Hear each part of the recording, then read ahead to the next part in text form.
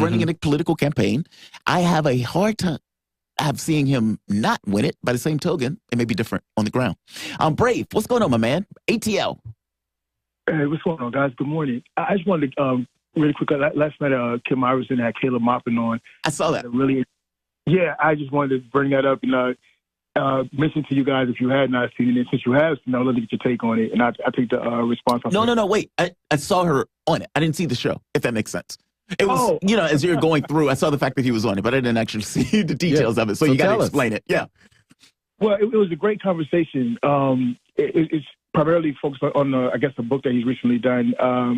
But it was talking, the conversation we're getting into was about the point that we are at, where, because everybody keeps talking about the empires crumbling and things like that, but they're much more going into the fact that you have all these different elite factions warring against each other, and what they're doing is propagating these different means. I guess I'm paraphrasing my own terminology, right?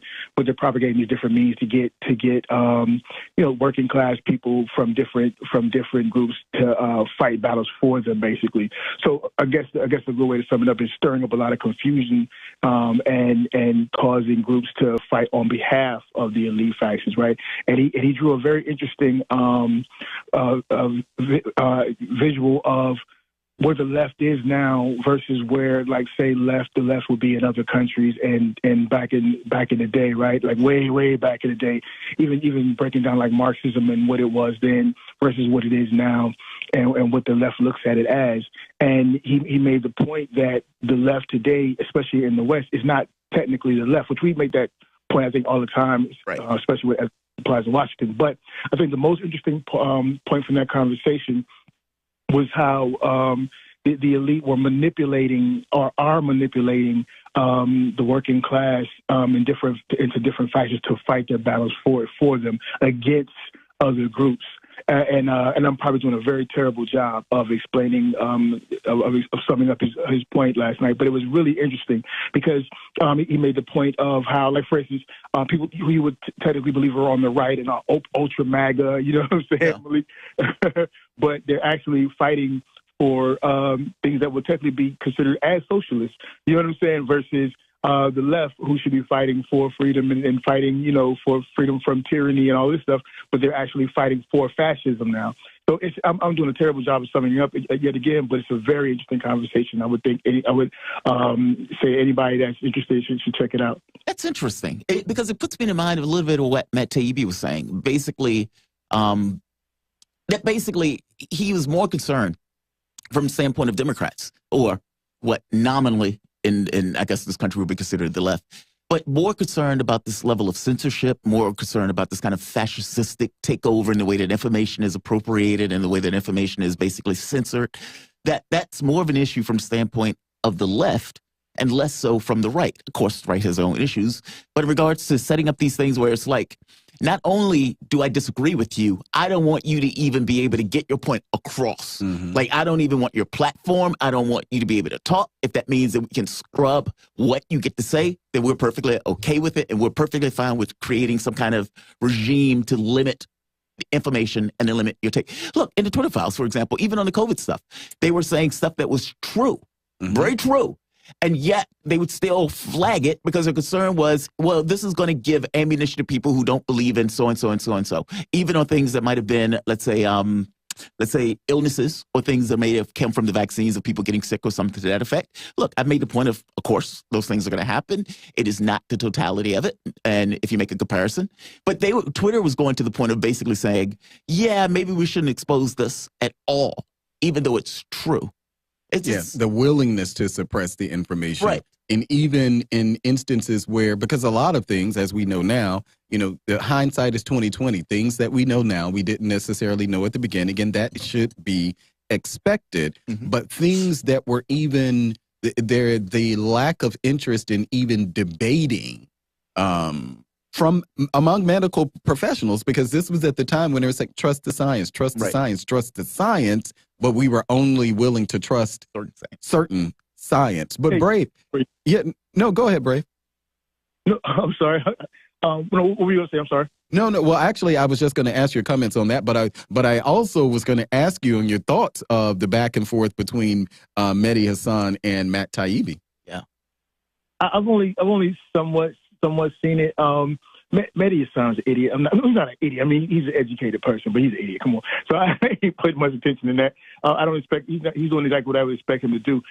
If I could, I'd like to also add Manila Chan. I finally got to watch on her channel. She did a breakdown of not only the World Economic Forum but Klaus Schwab. And the reason why I bring it up is it was really. I'm a Chan fan, obviously, but still. Yeah. It was really good. The cool thing about it is the guest that she had speaking. I know you don't have so much time left, but the guest that she had speaking was talking about how the World Economic Forum, obviously going into the history of the World Economic Forum and Klaus Schwab and the Great Narrative. 30 seconds, Barry. More specifically, going into how the narrative that they're actually promoting comes from U.S. doctrine and the way that the left, yet again, the left is marching in their actual mission statement, like creating this desire for us to want and accept to want less. Yeah. Right? They're marching that forward. So these are things that we should be paying attention to. I would suggest everyone go and check out Manila Chan's piece on World Economic Forum and Kim Iverson's piece with Kayla Mock, because they're actually tied together, strangely as it may sound. Yeah. Brave. I'll leave it there. Always appreciate your comments, man. Definitely appreciate it. Brave ATL. We have come to the end of another show. I want to thank our producers. I want to thank our engineer. I want to thank Malik Abdul. I want to thank all of you, callers, listeners, etc., whether it's on Rumble or, for that matter, whether it's on the radio. You guys are listening to Fault Lines, Thomas, Abdul, and we will see you bright and early Wednesday morning.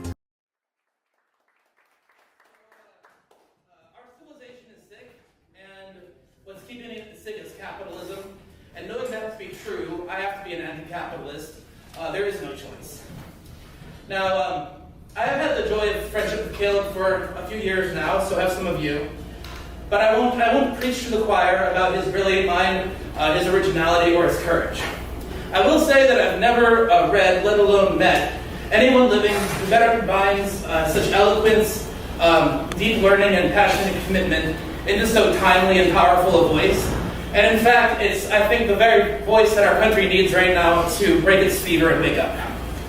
Now, let's have a show of hands here. I know this sounds random, but who here has ever stayed up all night? Has what? Stayed up all night long. Oh, yeah. Many times, right? Now, so think about what the first sound before the morning is. I'm from the country, so maybe my experience is different than some of yours. But for me, breaking the silence of the night, there's a new sound that's not the crickets or coy dogs or the owl. It's the first note of the first song of the first bird in the early, early morning. If you're outside, you look at the sky, you see that the stars have only just hidden themselves, and the sky's color has taken on the faintest suggestion of light. It's at that note that you know that the morning cannot be far away, and that nothing on earth can stop the rising of the sun. So my friends, let's hear it for Caleb Maupin.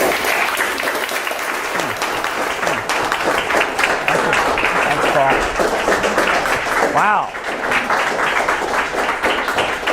So, before we begin, why don't we all just stand up and stretch and breathe for just a minute? Stay at your seat and just stretch and breathe. Right? Right? I know a lot of us have a lot of stress in our lives.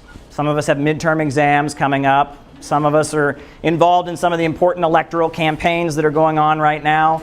I know some of us, maybe you're worried about paying your bills. Well, you can forget all about that for the next 40 minutes or so. You're safe, and we're just going to have a short conversation about the problems facing the United States of America right now and what can be done about it.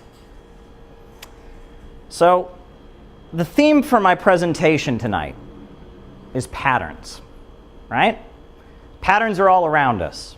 The sun goes up, the sun goes down, the tide comes in, the tide goes out, spring, summer, fall, winter, then spring again, right? Then summer, then fall, then winter, right? Patterns are all around us, and part of the human experience, if you look at history, is people struggling to try and figure out those patterns in nature. The world is so full of chaos and insecurity, but people are trying to find out what they can know is going to happen next, to anticipate, to get some security, to get some peace. That's something we've been struggling to do. And one of the things that human beings have always done is they've told stories. right? We know about ancient Greek myths and legends. We know about some of the stories from the Native American tradition, some of the stories from Africa, some of the stories from ancient Europe. You know, myths and legends, stories, they have a special place in the human species. It's part of the way we point to higher truths. And I think that's just as true now as it was in ancient times. And there's one particular story that was written about 80 years ago that I think all of us here should still know pretty well. If I said to you, faster than a speeding bullet, faster than a locomotive, able to leap a tall building in a single bound, look up at the sky, it's a bird, it's a plane, it's Superman! Right? Superman was first written in 1939. My grandparents knew who Superman was, and I think it's pretty safe to say that my grandchildren are going to know who Superman was, right? It's a story that just speaks to us, right? So Superman, he's an alien from another planet. He's crash landed on Earth. He looks just like any other human being, but he's got superpowers, and he could rule the world if he wants to, but he doesn't. Instead, he lives a humble life as mild-mannered Clark Kent. He's got those glasses on, and no one can recognize him. It's like the perfect disguise, right? And you know, he goes around, and instead of using his powers to rule over people and to oppress people, he uses his powers to protect the innocent, right? And he's a humble guy. He doesn't like violence. He doesn't want to hurt anybody. He just wants to live a decent life and protect those who are in need. Around the world, Superman is actually considered to be a very American story, you know, and not just Superman, but the whole genre of superheroes, Batman, Spider-Man, all of that is considered to be very, very American. And that gives me hope.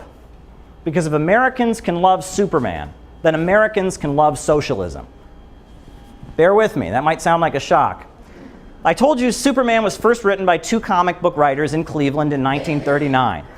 Well, one of Superman's first actions was to save a group of striking miners, right? These miners were on strike, their crooked boss was looking to go after them, so Superman flies in and rescues them.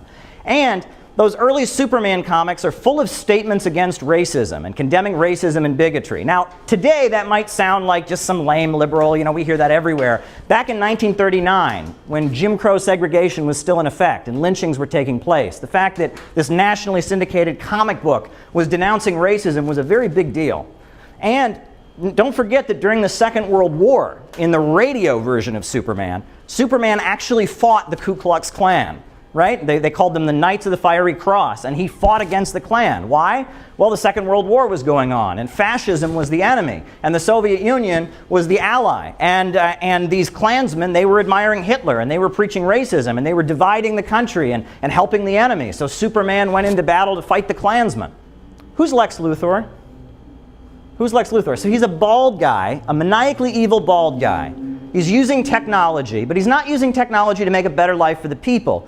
He's using technology so he can rip people off and hurt the community and make super profits at the expense of everyone else. So basically, Lex Luthor is Jeff Bezos.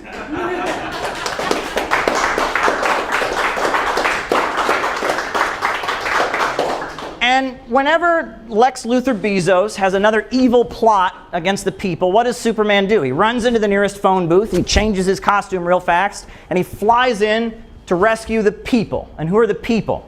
It's the working class, those of us who just want to survive, those of us who just want a decent life. Does anyone here know how you say the phrase man of steel in Russian? Yeah, and that wasn't an accident. At the time those comics were published in 1939, the Communist Party of the United States had tens of thousands of members. And among the unemployment councils and the labor unions and the anti-fascist associations that they led, they had influence over millions of people. In fact, not far from here, just a few blocks up, begins the district that Vito Marcantonio represented in the U.S. Congress. Vito Marcantonio was a friend of the Communist Party, a member of the International Workers' Order. He represented New York City, Harlem, in the U.S. Congress.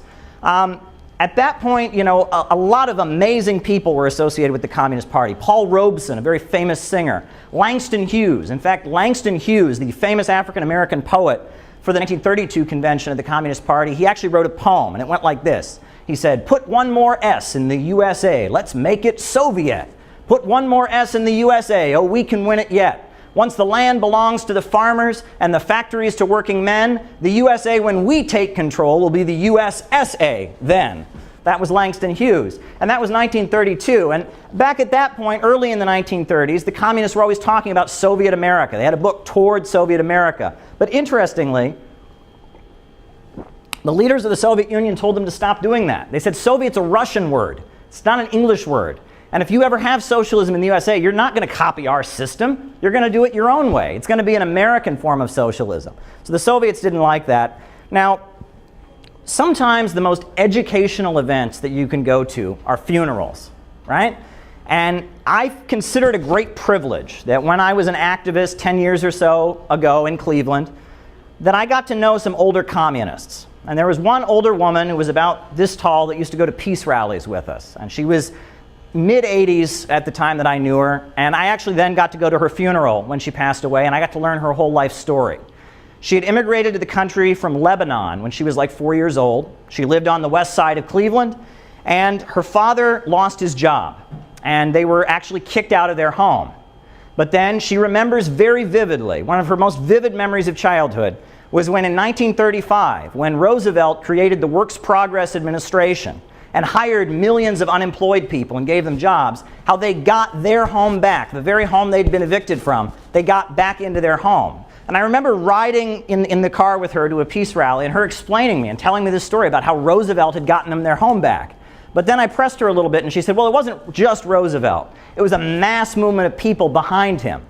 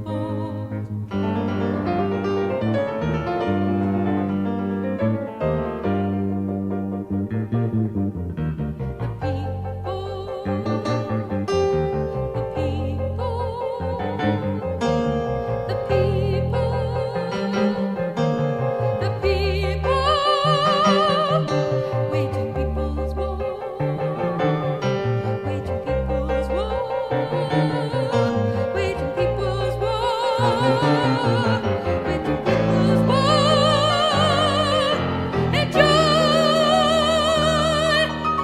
abundance of both, abundance of both, abundance of both, abundance of both.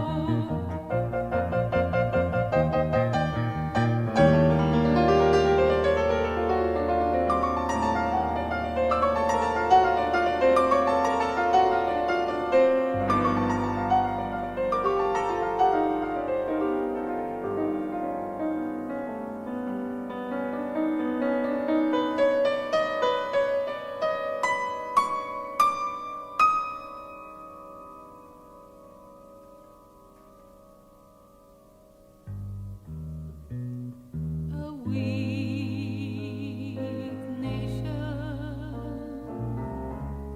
can defeat a strong. A small nation can defeat a big, if only they dare to rise in struggle, take up arms and grasp in their own hands the destiny of the country. This is a law of history. Oh yes, it's a law of history. History. The people take their destiny into their own hands. The weak can defeat the strong. It is a law of history. History.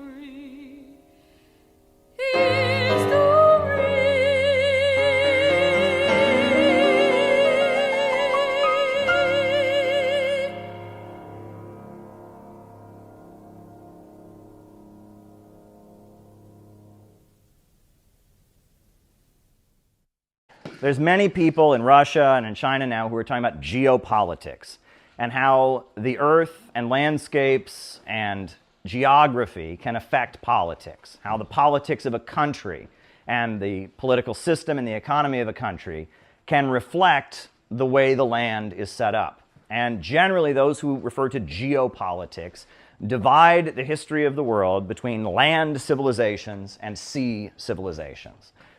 And the idea is that in parts of the world where there's a lot of ocean access, you tend to have more individualist economies, and you tend to have more centralization of wealth, and you have empires that focus on controlling the trade routes. Whereas on land masses, in particular in Eurasia, in Russia, in China, in Iran, and places that are on the Eurasian world island, you tend to have civilizations that are more collectivist in nature and focus on development. And that this relates to the fact that in order to have expansion on the Eurasian mainland, you need to build roads, you have to build infrastructure, whereas in order to dominate the ocean, you just simply need control of trade routes. And so there's a whole lot written about the empires of the sea in the ancient world versus empires of the land, right? And the term used for empires of the sea, they call them thalassocracy. And empires of the land, the term that is used is turgocracy. And the understanding is the ancient Chinese empire was an empire of the land. It was a turgocracy. The Russian Empire was a turgocracy, whereas the British Empire of the 1800s and the Roman Empire, these were empires of the sea, and they were thalassocracies. Ancient Greece was a thalassocracy, right? And that these are two types of civilizations that can exist. And this is kind of a vague historical analysis. Alexander Dugin promotes this kind of thinking. It's very popular in Russia. They talk about Eurasianism or Eurasianist thought. There's also a lot of Chinese academics that are promoting it, and it's been around for quite some time, arguing that the peoples of the East and the land-based civilizations have a different culture than the peoples of the sea. And if you look at the history of the Russian Revolution, many people argue that there was a shift in communism from sea communism to land communism with the rise of Stalin and the defeat of Trotsky. And it kind of started with Lenin. So Karl Marx did most of his writing in Britain. He lived in Britain, which was at that point the capital of the British Empire. And Karl Marx, his writing, he said, "Workers of the world unite." And he was focused on the idea that capitalism was an advance over feudalism, feudalism was an advance over slavery. And the way Marx saw it, capitalism was going to spread all over the entire world, and then that would eventually lead to a socialist revolution all over the whole world, and that would eventually lead to communism in the world. And so Marx defended free trade. Nowadays, Marxists and socialists generally go around opposing free trade because free trade allows banks and corporations to destroy economies, etc. But back in Marx's day, Marx was defending free trade because he said free trade will open up commerce, it'll create one world economy, and it'll lead to a situation where capitalism spreads all over the whole world, and then eventually you'll have a global working class that'll be united and have socialism. And it was Lenin who came along, and Lenin, keep in mind, is not in Britain, he's in Russia. And Lenin says, well, actually, we're for nationalism of oppressed nations, and we're struggling against imperialism. We're not against just plain old capitalism, we're against imperialism, which is the British Empire, right? Banks, trusts, cartels, and syndicates holding back development. And we're supporting the fight of entire nations to break free from imperialism, from this international financial system. So the beginning, you could argue, of Marxism and socialism shifting from a sea-oriented orientation to a land-oriented orientation begins with Lenin. And of course, Lenin forms the party of new type, the Bolshevik Party. And the Bolshevik Party is like a clandestine secret organization, and it's very demanding and disciplined. It's not a debating society like he considered the other groups to be. You're expected to give the whole of your life. People said that the Bolshevik Party was almost like more of a monastic order. They compared it to like the Franciscans or the Jesuits, where you were expected to give the whole of your life to the revolution, right? An organization of professional revolutionaries. And people said that has roots in Russia's history with the Decembrists and the Old Believers, and that in Russia there's a long tradition of these kind of secret societies and organizations that are dedicated to changing society. And that with Lenin, you have the beginning of Marxism kind of leaving the Western sea civilization mentality of Karl Marx and drifting into the land civilization camp. But then you have the rise of Stalin, and Stalin opposes Trotsky. And what is the big disagreement between Stalin and Trotsky? Trotsky says he's... What do you think is going to happen with Iran and this the Trump administration using any attack coming from the Houthis? He says is an attack by Iran, and Iran will face the dire consequences. So you've got all of these Trump supporters who, or people who've been pretty staunch Republicans, now coming out and saying we don't want war with Iran. This is a mistake. I mean, you got Marjorie Taylor Greene saying I don't want to go to war. We don't have any Americans who want to go to war, especially on behalf of another country. So she's pointing out this is Israel's war. This isn't for the United States.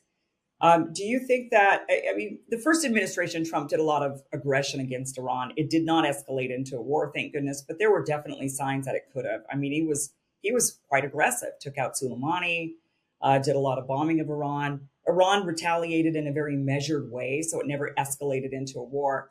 What do you think is going to happen this time around? I mean, Israel's been itching for this war for a long time. This might be their final shot with this guy in office. Well, look, I noticed that in Donald Trump's joint speech to Congress, he did not mention Israel once. Not once did he mention Israel or what was going on. The next day, it was then leaked and revealed that the U.S. government and the Trump administration are in direct talks with Hamas. And ever since then, it looks like Donald Trump has been trying to performatively demonstrate how pro-Israel he is. He grabbed the most popular, well-known leader of the Columbia student protests, and he's trying to deport him, Mahmoud Khalil. And now he's bombing Yemen, which Biden did as well. We remember Biden also made a big show of bombing Yemen. And part of me wonders if Trump is realizing that in order to move against Israel's wishes, he's going to need to theatrically do things that will make Israel's supporters happy. Israel's not happy that Trump is talking to Hamas. Israel's certainly not thrilled that he didn't use his State of the Union to rev up support for them. And it looks like, and from what we're hearing, I mean, different leaks, that some kind of deal regarding the Israel-Palestine conflict that may not be what Netanyahu wants is in the works. And it looks to me like Trump is trying to theatrically show not Israel itself, but Americans who support Israel, people that are in his camp, that support Israel, that he's on their side. Look, they hate those protesters at Columbia. He's deporting Mahmoud Khalil. Look how angry they are about it. Oh, look what he's doing. Oh, now he's bombing the Houthis. See, he's showing them how powerful America is. And I feel like there is a hope, I mean, just a possibility that this is Trump setting the stage to actually rebuke Israel in a really dramatic way with some kind of agreement to end the conflict. I can only hope. But I mean, what Trump is doing with the Houthis is really, really dangerous. And I mean, if he ends up attacking Iran in response to something that the Houthis do, that's World War III at that point. I mean, Russia and China are friends of Iran, and at that point we're in a World War III scenario, which is exactly what Donald Trump was elected not to do, and exactly what his base is opposing. And I am blown away by how many people in Trump's camp are speaking out against the bombing of Yemen, saying they don't want a new war, speaking up in support of Mahmoud Khalil, a leftist protester. I'm blown away. People who say MAGA is a cult, oh, MAGA, they all just think what Trump thinks. I mean, yeah, there are plenty of people in the camp that do that, but there are plenty that aren't. And I'm impressed. The anti-war principles, many people in the MAGA camp don't want to hear it. And, when Trump lashed out at Thomas Massie, a Republican who was critical of Israel, I saw a lot of people that in the Trump camp speaking up on his behalf. So there are contradictions here. Let's see how they play out. Yeah, that has been one of the biggest things that I've been most impressed about with the right, with Republicans and MAGA. Democrats, they just fall in line no matter what. They parrot the robotic talking points that they're given, and they're not allowed to step out of line. I mean, the Democrats have been the most anti-democratic party as far as not allowing any elections. I mean, they just shoved Kamala Harris down the Democrats' throats and said, you're going to have, this is the candidate. You don't even get to have a primary. You don't get to vote. None of that. They force everybody to have the same exact talking points, the same opinions, or else. And yet on the Republican side, I mean, even going back to 2016, the fact that Trump even won then showed that the Republicans did not have as strong of a firm grip on their process as Democrats, who just control it completely and decided, no, it's Hillary Clinton's turn and that's it. We're not going to hear any of it. And yet they allowed Donald Trump through. And then as we've seen, and Donald Trump's again through, and just like what you're mentioning, I mean, that the infighting on the Republican side is refreshing. That is what should be happening even on the Democrat side, but we never, ever see that. But the Republicans are battling it out. And it is really great to see. It's hopeful to see that, even though our politicians are all collectively bought off by Israel, they're all in lockstep except for Thomas Massie. It is really nice. And Marjorie Taylor Greene surprised me. I mean, the fact that she not only said, Americans, I've never heard an American say they want another war in the Middle East, like not hearing it from anybody. And then for her to add, especially a war for another country, not even just say, we don't want this war, we want to get out of there, but to actually call out Israel like that and say a war for another country, that there's some interesting stuff going on the Republican side. And you're right, it does make me a bit hopeful as well. I'm a little hopeful that, Trump is a wild card. He plays a weird. Living as an innovationist. There's a story of the blind men and the elephant. And the story goes that there were a group of blind men, and they were all presented with an elephant, which they could not see, they could only touch. And they were all asked to describe the elephant. And they all touched different parts of the elephant. And one guy was asked to describe the elephant, and he said it looked like a snake. And another guy was asked to describe the elephant, and he said it was flat. And another guy was asked to describe the elephant, and he had touched the elephant's ears, and he thought it was very thin. And another guy was asked to describe the elephant. He said it was pointy, or because he touched the tusks, and that they were all correct. They had all touched different parts of the elephant. But what they were describing was different parts of one big thing, different aspects of one big thing. And you have to see the whole picture. You're seeing an elephant, but if you can only touch it, you're only going to touch one part, and you're going to project that part to be the entire reality. And that often when we're dealing with things like politics, religion, and philosophy, that's how it can be. that's how it can be.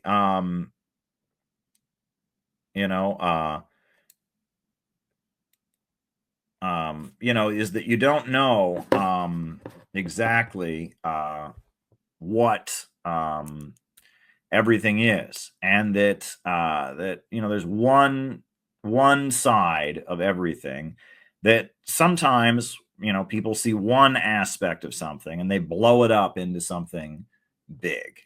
And sometimes people see another aspect of something and they blow it up into something big, and they're not lying. They're seeing one aspect of reality, one aspect of the nature of the universe, but they're not seeing the whole picture. And that's often what things can be like. And that I've said many times on these streams that we need to get past judging people by what they call themselves, right? Right now in this world, there are Christians, people who speak in the name of Jesus Christ, that are doing great things. And there are people who speak in the name of Jesus Christ and call themselves Christians that are doing awful things and playing a very negative role. There are people in this world who call themselves Muslims who are doing great things. And there are people in this world who speak in the name of Islam and call themselves Muslims that are doing awful things. There are people who call themselves communists in this world who are doing great things. There are a lot of people, especially in the United States and in the Western countries, who call themselves communists that are doing a lot of bad things, that are not playing a good role. And that if you judge people by what they call themselves, you're missing the picture. And that, increasingly, the Center for Political Innovation, we find that people who don't agree with us ideologically but share our goals are much easier to work with than people who say they agree with us. There are a lot of people who say they agree with us, or they say they agree with what we've said over the years or whatever. They're not very helpful in getting things done. Meanwhile, there are great people who don't agree with us, don't agree with our perspective, but they share our goal of peace with Russia, peace with China, building and constructing. Angela McArdle, libertarian who I really admire, was leader of the Libertarian Party, just a great person. And I really admire her, even though she does not agree with me about economics. She's from a completely different school of thought, libertarianism. But I greatly admire her, and she is happy to work with us at CPI. And, she had us be sponsors of the Rage Against the War Machine rally. I've been on her podcast, and, great things are happening. We have a very vibrant, active relationship with Angela McArdle.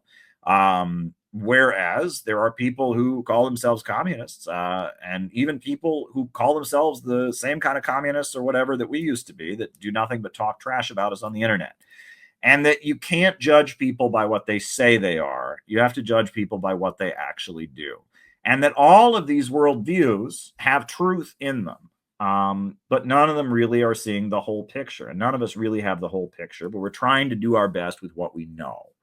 And that's why I'm talking about the elephant. I'm talking about the elephant story because I'm gonna open this presentation tonight about living as an innovationist by basically showing different places where people have described similar things.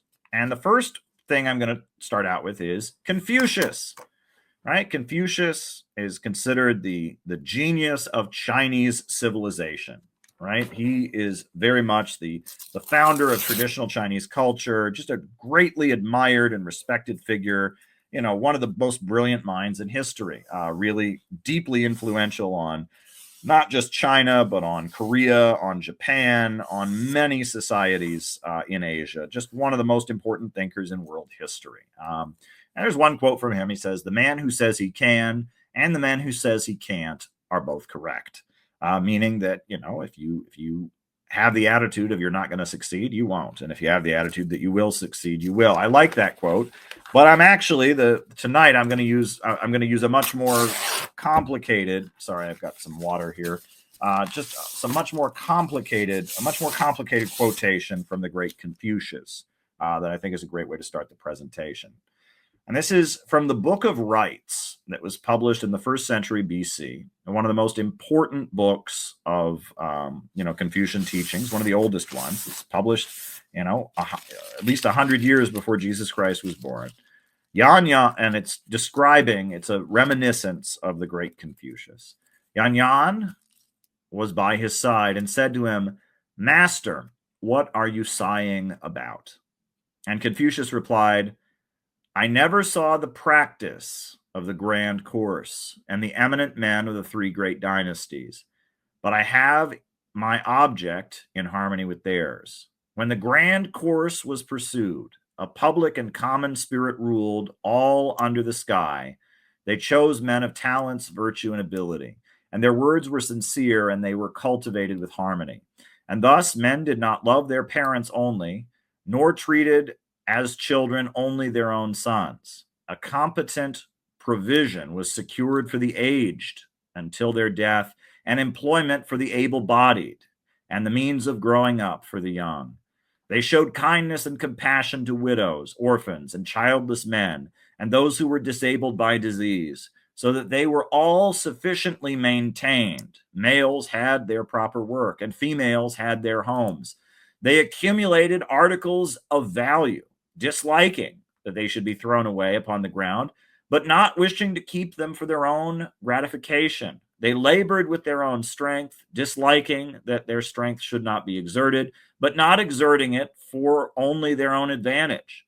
In this way, selfish scheming was repressed and found no development. Robbers, filchers, and rebellious traitors did not show themselves, and hence the outer doors remained open and were not shut. And this is the period that we call Great Unity. Now, what in the world does this mean? This is a very odd piece of writing. It's a very, very odd text. What he's saying is he's sad one day, and one of his followers, Confucius, is asking him, why are you sad? And he says, I'm sad because I'm never going to see the great course, which is the way he's teaching, urging people to honor their relationships and live in a moral way, etc. I'm never going to see it play out. And the ultimate conclusion of my philosophy and my teaching is going to be a world where people love not only their own parents, but everyone else's parents. And people love not only their own children, but everyone else's children.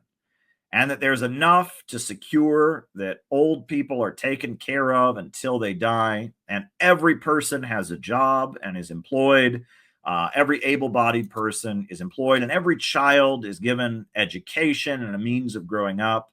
And there's kindness and compassion to widows and orphans and childless men and those who are disabled by disease, and they're all sufficiently maintained, and all the men are working, and all the women have beautiful homes, and there's a whole lot of wealth and value everywhere, and people aren't being wasteful, but there's also a huge amount of wealth, and people are able to just take that great wealth for themselves, and they don't need it for their own gratification, and they work because they want to be productive, and they want to create. They want to work, but not for selfish reasons, because they want to work in order to make the world a better place. And there's no robbers and there's no thieves, and there's enough to go around that everyone's happy.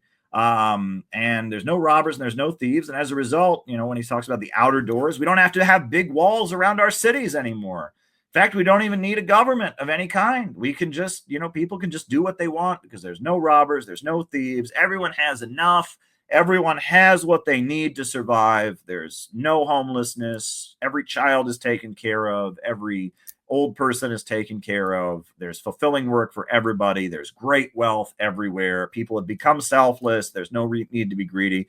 What is Confucius describing in this text?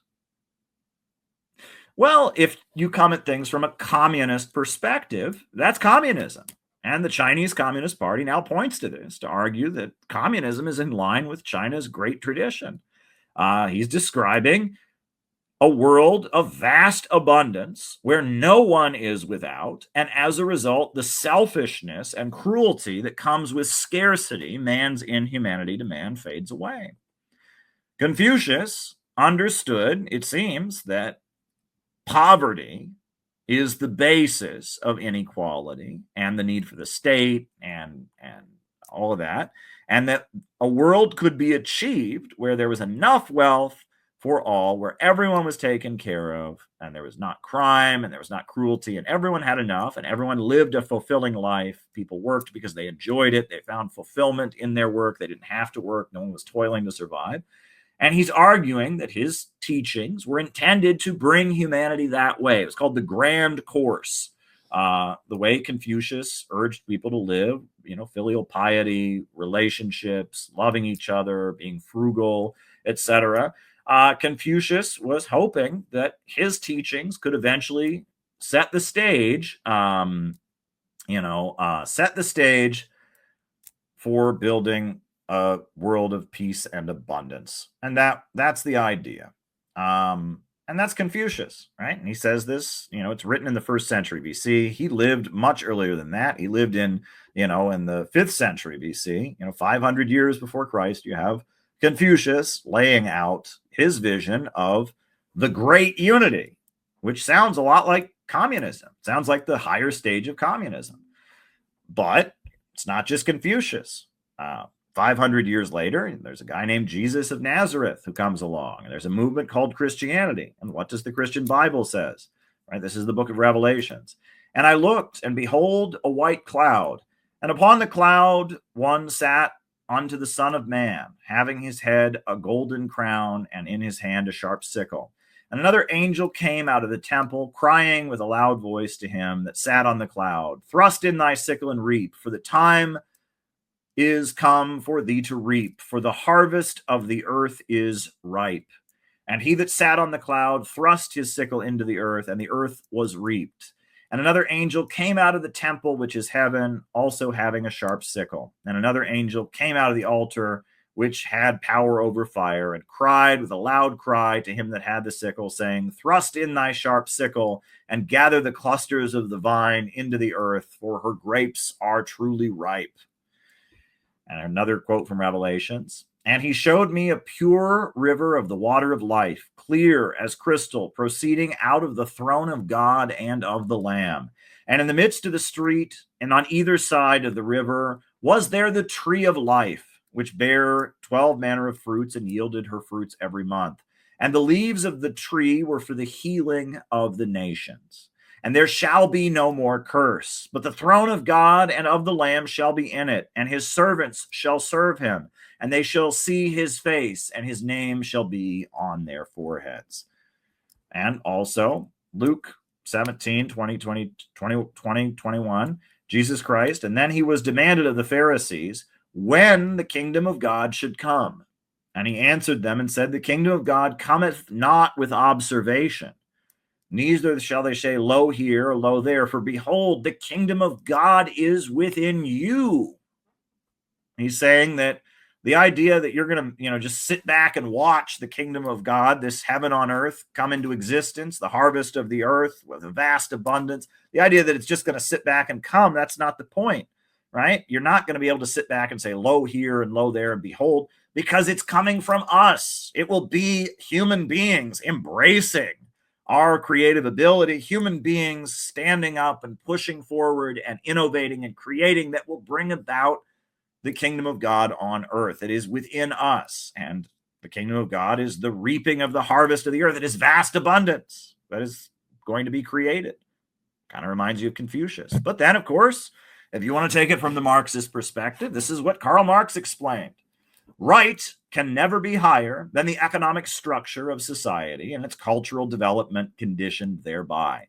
In a higher phase of communist society, after the enslaving subordination of the individual to the division of labor, and therewith the antithesis between mental and physical labor has vanished.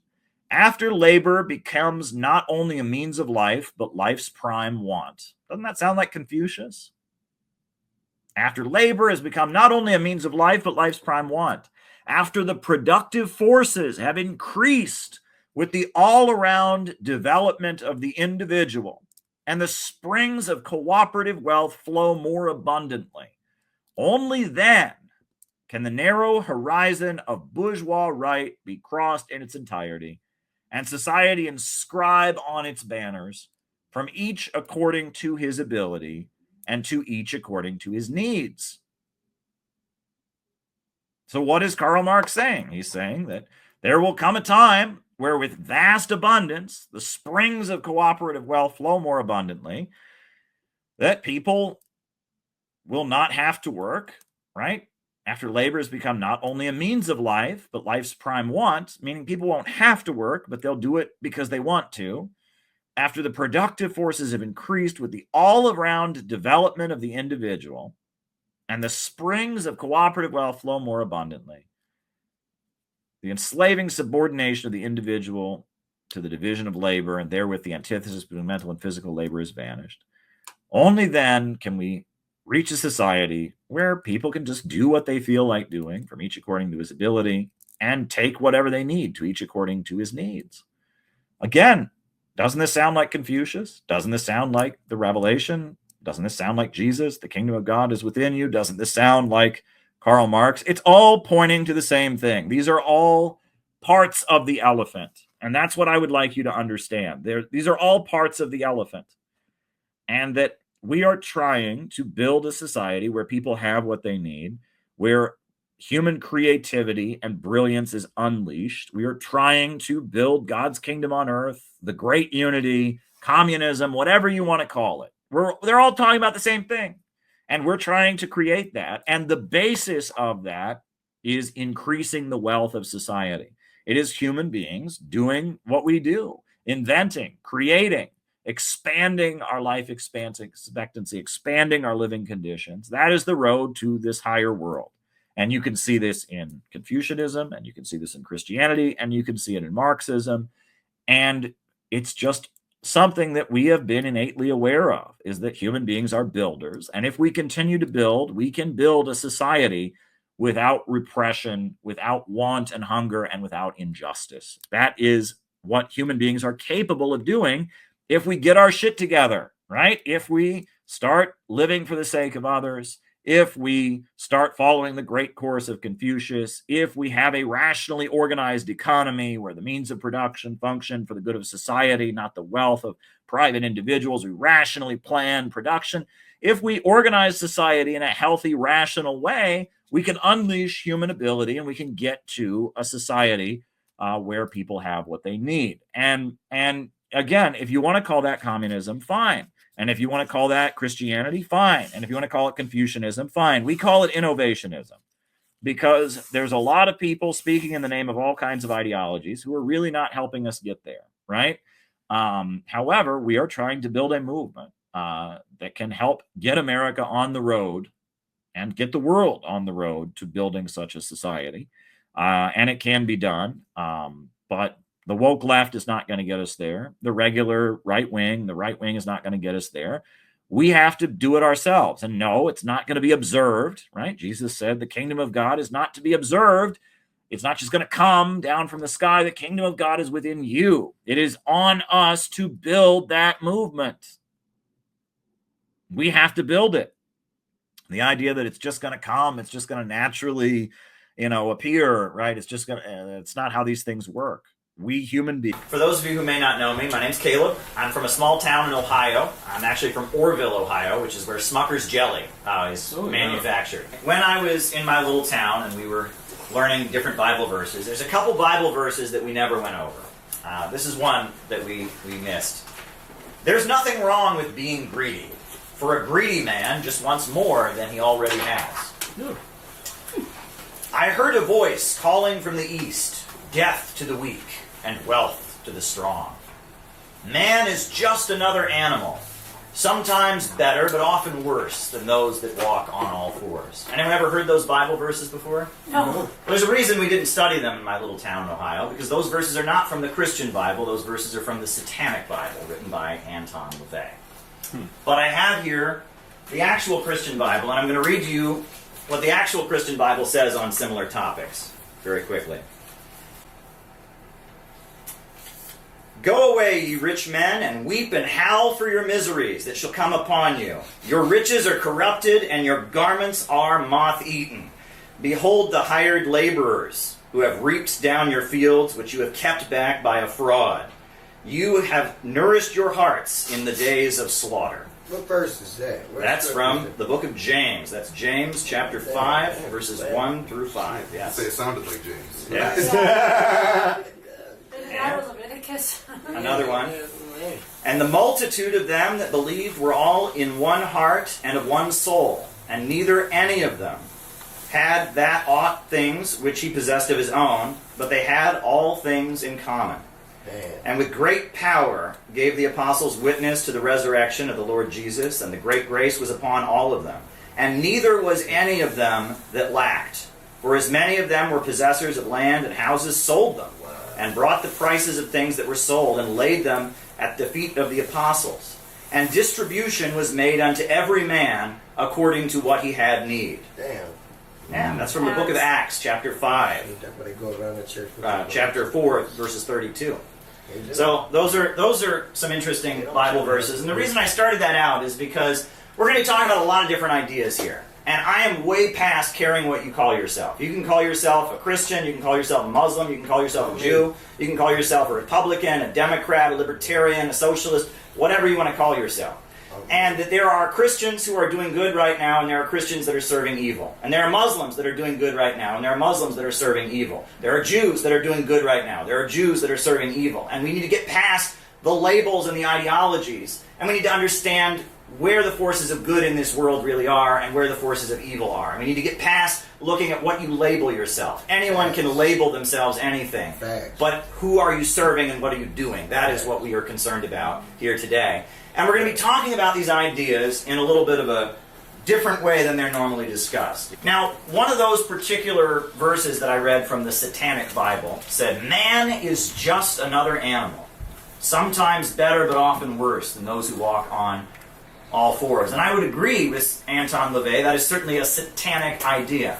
I don't think human beings are just another animal. But then that forces me to raise a question.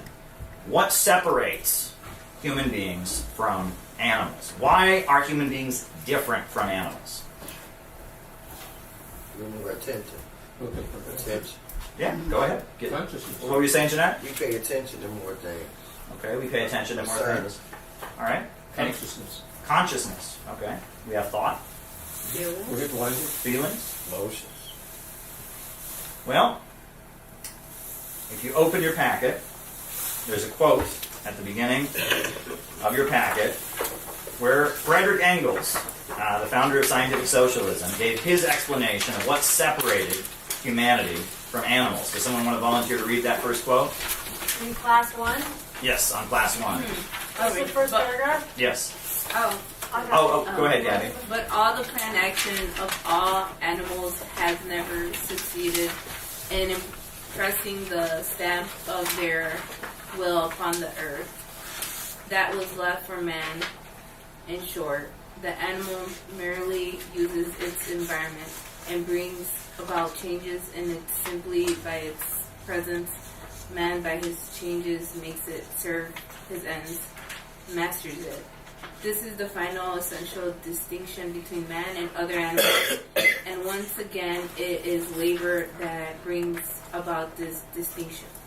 So what Frederick Engels is saying there is that with our labor power, we reinvent the environment. You know, other animals just interact with their environment, and they interact with it, but we force the environment to serve us. We master it, and we're constantly reinventing the way in which we master our environment to be more and more efficient.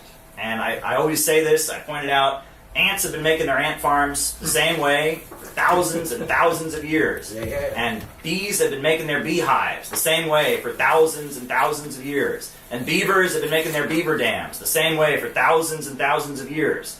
But in just a few thousand years, 8,000 years, we've gone from hunter-gatherers in the woods to space travel and iPhones. We have the ability to reinvent our relationship with nature in a way that no other species does. And our life expectancy has doubled and tripled in the history of humanity. And our population has greatly expanded. And that is what is unique about mankind. What human history really is it's a progression that as we reinvent the way we interact with our environment, we've gone through multiple stages of human history.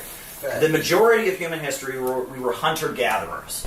We had hunter-gatherer civilization, right? Hunter-gatherers. And hunter-gatherers, we gathered fruits and nuts, and we lived in tribes of like 20 to 30 people, and we gathered fruits and nuts, and we hunted animals, and that's how we lived. But what happened? We got too good at it.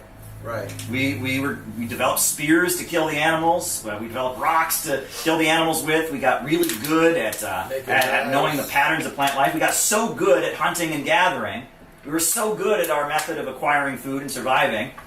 Russia is not our enemy. Russia is not our enemy. Russia is not our enemy.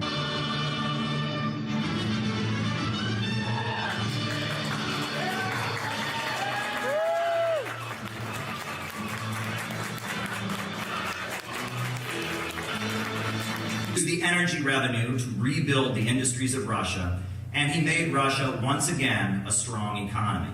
And that is why U.S. media demonizes Russia.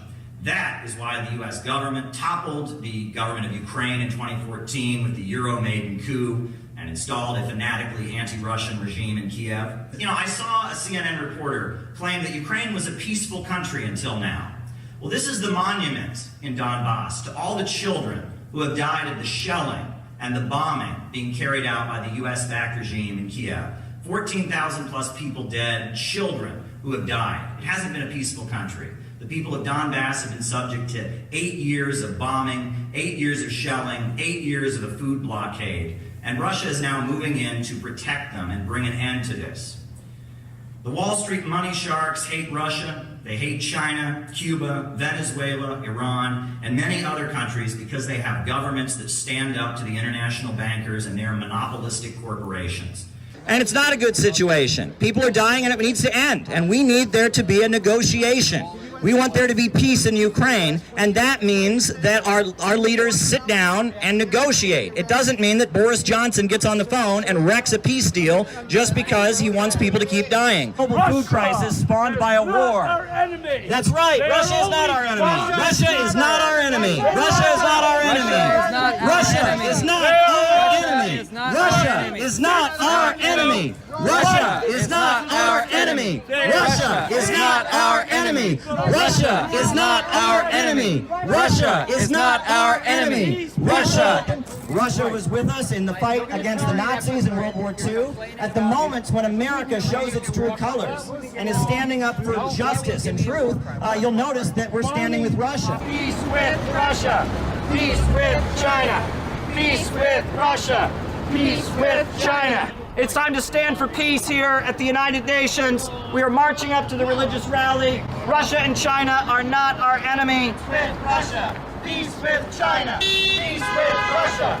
Peace with China. Peace with Russia. Peace with China. Peace with Russia. Peace with China. Peace with Russia. Peace with China. Peace with Russia. Peace with China. Peace with Russia. Peace with China. Peace with Russia. Peace with China. Peace with China. Peace with Russia. Peace with Russia. Peace with China. Peace with Russia. Peace with China. Peace with Russia. Peace with China. Peace with Russia. Youth festivals are very, very important to my organization in particular, the Center for Political Innovation. Every meeting that we have, we begin with the pledge.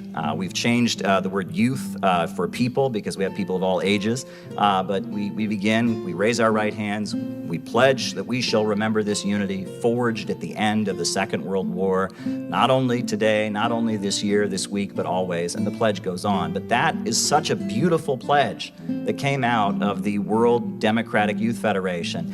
And I must say that the youth festivals represent the best, not just of this country, but of America. A time when we stood in solidarity with Russia to defeat fascism. And they're trying to erase that from American history. I'm Caleb Maupin, the chair of the U.S. delegation, and he also represents the Center for Political Innovation. Welcome, everybody. My name's Caleb Maupin. I'm the founder of the Center for Political Innovation. And in October, I was deeply honored when the youth office of the Russian Foreign Ministry reached out to me about forming a national preparatory committee for the upcoming World Youth Festival, set for March in Russia. As someone who attended the World Festival of Youth and Students in 2013 in Quito, Ecuador, someone who attended the festival that was held in Sochi in 2017, as an advocate of socialism, peace, and international cooperation, as an American patriot, as a Christian, and someone who strives to live according to the teachings of Jesus Christ, I considered this to be a great opportunity. However, it is the circumstances of our upcoming trip that bring us here today. As we meet here today, Jesse Neville, Penny Hess, and Omali Yeshitela have been indicted by the U.S. Department of Justice. They are facing a possible 15 years in prison. Their trial date was just set for September. The Biden administration has charged them for doing what we are about to do, for going to an international conference in Russia. I'm the leader of the United States delegation. I'm representing the Center for Political Innovation. And I would like to just thank you from the bottom of my heart for that dynamic interview you gave to Tucker Carlson, in which you showed many, many young Americans a different kind of leadership, because our politicians and our leaders in the United States, they speak in sound bites, they speak in terms of scandal and gossip, but you presented a long-term vision, a scientific view of statecraft, and by getting through to young Americans, you made a difference. Many people who would never have listened to anything you had to say or heard another perspective heard you because of that interview. Now, getting to my question, things between our two countries are not good at this point. You know, before we left, we had to have a press conference at the United Nations.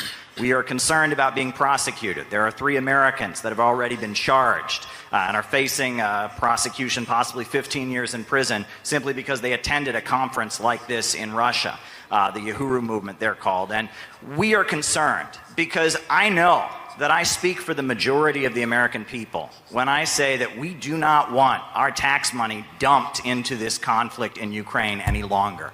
We do not want our country to continue to deteriorate internally while our leaders waste money on prolonging this war. I'm frightened by what the Biden administration is doing, not just in Ukraine, but also on Taiwan and on the Korean Peninsula. And I really do see gatherings like this as a potential road to peace. And what I have seen at this festival has blown my mind. The amount of young volunteers that you have here, people who have stepped up, who love their country and want to just come forward and put together dynamic events like this. What kind of role can events like this and young diplomacy activities like this play in helping set the stage for maybe changing the dangerous direction our leaders in the United States are taking things against the majority of the wishes of the majority of the people of our country? Thank you.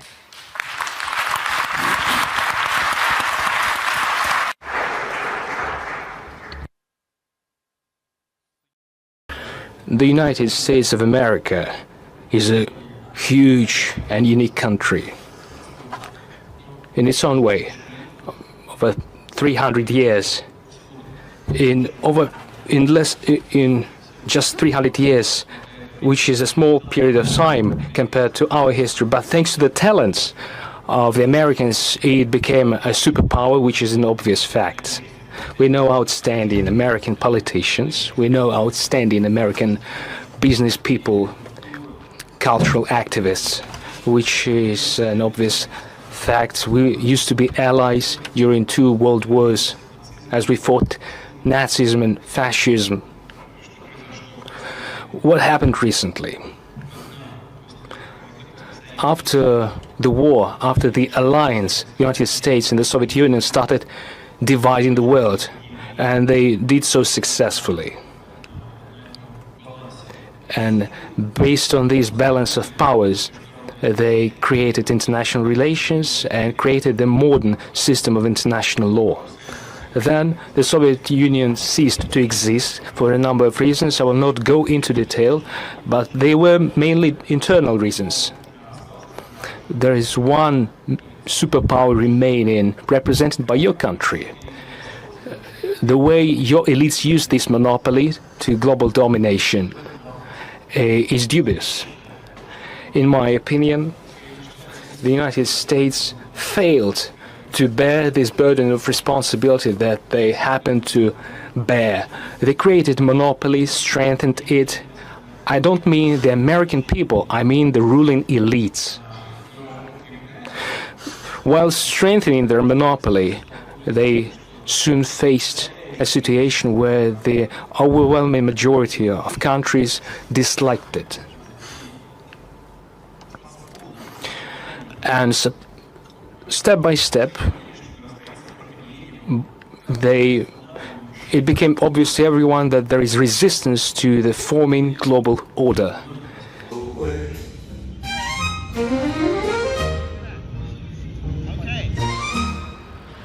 All right, so we're here at Trump Tower.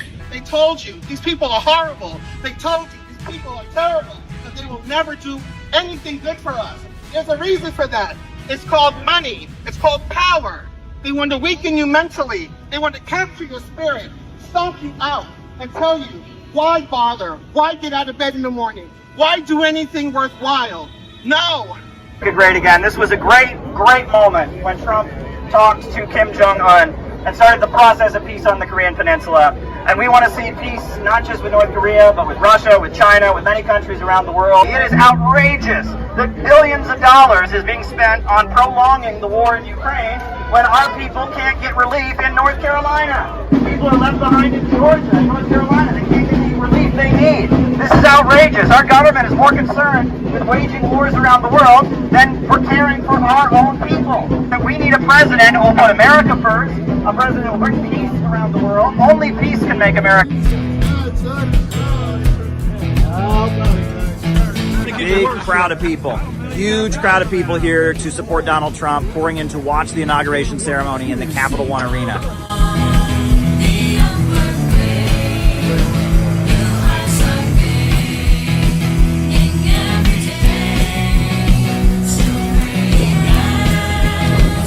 Yeah, set up here and over there. How you feeling? How you feeling? I'm good. I'm good. It was fun to pass out pamphlets at the hotel there. Everybody was asking for more. Great. Yeah. Excellent. We need to heal America as well. We need to pray for America. We need to make our country great again. We need to take over. The people need to take over to make our country better again. And I hope Trump can help us with that. Donald Trump for one of the greatest moments of his first presidency, when he went to a country that America has technically been at war with since the 1950s and gave peace a chance. We want to make peace around the world. We're here in front of the Spoon Bridge in Minneapolis to support peace talks between Russia and Ukraine. We have confronted our government multiple times. We don't need this war. You know, we might not agree everything what Trump is doing, but we need peace. I don't want my child to be going in a war that's not ours. Our tax dollars not coming in our country. You know, the infrastructure is crappy. There's holes all over Chicago. You know, A few people walking by, they look at the banner and they're trying to figure out if we're on the red team or the blue team, and they can't quite figure it out. Well, we're not on any team. We're on the team of the American working families. We're on the team of the American people. We're on the peace team. That's what team we're on. Talks between Trump and Putin are the most important thing in the world right now. Way more important than anything these stupid rallies have been demanding. Hands off this, hands off that. We need hands off the thermonuclear button. People have been very excited to hear something that isn't directly partisan, but rather demanding things that they need and want as people. It seems to me like people are very receptive of a message that is less oriented towards telling them which team to vote for. Hands off the button. Hands off the button. Peace with Russia, no war with Iran. Peace with Russia, no war with Iran. Peace with Russia, no war with Iran. Hands off the button. Take it down.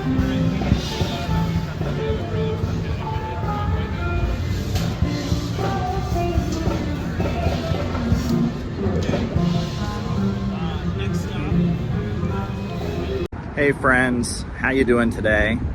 I'm letting you know, the Center for Political Innovation, we are about to do, on July 12th, the biggest event that we have ever done. It will be our national gathering in Chicago on July 12th. And it's going to be really, really special. We are talking with a number of important anti-imperialist voices, a lot of different communities. There's going to be musical performances, dance performances, there's going to be great speeches, and it's going to be a whole day gathering dedicated to anti-imperialism. I am committed, and CPI has always been committed to building an in real life network of people. And we carry out real operations. We were at the inauguration of Trump with our Trump and Kim banner saying only peace can make America great again. We were on the streets of Chicago at the Democratic National Convention with a book exposing what Kamala Harris and who she really is and what she's really about, and it was really, really important. We have 1,000 copies of our book about the Houthis that are being distributed with the poster of the convention on the back to people who would never go looking for this. We are putting door hanger flyers on doors of people, again, that would never go looking for this. We're not performing and trying to make ourselves feel good. We're actually trying to build a network of people that can be anti-imperialists in America. And it's not easy to do. It's very difficult in these times to build a real in-life organization. People have their issues. We live in a very strange time, but we have to do it. And we are committed to continuing this project. This video is basically me telling you we need your support. In order to pull off our convention that includes our 7-day program for our members around the country to come to Chicago, includes our huge convention on July 12th, where we're gonna fill up the Midwest Convention Center, in order to have an effective national planning meeting and gathering in Chicago the day after on July 13th. In order to do what we need to do, we need to fill up that auditorium and we need money. And there's really no way around that. We need you to donate to the Center for Political Innovation. We have set up a GoFundMe, and a lot of people have already contributed. We already raised a couple $1,000, but it's not enough. In order to really pull off our July activities and really have a win for anti-imperialism, we need your support. We need you to go to the GoFundMe right now and donate $5 or $20. We need you to go to the donate button on the CPI website and send us $100 or $50, whatever you can do. If we're gonna do what we need to do in July and build the organization and have the mega anti-imperialist rally that needs to happen on July 12th and solidify the network that we're building to continue to carry out the great operations that we do, we need you to help us out. Every cent that we raise goes into building this group. I'm lucky I have a paycheck with everything that's going on. I'm surviving, and I have consistently put a huge amount of the money that I have, my own resources, my own funds, into CPI because I believe in it, because it needs to happen, because this organization is necessary. I'm looking at what I've got and my own resources and my own bills and all of that, and I'm looking at what's already been paid for, and it's not enough. I mean, it's just not enough. I can't just pay for everything myself. We have membership dues and other things, but we need a special gift. We need a special gift to make July happen. We need you to give us a special contribution so that we can make sure the July events go smoothly, that the housing for the people coming in out of town is covered, that the speakers that are being flown in, their airfare is properly covered. We need you to make a special one-time gift to make this July gathering, this anti-imperialist summit that we are organizing. We need you to help us make it happen and help us make it a success. Small gift, big gift, whatever you can do. We need you to help us with it. But you know what? I'll just say this. If it's a matter of send us a gift or come, we'd rather you come. We'd rather you be there. It's much more important that you be there on July 12th. If you can't afford to give us a gift, but you can afford to come to town, if there's one event that you come to this year, make it July 12th. CPI, Center for Political Innovation, we're doing something that nobody else is doing, and we're doing it right. We're not doing it in a way that we're trying to win the internet. We're not doing it in a way that we're trying to make ourselves feel special or act like we're cool. We're building what needs to be built. We are building the real connections. And if you can understand why what we're doing is so important, if you can understand why anti-imperialism is the future, but we have to break out of the narrow niche circles and internet culture and get to the masses of people with real outreach. If you can understand that, please give us a gift. We're trying to build an actual movement to win new people to anti-imperialism and continue to carry out operations to change the conversation in America so that we have a country where there's a mass movement demanding justice for working families and an end to these wars, that we're saying no to World War III, we're saying no to the emerging low-wage police state. That's what we urgently need. So if you can help us in any way, send us a gift. If you can be there on July 12th, be there. This is the biggest endeavor CPI has ever done, and it's going to lead to even bigger things. We don't back down. We don't go away. If we were going to back down, we would have done it a long time ago. And if we were one of their plants or one of these fake anti-imperialists, they would be making it a lot easier for us. We have been facing a lot of challenges but we continue to achieve great victories. So we need your support. Please send us a contribution. Please be there on July 12th at the Midwest Convention Center in the Chicago area. It's right near the O'Hare Airport. It's going to be awesome. We need you there. Thank you.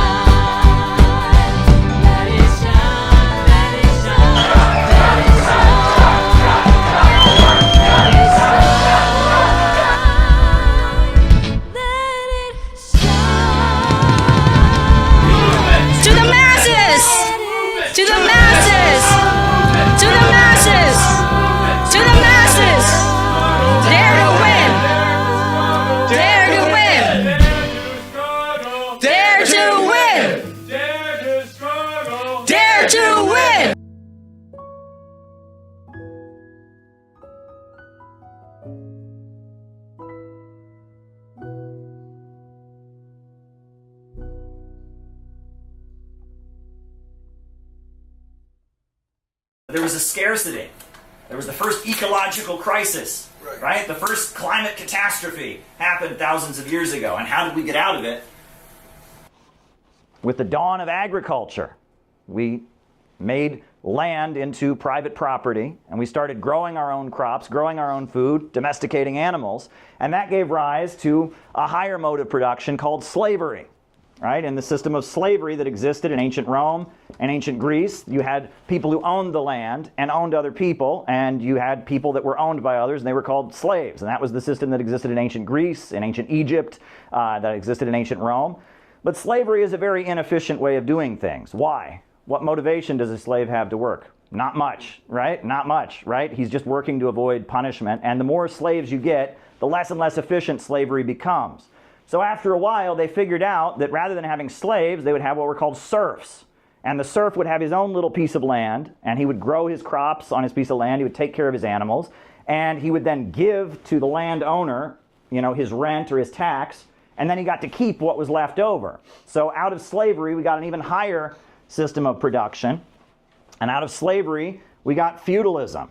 And feudalism is where the serf owns his piece of land, the serf or the peasant owns their piece of land, and they pay their tax, and they're obligated to this landlord, but they get to keep what's left over, and it's more efficient than slavery. And starting in the 1400s, the 1500s, Europe in particular started changing for a lot of reasons. Number one, there was a lot of trade coming in from Asia. Marco Polo had gone to Asia. You had the Silk Road, and they were bringing in different silks and different products from Asia. You also had an Asian invention called the printing press that was invented. The printing press was first developed on the Korean Peninsula, but they had it in China, and they were printing paper currency in China, and Marco Polo brought the idea of the printing press, and eventually in Germany you had a guy named Johannes Gutenberg who developed his own printing press and started printing the Bible, and suddenly people could start printing and reading things, and you had the printing press.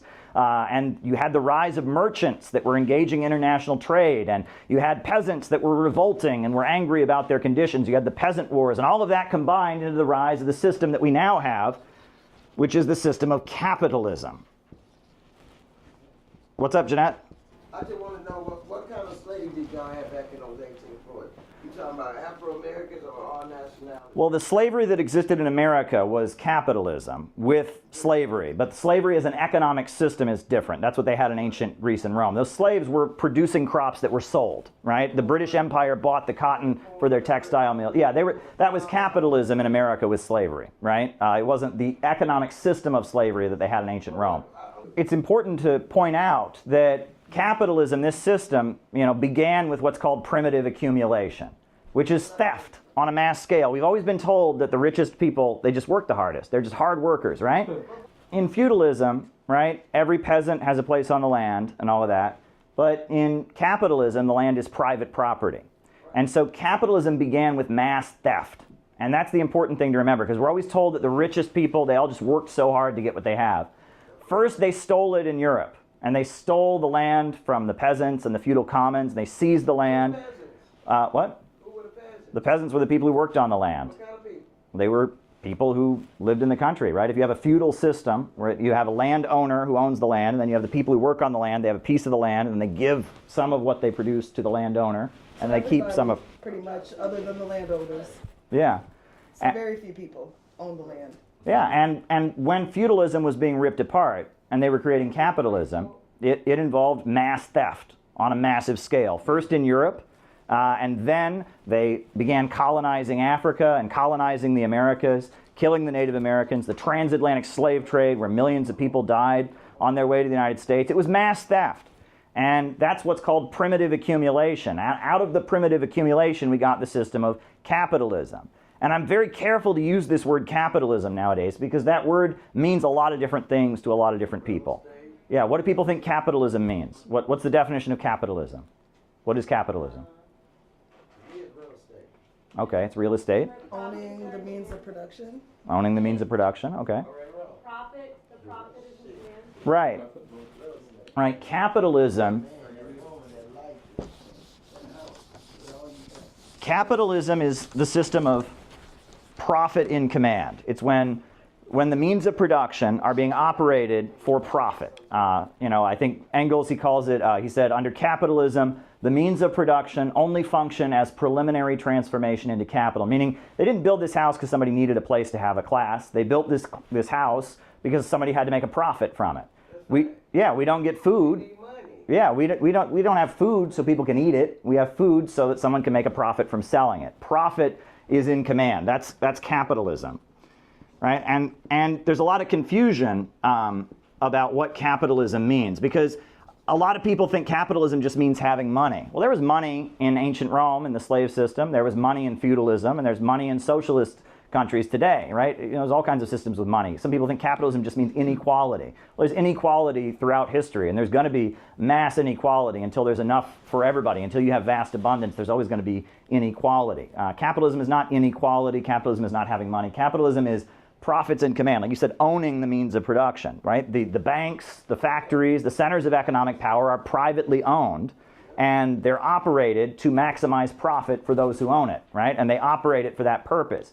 And capitalism has been through 4 stages. And the first stage is what I just discussed, the primitive accumulation, the mass theft that created capitalism. It's called primitive accumulation. I was going to ask your opinion on, maybe you've talked about this, I'm not sure, like the subculture of James Dean in the 50s, kind of greaser, but I guess James Dean wasn't really a greaser, but kind of the teenage subculture that I guess was promoted and kind of blossomed in the 50s. And can you just give your opinions on that and just that whole world? Well, let me say, first of all, the first time I ever went to Los Angeles, I went to Griffith Observatory. And me and a friend who hosted me out there, we went to Griffith Observatory. Have you seen Rebel Without a Cause? Yes. That is a very good movie. It's a great movie. I first saw it when I was a teenager. I'm like, this is a very, very cool film. It's poetic on a number of levels. What I think is interesting about that film is that it was specifically highlighting that in very wealthy areas of Southern California at that time, there was a lot of new wealth, but there was also a rise in juvenile crime. And it's like, why is this happening? Juvenile crime was associated with poverty historically, right? Kids that don't have a job, or they're from a poor family, they go out and steal things, or they're in a gang or something. But why are these kids? And you watch the movie, right? His parents are like, we bought you a car. Right. It's like he's living in this like 1950s luxury life, but yet he's getting into knife fights and stealing cars and what's going on there. But I would argue that was really, it was an expression of alienation. And it was kind of Cold War America, right? You have the parents coming out of the Great Depression, and it's that whole thing of like the parents lived during the Great Depression, and then they lived through World War II, right? And so the parents have gone through World War II, which was a horrendous event where lots of people died. They've been through the Great Depression and struggling to eat and struggling to pay their bills, and people dying of malnutrition and the political turmoil of the Roosevelt years and all of that. And then all of a sudden you have the highest living standard in the world and everything's happy. And it's like, so now just be safe and comfortable. It's like, no. You look at so much 1950s culture. It's like, this can't be real, right? It's, a traumatized person who suddenly is in a safe environment, looking over their shoulder, going, that's a whole lot of 1950s culture. 1947, you have the UFO scare, right? Where people all over the country are hallucinating and seeing UFOs. And then movie after movie, that's the 1950s. You get the cliche of like the giant monster attacking the city. You know what I'm saying? Or the alien invasion and all of that. And that the American subconscious was very, very horrified. And that was a big part of, when they talk about the labor aristocracy and that white middle class, the white picket fence, the kind of held U.S. Cold War America together. Underlying that was an extreme amount of fear and terror. They were not well, right? And then, the right historically kind of knew how to, utilize the fears that those folks had. I'll just use an example. Certain members of my family were living in the suburbs in the South during the 60s, and they told me they literally believed that "We Shall Overcome," the song of the Civil Rights Movement, meant kill all white people, and this was everyone knew that was just a fact. Right. And obviously that's not what Dr. Martin Luther King was saying, but everybody knew that was a fact. Dr. Martin Luther King says "we shall overcome," and that means kill all the white people, and that there was like this, like, everyone's coming to get us. We're under attack. We may be comfortable. We may have a house. We may have a car, but we're not really safe. And that's what I view. That's the context of the James Dean thing. The other thing that's weird is that psychoanalysis, Freudianism, which I'm fascinated by, was huge in Hollywood in those years. And that movie in particular has a number of like weird Freudian tropes that wouldn't fly in Hollywood. There's like a gay character in it, right? Pluto. What was his name? I think it's Pluto. And Plato. He's like Plato. Yeah, he's kind of having like a gay crush on James Dean. Well, it's even weirder. So Sal Mineo was the actor. Sal Mineo was gay, and they didn't write the script for Sal Mineo's character to be gay. But Sal Mineo himself was gay, and James Dean was bisexual, and they were having an affair, and so it showed up in the movie. And that's one of the like weirdest stories in Hollywood, is that everyone saw it and they're like, "Oh, this is about homosexuality," and it's like everyone's like, "It is," but it kind of is if you look at the way he looks at James Dean throughout the movie and all of that.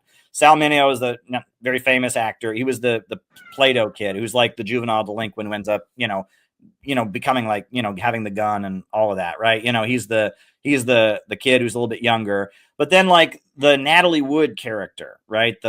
She's got sexual feelings for her father that comes across in the film, right? And then like James Dean hates his father because his mother is always like bossing the father around. Yeah, so his father's weak. He perceives him as weak. Yeah. Right. It's all a very like super Freudian film. And there's a movie from World War II called Curse of the Cat The Cat People. Have you ever heard of this movie? I've heard of it. I haven't seen it.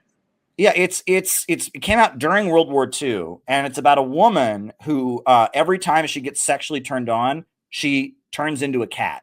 And it's not clear if you watch the movie if she actually turns into a cat or if she's just mentally ill.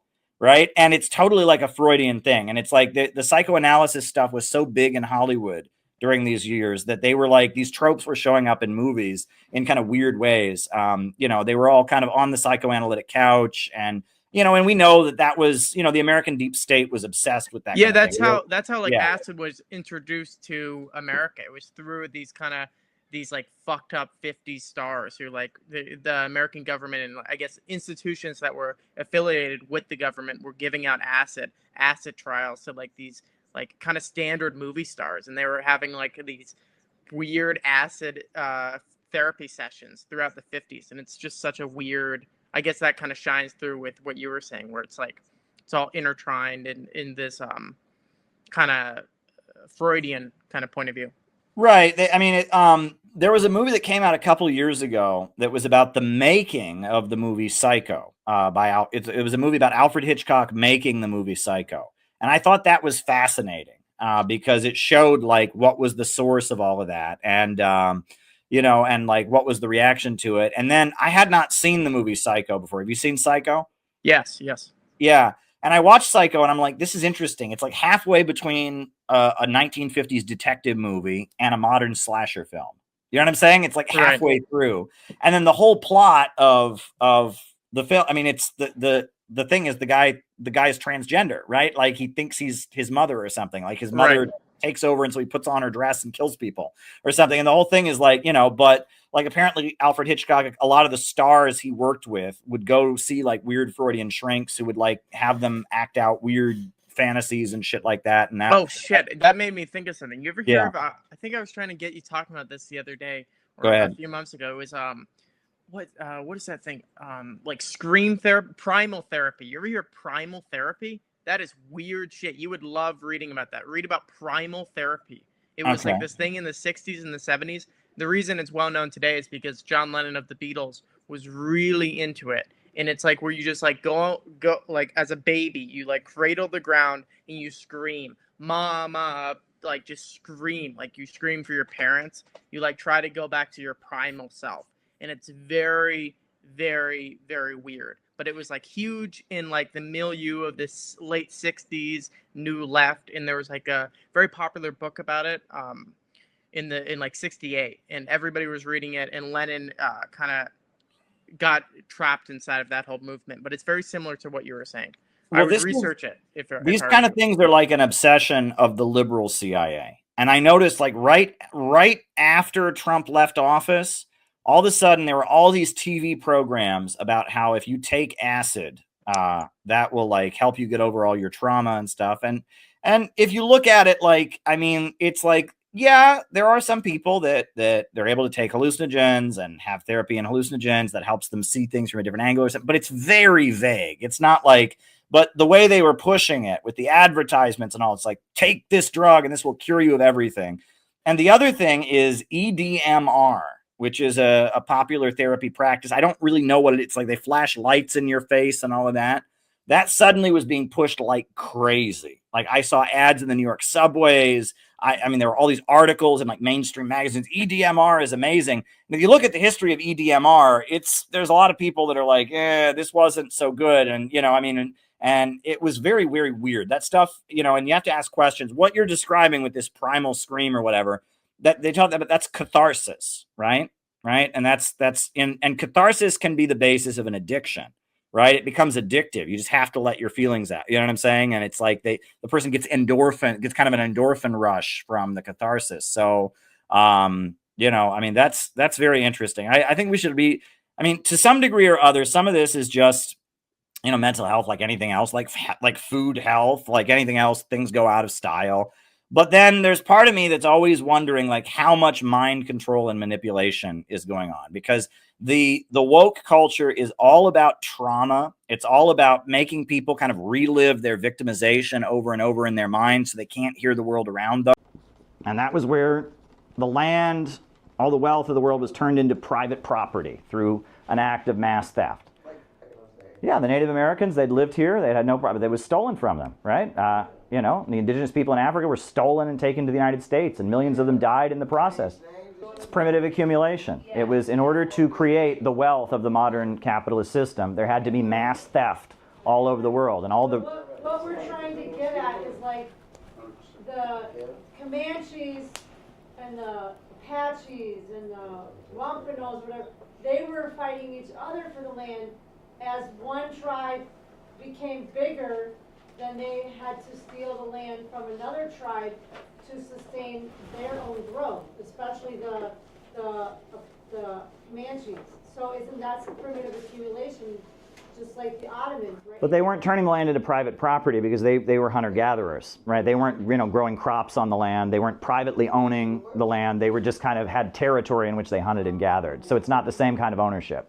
Right, but yeah, there were rivalries among different Native American groups, and actually, the Aztecs had a very similar system to the Roman Empire. If you look at the Aztecs, it's the Roman Empire in Mexico, basically. And I mean, instead of having a Colosseum where they had people fight each other, they had the human sacrifices at the top, and they had slavery, and it was the same kind of economic system. And basically, the slave system of the Roman Empire existed in Mexico at the time that the Spanish came, and that the Aztecs, had a similar economic system, and they had developed, the slave mode of production already, right? And that the Native American tribes fighting each other for, like, we can hunt in this area, you can't. It's not the same thing as the colonizers coming and kicking all the people out of there and saying, this is our property now, we're going to use it to extract, to make profits growing crops, etc. It's a little bit different.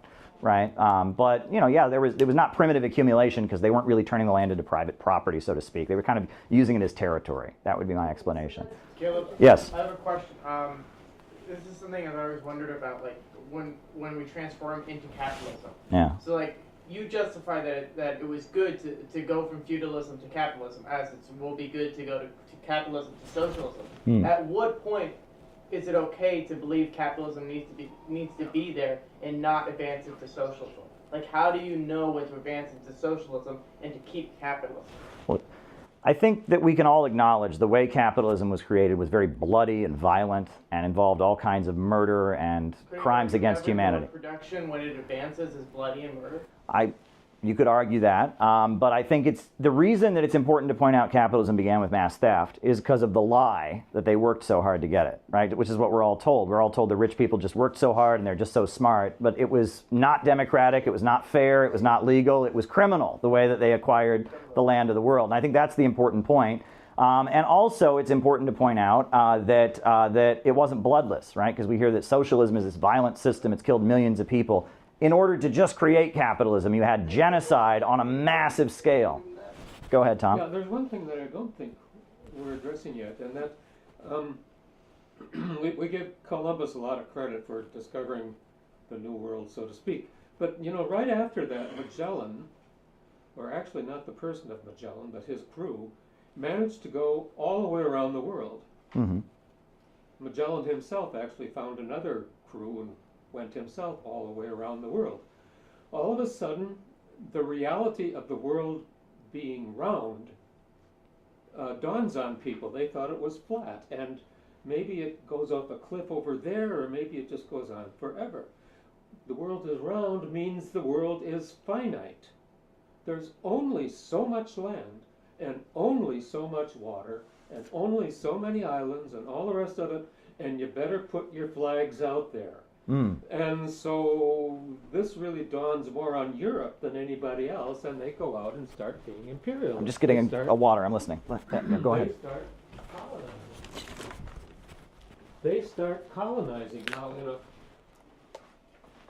I think that mankind has always been pretty bloody, but I think that reality, that there's only so much land, only so much resources, we have some primitive arithmetic, if you want. All you have to do is do the multiplication in 1500 and for permanent revolution, which is spread communism all over the entire world. And Stalin says, I'm for socialism in one country, meaning that we can organize our economy to have socialism, we can raise our people out of poverty, and sure, we'll support revolutionary movements in other countries, but that's not the focus. The revolution in other countries is not our business necessarily. We just want to focus on raising our own people up out of poverty, organizing our society this way. Stalin says they need to have 5-year economic plans to industrialize the country. Trotsky says that he wants to draft everyone into the military and militarize the economy and use the military to then spread communism into Europe to have global permanent revolution. And we all know that Trotsky lost and Stalin won over Trotsky, so Trotsky fled first to Turkey and then to France and then to Mexico. And he formed his own organization, the Fourth International, he called it, or the Trotskyites. The Trotskyites were against the Soviet Union. They invoked Lenin and communist history, but they said they were against Stalin. They said Stalin he led what they called a parasitical bureaucracy, and so they were opposing Stalin, and they were calling for a political revolution to overthrow the Soviet government. Eventually, as we saw in the film last night, a number of leaders of the Soviet government were arrested for allegedly being in a conspiracy with Trotsky and getting funding and support from the Nazis to try and overthrow Stalin. Trotsky was found guilty in absentia in the Soviet Union for being the leader of this conspiracy. And then in Mexico City, he was killed. Somebody came into his home and ice-picked him in the head, and he was killed. And that was, as World War II was breaking out, he was killed. And so Trotsky and Stalin kind of represented, I would argue, the land versus the sea division in communism. Whereas Stalin was a guy from the countryside. He was Country Joe. He was from a small village in Georgia. He'd gone to seminary school to learn to be a priest. And in priest school, he had been kind of a rebellious student. He dropped out of seminary school and eventually joined the Bolsheviks. He was a union organizer. He was the editor of Pravda, which was the daily agitational newspaper that they distributed. Trotsky, on the other hand, spent most of his life in exile. He was from Ukraine, but he lived most of his life in Paris and Berlin and Vienna. And he was this well-known revolutionary intellectual who was known at the time of the Russian Revolution. He was living in New York City, where he had a newspaper called, if there's any Russian speakers here, I'm going to butcher this, Novy Mir, which means New Peace or New World. And he had a newspaper for Russian-speaking folks in New York City. And when the Russian Revolution happened, he went back to Russia, and he joined the Bolsheviks. Lenin and Trotsky had vehemently disagreed with each other. They had very big disagreements. However, he saw the Bolsheviks were going to win, and so he joined the Bolsheviks in July of 1917, and the Bolsheviks took power in October of 1917. And Trotsky had his theory of permanent revolution, which Lenin had always rejected. And the main disagreement was that Lenin called for a revolutionary dictatorship of the workers and the peasants, meaning that they were going to have, the working class was a small minority in the country, just the people in the cities, but the bulk of the Russian population were peasants. And so they were going to build a revolutionary government of workers and peasants. Trotsky said peasants are an inherently backward class because they were working farms that are owned by nobles. They aspire to own their own farms. They aspire to become capitalists. They seek to become capitalists. They have a reactionary aspiration, so they're an inherently backward class. So any government, any revolutionary government that came into existence couldn't include the peasantry because they were inherently backward. Well, you couldn't have had a revolution in Russia if it hadn't included the peasantry, because they were the overwhelming majority of the population. But Trotsky had grown up in Ukraine, and he had been a victim of anti-Semitism at the hands of a lot of Russian peasants, and he had the belief that the Russian peasantry was inherently reactionary. And that was the primary disagreement between him and Lenin. Lenin wanted to organize the peasantry and want an alliance with the working class, and Trotsky said the peasants are inherently backward and reactionary. And because Russia had a peasant majority, Trotsky said the only place that it would really count to have a communist revolution was the Western countries. So if Russia had a revolution, it would just be a temporary holdout to spread communism to where it really mattered, the West, where they don't have peasants anymore, right? That was the idea, because peasants were inherently backward. Another thing that Lenin and Trotsky disagreed about was that Trotsky was going around calling for the creation of the United States of Europe, the European Union. He was going around saying that if we brought all the European countries into one country, that would break down national barriers and the workers would come together and they'd have a revolution. And Lenin said, we don't want that. We don't want all the Western imperialist countries to come together, because then as they combine their strength, they can more effectively colonize and exploit the third world. So we don't want to create a United States of Europe. In fact, we want the Western imperialist countries to be divided, because that can open the door for colonized countries to get their freedom. So that was a big source of disagreement between the two of them. And then Trotsky announced, on the verge of the Russian Revolution breaking out, he announced that, he repented or whatever, he supported Lenin. He joined the Bolsheviks, but then after Lenin's death, he starts talking about the permanent revolution again, and of course he has a falling out and a disagreement with Stalin, and he forms the Trotskyite movement, which is the other communists, right? It was a way that one could be a communist, but against the Soviet Union, against the socialist countries, in the name of permanent revolution, in the name of being ultra-revolutionary, you would oppose the actual communist governments. And that was the disagreement, and it was really, in essence, a lot about land versus sea, but also about the East versus the West. Trotsky was holding on to Western Marxism, and Lenin and later Stalin had taken Marxism in an Eastern direction, and there was a clear divide.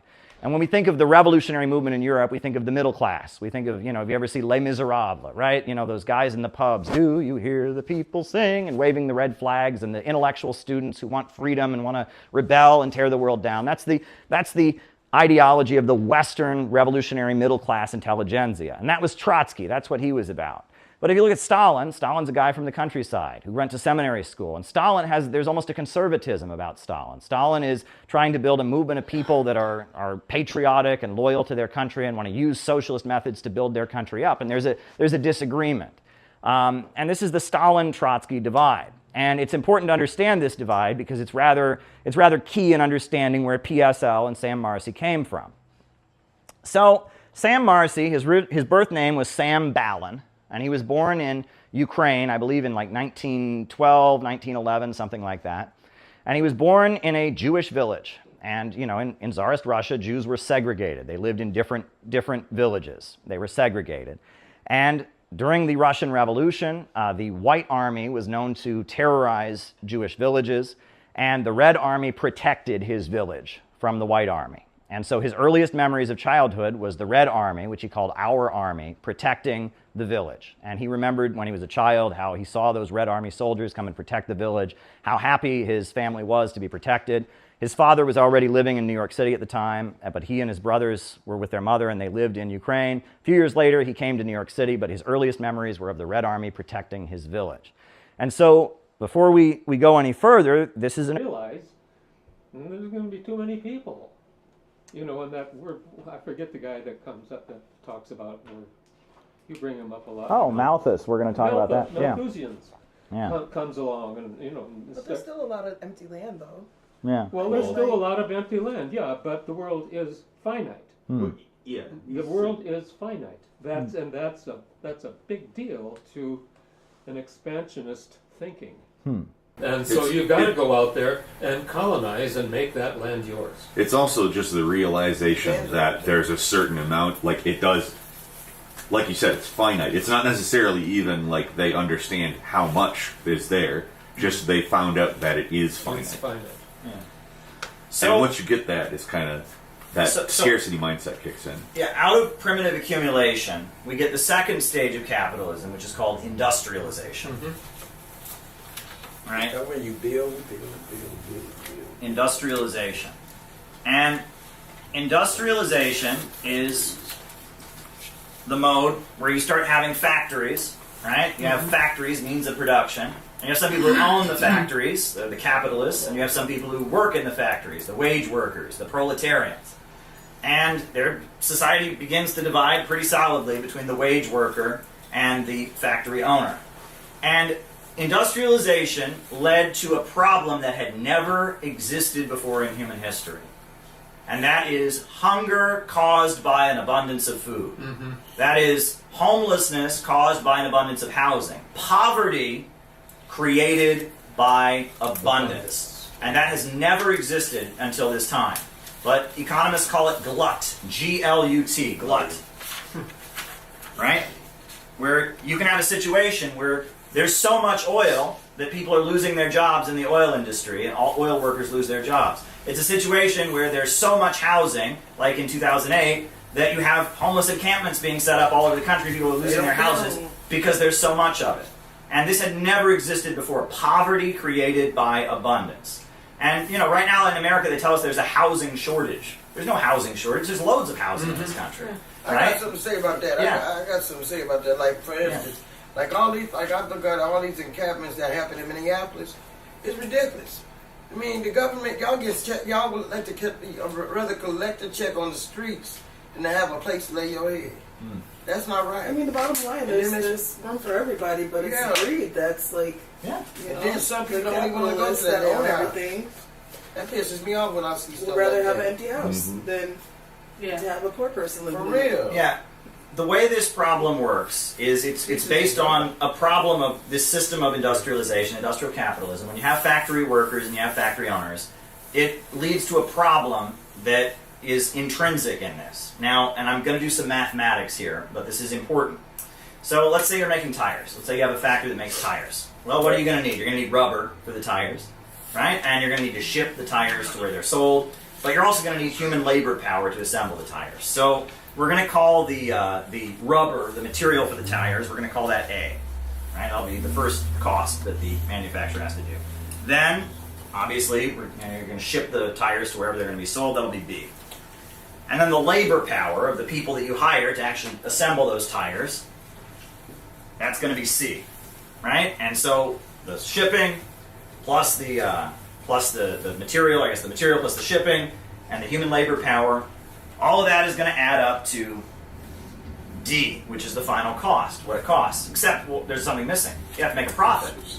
You have to make a profit on it. Well, you can't change how much the material costs, and you can't change how much the shipping costs.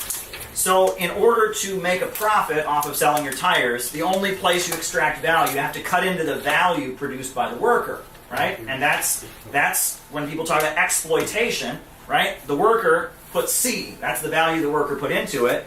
But in order for the employer to make a profit, C has to be divided. And C1 is what the worker actually gets paid. And C2 is the profit that's made, right? And the value that is put into it that the capitalist is able to extract to make profits comes from the labor power of the person. So you're not getting the full value of what you produce. But there's a little bit of a problem there, right? It's not simply that it's unfair. And then people say, well, what about the factory owner? He put up the money, right? Doesn't he deserve to get compensated and all that? But you're still missing a very, very important thing, which is that C1 is what the worker actually gets paid. C1 is always going to be less than D. The worker is never paid enough in wages to buy back what he produces. The wages that are paid out in the process of production. You want to understand why we are calling ourselves innovationists, and we have moved away from the communist label. One great example would be the phrase working families. Back in the 1990s, the labor unions did a lot of polling, and they discovered that if you wrote about fighting for the working class, or fighting for workers, or fighting for working families, people had a different reaction. Polling showed that people overwhelmingly responded more positively to the phrase working families than they did just the phrase working class, workers, etc. And why? Because when you think about the family, you think about warmth and community and brotherhood and connection. And so during the 1990s, the various labor unions started using the phrase working families to promote themselves, and so did the Democratic Party. And at the time, the various communist organizations denounced this move.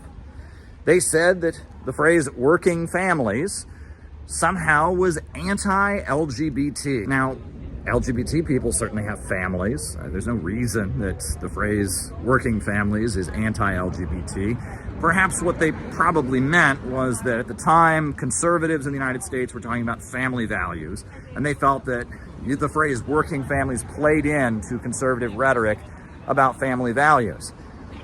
But when it really gets down to it, this revulsion with the phrase working families from communists who objected to it, it signified something deeper. They don't like the feelings that one has when they hear the phrase working families. Communism has attached itself to this spirit of deviance, this spirit of revolt, this spirit of rebellion. And the kind of feelings that people have when they hear the phrase working families, fighting for working families, protecting working families, caring for the needs of working families, are different than the kind of feelings that communists try to evoke. Communists want to evoke feelings of rebellion, feelings of destruction, feelings of rage and libidinal release, and the phrase working families unleashes feelings of empathy, compassion, kindness, community, and brotherhood. This is one great example of why in the Center for Political Innovation, we no longer use the term communist to describe ourselves. We advocate a rationally organized economy where the needs of the people come first. We oppose imperialism, but we can't be communists anymore because communism has attached itself to an aesthetic, to an emotion that is toxic. And that emotion, that aesthetic that communism has attached itself to is the main force behind wokeism. Woke people, they don't advocate socialism. They don't advocate a planned economy. They're just very angry. They're angry about different people being oppressed. They're angry about different issues. And it's simply that spirit of resentment, divorced from the actual economics of Marxism and socialism. And we want to do the opposite. We want to put forward economic policies that will benefit working families. We want to oppose the global imperialist system of monopoly capitalism. But we want to break from that rebellious, dark, satanic aesthetic that is attached to it in communism. We want to build a movement. And when we founded the Center for Political Innovation, the slogan that we promoted everywhere was, "We need a government of action that will fight for working families."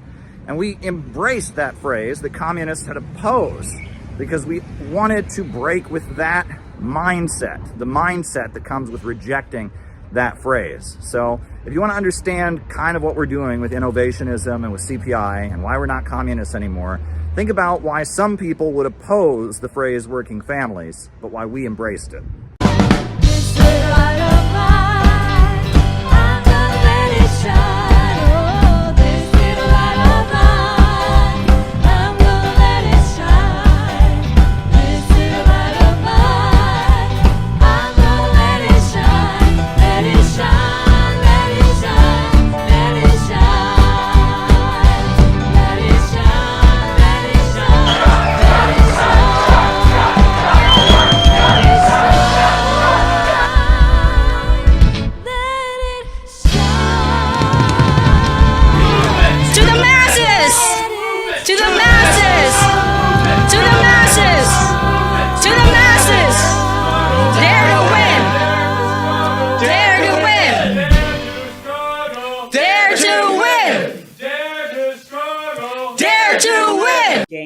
his negotiation style, where he'll kind of bully.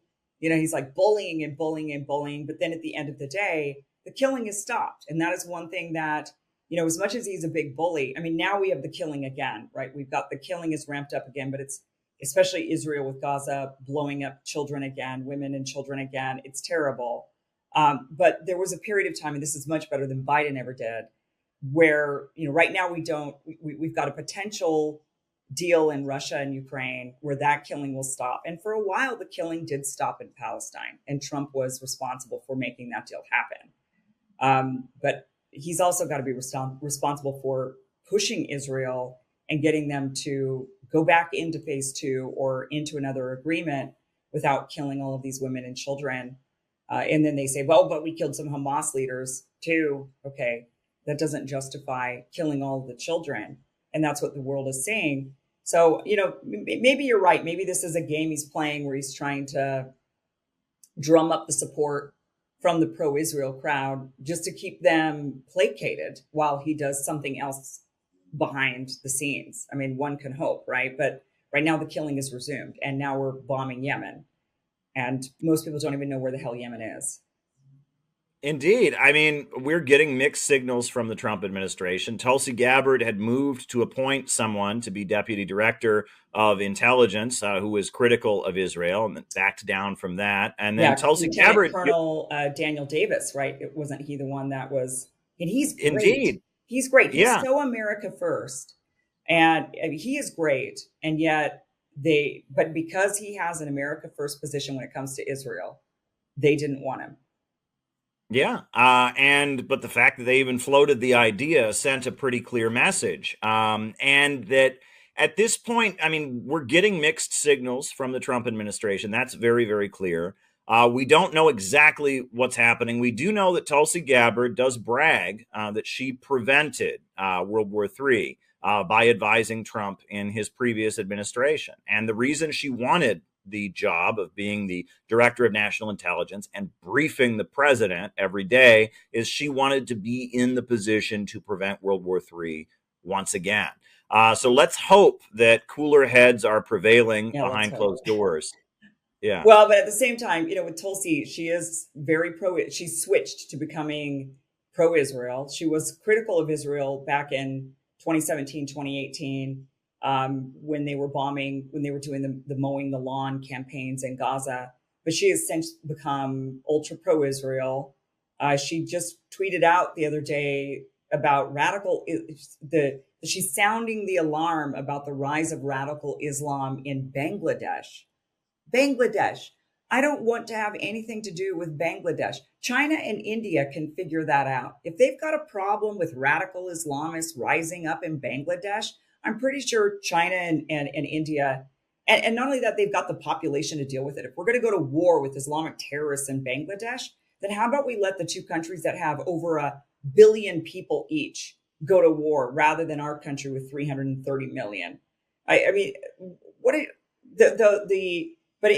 was the gaslighting of we have to fight all these Islamic terrorists. And that's been my big beef with Tulsi, even though I was a big supporter of hers, when it was just nauseating to constantly hear about the Islamic terrorists. And it's like, how could you be anti-regime change and anti-war, but you are still pro-war on terror when the terror is these Islamic terrorism? And the reason why I think she liked, I don't know if she liked, I wouldn't put it that way, but why she was skeptical of Syria and Assad and and the U.S. intervention campaign there was because Assad was not an Islamic terrorist or an Islamic radical. Assad had a different religious outlook. And so that was more, I guess, amenable to her versus, and look, like, I don't like the radical Islamic terrorists either, but there's, I'm sure, a ton of groups in Africa, for example, all throughout the continent that are massacring people and insane to me. And yet we don't even know their names. We don't know their beliefs, and we don't care because it's not our neck of the woods.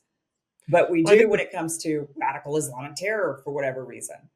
I think the primary disagreement that Tulsi Gabbard has is that these forces in Bangladesh, like the forces that brought down the Syrian Arab Republic and are now in power in Syria, were backed by American and Western intelligence as proxies, that nationalist and independent governments are targeted mainly by the Muslim Brotherhood, which is a longtime proxy of the West. It was first used against Abdul Nasser, the Arab nationalist leader in Egypt, and then later to foment uprisings in Syria and elsewhere. And that the strategy of the Obama administration was to use the Muslim Brotherhood to target governments they don't like and spread their particular brand of Islamic extremism and use it to target governments. And I think the government of Bangladesh, which is very strategic, and China is in that region, et cetera, that for geostrategic reasons, it appears the United States was trying to utilize Islamic forces in Bangladesh, and that has resulted in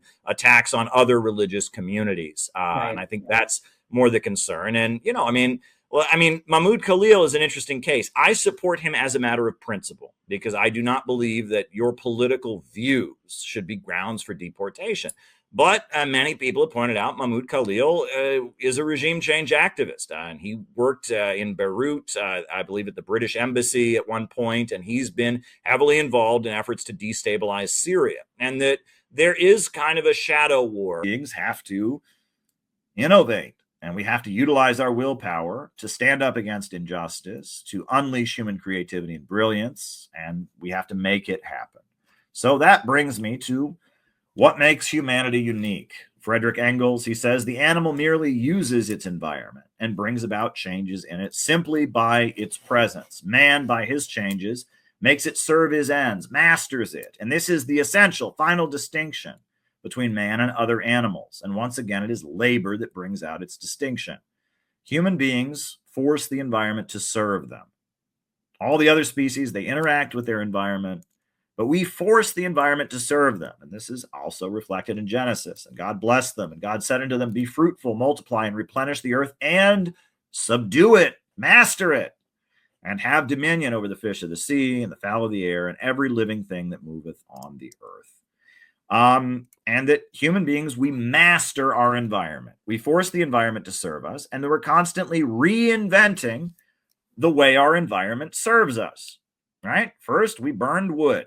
Right? The legend, the ancient Greeks, they have the legend of Prometheus. And Prometheus is the guy who brought fire to mankind. He taught human beings to burn wood, right? And that was the birth of human intelligence when Prometheus stole fire from the gods. At first, we were burning wood. And then we figured out how to burn coal. And then we figured out fossil fuels, natural gas, oil, petroleum. And then we figured out nuclear power. And now we've got nuclear power, and hopefully soon we can have fusion energy. We're constantly moving toward a higher energy source as a species, right? And, just a moment to point out why the environmental movement is toxic, is they say, oh, we're just going to run out of natural resources. You know what? If we were still burning wood, if we were still at the beginning burning wood, we would have deforested the planet about 5 times over by now, right? And in Haiti, a deeply underdeveloped, impoverished country, they are still burning wood in order to heat their homes. And that's not a good thing. It's a problem. And yeah, they're in the potential of running out of wood. And if humanity was still burning wood to keep warm in the winter and burning wood to power ourselves, and that was our main energy source, we would have deforested the planet. Except we have innovated. And we learned how to burn coal and burn natural gas. And we developed nuclear power and nuclear power. And now China is getting helium-3 from the moon and figuring out and making great breakthroughs in nuclear fusion, cold fusion. So the idea that, oh, we're just going to run out of resources. No, we're going to innovate new ways to develop, right? We haven't run out of wood because we innovated beyond burning wood to survive. And, and we're not going to run out of oil because we've already innovated nuclear power and new ways to have energy. And and that is what we need to understand, right? Human beings are constantly reinventing their relationship with nature, increasing the population and increasing the life expectancy, right? Human beings live way longer than they used to. Human beings there's a lot more of us than there used to be.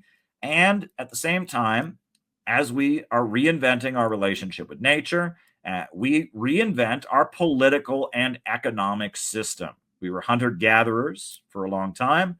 And out of hunter-gatherer civilization, we innovated agriculture, growing crops, domesticating animals. That led to a higher mode of production, political economic system called slavery. And slavery led to a higher mode of economic and political system called feudalism. And out of feudalism came a higher mode of economic and political order called capitalism. And capitalism gave way to something that we live under now, which is, you could argue it's still kind of capitalism, but it's a new form of capitalism called imperialism globalism. Capitalism in its monopolistic stage, the rule of the world by big banks and monopolies based in Western countries. And imperialism globalism is in a crisis right now. And around the world, there is a new way of doing things that has emerged. And in the United States, we are calling that innovationism. And we'll get into what that new way of doing things is. But the imperialist globalist system is in an all-out fight against this new way of doing things, this new order that has emerged because of the BRICS countries, because of the Bolshevik Revolution, etc. And it's not classical Marxism, Leninism, but it's the new world that is emerging. And innovationism is the future. And we are building a movement to break free from globalism and imperialism and unleash humanity's creative power. And that movement in America is called innovationism. Now, there's a distinct difference between imperialism, globalism, the system we live under, and regular capitalism. Why? In regular industrial capitalism, it's the rule by factory owners. Some people own the factories and some people work in the factories. Now, factory owners can be very ruthless. If their workers want to raise and go on strike, they might shoot them down. They try to pay their workers as little as possible. They try to work their workers as long as they can. We're not saying factory owners are great. However, factory owners still have an interest in the wealth of society increasing because they have to sell products. They make their money by selling products. And if society becomes poorer and poorer and poorer, they are not selling more products. Now, are they? And there's an inherent problem with factory owner production, private, production, which is there's never enough wages paid out to buy the products that are sold. And we can talk about that. We've talked about that many times on these streams, the value crisis, the problem of overproduction, the tendency of the falling rate of profit. However, there is a fundamental difference between a factory owner and a banker. A banker wants to maintain economic dominance by staying at the top, and that includes holding back development. The factory owner needs society to keep getting richer so people buy his products. The banker is fine with society getting poorer and poorer and poorer because the poorer people are, the more they're going to depend on the banker and his control of the purse strings of credit. Industrial capitalism, despite all of its problems, was pro-economic growth and in favor of development. However, what we live under right now, this monopolistic stage of globalism, imperialism, is anti-growth. And the main way it props itself up is by keeping countries in poverty, and it seeks depopulation. We'll go over some quick examples of that. I mean, the British, they went to India, and the people in India had been weaving for hundreds, thousands of years. They'd been weaving their own cloth. And so the British went to India and they said, wow, we're colonizing you and you're weaving cloth, so we're going to help you build up your mills and you can grow lots of cloth, and we're going to turn India into a giant cloth factory and we're going to have economic growth. Is that what the British did in India? No. The British went to India and they burned the textile looms and they forced the people of India to import their cloth from Britain. They underdeveloped India and made it a captive market for their products. And Nigeria is a country on the African continent that right now is the top exporter of oil in Africa. No country in Africa is exporting more oil than Nigeria. So, of course, Nigeria is a super wealthy country. The people in Nigeria live in absolute luxury. They all live in palaces and they're all super rich and they're very prosperous, happy people. Is that the case? No, the people in Nigeria have a low life expectancy, a low rate of literacy. The infant mortality rate is through the roof. The people in Nigeria are living in utter poverty. Why? Well, the oil of Nigeria isn't going back into Nigeria's economy. It's going into the hands of ExxonMobil, BP, Shell, and Chevron.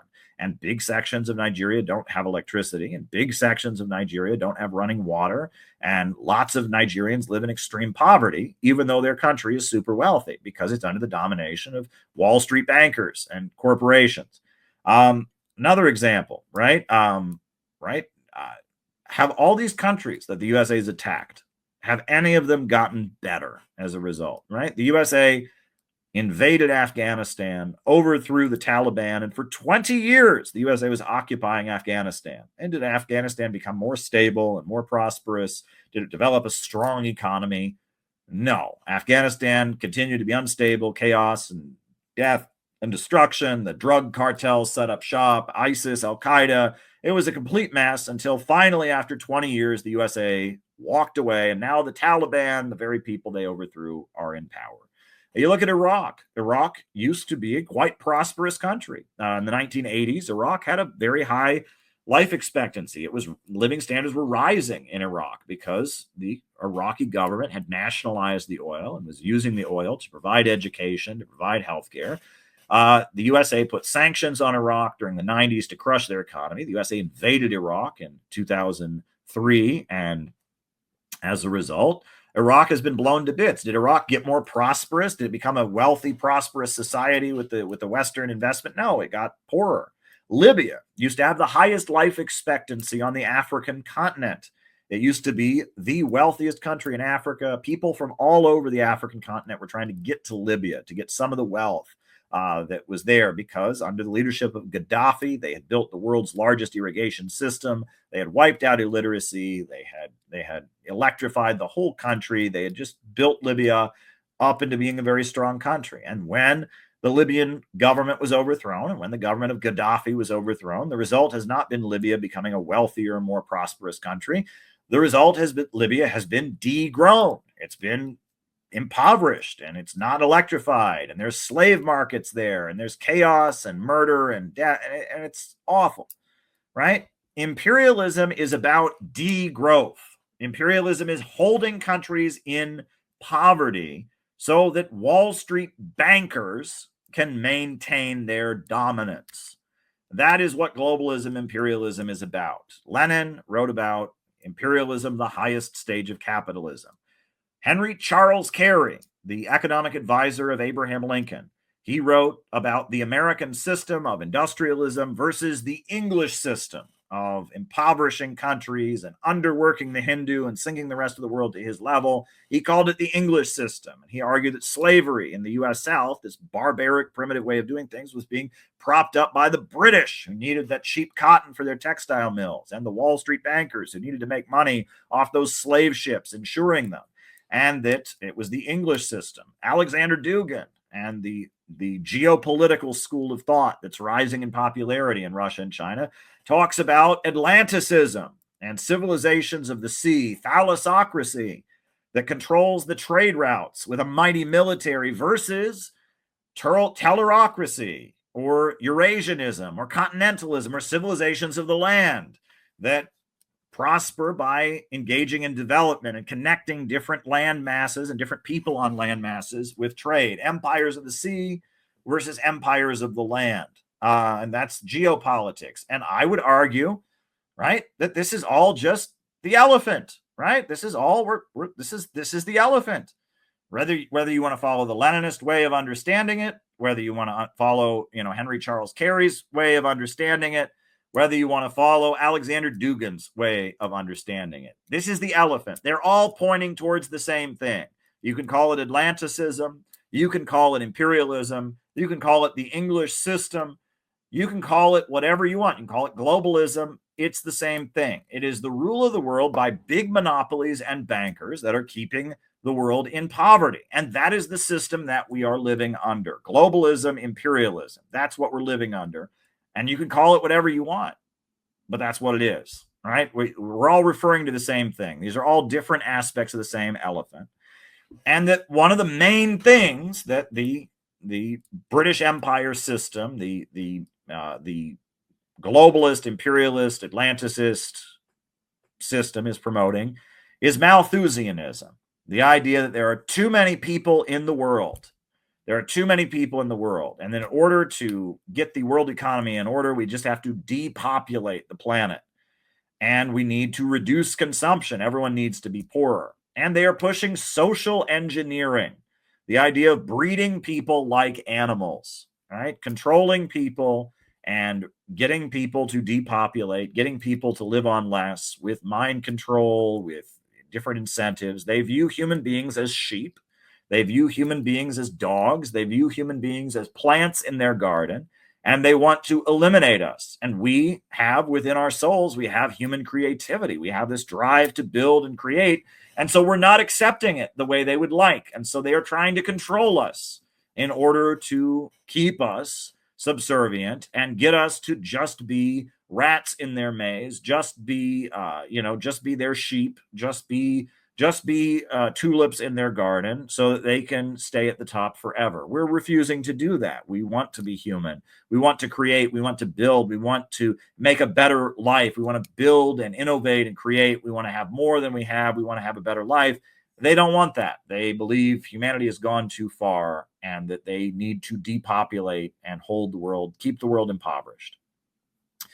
Well, starting with the Russian Revolution of 1917, big sections of the world broke out of this system of globalism, imperialism. The Soviet Union rapidly industrialized, defeated the Nazis, invented space travel, and became an industrial superpower, not under the control of globalism, imperialism. They had a planned economy. Stalin had the 5-year plans.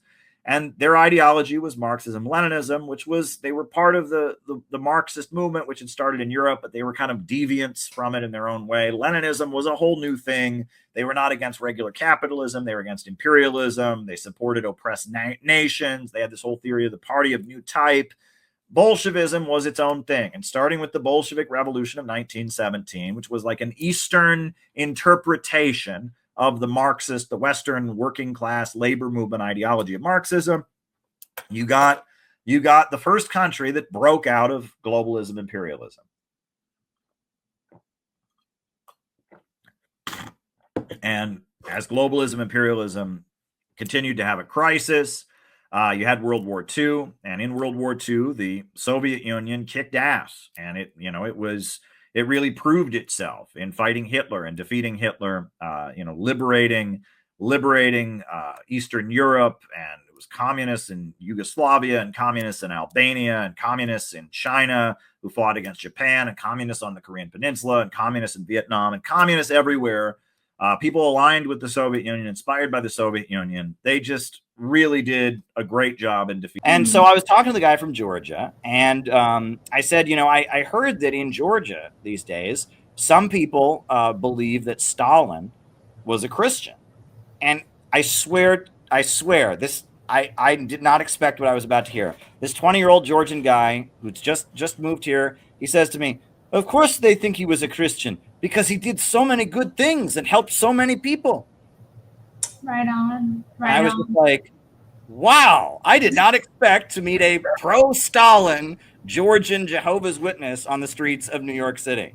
And I said, do you think he was a Christian? He says, no, he was not a Christian. And then he wanted to talk to me about being a Jehovah's Witness and how they're real Christians and everything. But I just thought that was very badass. And he apparently is from Gori, where Stalin was born, where Stalin is wildly popular. And he didn't think it was a shock at all that people would think Stalin was a Christian because Stalin was clearly just such a good guy. That was just so cool. I just was like, this is an amazing conversation. So there you go. That is my New York City. Only on the streets of New York City, only in Brooklyn, New York, do you meet pro-Stalin Jehovah's Witnesses from Georgia. So there you go. Yeah, I haven't had any fun encounters like that here. Are never enough to purchase the products that are produced. And that's why you have this problem of glut. We always are producing more products than we are paying out wages to purchase. And that is a built-in problem of capitalist production, is that there's never enough wages paid out to purchase the products that are produced. So this is always there. And this is when they talk about the boom-bust cycle, right? And there's all kinds of things the government does to try and deal with this constant problem. For example, I always point out, in Missouri, you can go to a place called Springfield, Missouri, and in Springfield, Missouri, you can find a cave where they have buried billions of dollars worth of cheese. What is that? It's in Springfield, Missouri. And the U.S. government, What's the you can address? Google it, the Cheese Cave in Springfield, Missouri. The U.S. government buys billions of dollars worth of cheese from farmers. that cheese. The U.S. government buys billions of dollars worth of cheese and buries it in a cave. Why? To keep the price of dairy high enough that the farms don't go out of business. Right? And there's many examples of this, right? That cheesecake. Yeah. There's many other similar things, right? Where the government buys oranges and drops them in the oceans, right? To keep the price of oranges high enough. And then that's why you gotta go out sometimes. That's what people do what they do. They got all these little resources and things to give it to us, but sometimes we don't need it. We need to grow our own sometimes. What part does Henry Wallace play in all of that? in this Well, country? Henry Wallace, right? He invented the food stamps program, and the food stamps program was invented for farmers because farmers were, having all kinds of products they couldn't sell, and so during the Great Depression, Henry Wallace, who became vice president, was Secretary of Agriculture, developed the food stamps program, and the food stamps is actually a huge subsidy to the farming business. And I believe there was talk of cutting food stamps in the 90s, and there was a protest to keep food stamps, and who paid for it? Kraft. Kraft paid for it because they would sell a whole lot less if they got rid of food stamps, right? And the capitalist mode of production, you have this constant problem of more being produced than wages are paid out to buy it. And that is an inherent problem in the capitalist system. However, there's something that makes it worse, which is technology. It is. So the capitalist, right, is constantly trying to pay as little wages as he possibly can. Right? So he wants to pay as little as he possibly can because the fewer people he hires, the more money he makes. Right. But what's the problem? That part. C, that's the people he hires. As C decreases, what also decreases? C2 also decreases because he can only extract his profits from human labor. Right. So as he replaces human labor with technology, the amount of profit that he can make on each product is constantly decreasing. So what does he have to do? He has to churn out even more products because he's making less and less of a profit per item. And so whenever there's a great technological leap, you have a great meltdown in the economy. And, in the 1800s, every couple of years, they had what they called a panic, where the stock market would crash and there'd be mass unemployment. And then they invented the Federal Reserve as a mechanism to try and stabilize things. But they continued having panics, and we had World War I. And then after World War I, you had assembly line production. It was invented by Henry Ford and Taylor, and suddenly they were making cars and refrigerators faster than they ever could, and it seemed it was great. It was the Roaring 20s, and they said, Ford has defeated Karl Marx. We've invented this new ultra-efficient capitalism. And then we got the Great Depression. And there was a great economic crisis caused by this problem of overproduction, this problem of the value crisis that we're constantly producing. And the more efficient it gets to produce things, the bigger this problem becomes. And the more they revolutionize technology, the bigger this problem becomes. Go ahead, Carter. I feel like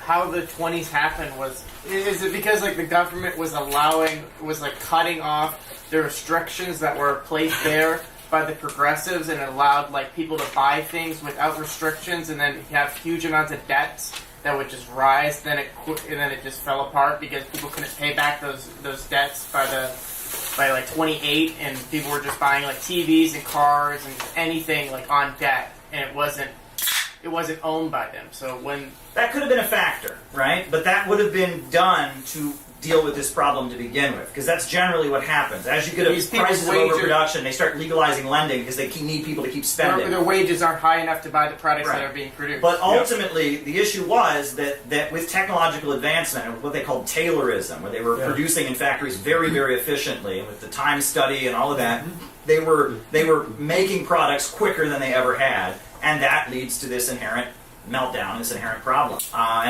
We were talking beforehand, during the Great Depression, one of the first things that Roosevelt did when he took office, it was in a book by Nelson Peary that both of us have read, is they talked about how one of the things they did is they killed half the cows in the country. So this is always there, and this is when they talk about the boom-bust cycle, right? And there's all kinds of things the government does to try and deal with this constant problem. For example, I always point out, in this important time to get into what Marxists call the Jewish question, right? Because there's a lot of talk about this in intellectual circles and such, right? Where does Zionism come from? Why are there so many Jews among the Marxist movement in the West in particular? What's going on there? Well, if we look at it historically, right, Jews as a group were not forced to convert to Christianity in medieval Europe. Almost every other ethnic group was forced to convert to Christianity. Jews were not. They were, because of the Old Testament, etc., they were not forced to convert to Christianity. And in feudal society, there's very little use for money, right? If you're a peasant, you grow your crops, you give your crops to the landowner, you keep what you can. If you're a craftsman, a blacksmith, you work for a noble, you make metal or whatever, but there's very little use for money. There's no wages. However, as the Silk Road started rising from Asia and as international commerce started to develop, there became more and more of a need in Europe for somebody to handle money, currency. And so because the Catholic Church considered lending money at interest to be a sin, but they needed someone to handle money and they needed someone to be the group of people to handle money, they designated Jews as the group of people, the religious minority that could handle money. And so Jews became the caste of people in feudal society who were assigned the task of handling money. If your father was a blacksmith, you became a blacksmith. If your father was a peasant, you became a peasant, right? If your father was a king, you became a king. Well, in feudal society, if your father was Jewish, you became somebody who could handle money. And the Jews lived separate from other people. We're talking Germany, Belgium, Britain, France, places like that. Jews lived in separate areas, and they were a designated group of people whose job it was to handle money. And there's a book called On the Jewish Question by Leon Abrams. And Leon Abrams was a Marxist who actually died in the Holocaust. And he wrote an entire study of what is Judaism. And Judaism is a culture that originated among this designated group of people whose job it was to handle money. And everywhere Jews in feudal society stopped having that role, they immediately assimilated and converted to Christianity. And that's an important thing to remember, because a lot of anti-Semites and Nazis talk about the biological Jew, like there's some genetic thing or something. Well, all European white people have Jewish heritage probably, because millions and millions of Jews all over Europe at various times converted to Christianity. And that the only reason Jews as a caste were preserved was for their purpose in feudal society as lenders of money. And everywhere that they no longer held that purpose, they converted. And that's an important thing to remember. And so Marx is of Jewish heritage. And one of Marx's most famous or infamous essays he wrote when he was quite a young man, he was in his 20s, is called On the Jewish Question. Marx had Jewish heritage, but his father had worked for the German government. And so in order to work for the German government, the state religion was Lutheranism, was Protestantism. And so Karl Marx's whole family had to be converted to be Lutheran. And as Karl Marx is coming up, Karl Marx's life, he's painfully aware of the fact that he's from this ethnic group that is considered to be outsiders of feudal society, etc. He's painfully aware of this, but at the time in Germany, there's a movement of various people that are trying to defend the rights of Jews, trying to hold on to the Jewish nationality, etc. And Karl Marx writes this scathing essay using language none of us would use nowadays, basically saying he wants nothing to do with this culture that descends from feudalism. And you can read what Marx wrote. I'm not going to say it because if someone quotes me as saying it, they'll think I'm saying bad things. But this is what Karl Marx actually wrote, and you can see it on page. Let me turn to what page it's on. And he wrote a lot about what does it mean to be a Jew. And he basically argues that the Jewish culture, the Jewish ethnicity is based on this role as moneylender. And he argues that capitalism, as capitalism is emerging from feudalism, that this is becoming almost universalized, and that there's nothing to celebrate about this nationality, and that he kind of scoffs at the celebration of the Jewish identity. Now, we know what happened later, which is as Marxism was spreading through Europe, many Jews were becoming Marxists because they saw feudal society as very oppressive, because they were interested in revolutionary movements, they saw the governments that existed in Europe as oppressing them, etc. So a new movement arose called Zionism. And Zionism was started by a guy named Theodor Herzl, who was in Britain. And actually, Christian Zionism predates Jewish Zionism. There were some people in the Church of England that were arguing the Jews needed to go back to Palestine and set up a state, right? And then eventually this guy named Theodor Herzl becomes the spokesperson for it in Britain.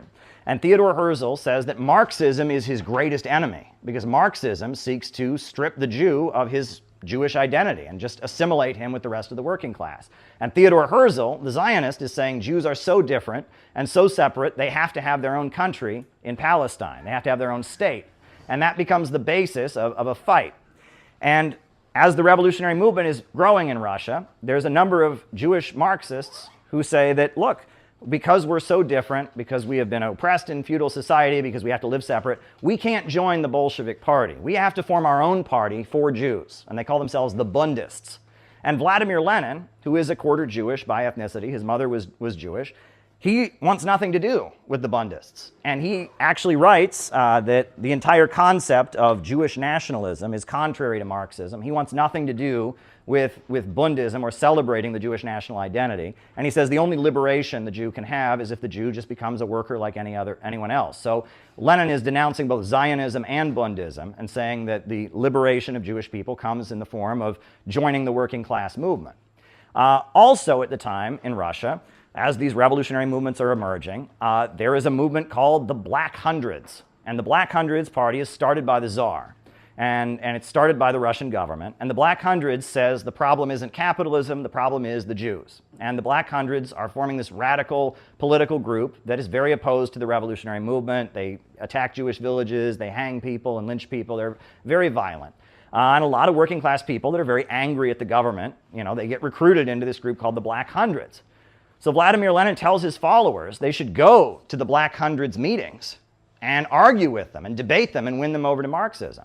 And they go to those meetings, they go to the Black Hundreds meetings, and they are very successful. And there are a number of people that were in the Black Hundreds movement, that were going around murdering and lynching Jews, that eventually converted to being communists and joined the Bolsheviks. And that the correct approach is to never miss an opportunity to engage with people. And that even though these people are being motivated by this reactionary ideology that's inspiring them to do very bad things, they're doing it because they're angry about the very same things that could make them become revolutionaries. So it's better to engage with them than to just, condemn.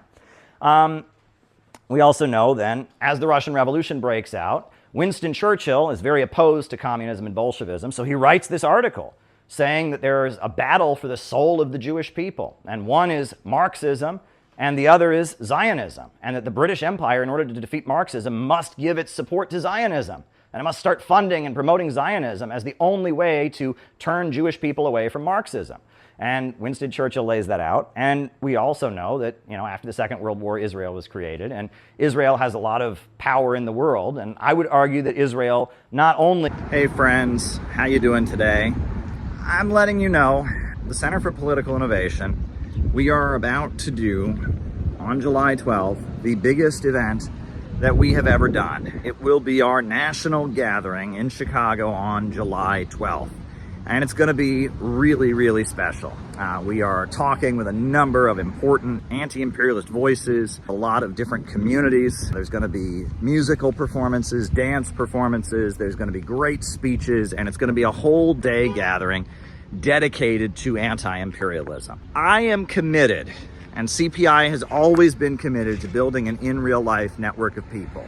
And we carry out real operations. We were at the inauguration of Trump with our Trump and Kim banner saying only peace can make America great again.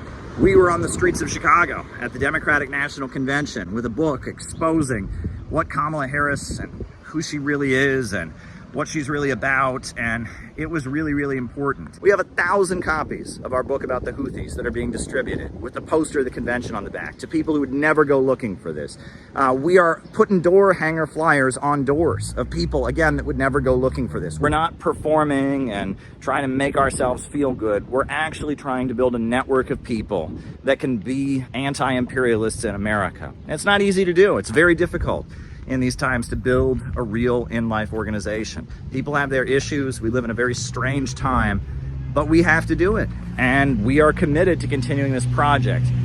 This video is basically me telling you we need your support. In order to pull off our convention that includes our 7-day program for our members around the country to come to Chicago, includes our huge convention on July 12th, where we're gonna fill up the Midwest Convention Center, in order to have an effective national planning meeting and gathering in Chicago the day after on July 13th. In order to do what we need to do, we need to fill up that auditorium and we need money. And there's really no way around that. We need you to donate to the Center for Political Innovation. We have set up a GoFundMe, and a lot of people have already contributed. We already raised a couple $1,000, but it's not enough. In order to really pull off our July activities and really have a win for anti-imperialism, we need your support. We need you to go to the GoFundMe right now and donate $5 or $20. We need you to go to the donate button on the CPI website and send us $100 or $50, whatever you can do. If we're gonna do what we need to do in July and build the organization and have the mega anti-imperialist rally that needs to happen on July 12th and solidify the network that we're building to continue to carry out the great operations that we do, we need you to help us out. Every cent that we raise goes into building this group. I'm lucky I have a paycheck with everything that's going on. I'm surviving, and I have consistently put a huge amount of the money that I have, my own resources, my own funds, into CPI because I believe in it, because it needs to happen, because this organization is necessary. I'm looking at what I've got and my own resources and my own bills and all of that, and I'm looking at what's already been paid for, and it's not enough. I mean, it's just not enough. I can't just pay for everything myself. We have membership dues and other things, but we need a special gift. We need a special gift to make July happen.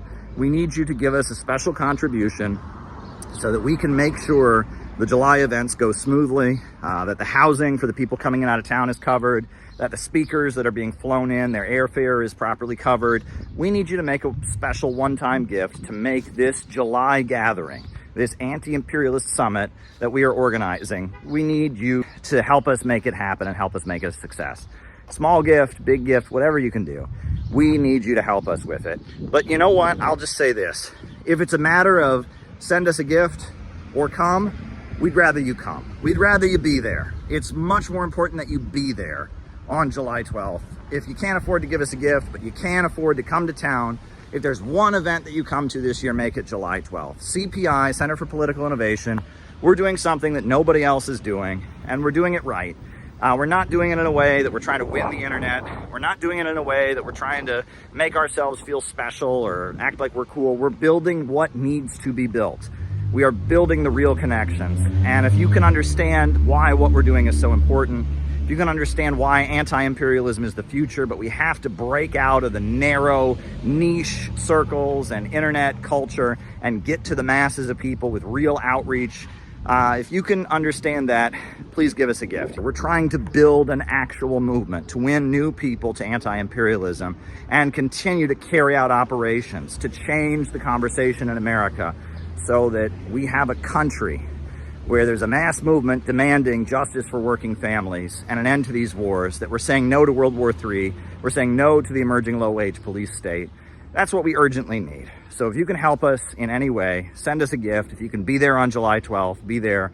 This is the biggest endeavor CPI has ever done, and it's going to lead to even bigger things. We don't back down. We don't go away. If we were going to back down, we would have done it a long time ago. And if we were one of their plants or one of these fake anti-imperialists, they would be making it a lot easier for us. We have been facing a lot of challenges, but we continue to achieve great victories. So we need your support. Please send us a contribution. Please be there on July 12th at the Midwest Convention Center in the Chicago area. It's right near the O'Hare Airport.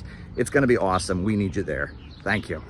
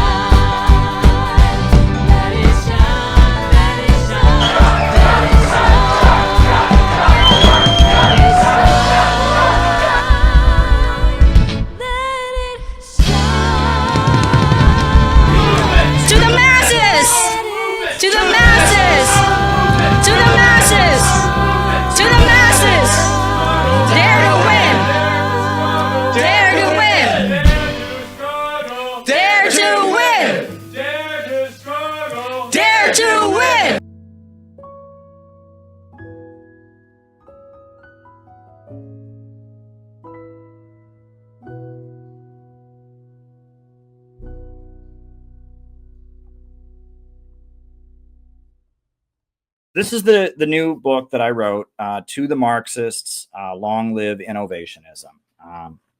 Beautiful cover design. Yeah, I wrote it. It's not that long. It's 114 pages long. Pretty big print. And it basically just kind of explains where we're at. So I'll read you the introduction. This text is being composed in the direct aftermath of the 2024 presidential elections. And what a strange political situation we find ourselves in. The bulk of the American people are tired of their living standards dropping amid inflation and are opposed to further involvement in foreign wars. They reject the political correctness imposed on them from above, as well as the censorship exercised by tech monopolies. Kamala Harris promised more of the same, while Trump beat his chest in support of various anti-establishment and pro-growth sentiments, along with fear-mongering about immigrants and social conservatism. Trump won by a landslide, and now the left, including the so-called Marxists, writhe in anger. We are in a bizarre political space where the very wars, censorship, austerity, and inflation that Trump voters rallied against are labeled communism and Marxism by those who oppose it. Rather than correcting them, this label is embraced by the bulk of the socialist and Marxist voices that have emerged over the last decade to dominate internet spaces, where the vast majority of these discussions are now had. They are proud contrarians, embracing the worst ideas ascribed to them by their right-wing opponents, beating their chests while shouting, "Yes, but it's good." They gleefully align with the State Department and mainstream media like CNN in defense of wars, political repression, censorship, and declining living standards. They embrace the notion of degrowth, arguing we need to reduce consumption and the population as a moral necessity. They loudly embrace the FBI and the CIA's attacks on the freedom of Americans they disagree with. They provide cover for and often actively applaud the collaboration between social media companies and the state in actively censoring not only their opponents' opinions, but even those they ostensibly agree with. Socialists and Marxists in our time are not dissidents or providing people an alternative. In our current political landscape, socialism and communism is one of the main masks worn by the imperialist camp and its most shrill defenders. This text is part of a complete reinvention of the Center for Political Innovation. We exist to win, and that means understanding that the world has changed in the last century and the urgent need to adapt. The urgent need in our time is a block of anti-imperialists within U.S. society, mobilizing working people to assert their economic interests against the big monopolies. Our goal is a society where the banks, factories, and industries are organized to serve the public good and not the profits of a wealthy few. We want to unleash human creativity and growth to new heights, create vast abundance, and eliminate poverty and scarcity. This book is composed as a message to the, quote, Marxists, any of whom might bother to read it. It is written in their language as an answer to their concerns, primarily addressing why our beliefs remaining the same, why, despite our beliefs remaining the same, we no longer seek to occupy their spaces or claim a place in their discourse. We do not want to be communists or Marxists anymore. Doing so would only hinder us from doing what urgently needs to be done. This may be hard to grasp at first, but this text will explain why to those who care to learn. The response to this text and the preceding announcements are predictable. The first response from Marxists, mainly a collection of internet fandoms, will be to incorrectly claim, "Aha! They admit it! We were right all along! They're not Marxists, but secret Nazi, pedo, rapist, LaRouchists! We were right the whole time!" People of such mindset are worthless to engage with, and the majority of self-identified Marxists in our time are just like them.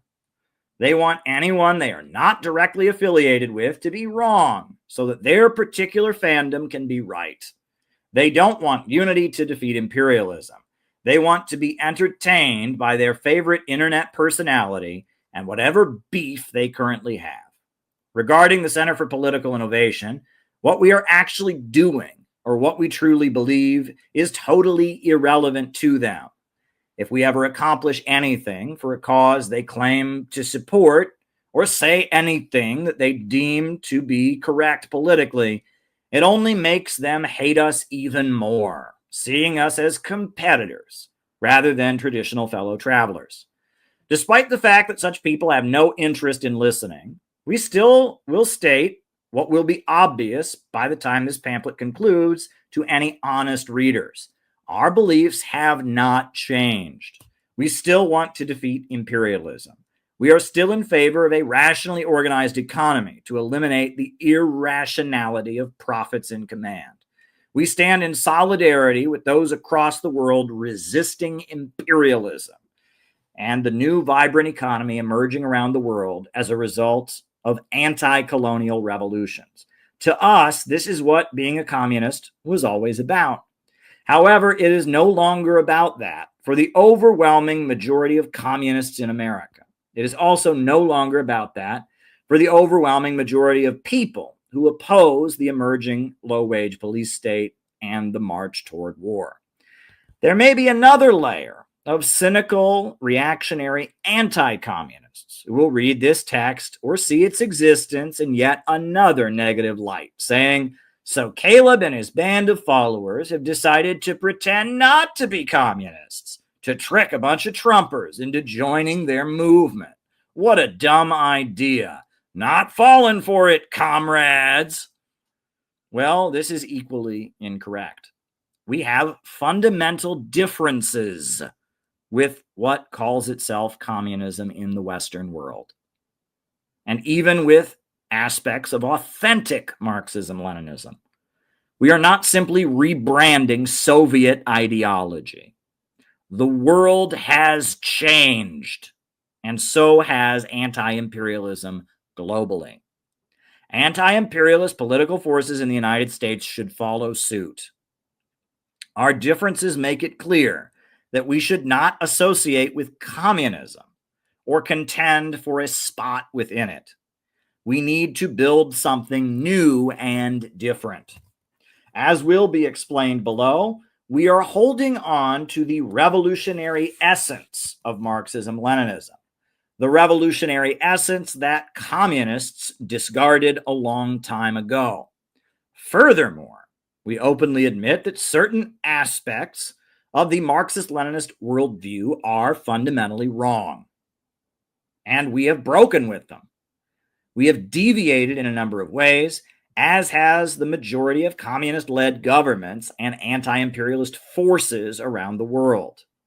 We gain nothing from pretending we are the true communists when the majority of forces we support no longer make this claim. It must be said that self-ID is not automatically reflective of one's actual beliefs.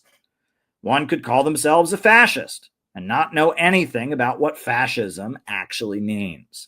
To put forward a no true Scotsman argument about what communism really is and who is a real communist only serves to create market segmentation in fandom building, as will be discussed more later, creating in-groups and out-groups to argue with and about. We want to put ourselves above these silly semantic games, even if we could successfully win the argument and force our detractors to somehow acknowledge that we're the true communists or the more authentic representatives of the legacy of Marxism-Leninism. What would be the point? Would this get us any closer to defeating imperialism or rescuing our country from the current crisis? Being the real communists is not what we aspire to be. We aspire to change the world, teach people, and help others realize that they can change the world as well. There is a great deal of nuance in this text. These concepts are very complex. This text has been written for those in the Center for Political Innovation who come from the Marxist tradition, and for those outside the organization who have a foundation in Marxism and are trying to understand where we are coming from. Honest readers will learn a lot, not just about our beliefs, but about our exciting project to build a truly revolutionary anti-imperialist movement in America. Read this text carefully. Don't be afraid to read a section of what is being said several times. This text was intentionally written to be concise and to the point, so many key concepts have been densely packed into these paragraphs. And that is the introduction. Missouri, you can go to a place called Springfield, Missouri, and in Springfield, Missouri, you can find a cave where they have buried billions of dollars worth of cheese. What is that? It's in Springfield, Missouri. And the U.S. government, what's the you can address? Google it, the cheese cave in Springfield, Missouri. The U.S. government buys billions of dollars worth of cheese from farmers. that cheese. The U.S. government buys billions of dollars worth of cheese and buries it in a cave. Why? To keep the price of dairy high enough that the farms don't go out of business. Right? And there's many examples of this, right? Made that cheesecake. Yeah.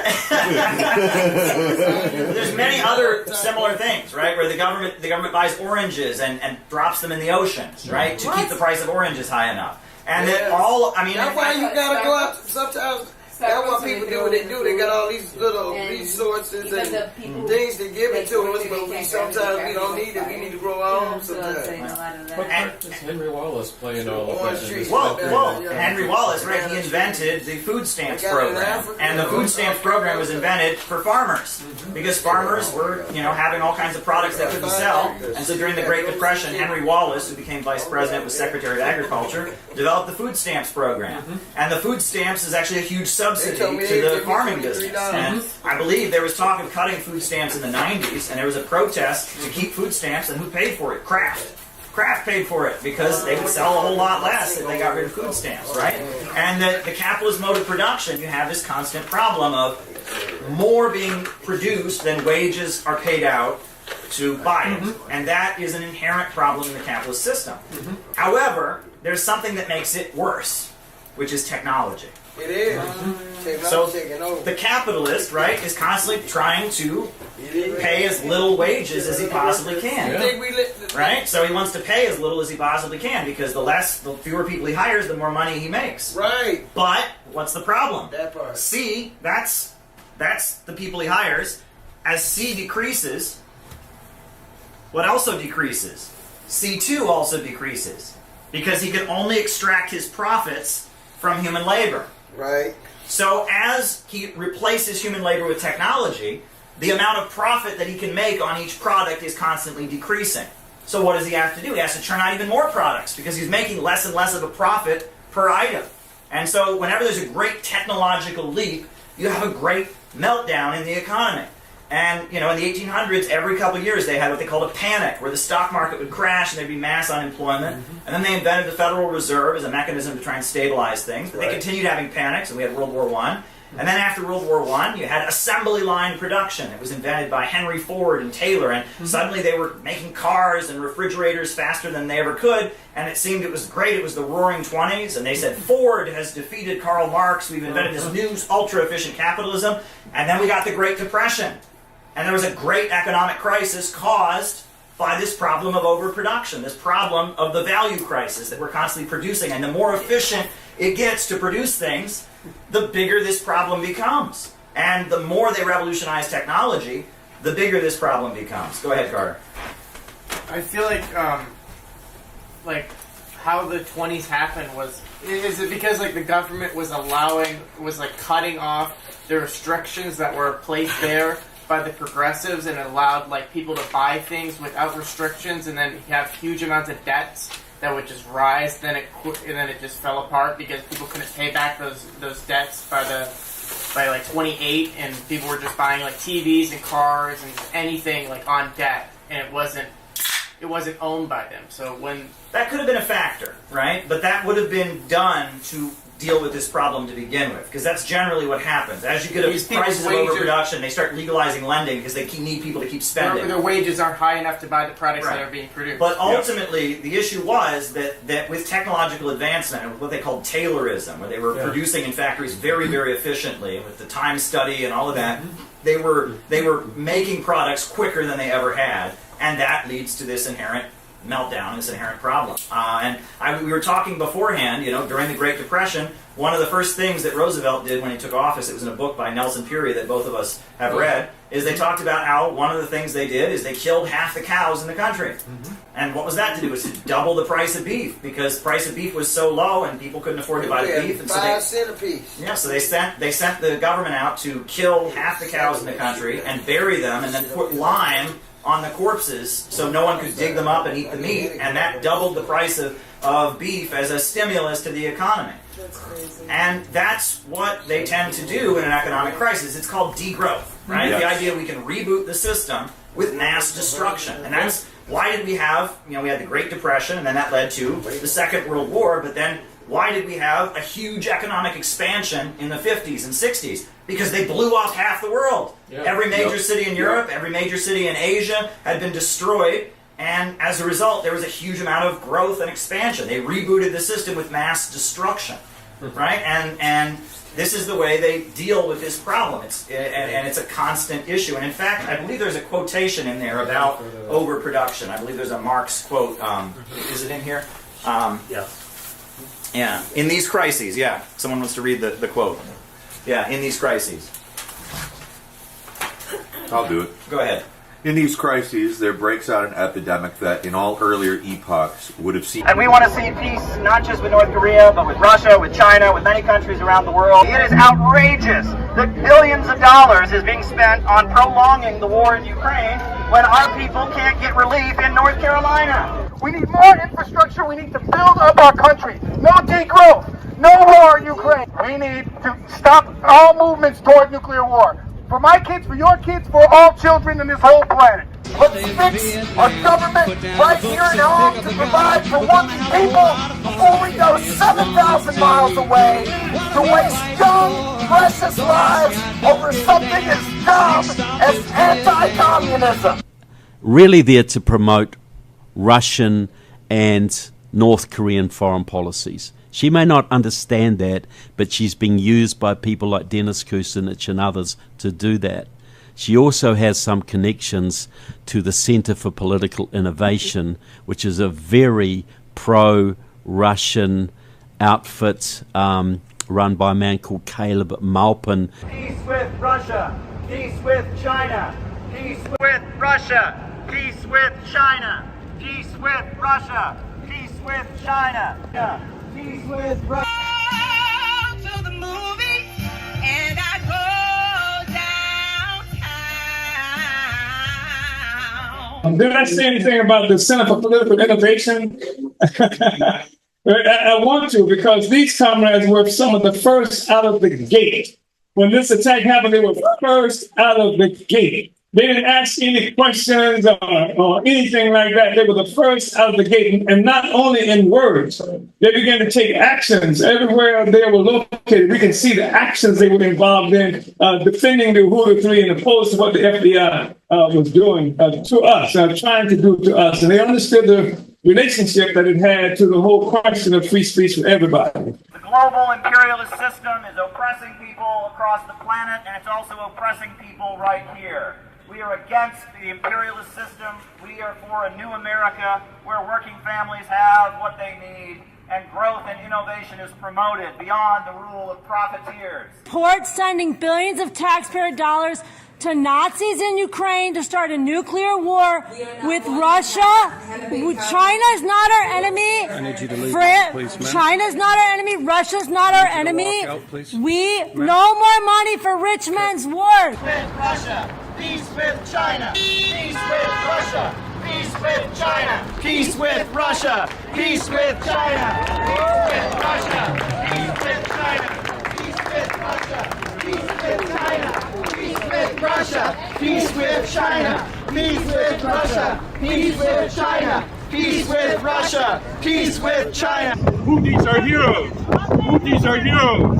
Houthis are heroes. I saw Caleb in this video. Come back, Caleb. And he was on the Vladimir Putin, President Putin was on the stage. And Caleb was in the audience, and he raised his hand and was recognized. And, he said that what was happening with the Hulu 3 and that they were using the Russia kind of thing as the basis for that. And he put it, before them. And I thought that was really powerful and really good. Things between our two countries are not good at this point. Before we left, we had to have a press conference at the United Nations. We are concerned about being prosecuted. There are 3 Americans that have already been charged and are facing prosecution, possibly 15 years in prison, simply because they attended a conference like this in Russia, the Uhuru movement they're called. And we are concerned because I know that I speak for the majority of the American people when I say that we do not want our tax money dumped into this conflict in Ukraine any longer.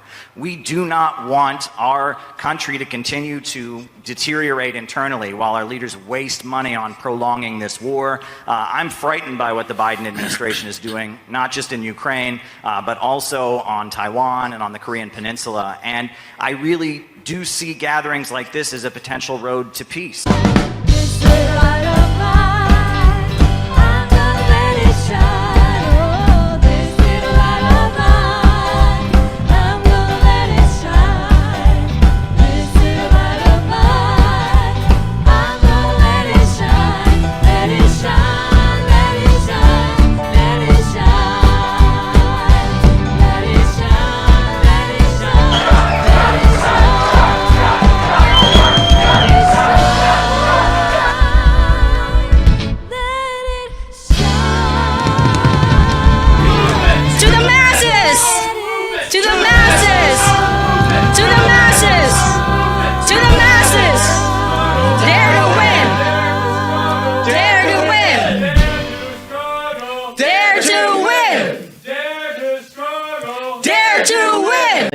It was set up by the British Empire and it's backed by U.S. imperialism, but it has its own center of power. And that a lot of Marxists will just say Israel is a tool of U.S. imperialism. Well, Israel has its own strength and it has its own allies. And at this point, it's kind of humiliating the Biden administration and making the Biden administration do things it doesn't want to do. So Israel has its own center of power and it has its network of supporters all throughout the Western world.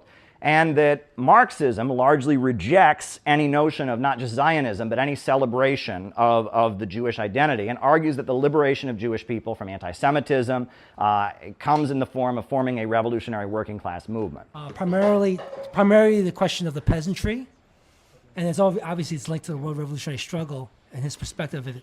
The fact that in China and as well as in Vietnam, the Trotskyist movements were on the sidelines during the revolutions in both China and Vietnam because they did not see organizing the peasantry as being an effective tool to carry out anti-imperialist struggle as well as the revolutionary struggle. So that's a critical aspect of Trotskyism that one can see without being necessarily a Stalinist. Yeah, well, one story that comes out of communist history is that there was a leader, a guy named James Cannon, was the leader of the Trotskyist faction in the American Communist Party.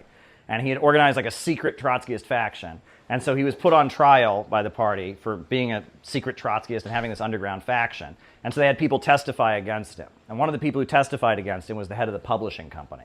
And they said to him, so is he, buying lots of books about Trotsky or whatever? And they said, no, but he's bought every book we have on China. And everybody knows that China is a Trotskyite subject.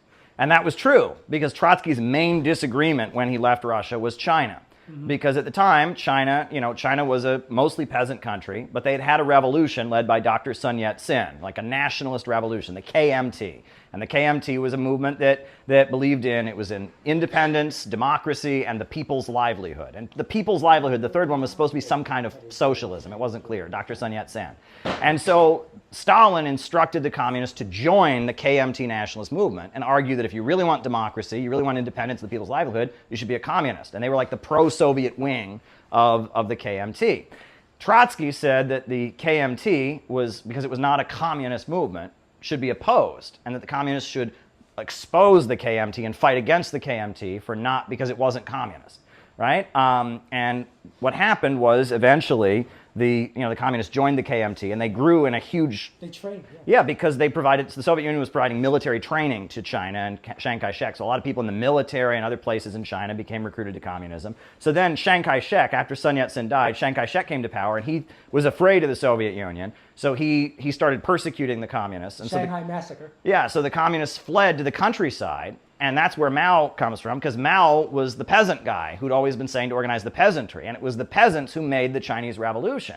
And before Trotsky died, he wrote vehemently in opposition to the Chinese Revolution, because he said these are peasants, and peasants are backward. And he said it might be one thing if the peasants are entering an alliance with the working class, but these are just peasants, and they're inherently backward. And Trotsky was very, very opposed to Mao. And on China, he disagreed with Stalin and with Mao, and he said that they should focus only on the industrial working class of China, which at that point was very, very small.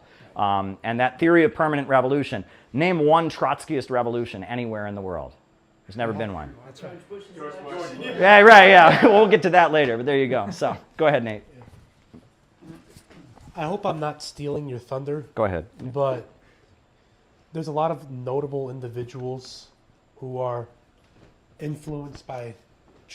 allegedly influenced by Trotsky's globalism and Western supremacy. Because you talked about the United States of Europe. Irving Kristol was a Trotskyite in his youth. And was Henry Kissinger a Trotskyite in his youth, or no? I don't think so. No. But Irving Kristol, the godfather of neoconservatism, was a Trotskyite in his youth, and I just think that there's a lot of overlap in terms of neocons want a permanent revolution to spread liberal democracy and capitalism, and there's just a lot of overlap. Yeah, well, that'll definitely come up in the next section. All right. I hope I didn't steal your thunder. No, you're okay. It's fine. I'm just not going to say more yet. Go ahead. Yeah, I just wanted to expand on the permanent revolution idea. So the permanent revolution concept was something that Trotsky misunderstood from Marx's writings, and it was something that Lenin refuted. So what Marx was actually writing about when he wrote about permanent revolution is the idea that even after a socialist state is established, the revolution doesn't end. It continues. It's a permanent revolution. It continues until communism is established. That's all I wanted to clarify. If they thought Trotsky was serious, it sounds like the ruling class would be more opposed to permanent revolution than they would socialism in one country. Do you know what I mean? Yeah, you would think so. He's just standing over there doing his thing. He literally straight up saying he's going to leave us alone. This guy wants to take all of us over. You know what I mean? Yeah. It's interesting. It's telling. Nope. You want to say something?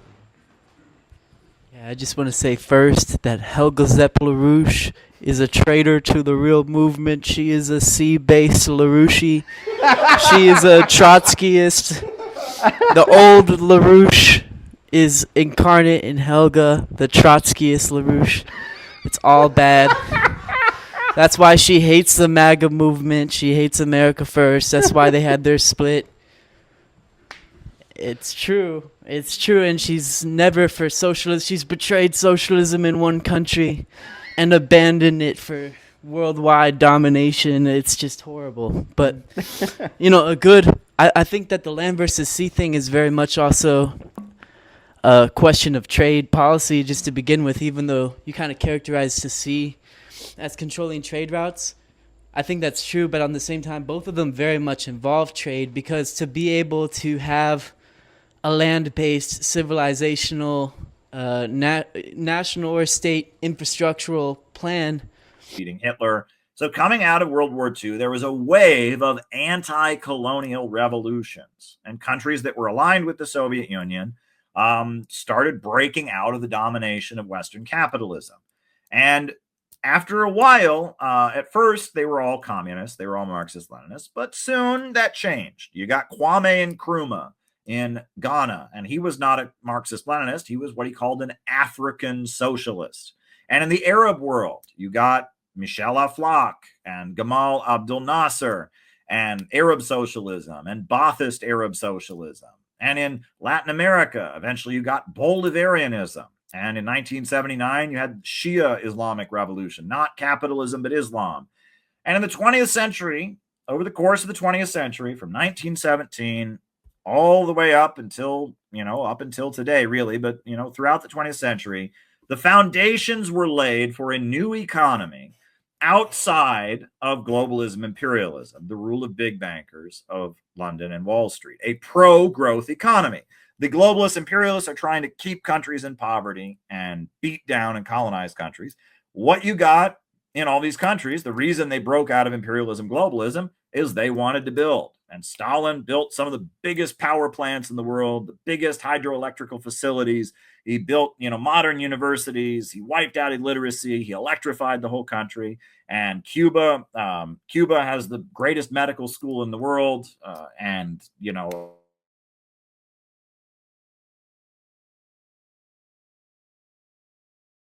Is they were kept in poverty by the domination of Wall Street, and they seized control of their country and they built. These were pro-growth revolutions. These were innovationist revolutions. The essence of what these countries wanted was economic growth. Now, the Soviet model, the Soviet system, the way of doing things, that was what was popular during the Cold War. And it's commonly called Stalinism, or sometimes really existing socialism, or real socialism, or Cold War communism. And that's in terms of industrializing countries, it's very, very good at what it does, right? The Soviet Union became a superpower. All across Eastern Europe, countries wiped out illiteracy, countries paved their roads, they built power plants, they built hospitals, they built up basic industries. USSR became an economic superpower. The founding of China's rebirth, China started on the course, people in China saw a doctor for the first time in their lives because of Mao's Barefoot Doctor program. Illiteracy wiped out. However, once you get over that first hurdle, once the roads are paved, once illiteracy has been wiped out, once the universities have been built, once the country's been electrified, then the rate of growth starts to slow, right? The rate of economic growth starts to slow once the foundations, the industrialization has been achieved. And on top of that, then you start to have a layer of disgruntled, high-achieving people, engineers, scientists, doctors, artists, and professors. And this is how it was in all the communist countries during the Cold War. Once they got over the big hurdle, right? In the 1930s, the Soviet Union was a powerhouse. It was go, go, go. And they built, power plants. They set world records in producing steel, and they were building because they were building their country up from nothing. And then they were invaded by Hitler, and they had a war, and they fought for their lives, and they rebuilt the country again, and it was go, go, go. But after a while, you get into the 1960s, and you got a generation of people that have, they grew up. There's always been electricity. There's always been running water. They don't remember it before. And the way that in this system, the way that people are driven to produce is there's like a spirit of hard work. They had, in the Soviet Union, they called it Stakhanovism. After a guy, a coal miner who had dug record numbers of coal, and his name was Stakhanov or something like that. I'm probably butchering that if anyone who speaks Russian is watching, but he dug so much coal, and so Stalin gave him a big medal. And if you worked harder than anyone else in the factory, you got a big cash bonus and you got a big medal. And Stalin came to the factory and shook your hand. And they, if a woman had more than 10 children, she was a mother of the Soviet Union, and they gave her a special medal for having more than 10 children.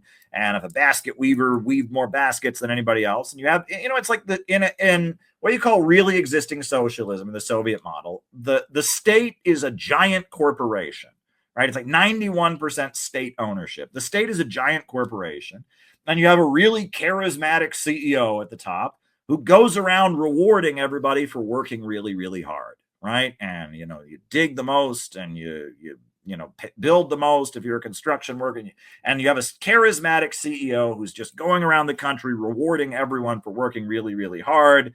And everyone's really inspired because the country used to be dirt poor, and suddenly it became industrialized, and they're electrifying places that never got electrified, and they're teaching people to read who've never had the chance to learn to read. And that's the Soviet model is very effective at industrializing countries that have been kept in poverty by globalism, imperialism. Cuba, North Korea, China. I mean, the industrialization is very effective. After that, there starts to be a problem, which is that people are now, they take it for granted. They're like, hey, now we've got these things, but we want to have fun. We want to have fun. We want to do more things, and especially high achieving people, doctors, engineers, scientists, artists, professors, they feel very stifled. If you go to Cuba, it's very likely that if you get in a taxi, your taxi driver is a doctor, is a guy who's gone to medical school.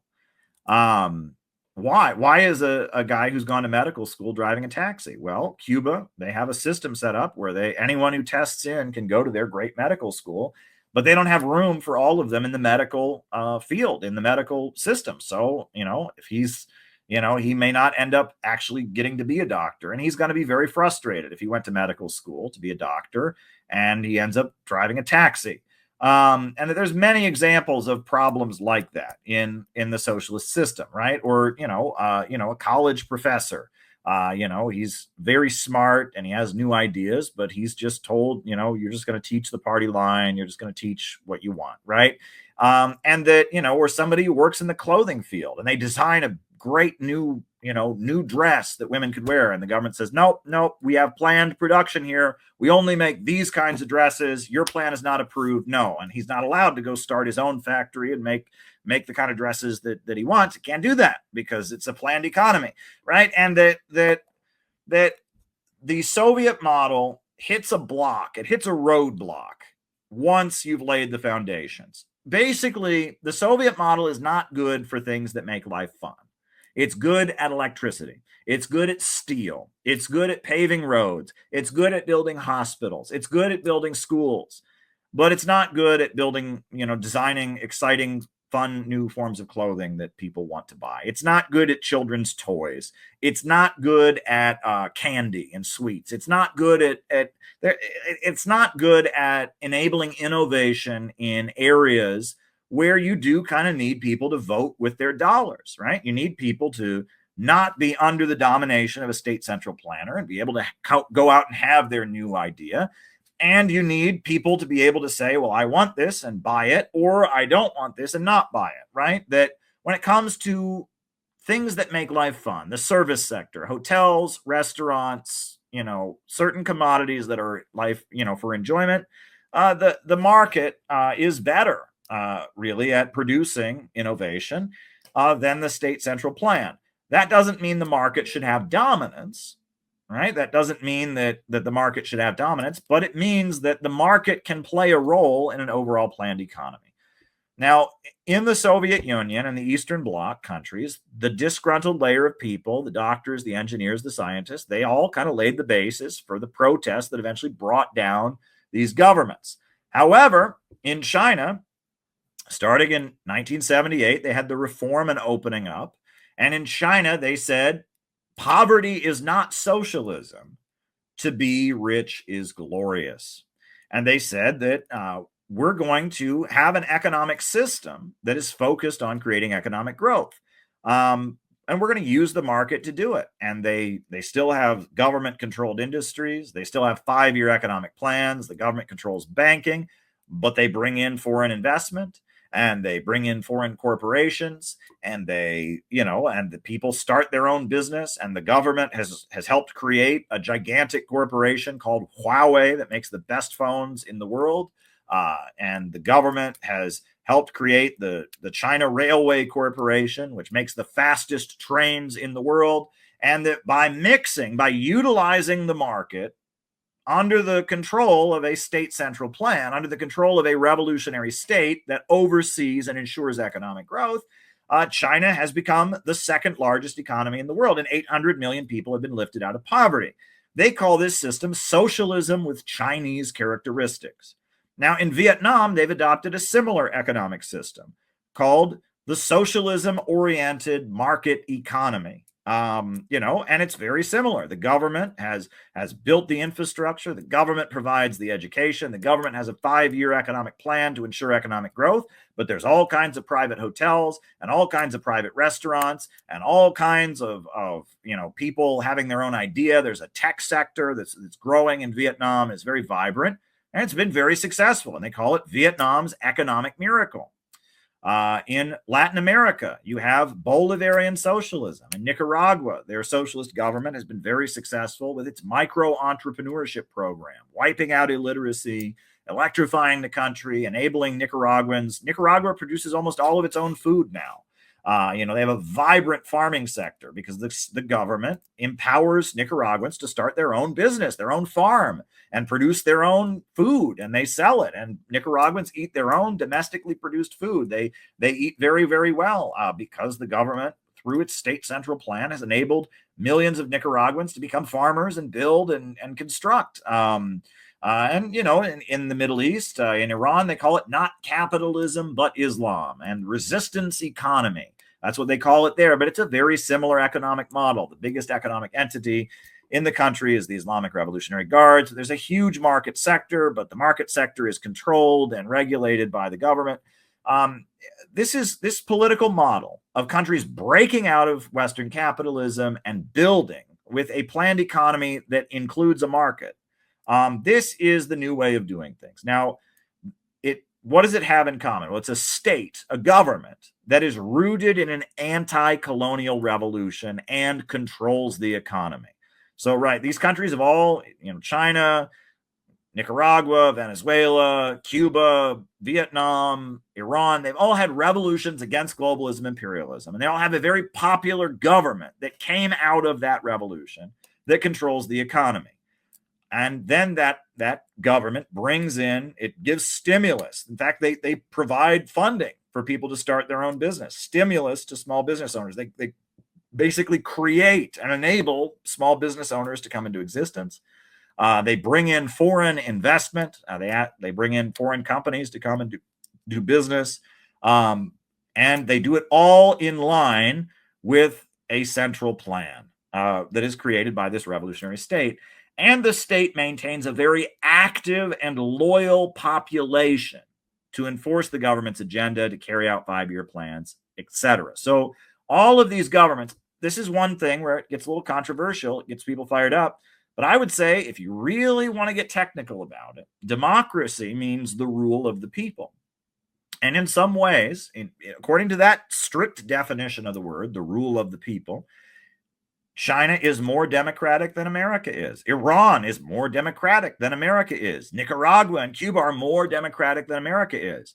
They don't have the same level of freedom that we have, but the population is more involved in governing. If you go to Nicaragua, every neighborhood has a citizens' power council, and people in that neighborhood are involved in carrying out the goals of the revolution in the neighborhood. They're having a meeting every week to determine, this is what the revolutionary government, the Sandinistas, wants to get done. And they're going throughout the neighborhood to enforce it. And then the Sandinistas wouldn't be in power for a minute if they didn't have a well-organized population doing their bidding and carrying out their rule on a local level. And the same in China. The Chinese Communist Party has 90 million members, and they are in every neighborhood, every apartment building, every workplace, carrying out the goals, reporting back to each other, getting orientation. And the Chinese government would not be in power for a minute if it wasn't for a well-organized population involved in the process. Now, this is, again, it's not free democracy. If it just means rule of the people, that's involvement in the people in governing. The anti-imperialist states are far more democratic. They don't have the same level of freedom that we have. And that's a different question. But in terms of people running the government, people in power, the rule of the people, these countries are technically more democratic because people are heavily involved in ruling, and the small businesses flourish in alliance with a revolutionary state. An absurdity, the epidemic of overproduction. Society suddenly finds itself put back into a state of momentary barbarism. It appears as if a famine, a universal war of devastation, had cut off the supply of every means of subsistence. Industry and commerce seem to have been destroyed. And why? Because there's too much civilization, too much means of subsistence, too much industry, too much commerce. And how does the bourgeoisie how does the bourgeoisie get over these crises? On one hand, by enforced destruction of the massive productive forces, on the other, by the conquest of new markets, and by the more thorough exploitation of the old ones. That is to say, by paving the way for more extensive and more destructive crises, and by diminishing the means whereby crises are prevented. Yeah. And so that last part about getting rid of the means by which crises are prevented, destruction, Yes. right? That is the way they resolve these crises, is with mass destruction. And each time they resolve it, it becomes harder to resolve it. It requires more destruction each time to reboot the system. The Great Depression just kept getting worse, and it didn't have a recovery until you had World War II. And the crisis that we're in now is caused by the great technological leaps that we're living under in our time. Artificial intelligence and the computer revolution. And the fact that with 3D printers and AI, you can make products in a way you've never been able to make them before. And that should be great. Self-driving cars should be a great thing. It should be amazing to have self-driving cars, because this job called driving would no longer be necessary. Yeah, But in our deeply irrational economic system, self-driving cars would lead to mass unemployment and riots in the streets and hunger. That's not rational. Why should technological advancement, saving labor, lead to poverty? Right? And that is the inherent problem with capitalism. The problem is that capitalism isn't that it's unequal or makes people greedy.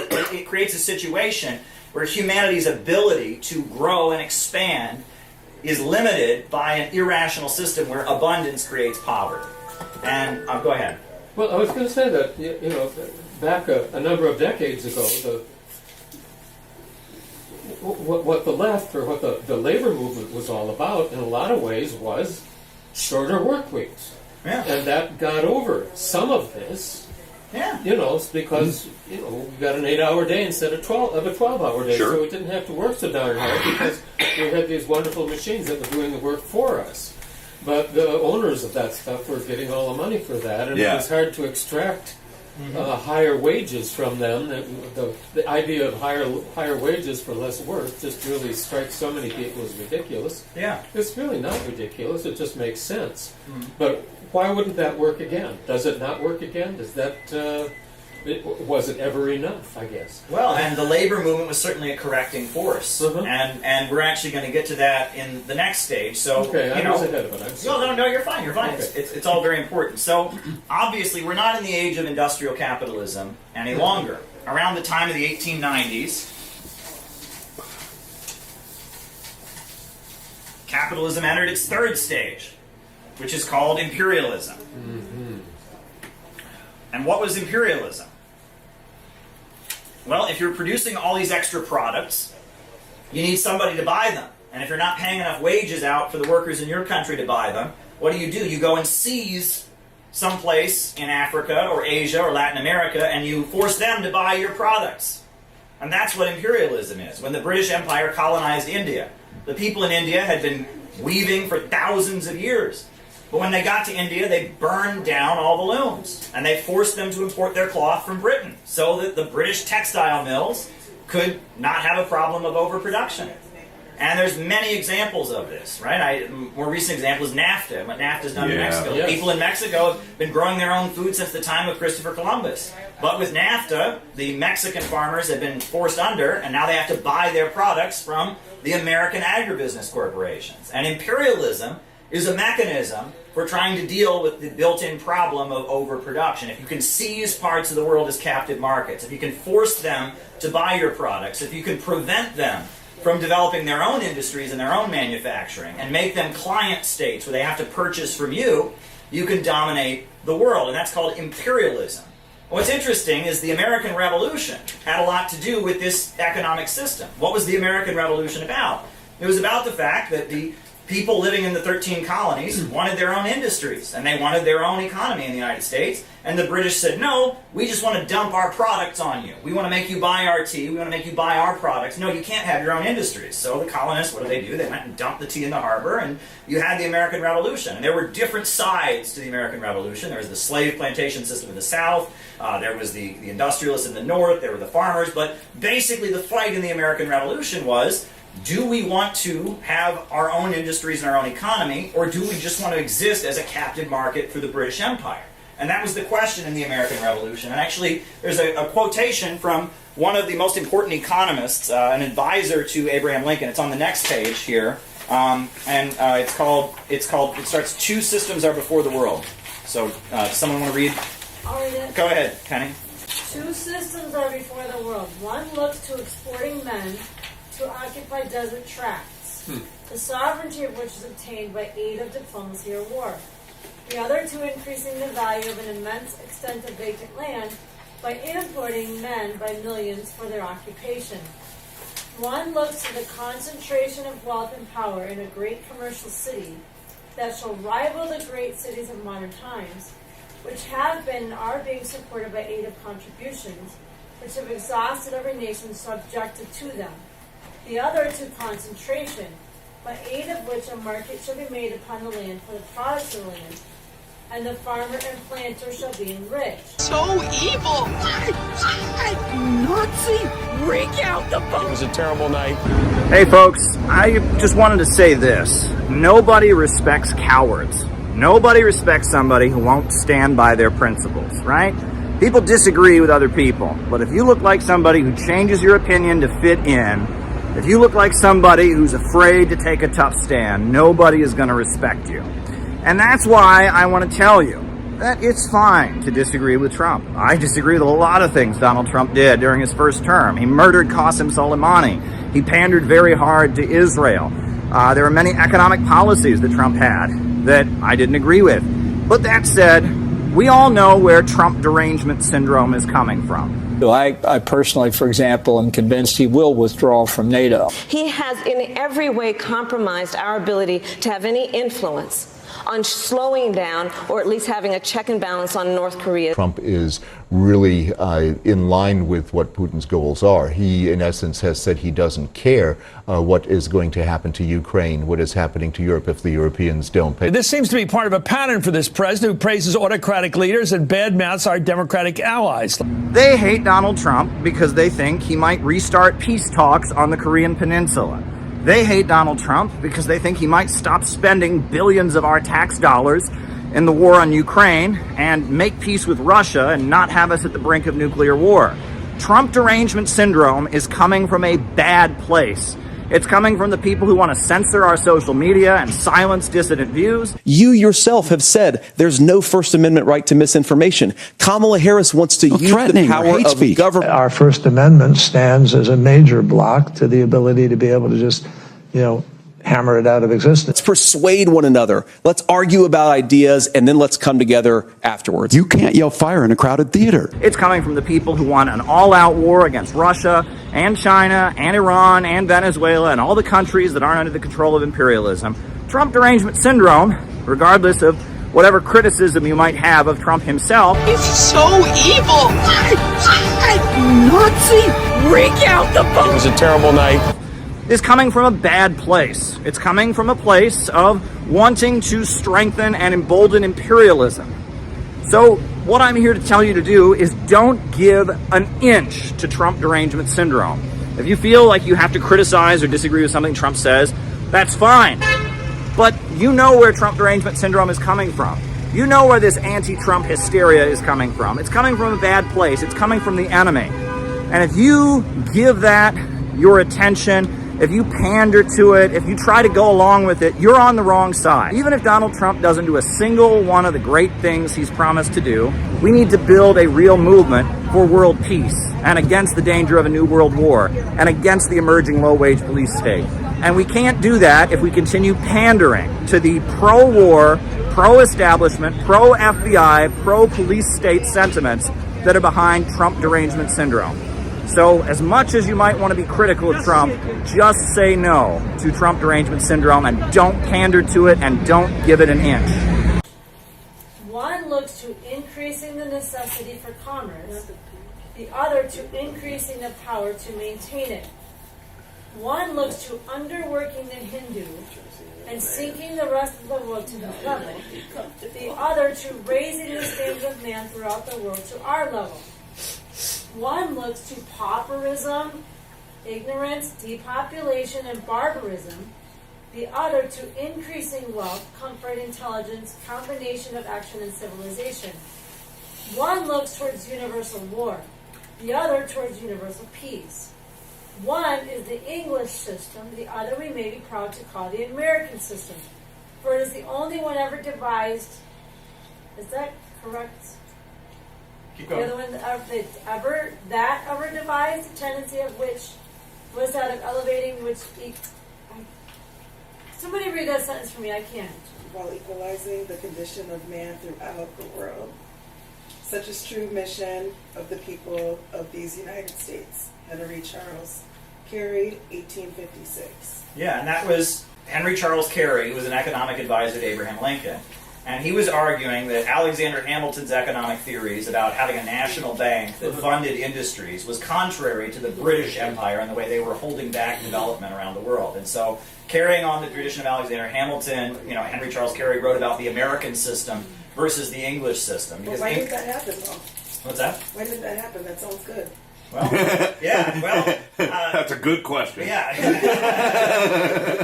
You can also, and then if you go to the page before, Lenin observed the same thing. Lenin observed capitalism moving into its monopolistic, imperialistic stage. Do you want to read the quote before that on the page beforehand about how capitalism became imperialism?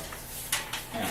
Which one? This here? Yeah. There we go. Imperialism is a specific historical stage of capitalism. Its specific character is threefold. Imperialism is the monopoly of capitalism, parasitic or decaying capitalism, and moribund capitalism. The supplanting of the free competition by monopoly is a fundamental economic feature, the quintessence of imperialism. Monopoly manifests itself in 5 principal forms. Number 1, cartels, syndicates, and trusts. The concentration of production has reached a degree where it gives rise to these monopolistic associations of capitalists. Number 2, the monopolistic position of the big banks. 3, 4, or 5 giant banks manipulate the whole economic life in America, France, and Germany. And number 3, seizures of the source of raw material by the trust and the financial oligarchy. Financial capital is a monopoly in industrial capital merged with bank capital.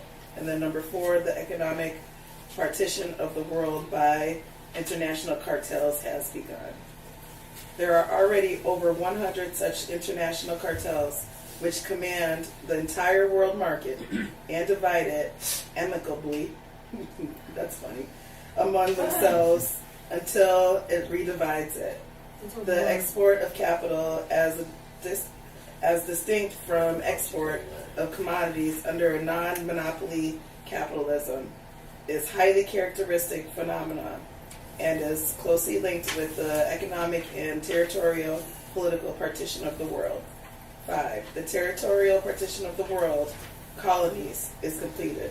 So we just want world domination now. Yeah, and so the big aspect of what makes imperialism distinct from industrialization is that in imperialism, bankers rule rather than factory owners. Now, what's the difference between a banker and a factory owner?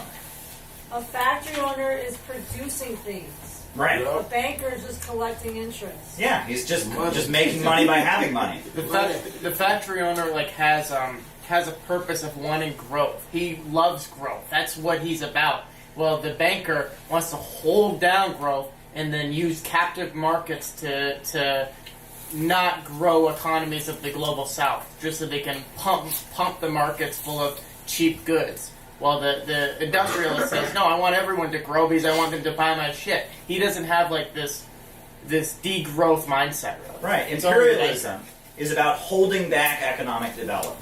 During this period, capitalists, they couldn't do it because of the problems of capitalism, but they wanted growth.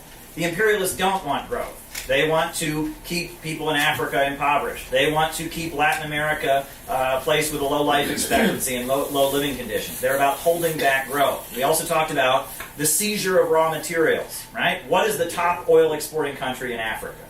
Nigeria. And the life expectancy in Nigeria is quite low. And the rate of adult illiteracy is quite high. And the infant mortality rate is quite high. But their education is something else over there, though, too. Well, most of the people in Nigeria don't have access to education. And that's because the oil that they have, it's a hugely wealthy country with a huge amount of oil. That oil is in the hands of ExxonMobil, BP, Shell, and Chevron. They don't control their own natural resources. Their natural resources have been seized, right? Whereas what country used to have the highest life expectancy in Africa? It was Libya.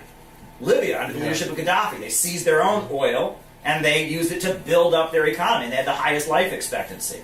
But now, since 2011, the NATO bombs have destroyed it. And that's what imperialism needs. Imperialism needs war, right? It has to enforce itself, to seize new markets, to beat down competitors, to make sure those countries don't start developing and having their own industries. You have to enforce it with war. So when he talks about the international financial oligarchy and the export of capital, what's the export? You know, an argument against Trotskyism is that it seems like it's particularly susceptible to pro-imperialist psyops. Yes. But now I kind of have to walk that back because I've always been very anti-Trotskyist, but I can't always exactly say that now because lots of groups calling themselves communist and Marxist-Leninists and all these things are just as useful to the imperialists as anybody else. So it's kind of like people have said on the stream before about the left-right thing. It's definitely a confusing time to be alive because I think you and I, Caleb, both can remember a time in our lives when we kind of thought that Stalin-style ML communism was the way, the truth, and the life, and now it's just not. It's not that simple, and we also see the problems. And yeah, no, you're absolutely right. I mean, at this point, we're moving away from using the communist label because it doesn't. At this point, to people that become communists, it means something that we're not, and to people that oppose communism, who are very good and anti-imperialist, it means something that it's not. And it's like we're innovationists now because it's just such a mess, right? And that I mean, it's like it's like you almost can view the world as like if you want to frame it in theological terms, it's like God and Satan are battling for control of this world. And that like God will have an idea and then Satan will be like, oh, well, I'm going to do my version of it. Right. And then Satan will have an idea and God will be like, oh, okay, well, I'm going to do my version of it. You know what I mean? And that then there's a copy of the copy. Right. And then there's a response to the response. And it's like almost like everything that happens. And this is how there's like a weird duality in politics where it's like everything that happens, there's a version of it on the other side. I've noticed. Yeah, it's a hall of mirrors. There has to be a decoy of everything. Right, and that really, I'm at the point where are people pro-growth? Are they anti-growth? That is big.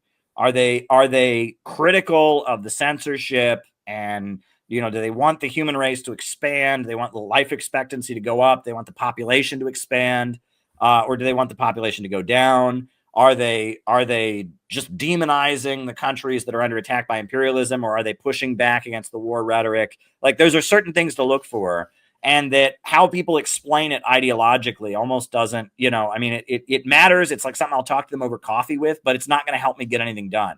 If someone says, oh, Caleb, I agree with you about Trotsky, or I agree with you about Stalin, it's like, okay, well, when Donald Trump gets elected and he's under attack by the bulk of his own class, and he appoints Tulsi Gabbard, who is more friendly to Russia and has met with Bashar Assad to be the director of intelligence to like try to stick it to the CIA. Are you going to help me be in the streets to kind of mobilize some intervention there or not? Right. And what you think about Stalin really, it doesn't really answer that question. Yeah. I love what John McCarthy said, one of our CPI members, for anybody new watching. That, I mean, I don't know if I should pull it up because I don't want to misquote it, but I think he said, saying that both wings in this division in the ruling class are equally bad is just as foolish as saying trust the plan, and it's like I think that we need to try to influence Trump's cabinet and not just give up on go to this ultra leftist thing of like both sides are capitalist Zionists. That's like a kindergarten level analysis of what's going on. Right. It is. And it's like we have the opportunity and it's like it's about the balance of forces, right? If a lot of the people supporting Tulsi Gabbard were anti-Israel, there's a good chance that Tulsi Gabbard would be much more open to that perspective. You know what I mean? Yeah, as I've said, I mean, the fact that Tulsi Gabbard was persuaded on Korea and on Syria, it's like, why not Palestine? It might be harder, but I don't think it's impossible. I mean, what choice do we have but to try to convince people that we don't need a nuclear war and so forth? Right. I mean, and the point is, we're struggling. We see divisions in the ruling class. We see divisions. How can we make ourselves relevant and push our agenda of anti-imperialism and ultimately put forward what we view as the solution? And that's the question, right? And if the question is just to kind of like feel right on the internet, which is so much of what the culture is, right? It's just, how can I prove that I am right on the internet? It's just like, what do you get from that? It's like, it's like, I've never been to a funeral where they're like, Bob died. But folks, there was that time that Bob was right on the internet, and we'll never forget that. Everyone remembers that day. Bob was right on the internet, and that's what he'll always go down in history for, right? You know what I'm saying? Like, it's just like, and that's another reason of moving away from the communist label is because for so many people, being a communist is about having the moral high ground in internet debates. That's not an exaggeration. That's what being a communist is in America.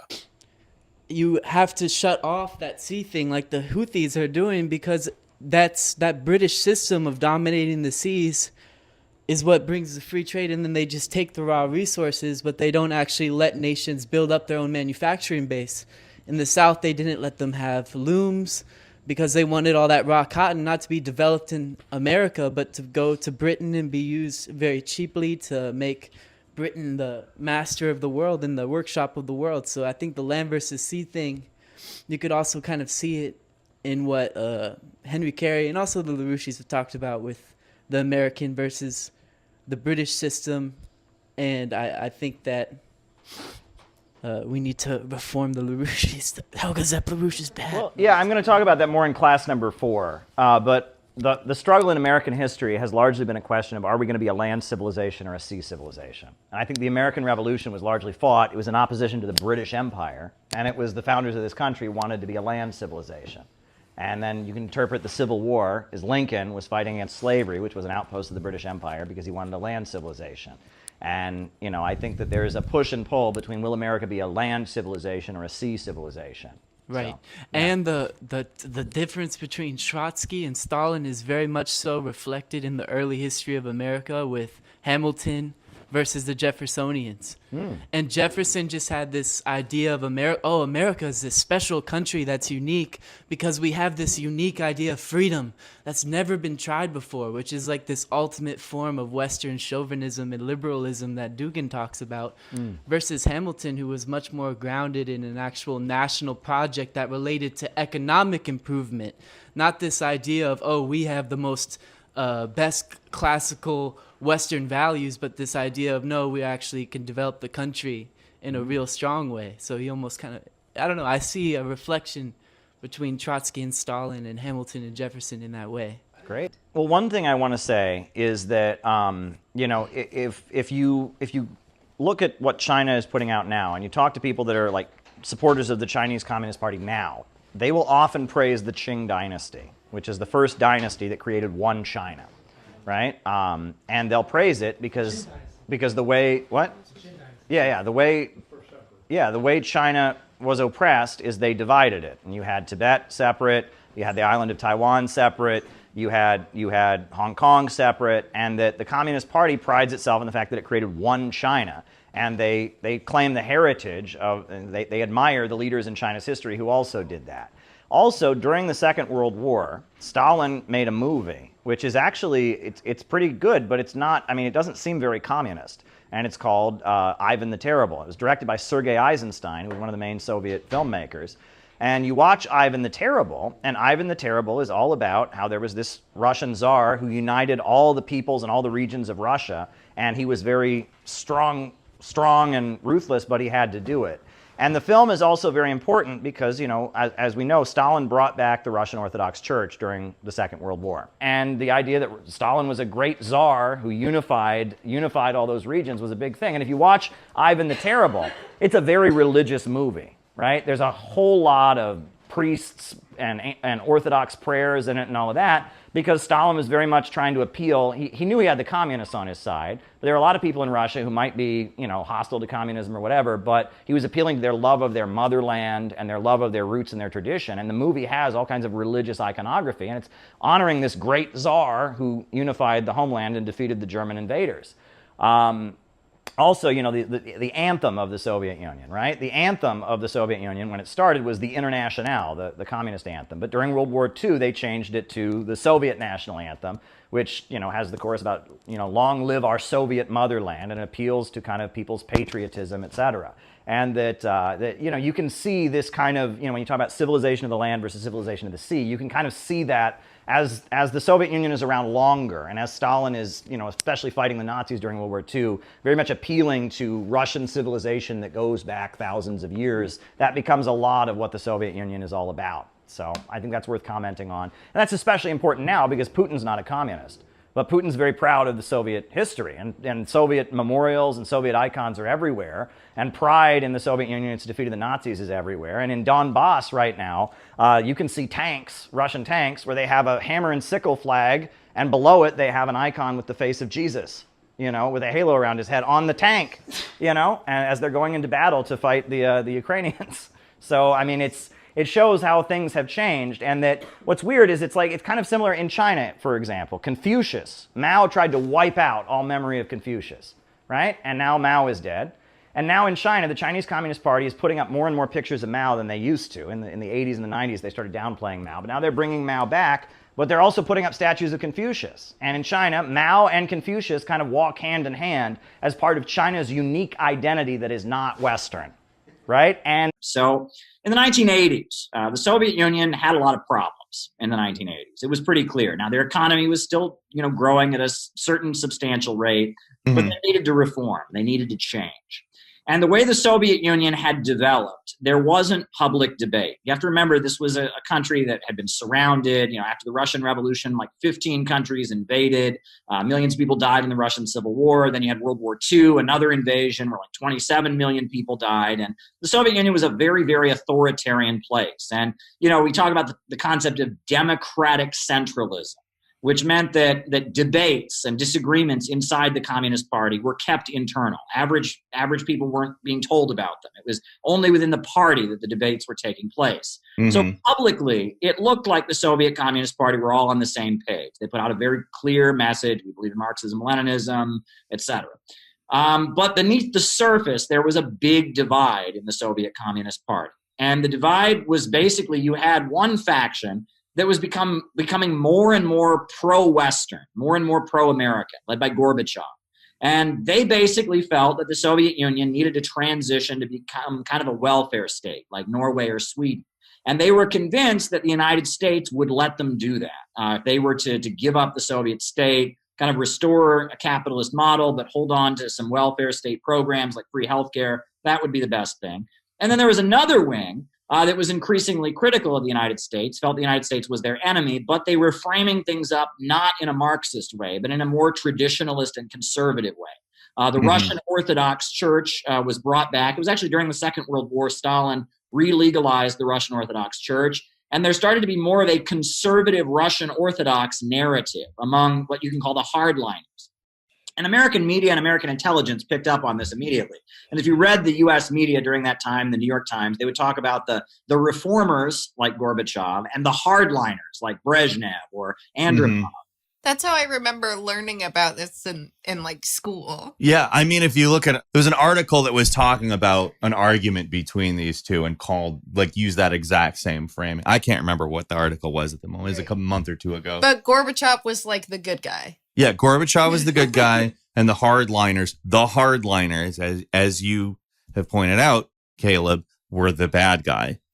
Right. And basically the operation of American intelligence was to do everything it could to prop up Gorbachev, to help the Gorbachev wing of the Soviet Communist Party. One great example of that is 1988. There was a TV special on American television and on Soviet television. It was called Free to Be a Family. And it was a joint broadcast in English and Russian with the Muppets. It was a show for children promoting single motherhood, because at the time, there was a rise in single motherhood in the Soviet Union. And the more conservative hardliner wing was saying, no, we need to preserve the Soviet family. We need strong families to have a strong country. Whereas the more Western-oriented Gorbachev wing was saying, well, no, we need to be more modern. This is women gaining more freedom, etc. So the U.S., not the U.S. government, but ABC, a major TV network, and a whole lot of, U.S. TV stars, Robin Williams, Bon Jovi, the Muppets, others did this whole broadcast. It was basically a way to promote the Gorbachev wing of the Soviet Communist Party, which was basically favoring dismantling the Soviet Union and kind of reaching an alliance or an agreement with the United States in order to do so. This was a method of covertly propping them up. Yeah, this was one of the things that I wanted to really make an explicit comparison with BreadTube with that broadcast, because that broadcast, I mean, I don't think that it's good to have like an economic coercion that forces a specific mode of family a la Ingalls, but it comes as kind of the sugar that makes the medicine go down in terms of the Western agenda here, because it props up the wing of the Communist Party, which is overall like basically trying to dismantle all of the various like gains that the Soviet Union had made over the previous regime. Right. And it came with this idea that the United States was a paradise. And I mean, I've talked to many people who went over to the Soviet Union in their final years, and there was widespread belief in the Soviet Union that the USA was just this land of milk and honey where everyone was happy. And if you tried to talk to people about, racism in the United States, poverty in the United States, police brutality, people would roll their eyes and say, oh yeah, that's just propaganda from the government. There was a lot of confusion. Well, there are no cats in America. What? Do you remember the American Tail, the Fievel movie? Right. And it was just, it had a lot to do with, what we now associate with the synthetic left, rock and roll music, blue jeans, hippie counterculture. The United States was seen as this land of artistic freedom and such. And we know the CIA subsidized like the work of Jackson Pollock, for example. There's decades of this, and the CIA subsidizing American art and culture in a way that would kind of give the impression this country was a lot more tolerant and free than it really was. And that this was going on, and that there were, especially among the most privileged people in Soviet society, like the children of Communist Party bureaucrats who lived a much more comfortable life than average Russians and average people in the Soviet Union, there was this belief that the United States was just this paradise, this land of freedom, etc. And that the idea that the United States had a history of racism, the idea that the United States was, was going around waging wars, and there were people here living in extreme poverty, that was all just kind of Soviet government propaganda. And this was a huge effort to kind of cultivate a wing of the Soviet Communist Party that would have these illusions about the United States. And a lot of, I guess you can say this, what we call the synthetic left or liberals had a role in that. One story that I heard that was very hilarious is somebody said, they said, we here in the United States, you have a very small Communist Party. It has only 1 million members. Yeah. That's hilarious because the CPUSA has never had anything close to 1 million. What is the actual membership of CPUSA? In the 1930s, they maybe had, maybe almost 100,000 in the 1930s. But since the end of World War II, it's never been over 10,000. For example, you'll often hear Noam Chomsky quoted. They'll refer to Noam Chomsky as the most quoted source in the English language after the Bible. That's true. That was true during the Soviet years because he was quoted in Soviet media. In Soviet-aligned media all throughout the world, they would quote Noam Chomsky because he was an American intellectual who was somebody who put out critique of U.S. foreign policy. But Noam Chomsky was very obscure in the United States. If you weren't an activist or a linguist academic, you'd never heard of Noam Chomsky. But in the Soviet Union, a lot of people believed Noam Chomsky was a household name, that every American was reading Noam Chomsky. He was on the TV news every night or something. There was just this confusion about that. And it was all about kind of creating the idea that, okay, sure, there is anti-communism in the United States, but it only comes from Ronald Reagan. It only comes from the right. But the Democrats, they're your friends, and they want everyone to get along. And Bernie Sanders, we saw during the recent election, the New York Times did this big hit piece on Bernie Sanders for the fact that he went over to the Soviet Union and was talking with the KGB and all of that. But that was part of creating the illusion, right? Bernie Sanders is very much an outlier in American politics, right? But he was going over there and had a sister city in I think it was Belarus. It was like Minsk was the sister. And, playing up the idea that, look, there's this whole wing of the U.S. power structure that is your friends, guys. And you can throw in the towel, you can surrender in the Cold War, and we won't mess with you. We'll be all right. We'll let you turn into Norway or Sweden, and that'll all be good. And that was that part of that, that was really a big factor in winning the Cold War. Fox News and the right wing like to say it was all because of Reagan's arms race escalation. Well, that took an economic toll on the Soviet Union for sure. But it was this, ideological penetration, this kind of soft power penetration that really laid the basis for it. And, other socialist countries learned from it. Probably the biggest problem was they couldn't have open debate. Because it was a very authoritarian society, you couldn't openly debate these things. So these conversations were all kind of in the back room. They were all kind of whispered. And because of that, you didn't know where everyone stood. And that created a situation where a lot of disinformation could get into the former Soviet Union. That lent very much to the situation that was sort of talked about in the films of Adam Curtis. Hypernormalization is about the disinformation in the Soviet Union.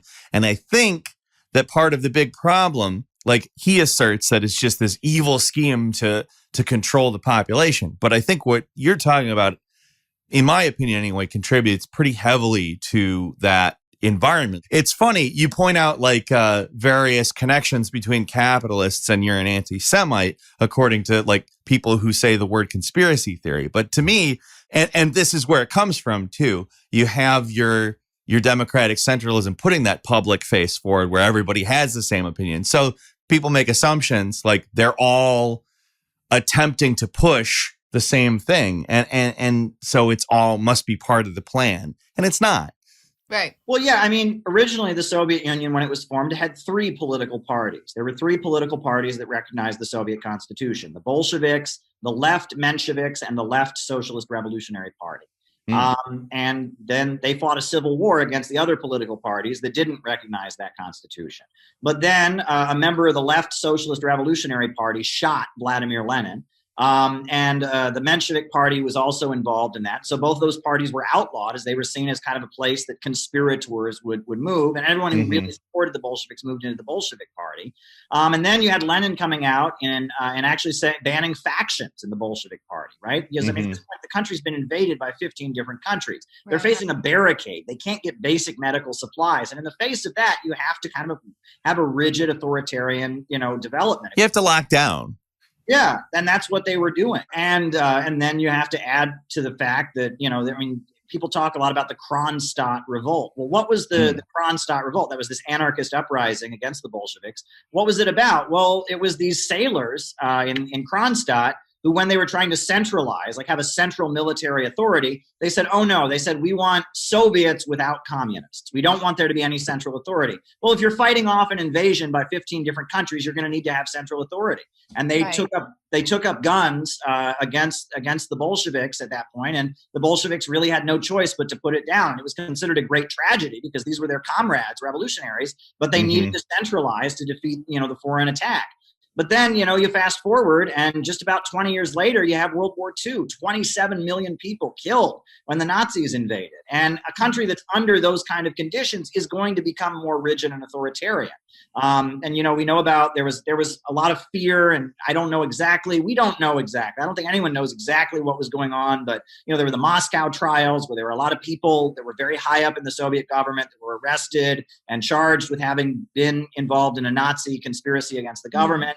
And at that point, a lot of average people in the Soviet Union got the memo, stay out of politics, right? That politics is not a safe place to go, right? That, if you want to just live your life, that's fine. But if you get involved in politics, it could get messy. And so a lot of average people in the Soviet Union were not very politicized. And that kind of set the stage for what happened later with the fall of the Soviet Union, which was that there was not open political debate happening at the time. And it's funny because if you go to Cuba now, and if you go to socialist countries now, they've learned from this. There is a big effort to bring people into political debate. In Cuba, there are anti-communists, and they don't, drag them away in the middle of the night. In fact, what they do is they have the population argue with them, and local people in the community will get up and debate them and argue against them. And you can see what's happening with the Bolivarian circles in Venezuela and the citizens' power councils in Nicaragua. There's an understanding that if you create an atmosphere where people are afraid to speak up, where there's just kind of a chill effect, that in the long term doesn't help socialism. even though you might feel it's necessary temporarily. And it's interesting to see how all of this has adjusted. But, you know, in the 1980s, there was a lot of confusion in the Soviet Union because they needed to change. The way they were operating in their economy, it needed to change. I think they probably needed to do something like what China did and have some market reforms, have like a market sector to help strengthen socialism. But they were very rigid in the way that they were set up. And so you had one wing of the party that was saying, you know, that we need to continue to maintain a socialist economy, but then starting to view things more in a conservative, traditionalist, and orthodox way. And then you have another wing of the party that is saying, well, we can become like a Western social democratic country. Now, one thing I want to add, and this is really important, is that that some of these more conservative voices in the Communist Party were talking about the Russian Empire. And when we hear empire, what do we think? We think imperialism, right? Well, you really ought to go see, if you have a chance, there's a great movie made during World War II called Ivan the Terrible. I don't know if you've ever seen it, but it's one of the most famous Soviet movies. Sergei Eisenstein made this movie, and it's about a czar from hundreds of years ago, and he's the czar who unified Russia. And there's a reason that the Bolsheviks during World War II made this movie about Ivan the Terrible, because Ivan the Terrible, he was terrible. He was a strong authoritarian leader, but he brought all of those countries in that region together. He made them all together, and as a result of that, living standards were able to go up. And that's when you got things like education, and that's when you got things like infrastructure, and it was the beginning of modern Russia. It's very similar with China. You know, in China, there is this adamant, you know, they are adamant, they get very fired up about Taiwan, they get very fired up about Hong Kong and Tibet, because the way China was kept poor was by keeping it divided, right? When you had Tibet separate, Uyghur regions separate, you had Hong Kong separate, you had Taiwan separate. That was a way that China was kept poor. But one unified China, that has always been something that has made the country stronger, right? And that in China and in Russia and in the Eurasian, you know, the Eurasian hemisphere, where you have a lot of landlocked areas, you don't have a lot of access to the ocean. Generally, conditions are better when countries are unified, when the peoples of that region, different ethnic groups, different religions, different nationalities, when they are working together and trading with each other instead of fighting each other, that's when things get better. And you'll notice that, you know, U.S. intelligence knows this as well. It's big. The main CIA. I know where you're going with this. Just kill all white people. Yeah. Brzezinski wrote a whole book at the time, you know, in the 90s after the Soviet Union had fallen. And it was about basically how to maintain U.S. hegemony over Eurasia. And what he wrote was, he said, in order to dominate Eurasia, we have to, quote, keep the barbarians killing each other.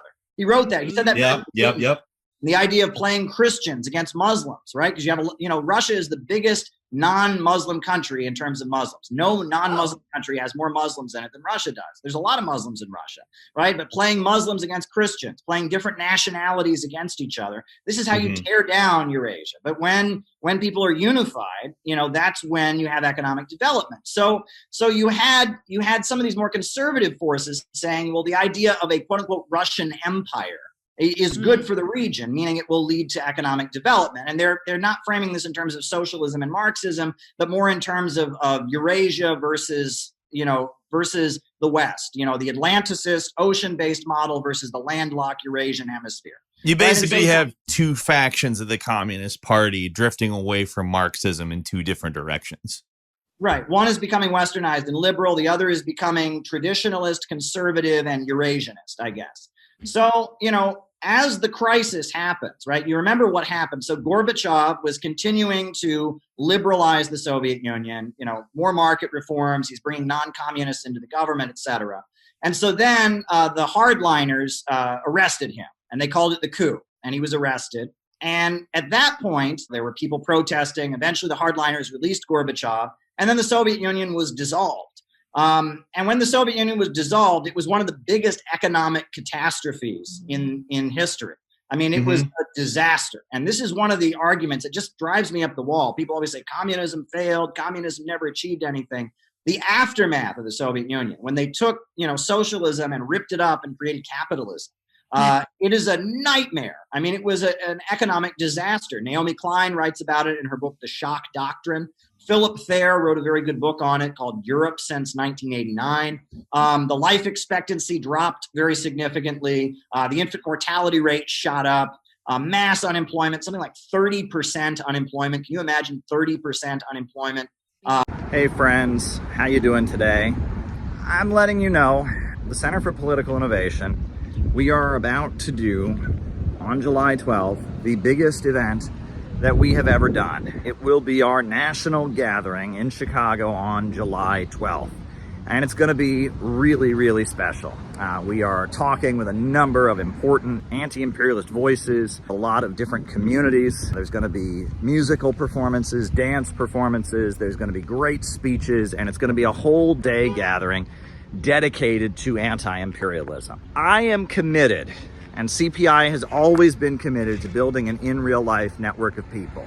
And we carry out real operations. We were at the inauguration of Trump with our Trump and Kim banner saying only peace can make America great again. We were on the streets of Chicago at the Democratic National Convention with a book exposing what Kamala Harris and who she really is and what she's really about, and it was really, really important. We have 1,000 copies of our book about the Houthis that are being distributed with the poster of the convention on the back to people who would never go looking for this. We are putting door hanger flyers on doors of people, again, that would never go looking for this. We're not performing and trying to make ourselves feel good. We're actually trying to build a network of people that can be anti-imperialists in America. And it's not easy to do. It's very difficult in these times to build a real in-life organization. People have their issues. We live in a very strange time, but we have to do it. And we are committed to continuing this project. This video is basically me telling you we need your support. In order to pull off our convention that includes our 7-day program for our members around the country to come to Chicago, includes our huge convention on July 12th, where we're gonna fill up the Midwest Convention Center, in order to have an effective national planning meeting and gathering in Chicago the day after on July 13th. In order to do what we need to do, we need to fill up that auditorium and we need money. And there's really no way around that. We need you to donate to the Center for Political Innovation. We have set up a GoFundMe, and a lot of people have already contributed. We already raised a couple $1,000, but it's not enough. In order to really pull off our July activities and really have a win for anti-imperialism, we need your support. We need you to go to the GoFundMe right now and donate $5 or $20. We need you to go to the donate button on the CPI website and send us $100 or $50, whatever you can do. If we're gonna do what we need to do in July and build the organization and have the mega anti-imperialist rally that needs to happen on July 12th and solidify the network that we're building to continue to carry out the great operations that we do, we need you to help us out. Every cent that we raise goes into building this group.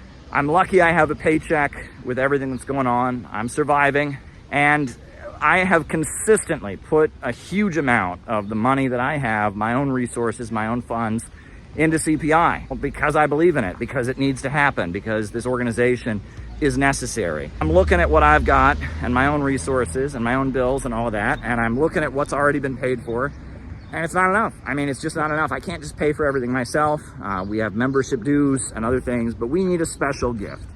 We need a special gift to make July happen. We need you to give us a special contribution so that we can make sure the July events go smoothly, that the housing for the people coming in out of town is covered, that the speakers that are being flown in, their airfare is properly covered. We need you to make a special one-time gift to make this July gathering, this anti-imperialist summit that we are organizing. We need you to help us make it happen and help us make it a success. Small gift, big gift, whatever you can do. We need you to help us with it. But you know what? I'll just say this. If it's a matter of send us a gift or come, we'd rather you come. We'd rather you be there. It's much more important that you be there on July 12th. If you can't afford to give us a gift, but you can afford to come to town, if there's one event that you come to this year, make it July 12th. CPI, Center for Political Innovation, we're doing something that nobody else is doing, and we're doing it right. We're not doing it in a way that we're trying to win the internet. We're not doing it in a way that we're trying to make ourselves feel special or act like we're cool. We're building what needs to be built. We are building the real connections. And if you can understand why what we're doing is so important, if you can understand why anti-imperialism is the future, but we have to break out of the narrow niche circles and internet culture and get to the masses of people with real outreach. If you can understand that, please give us a gift. We're trying to build an actual movement to win new people to anti-imperialism and continue to carry out operations to change the conversation in America so that we have a country where there's a mass movement demanding justice for working families and an end to these wars, that we're saying no to World War III, we're saying no to the emerging low-wage police state. That's what we urgently need. So if you can help us in any way, send us a gift. If you can be there on July 12th, be there.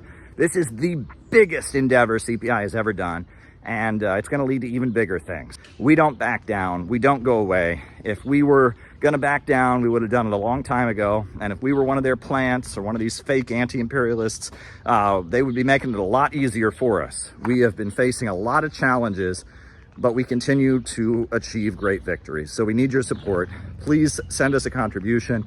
Please be there on July 12th at the Midwest Convention Center in the Chicago area. It's right near the O'Hare Airport. It's going to be awesome. We need you there. Thank you.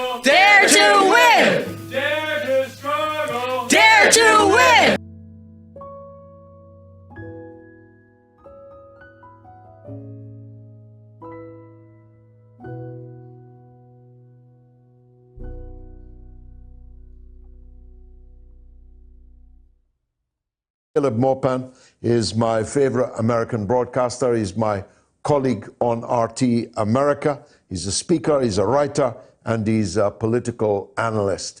And he joins me now. I don't know if it's on Skype. It is. Caleb, welcome again to the show. I'd like to wish you a Happy New Year, but it would seem rather incongruous in the circumstances. I saw pictures of anti-war activity all over the United States, very big demonstrations, very quick off the mark.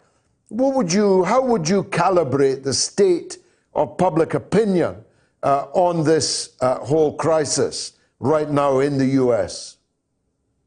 Well, there has been widespread denunciation of Trump's move to kill Qasem Soleimani, even from some of the most mainstream foreign policy voices in the United States. We recently saw the director of the Atlantic Council, certainly not an anti-imperialist organization, but we saw the director of the Atlantic Council speaking very, very harshly and arguing that this is going to hurt the influence of the United States in the Middle East in the long run.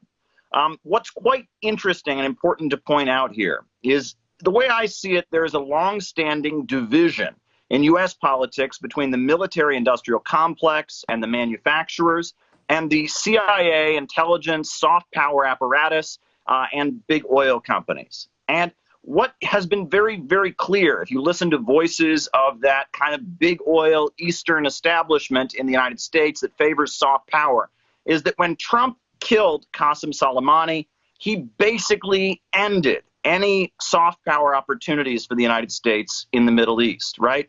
No one is going to trust the United States any longer. We remember the nuclear deal, and all over the world, people are looking at this and saying this is a result of the fact that Iran negotiated with the United States, made huge concessions to the United States at the negotiating table, and then was stabbed in the back, right? And that the credibility of the United States as a negotiator, as a soft power entity, is over. It's very similar to the fallout, what happened in Libya, where Gaddafi had negotiated with the United States, and look how that ended up.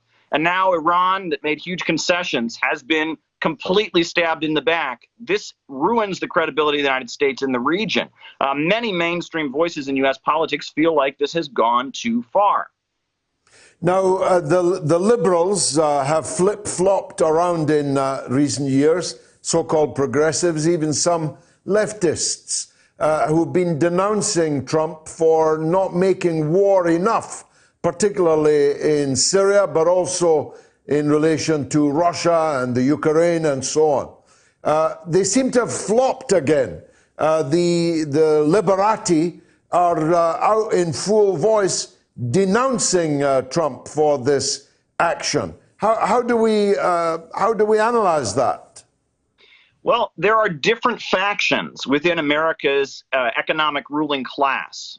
Trump is very closely aligned with certain interests. If you look at who's funding PragerU, which is one of the big YouTube channels that promotes Trump's ideas. If you look at who's funding Turning Points USA, which is a group promoting Donald Trump on college campuses. You'll see Bernie Marcus, who's the owner of Home Depot, which is a hardware store chain that's been putting small hardware stores across the United States out of business. If you go to any Home Depot, all the products on the shelves come from military contracting corporations. Who else is funding Trump activism in the United States? You've got Betsy DeVos and the DeVos Foundation.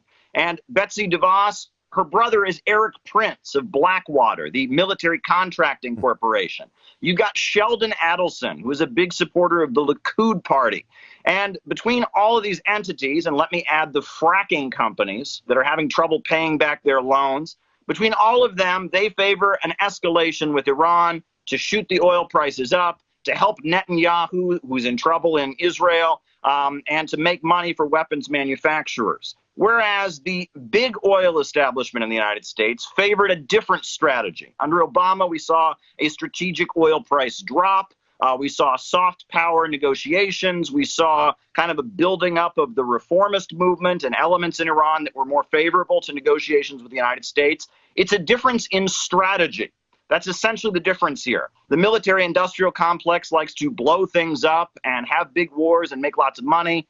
And the big oil apparatus favors a long-term strategy that's more managerial, pushing soft power and maneuvering to bring down geopolitical rivals of the United States. And when Trump carried out this move, he essentially ruined any hope of a soft power strategy against Iran. The richest of the rich in the United States see this as completely blowing to bits their strategy of gradually bringing down and fomenting unrest in Iran, maybe having a color revolution. They see that as completely over here. This is a battle of strategies, and the military-industrial complex, the Likud party in Israel, the fracking companies that want that oil price up as high as they possibly can, they seem to have won out here when Donald Trump took this move. Saudi Arabia is a big winner here too, right? Saudi Arabia at this point is seeing Trump take out, the leader of one of their biggest rivals. Al-Qaeda and ISIS forces that tried to kill Soleimani on so many occasions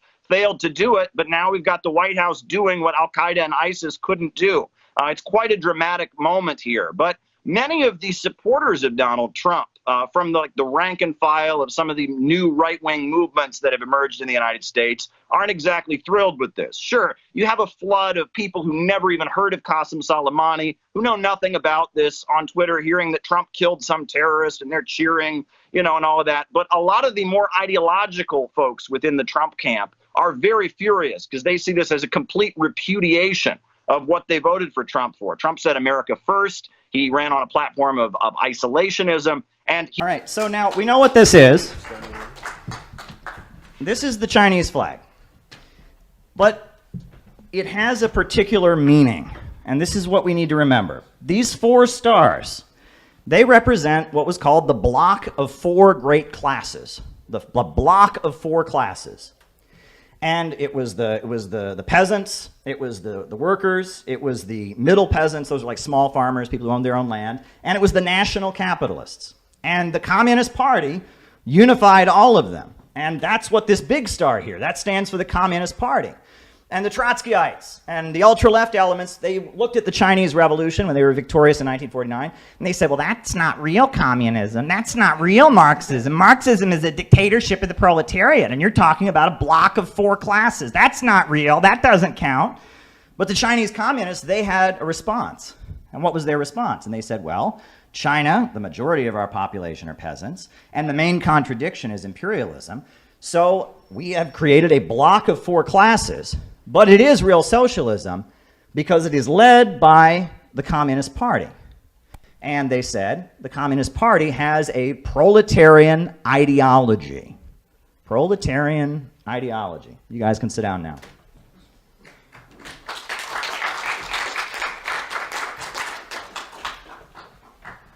Where does the word proletarian come from?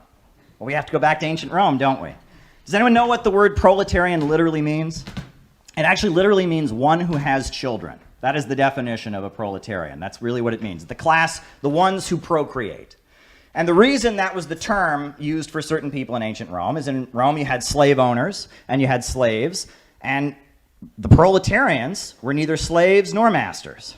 And all they had were their children. They didn't own any land, they didn't own any property, but no one else owned them. They were the class that had nothing but their children. The only way they could have property is if they had children. Your children were considered to be part of your property. And the proletariat had never existed before until ancient Rome. You know, in other societies, you have slaves, you have masters, you have serfs, you have landowners. There'd never been a proletariat before. And that's why when great kings from all over the world, when Cleopatra and others visited Rome, they were shocked because they knew that Rome was the capital of the world. This was the capital of the modern world, the center of this global empire. But they would see homeless people on the streets. They would say, how can this be? How can this be? Well, that's because when you have proletarians, you have homeless people. Because if the proletarian can't sell their labor, they can't survive. And so this great city had a big problem of all these crowds of desperately poor and homeless people. And Julius Caesar, part of the way he built up his power is he became a champion of the proletariat. And he started passing laws to help the proletariat and things like that. And that's part of why he was killed.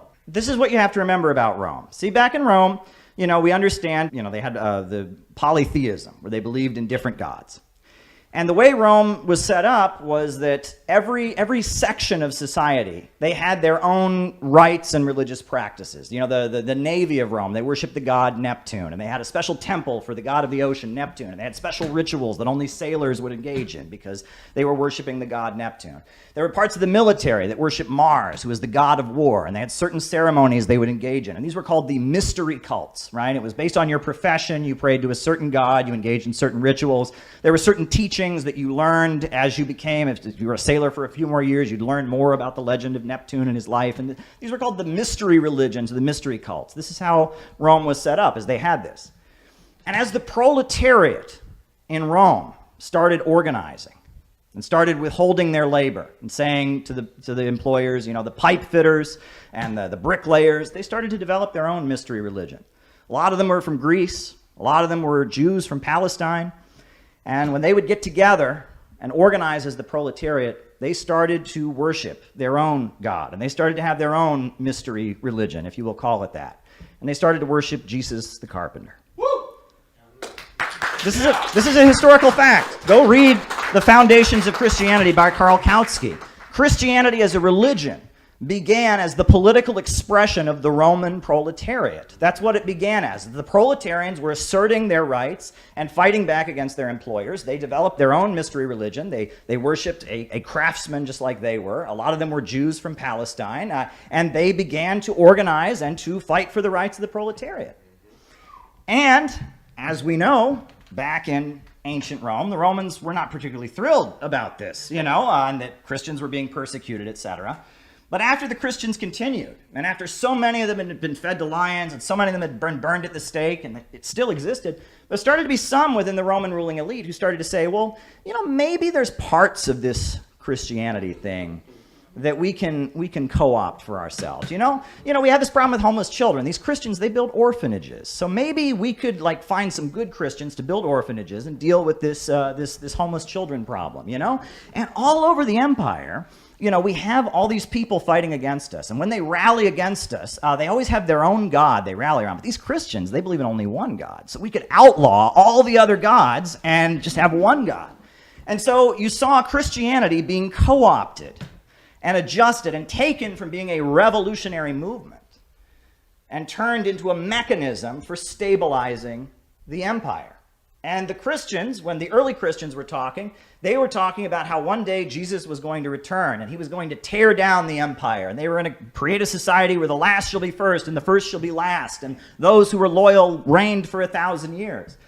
However, as Christianity was getting watered down and adjusted, it started to become, well, you should obey the Roman Empire because, look ahead to the next life. Think about the next life, be obedient and submissive. And Christianity was being watered down and adjusted to serve the needs of the Roman Empire. And if you think about it, that's a lot like something that's happened to our movement. There are elements that have taken socialism, the movement of the proletariat, and turned it into a mechanism for trying to stable their empire. You think about Jesus Christ. How would Jesus Christ feel if he returned now to see a church with a Ukrainian flag supporting the neo-Nazis in it? But then, dare I go there? Go there. How would Lenin or Stalin or William Z. Foster or Gus Hall feel if they saw the disgraceful organization that calls itself the Communist Party USA?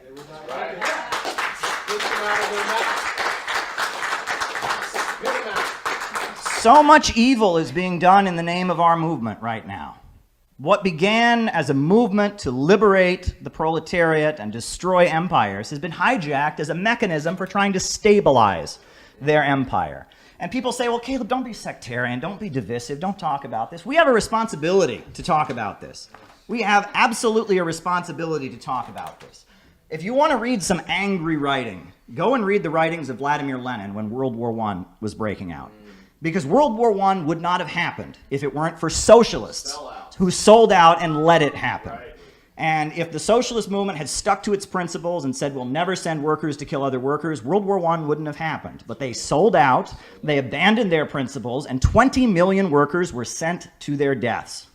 And if you read Lenin's writings, this is what he says. Neither we nor anyone else can calculate precisely what portion of the proletariat is following or will follow the social chauvists and opportunists. This will be revealed only by the struggle, and it will be definitely decided only by the socialist revolution. And it is therefore our duty, if we wish to remain socialists, to go down lower and deeper to the real masses. Amen. This is the whole meaning and the whole purport of the struggle against opportunism. By exposing the fact that the opportunists and social chauvinists are in reality betraying and selling out the interests of the masses, that they are defending the temporary privileges of a minority of workers, that they are vehicles for bourgeois ideas and influences, that they are really allies and agents of the bourgeoisie, we teach the masses to appreciate their true political interests and to fight for socialism and for the revolution, all through the long and painful vicissitudes of imperialist war and imperialist armistices. The only Marxist line in the world labor movement is to explain to the masses the inevitability and the necessity of breaking with opportunism, and to educate them for revolution by waging a relentless struggle against opportunism, to utilize the experience of war to expose the utter vileness of national labor politics. So when we have a situation like this, where the imperialists are stirring us up for war against Russia, and we see organization after organization and entity after entity that speaks in the name of socialism supporting that, it is our duty to go lower and deeper to the real masses to expose the opportunists. That is what our job is. And it's not our job to try and please them. And it's not our job to try and go to them and accommodate them and be part of them. It is our job to go lower and deeper to the real masses to expose the opportunists. That is our job. We should be knocking on doors in Pennsylvania and Ohio and Kentucky and Minneapolis and wherever to tell people about why to oppose the synthetic left. That's what our job should be. Out of the movement! Out of the movement! Out of the movement! Out of the movement! Out of the movement! Export of capital. Well, under the industrialization, you exported tires. But under imperialism, you export Firestone, the tire manufacturing company that goes all over the world. The corporation goes all over the world rather than just the products being sold on an international market. The export of capital. And that's called imperialism. And one necessary part of imperialism, and you were talking about this, is labor reformists and labor leaders. Because they make sure you can have stability in the homeland. You have to have the people in the homeland that are willing to wave the flag and go to the war. right? And support all the wars. And you have to have a layer of people that are well fed, that have a nice comfortable house and car, and have a level of comfort that will make them loyal to empire. And that's called the aristocracy of labor, right? And starting in the 1890s, all the socialists and labor leaders in the Western countries stopped being revolutionary and started becoming big supporters of imperialism, because imperialism needed an aristocracy of labor. It needed labor union bosses. It needed ways to get the working people to be loyal to empire. And we talk about that big middle class, that American white middle class that was so conservative in McCarthyism. That's called the aristocracy of labor, and that having a layer of workers that are loyal to the imperialists and will help them beat down and impoverish countries, that's what is distinct about imperialism. You couldn't have imperialism without fake socialist parties, without fake labor leaders, without the Labor Party in Britain, without the Democrats in the United States, without the corrupt union bosses that run the AFL-CIO. You couldn't have imperialism. You need to give one section of the population enough crumbs that they will support the wars and that they will align with their bosses against the people in the colonized world. Yeah, go ahead. Well, there just had been a division between AFL-CIO for a while. That was kind of along these lines, I think. Well, I argue that we're now entering stage number 4. Okay, so, let's go. do you want to read the last quote that is on there? Yep. It's from Rosa Luxemburg. Is it the World War is a regression? Yes. Yeah, this is from World War I. Rosa Luxemburg was a German woman who was against World War I. She was thrown in prison for opposing World War I. She was a socialist, and she saw that all the socialists and labor union bosses in Germany were supporting the war, and she opposed it. So she wrote a pamphlet, and she couldn't even put it out under her own name. It was called the Junius Pamphlet, and she just distributed it everywhere, calling out the socialist labor leaders for supporting World War I. They eventually figured out she wrote it, and they threw her in prison. And in her pamphlet, in the first chapter, she said the following about World War I. This world war is a regression into barbarism. The triumph of imperialism leads to the annihilation of civilization. At first, this happens periodically for the duration of a modern war. But then, when the period of unlimited wars begin, it progresses towards the inevitable consequences. The triumph of imperialism and the collapse of all civilization, as ancient Rome, depopulation, desolation, degeneration, and a great cemetery. Rosa Luxemburg, 1914. So that's where we're at now. Yeah, World War I. She's saying this war, World War I, this was the most atrocious war that had ever happened. It had poison gas that was used. It had machine guns that were widely used. There had been machine guns before, but never on that level before. It had the first time you saw airplanes used in war and bombing. And she's watching this war, and she's saying this is European civilization coming apart, right? And she said first it'll happen sporadically. You'll have World War I, you'll have World War II. But eventually, the system of imperialism is going to need war constantly. And when we get to the point that we have constant war, the homeland is going to rip apart. And we're ultimately going to see the collapse of civilization. And she compared it to the fall of Rome. Because was the fall of the Roman Empire a good thing? No. No. I mean, the Roman Empire was awful. We're not defenders of the Roman Empire. But what replaced it? Something worse. Chaos. Barbarism, instability. The life expectancy went down by 5-6 years. It took Europe approximately 1,100 years to get the population level up to what it was. The average human height went down because the Roman Empire was this brutal empire, but it was replaced with instability and chaos. And Rosa Luxemburg is arguing that just like the Roman system, it led to constant war, it ultimately collapsed from within and deteriorated into barbarism, that the imperialist economic system will do the same thing. And I would argue that she's correct and that we've entered stage number 4. Because you'll notice that labor aristocracy isn't there anymore. Those white picket fences homes, they've been foreclosed. They're owned by banks now. And those families that used to be prosperous middle-class families across America are straddled with student debt. And how are the corporations making profits? It used to be they made profits by having a car factory that sold cars, or having a steel mill that made steel. Now they make profits by getting people addicted to opioids and pushing doctors to overprescribe opioid medications. Is that producing value? Of course not. Blame it on Mexican Mexican immigrants. Oh, and what else do? They they USA. have prisons for profit. Locking people in prison is the way they're making profit. Now, are you adding value to your society when you lock people in prison in order to make profits for corporations? Of course not, right? And we've entered this period where the only way the system can continue to go is through accumulation of destruction. I guess I'll call it destructive accumulation. Get people locked up. Right. Destructive accumulation. Whether it's destroying countries around the world in constant wars, or cities and states, or destroying people over here and destroying the economy. We've entered a period where they're not making profit from economic growth. They're making profit through destruction. And the imperialist homelands, instead of building up a prosperous aristocracy of labor in the homeland, they're imploding the economy here at home. And this is what we're living in, right? This is the ultimate result of having a system of profits in command. Well, what do we need? Ultimately, we need... really gets down to it, what the woke stuff is, when you talk about the identity politics or the oppression theory, it's very similar to anti-Semitism. Anti-Semitism is an interesting thing. If you look at anti-Semitism from a Marxist perspective, the phenomenon of hating Jewish people in Europe, often what it really was the ruling class racializing and weaponizing the resentment of the working class against the middle class. Right? The stereotype of Jews is that they are middle class, and the working class generally does not see the bourgeoisie. Rockefeller doesn't walk through our neighborhoods. The Carnegies and the DuPont don't walk through our neighborhoods. But if you're a factory worker, the lawyer who lives down the street, or the shopkeeper who owns a store in your neighborhood, you see them. And working class people and middle class people often have a different perspective on things. For example, what's one of the anti-Semitic stereotypes about Jews is that they're cheap with money.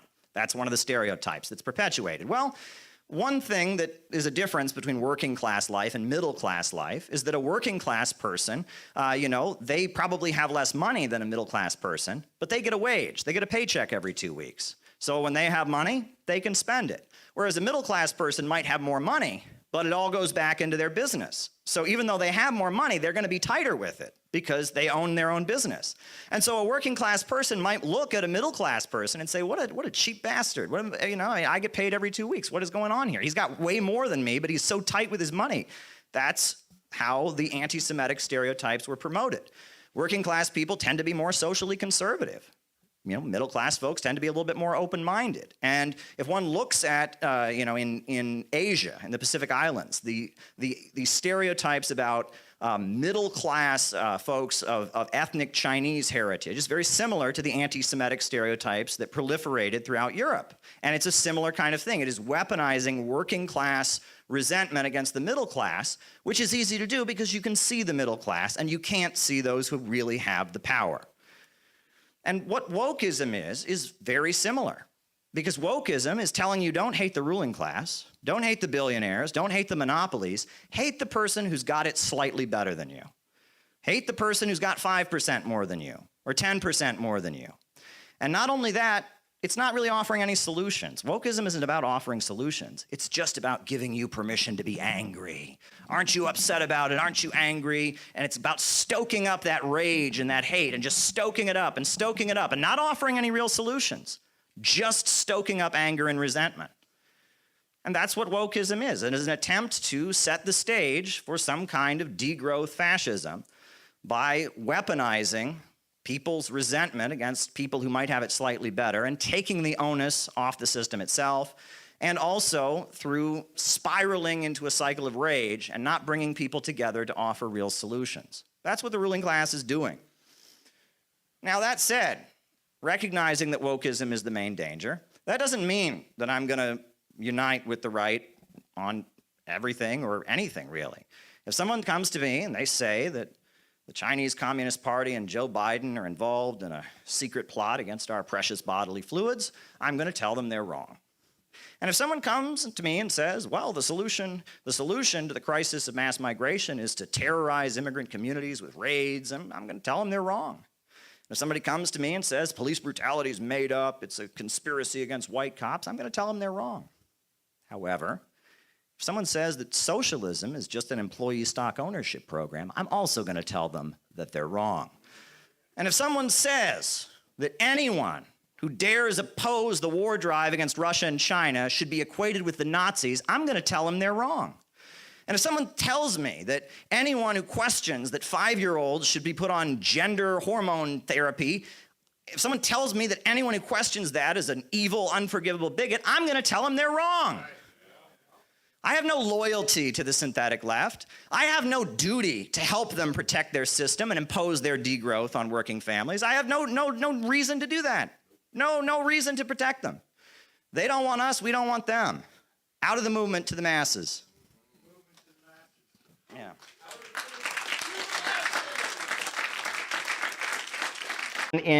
In Russia, you can see the Russian Orthodox Church and the great czars and Stalin, etc., and the Soviet Union as part of Russia's unique identity in our history that goes back thousands of years that is not Western.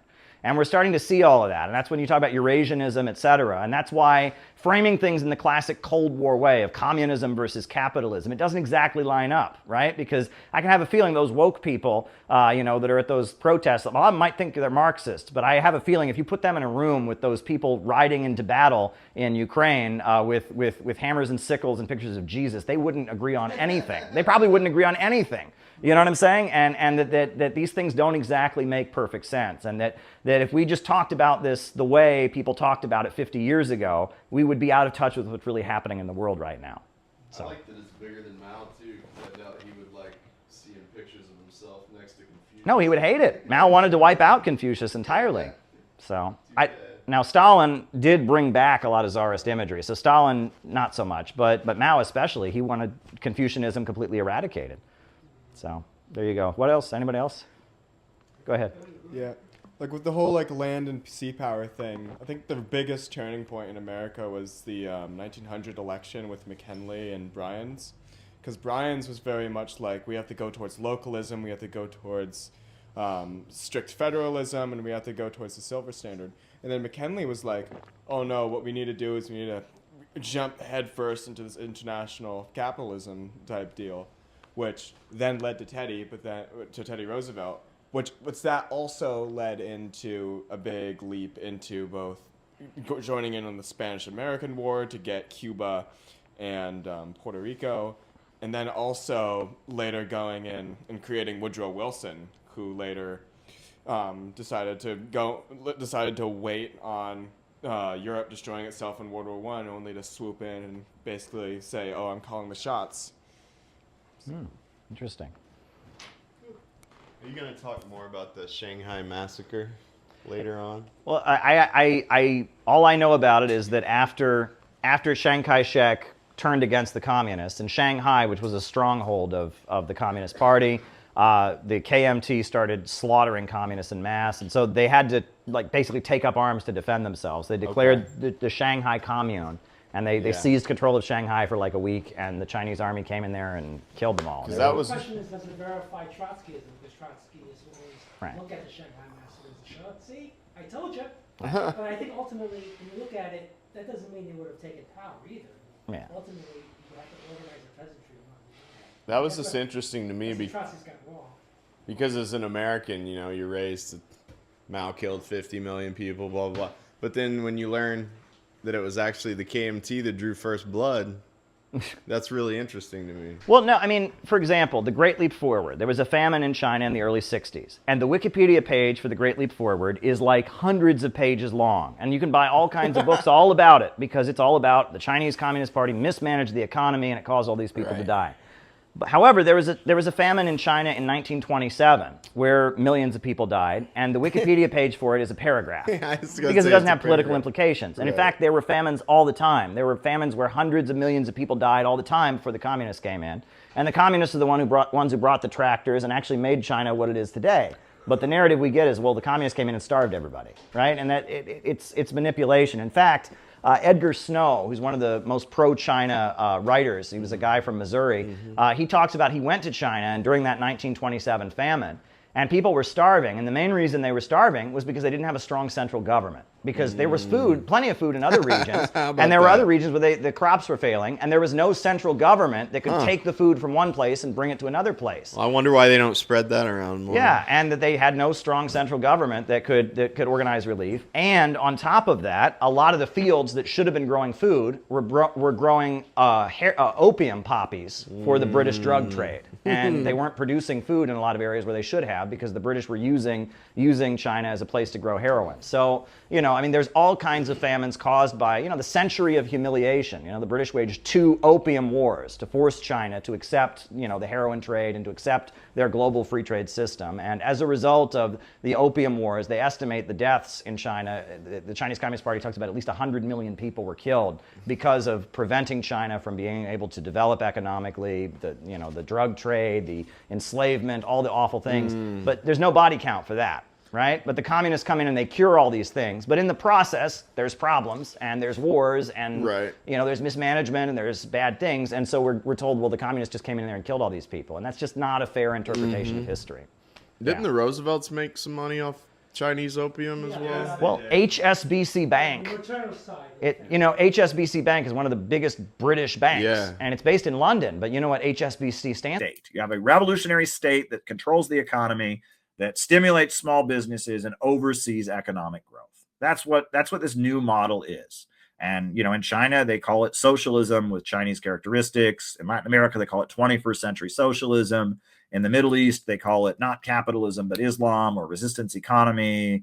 It's the same thing, right? You can go there, that has different names, that has different ideologies, different religions backing it. In Russia, they used to be communist, then they had a counter-revolution in the 90s, then Putin came in, and it's like this. This is how it is in Russia, where the government controls the oil and natural gas and uses the revenue to, stimulate the different industries and build the farming sector. And, they don't call it communism in Russia, even though they have a big communist party. But whatever you want to call it, this is the system that exists in opposition to capitalism, imperialism around the world.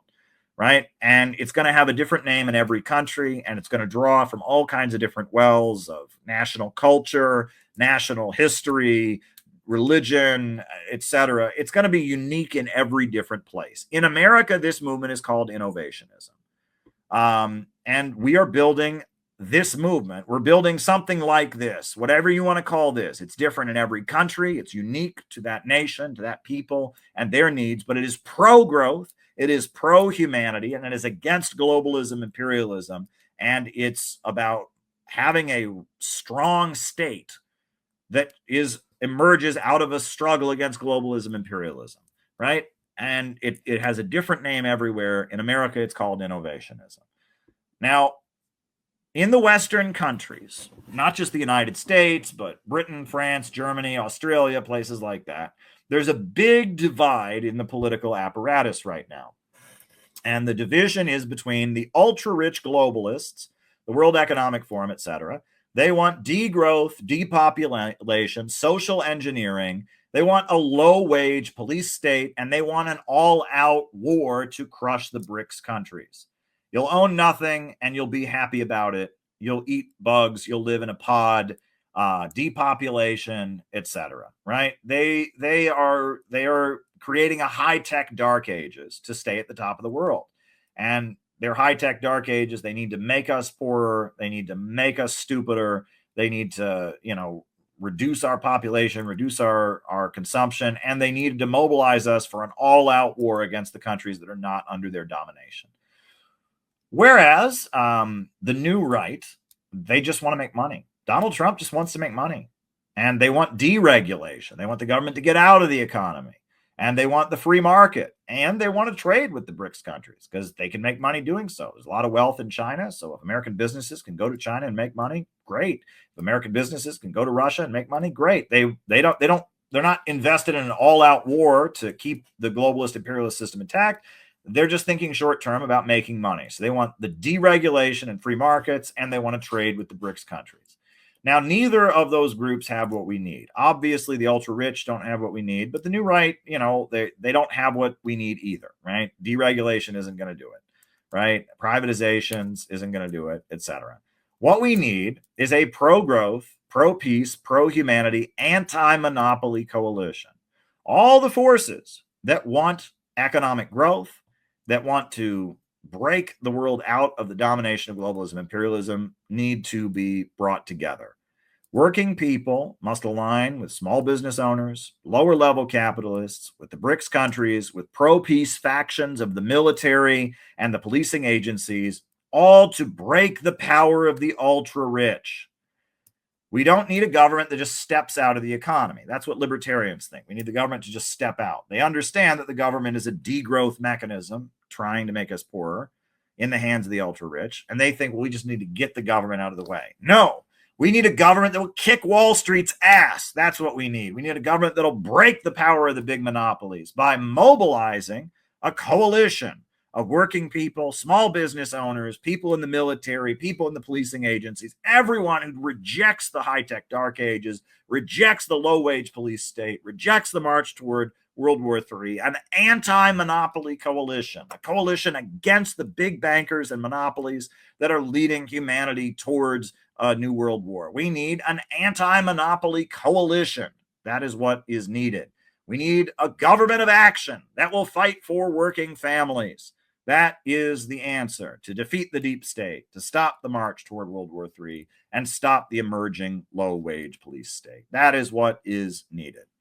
Now, we are not left because leftism comes from the French Revolution, and leftism invokes rebellion, resentment, libidinal and Oedipal impulses, rage, and vengeance. Now, leftism, the terms left and right, they come from the French Revolution, right? After the king was overthrown, they created a national assembly, and the people who were more loyal to the king sat on the right, and the people who were really excited about the revolution, they sat on the left.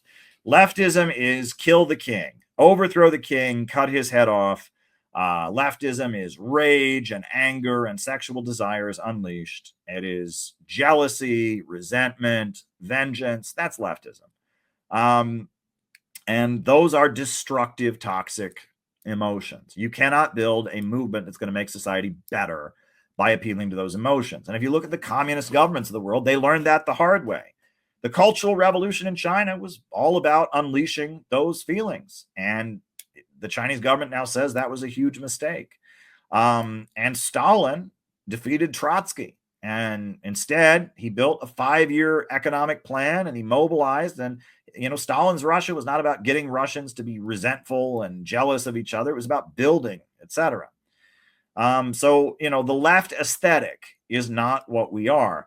Leftists say at this point that growth is bad, and they promote degrowth. And there's all kinds of books by leftists saying that about degrowth. Degrowth is the main, it is everywhere. If you go to Barnes and Noble and you look for books against capitalism, you're going to find Degrowth, A Future Against Capitalism. You are going to find books promoting degrowth because that's what leftism is all about. Growth is bad. Leftists tend to focus on atomizing society, breaking people down into narrow identities, obsessing with peculiar minorities. Leftism is always looking for a new minority to champion, a racial minority, an ethnic minority, a religious minority, a sexual minority. They're always looking for some obscure group that is a victim of the majority, right? They see the majority as bad, and they want to find some oppressed person that they can champion against the majority.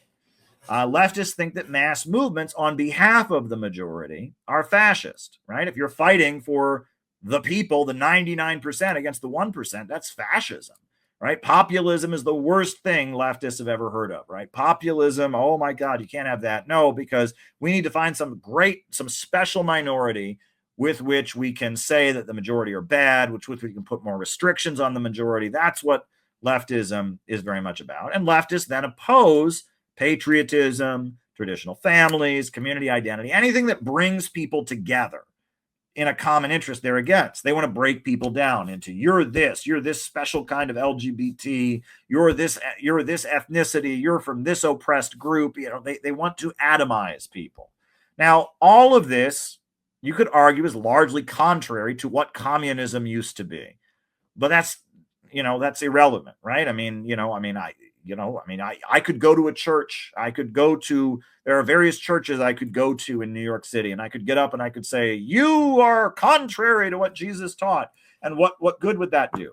You know, they've got a church. I'm a guy. You know, I mean, you know, and you can go around and say, well, I'm the true communist or I'm this or that. Well, you can do that all you want, but that doesn't change the nature of reality. You know, it doesn't change the fact that the communist groups largely believe in all this crap, right? The communist groups, they won't denounce this, they won't fight against it. And for the most part, they all pretty much are like this. They all are opposed to patriotism, opposed to traditional families, opposed to community identity. They think mass movements on behalf of the majority in America are fascist. They are obsessed with narrow identities and peculiar minorities. They think economic growth is bad, right? Because that's capitalist. You want more. And they hold on to the mindset and the aesthetic of the French Revolution. That's what communism is in America. So we're not left and we're not communists, right? Because that's what communism has become.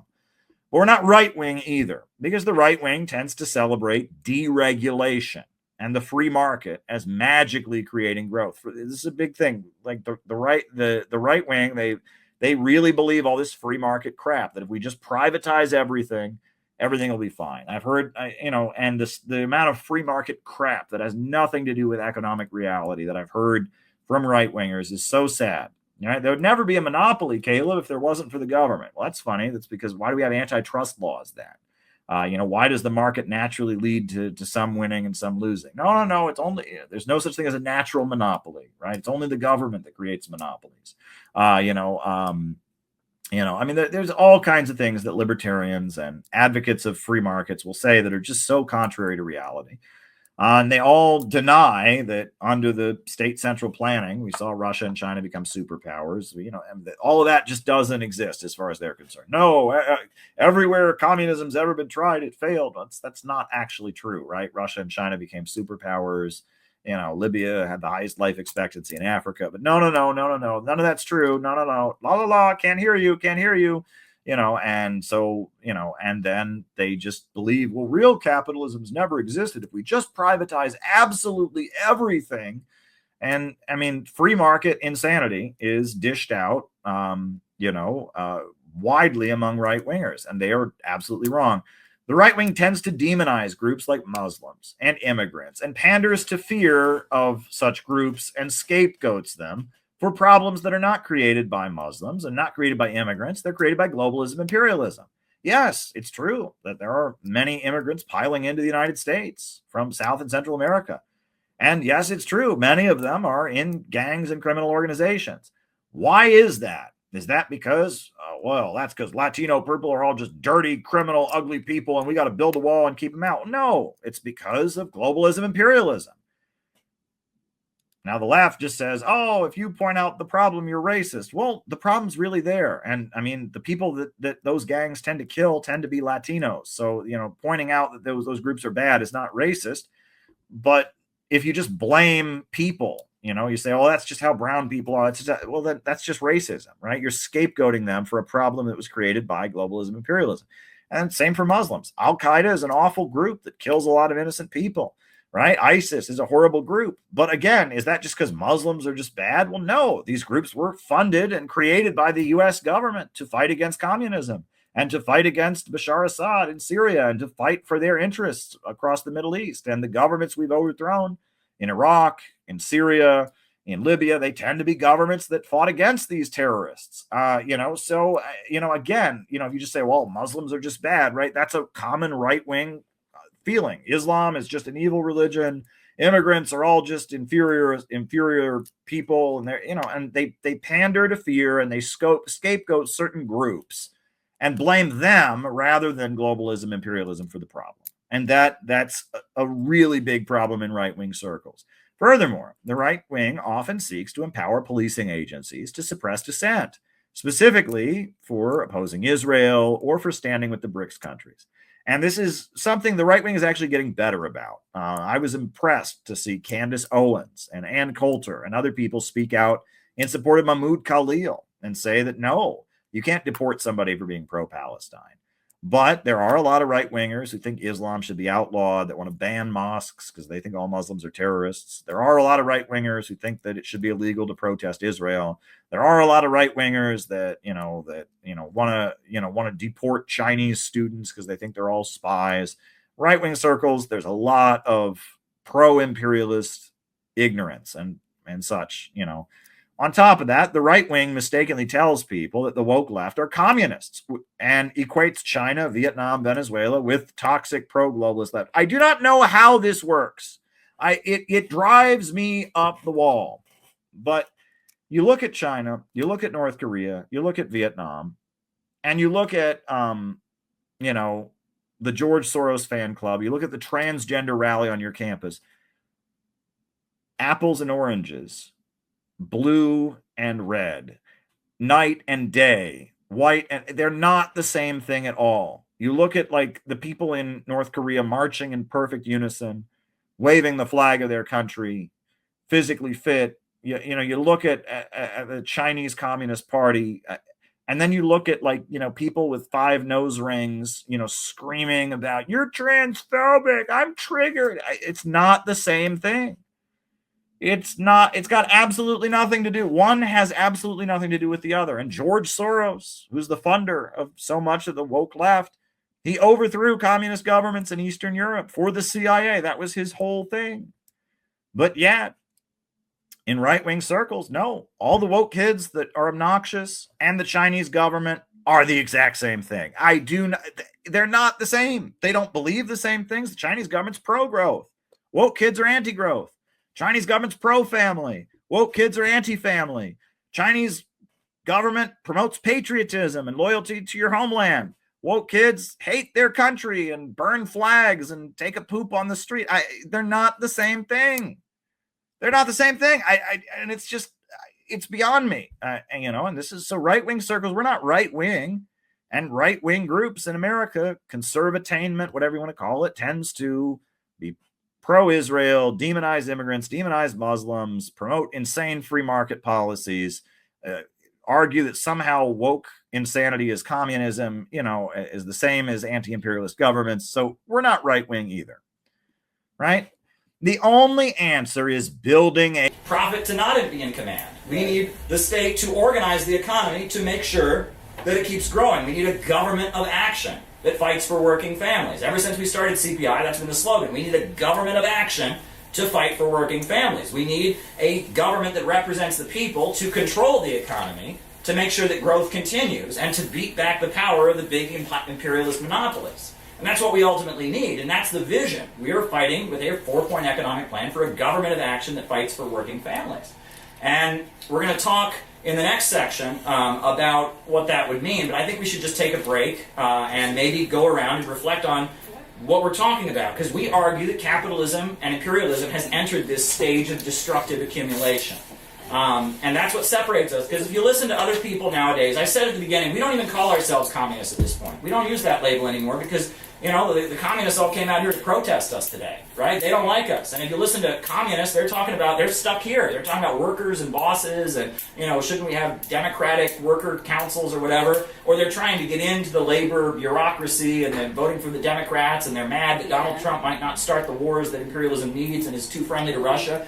We're doing something different because we argue that this is the stage that capitalism has entered, the stage of destructive accumulation. And based on that, it creates the necessity for creating a government of action. So why don't we just kind of go around and reflect on this, and then we'll continue. So go ahead, Didn't Gavin. Lenin talk about that? Like, they hired, like, the upper class people, and they hired them to just get everything comfortable so they could, like, be the socialists of running things. Like the but they're like they're the ones that take over the fake socialist group. But even Lenin was talking about that. Yeah, World War I would never have happened if it hadn't been for a bunch of socialist leaders who'd said they believed in peace and promised they would never support a war, at the last minute supported They it. get paid, you know? Yeah. They get a Well, good check. And there is no way that nowadays the U.S. government would get away with spending billions and billions of dollars on Ukraine while our country is getting poorer and poorer if it wasn't for labor union bosses and Democratic Party leaders that claim to be for the people, that claim to advocate free healthcare and all of that,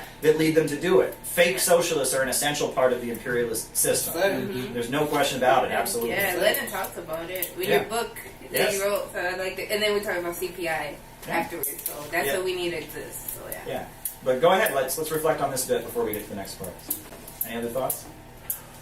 And we were talking about how, like, back in, like, the 50s during, like, industrialization, remember, like, back then when, like, refrigerators and like just different stuff like lasted for like a long time, and then you see where we're at now, and you can't gotta like buy a people new one TV. every other year. Yeah, for, Oh like, 10 boy, years, you're really as soon as, so that's like also could be like under destructive accumulation because we're constantly having to use our money to buy these frivolous things because nothing even lasts anymore. And also the I love rate that. of profit that they make That they need to has gone more. down, so they have to sell Yeah. more. Yeah. They can't make the same amount of profit on each one because of this So problem. there's less labor going into each Yes. one. Right, It's right. automated. There's the thing that we have finite as human beings is time. Yes, And when we put our labor towards something, that puts value towards it. So if we're not working on the thing, if a machine is doing it, we're off doing anything else and enjoying ourselves maybe, or not. Doesn't really matter. The fact is there's less value going into the thing. So the thing has to cost less. So, same time, we still keep having a C2, C1 problem, where C1 is still part of what's going out. So less and less and less and less and less is being paid out, and more and more and more and more is being made. It's got to be shittier. And like I said, I work for Target, so I see it like all the time. People call and their warranties up. Like back then, there used to be like 10-year warranties on a dishwasher, but now it's like, hey, you have 90 days of program. Yeah, exactly. You go through the thing. Yeah. There's not even a person that checks you out anymore. There's a screen, and it's like, do you want the 3 months of protection? Yeah, Okay, so I have a story. It's related to this, but it's kind of indirect. So I was reading a book about a guy who went to a Southeast Asian island to study, to try to do ecological restoration protection thing for like plants that were going extinct, and he got grants from this museum and rich people and all that. So when he was there, in his journey to find this remote place in the mountains to find these crazy plants, and he had all kinds of adventures with people that were trying to scam him for money because he's American, and the Americans during World War II, and they had money. But one thing that he discovered is that after World War II, they left a lot of the military equipment behind, and the locals buried it, right?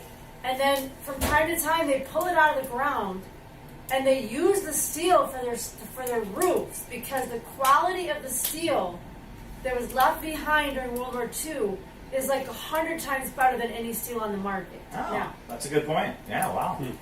So kind of a weird roundabout way, but yeah. Anyone else want to make a comment? Okay, go ahead. A movement. Let me repeat that. The only answer is building a movement.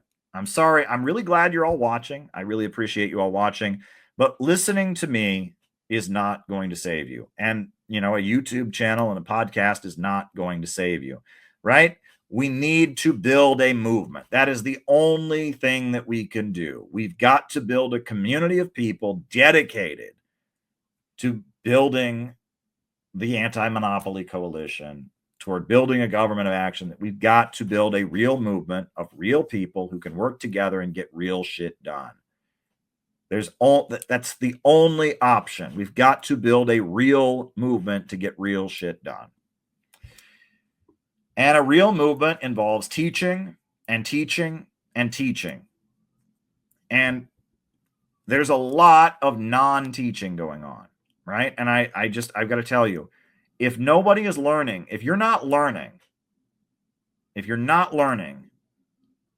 not helping you, right? If social media is just helping you feel more justified in your anger, if it's just making you laugh, if it's just, making you hate somebody you already hate, or making you feel more fired up about what you already think, if it's just pandering to how you already feel, it's not helping you. Organizing is about teaching. There are certain people that don't teach anybody anything. They just love to pander. And I mean, there's a huge amount of people. I mean, most of social media is nothing but pandering. Most YouTube channels, most podcasts, they don't teach anybody anything. They just pander. They just pander to what people already think. Oh, you already think this. Well, you must like this. Oh, you already think that. And that's not helping. It's all about teaching. On top of that, it's about standing with those who are under attack, the Uhuru movement, right? They had their homes raided by the FBI, and it was necessary. Everybody should have stood with them, and we are proud of all the hard work we did as an organization to stand with the Uhuru movement. And they were facing criminal charges. We were at their court dates. We raised their case at the UN. We raised their case in Russia. They were trying to throw them in prison for speaking up against war. And we stood with the Uhuru movement because you have to stand with people who are under attack. And Scott Ritter, they raided Scott Ritter's home. The FBI raided his home just because he's an anti-imperialist. Well, we stood with Scott Ritter, right? And whenever they start trying to make it illegal to stand against globalism, imperialism, we have to loudly stand with whoever they target and not ask questions and not quibble about, oh, do they agree with us on this? Or did they say this about? No, you stand with people that are under attack, right? And it doesn't matter if you're trying to outdo them on social media. Doesn't matter if somebody said this about them or that about the, it doesn't matter. None of that matters. If they come for them, they come for all of us. An injury to one is an injury to all. You must stand with those who are under attack. Next, visibly raising anti-globalist, anti-imperialist message everywhere. Everywhere. You must raise the anti-globalist, anti-imperialist message everywhere. As loudly as you possibly can. Raise it everywhere. We found creative ways to do that, right? We wrote a book about Kamala Harris, and we distributed it in bulk at the Democratic Convention and exploded when they tried to ban it. What else did we do? We unfurled a banner that said only peace can make America great again in the streets outside of Trump's inauguration, outside his rally in Madison Square Garden. Again, that was an intervention. Find a way to raise this message and reach people and distribute pamphlets, distribute books, reach people, right? And we've got to then build community structures centered around innovationism. Our goal, right? We're focused on building for July, right? Building for the convention. Our goal after July is we need a building. We need buildings so that we can start organizing in neighborhoods, right? We need to have buildings, right? Right now we're on the internet and various people. We need a building. We need to have a center, innovation halls around the country where we are doing projects in neighborhoods.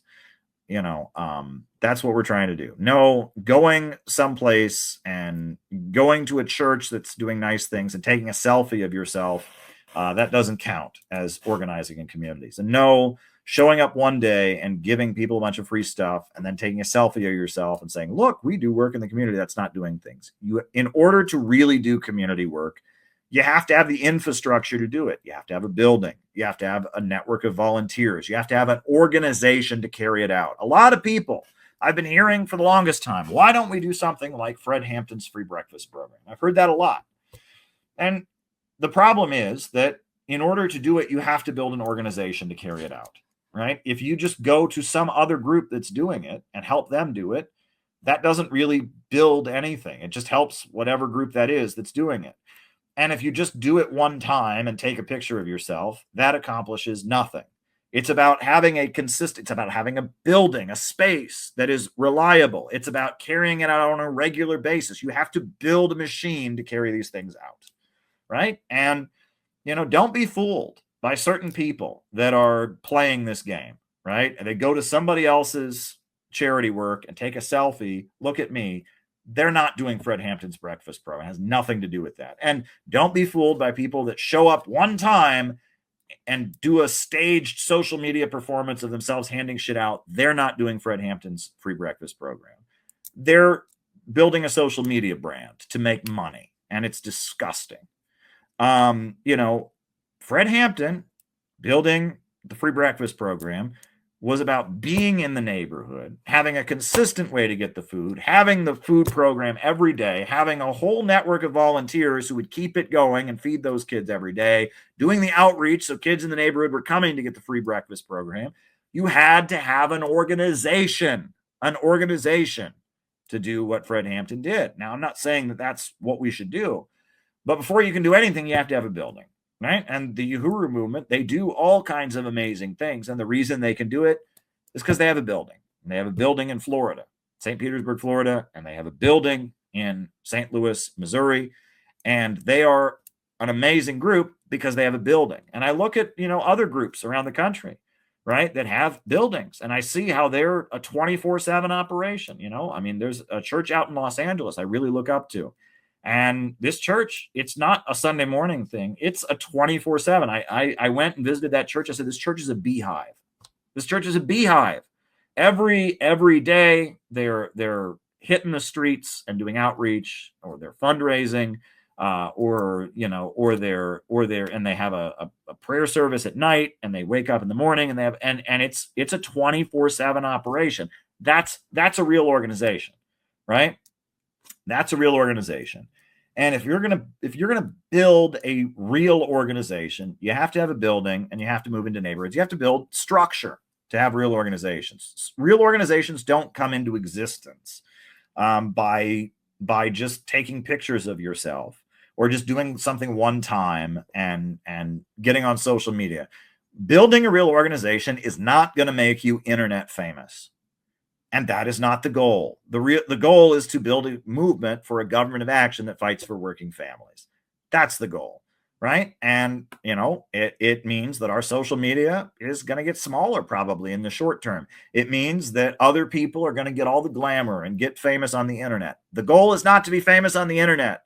The goal is not to be loved and celebrated by this system. The goal is to build a network of people to get stuff done. The goal is to have the ark finished so that when the flood comes, you can be dry and not drown. That's the goal. We must build the ark before the flood and the storm comes, right? That's what we need to do. We are Noah, and we are trying to build the ark before the flood comes. We're not trying to be famous on the internet. We're not trying to be popular. We're not trying to make ourselves feel good. We're not trying to take on the most communist identity or whatever.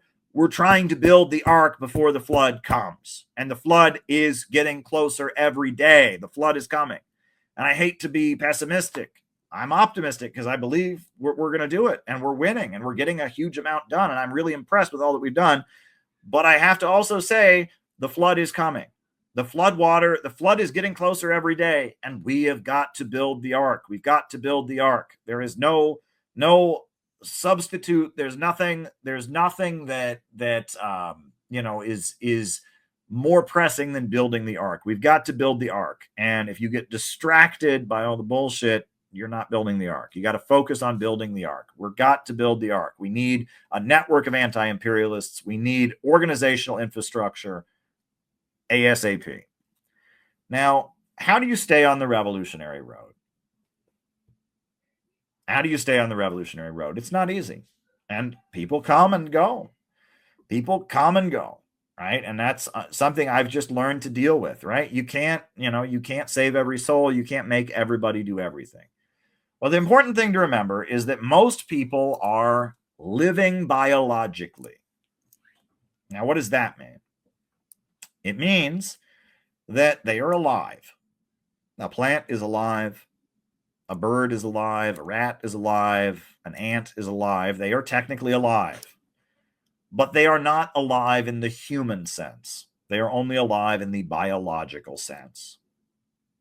And that is the reality. There are all kinds of people, forces, most of humanity is only living biologically. They're going upon a preordained path. They're not exercising agency. They're not asking questions about why am I here, etc. They're just going along with things. They're living biologically. Our job is to awaken people and get them to not be only living biologically. Our job is to awaken people and get them involved, and get them involved in building a movement, and get them involved in imposing imperialism, and get them to understand the crisis their country is in and try to change the world around them and exercise agency. And it's much easier to live biologically, but you're not going to be happy because most people are not happy. Look at the suicide rate. Look at the drug addiction rate. Look at our society. People are not happy. People are not happy. because our rulers are putting out a pessimistic message, because our rulers are saying that you're a cancer on the planet. Our rulers want you to fade away into nothing, right? And most people are not happy. And in order to find any level of happiness, you have to start to assert your humanity. You have to awaken and not be asleep and not be living biologically. You have to say, I'm going to get involved in the future. I'm going to fight for a better world. And it's not easy to do. It's not easy to do. And staying on the revolutionary road is a daily battle. And we should just recognize that not everyone can do it. Jesus Christ said, "Straight is the gate and narrow is the way which leadeth unto life, and there are few that..." Engels writes, "It is the compelling force of anarchy and production of society at large that more and more completely turns the great majority into proletarians. And it is the masses of the proletarian who again will finally put an end to the anarchy of production." That is Marxism. Now, you all heard what I just said, and this was common sense Marxism back in the 30s, and this is common sense Marxism in Venezuela, and this is common sense Marxism in China. But if you listen to the people in the United States who currently call themselves left, they are preaching something completely different. Something that is so different from what I just espoused there, I don't even need to get into detail about what it is. But we should talk about where it came from, because there's a reason that Marxists don't talk this way. There's a reason that the forces that call themselves left in the United States are putting out a very different message. And we have done a lot of groundbreaking work in CPI for talking about why that is, documenting why that is, and explaining why they put out something different. We want to raise the level of productivity as high as possible. They want to degrow and grind everyone into poverty. We want to empower the proletariat and weaken the power of the bourgeois state. They support the FBI, and they support the tech monopolies and censoring people. They want things that are very different than what we want. Why is this? Well, when we talk about the synthetic left, we're talking about a process. There are two different types of people who become revolutionaries. Anywhere you go in the world, you're going to find what they call a revolutionary intelligentsia. You're going to find middle-class people, usually students, younger folks. Some people do it their whole life. But anywhere you go in the world, socialist countries, capitalist countries, developing world, first world, you're going to find intellectuals who are mad at the world, who are aware of the injustices that exist and are looking to live an important life and, do dramatic things and feel heroic. And that's not inherently bad. That's a good thing to want to change the world. That's a good thing to be outraged about injustice. But that section of society, that revolutionary intelligentsia, is always a small minority. It's never more than 10% of the population. Rarely is it even 5% of the population. It exists, right? We've all seen the Broadway musical Les Miserables. Do you hear the people sing? Those kids in the pubs talking about how they're going to storm the barricades. That always exists. Revolutions are not made by those folks.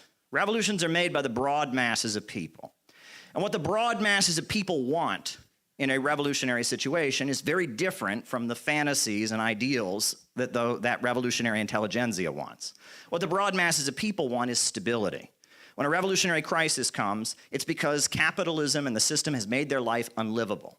And they want order to come out of the chaos. They want to be able to feed their kids. Look at the slogans. What was the slogan of the Russian Revolution? Peace, land, and bread. Not tear it down, burn it down, but it was going to end this war. We're going to feed you. We're going to redistribute the land. You look at the slogans that the Communist Party used back in the 1930s. William Z. Foster, the slogan of his 1932 campaign was the revolutionary way out of the crisis. The message was, you're hungry, you're starving, they're setting up a fascist state, and we offer the way out. And if you look at the Soviet Union, they're industrializing rapidly and raising millions of people out of poverty. We could have a Soviet America and do the same thing. That's what the Communist Party said. And in 1940, when they ran their campaign with Earl Browder for president, they made it shorter. They made it 3 words, the way out.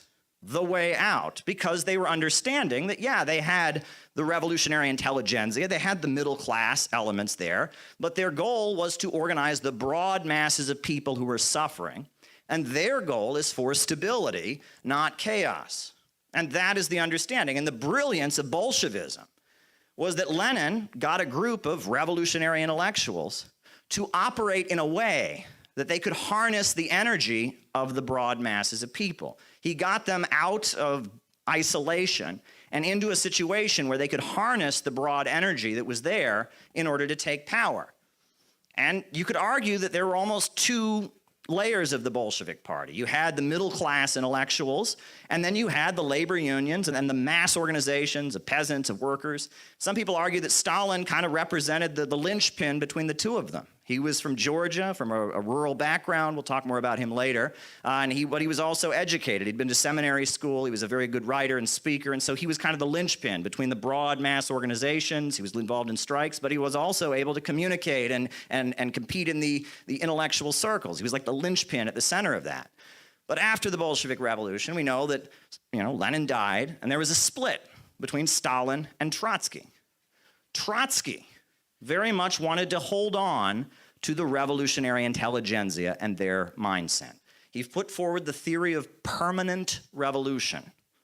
And the theory of permanent revolution was that the only good the Soviet Union had was that it could eventually march communism into where it actually matters, which is the West. He basically said the West is the best. That's what he said, and that the Soviet Union should just be kind of a military state, a holdout, so we can march communism to where it matters. The New York City, he said, was the foundry where the fate of mankind will be forged, and many people look at Trotsky and say this was very much a self-hating Russian. This is a guy who spent most of his life in exile. He was in awe of London and Paris and the United States, and he didn't much care for the Russian folks. He was probably treated very badly, a victim of anti-Semitic persecution and such. And Trotsky held on to this desire for chaos and death and destruction, the theory of permanent revolution.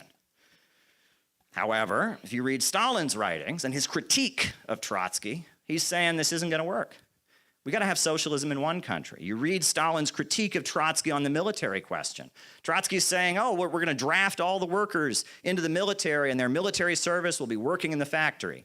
That's what Trotsky's saying. And Stalin says, you can't do that. You can't do that. That's not going to work. The population is tired of this military stuff. We need to focus on raising the living standards. And if that means we have to sign a business deal with an American corporation to come and help us set up our car industry or our oil industry, we'll do it because it's about raising the people up. We came to power offering stability and development, and that's what we're going to do. And they did it. And the whole world marveled at what the Soviet Union was achieving during the 5-year economic plans because they were raising people out of poverty. And the Koch brothers, their grandfather, Fred Koch, he was a chemist in the United States who'd invented a new method of turning petroleum into gasoline for your car, and he went to the Soviet Union and he made a lot of money helping set up the Soviet oil industry.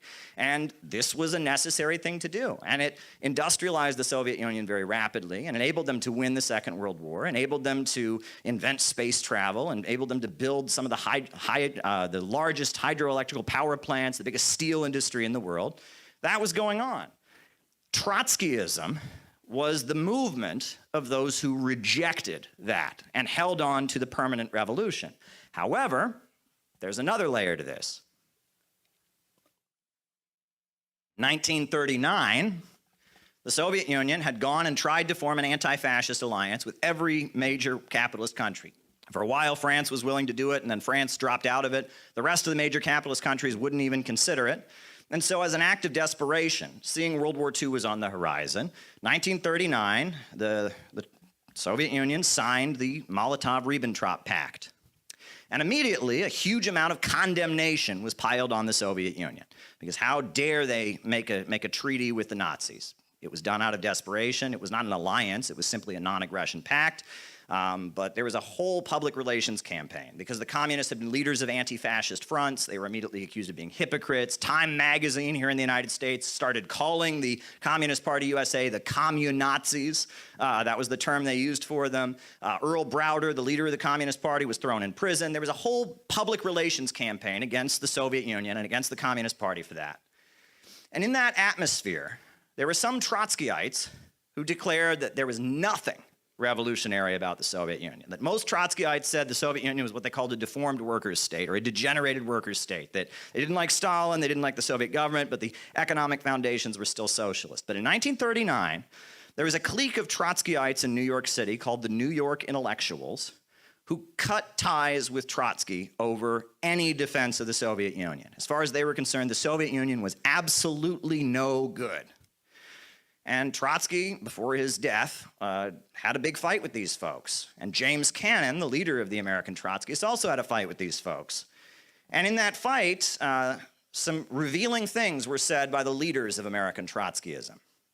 This is what James Cannon, the leader of American Trotskyism, wrote about the New York intellectuals. He wrote, Trotskyism became more popular in petty bourgeois intellectual and half-intellectual circles, and for a time it even became a fashion. However, with the approach of the war, Trotskyism as a doctrine and as a movement lost its respectability, and many of the intellectuals, sniffing danger, arranged a somewhat hasty and undignified departure. He also wrote, they mistake their own emotions, their own uncertainties, their fears, and their own egotistical concerns about their personal fate for the sentiments and movements of the great masses. And they measure the world's agony by their own inconsequential aches and pains. He wrote, Marxists always begin with a program. They rally their supporters around the program and educate them in the process of struggling for the program. But petty bourgeois politics is always a hodgepodge, and it never attains a fully developed, consistent program. And in 1939, the New York intellectuals found their way out of Trotskyism. And then something happened called World War II. And after World War II, the New York intellectuals found their way into something called the Central Intelligence Agency. And this is a well-documented fact. Irving Kristol, who was one of these New York intellectuals, became the founder of the CIA's Congress for Cultural Freedom program. And they began with CIA money and money from the Ford Foundation and the Rockefeller think tanks, publishing leftist, socialist, Trotskyist magazines, putting out a new interpretation of what Marxism and socialism was all about. Of course, it was very anti-Soviet, but it went further than that. It went a lot further than that. If you read Susan Sontag, you read Hannah Arendt, you read Mary McCarthy, this writing that they were putting out was much more than just a Trotskyist deviation from what the Soviet Union was putting out. It was anti-populism. If you read what they wrote, the people are the enemy. That is the point that they are making. Fascism in their mind is not capitalism in decay. It's not the result of the capitalist system in crisis. Fascism in their mind is whenever ordinary people are getting together and demanding things and threatening the individualism and the sacredness of the great intellectuals. Hannah Arendt's book, Eichmann in Jerusalem. I read that when I was in college. I thought it was a great book. I thought it was about, we need to be nonconformists, don't go along with the crowd. But if you really read what it's saying, the essence of what it's saying that deep down the broad masses of people are a bunch of bloodthirsty Nazis. It's saying that the Soviet Union is just the same as Nazi Germany and that we need to control the working class because if they get together and start to fight for their rights, it'll lead to some horrendous event. Equating the Soviet Union with Nazi Germany, which is now a big part of American war propaganda, and equating both the Soviet Union and Nazi Germany with popular mass movements and people organizing and trying to advance their economic condition. That is the synthetic left. That is the essence of what they are pushing. And if you read Leo Strauss, the founder of neoconservatism, what he was advocating, you read the work of Irving Howe, who is the intellectual father of Democratic Socialists of America, who was one of these New York intellectuals. That's their message. And it comes out of the split in Trotskyism, it comes out of CIA interventions. And at first, it was a way to manipulate the revolutionary intelligentsia. At first, it was about making sure there was distance between these revolutionary intellectuals and the Soviet Union. It was about expanding the gap between the Soviet Union and the revolutionary intelligentsia. However, in the 1970s and 80s, it started turning into something more sinister. We know who George Soros was. We know who Zbigniew Brzezinski was.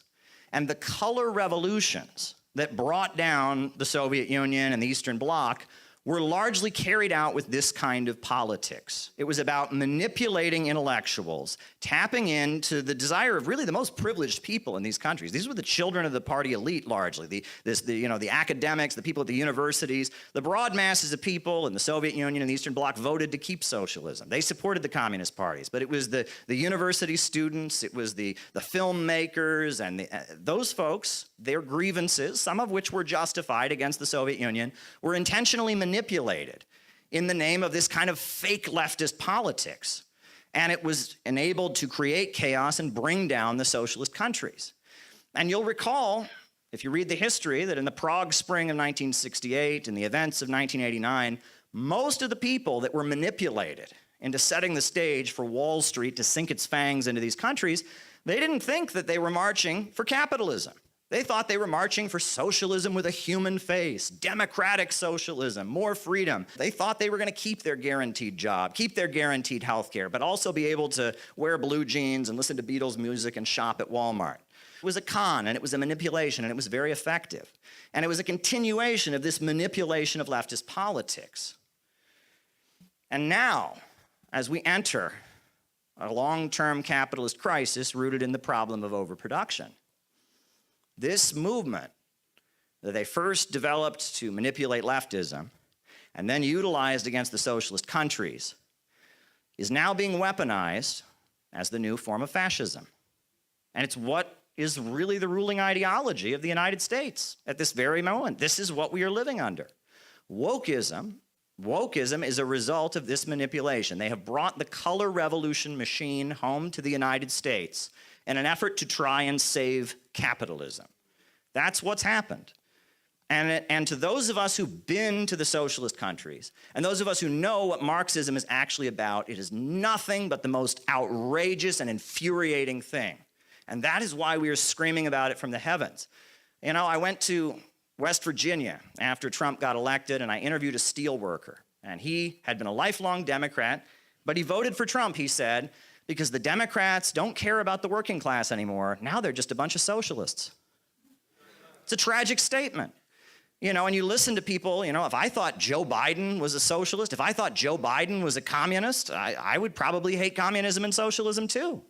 And this vile anti-working class movement that is about controlling the broad masses of people, grinding them into poverty, setting about chaos in the country so the ultra-rich can secure their grip on society as we degrow and melt down amid a capitalist crisis. It's very frightening. And many working people want to get together and protect their communities and their families from this insanity. And those of us who understand what Marxism really is should understand we're on their side. We're not with the woke synthetic left.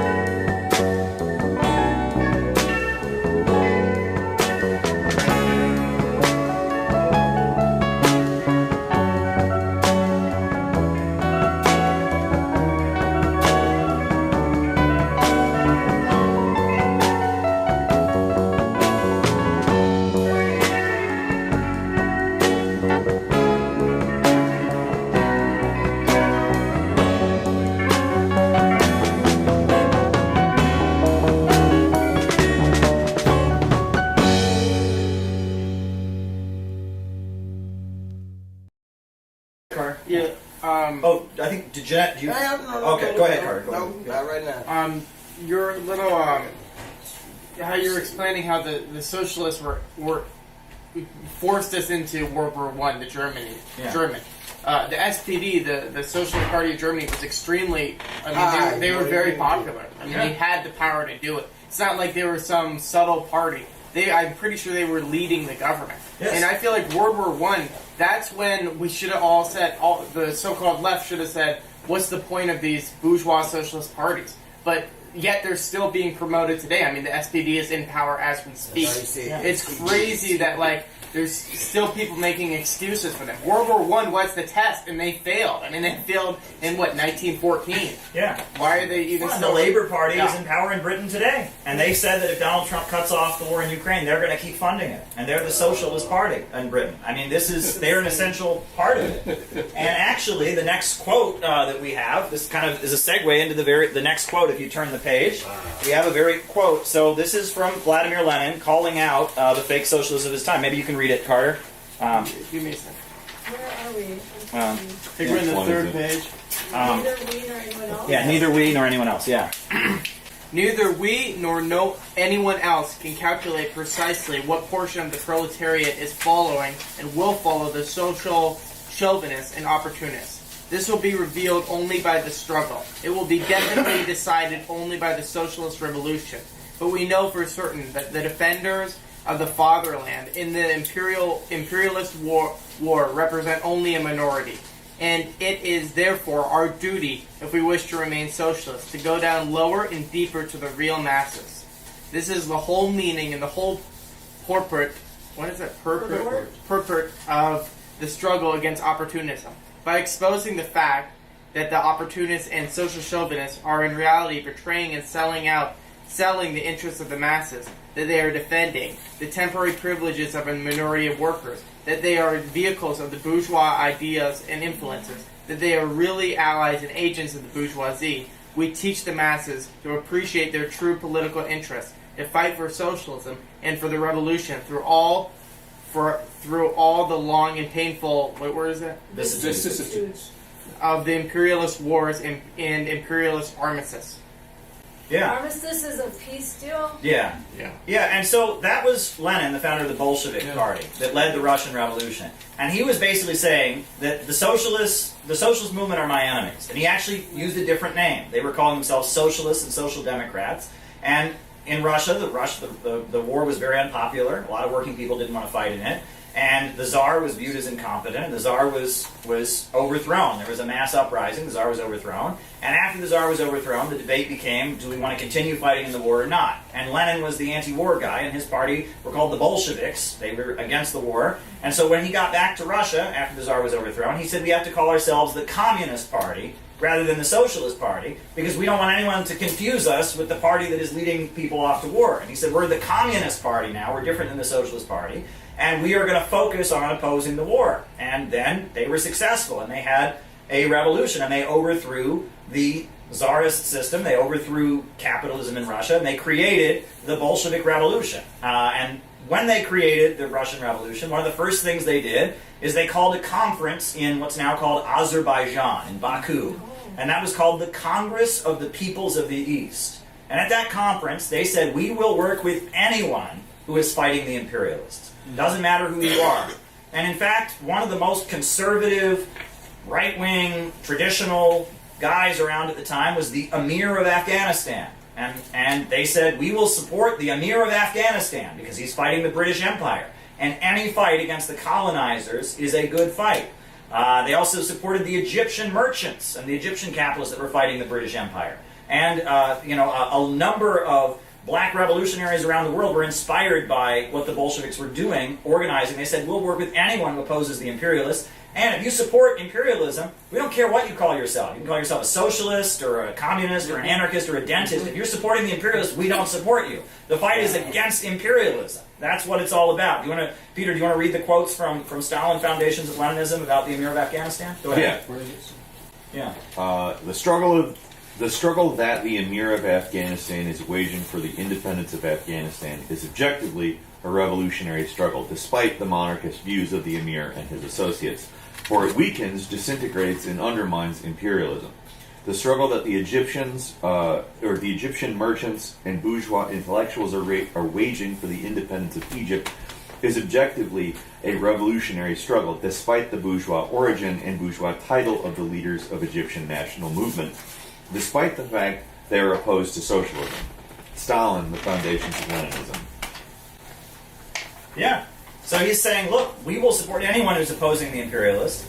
And on top of that, we are opposed to the imperialist system, and no matter what, even if you call yourself a socialist while you do it, or you espouse progressive values, and we see that much more in our time than before. When we invaded Afghanistan, that was to liberate the women. Remember, it was to protect the women. We just cared so much about those Afghan women. Well, for 20 years, the USA occupied Afghanistan, and the conditions for the Afghan women did not get any better. And after 20 years of wrecking the country and the heroin gangs setting up shop and ISIS and all those groups getting stronger, the USA pulled out of Afghanistan. And at no point in the 20 years did it get stable. I know there's a lot of people here that are from Somalia, right? And in this city that, from their background. Has Somalia gotten any better? How many times has the USA sent troops to Somalia? How many times the USA? And the first thing that I wanted to talk about in my opening remarks is I actually got some bad news today. And the bad news that I got is that somebody that has been a longtime friend, not someone I was deeply close to, but somebody that I did know and someone that I loved. I really did have love for this person. He was just a very kind, genuine person, an optimistic person. He died. And that person was somebody that, he was at Occupy Wall Street when I was at Occupy Wall Street. He was involved in all kinds of anti-war activism I was also involved in. He was a socialist and a leftist that I was involved in. He was a great man in so many ways. Paul Gilman, he died, and I did not know this. I got the news rather late. Apparently, he died at the end of May, which is shocking for me because I interviewed him on May 1st.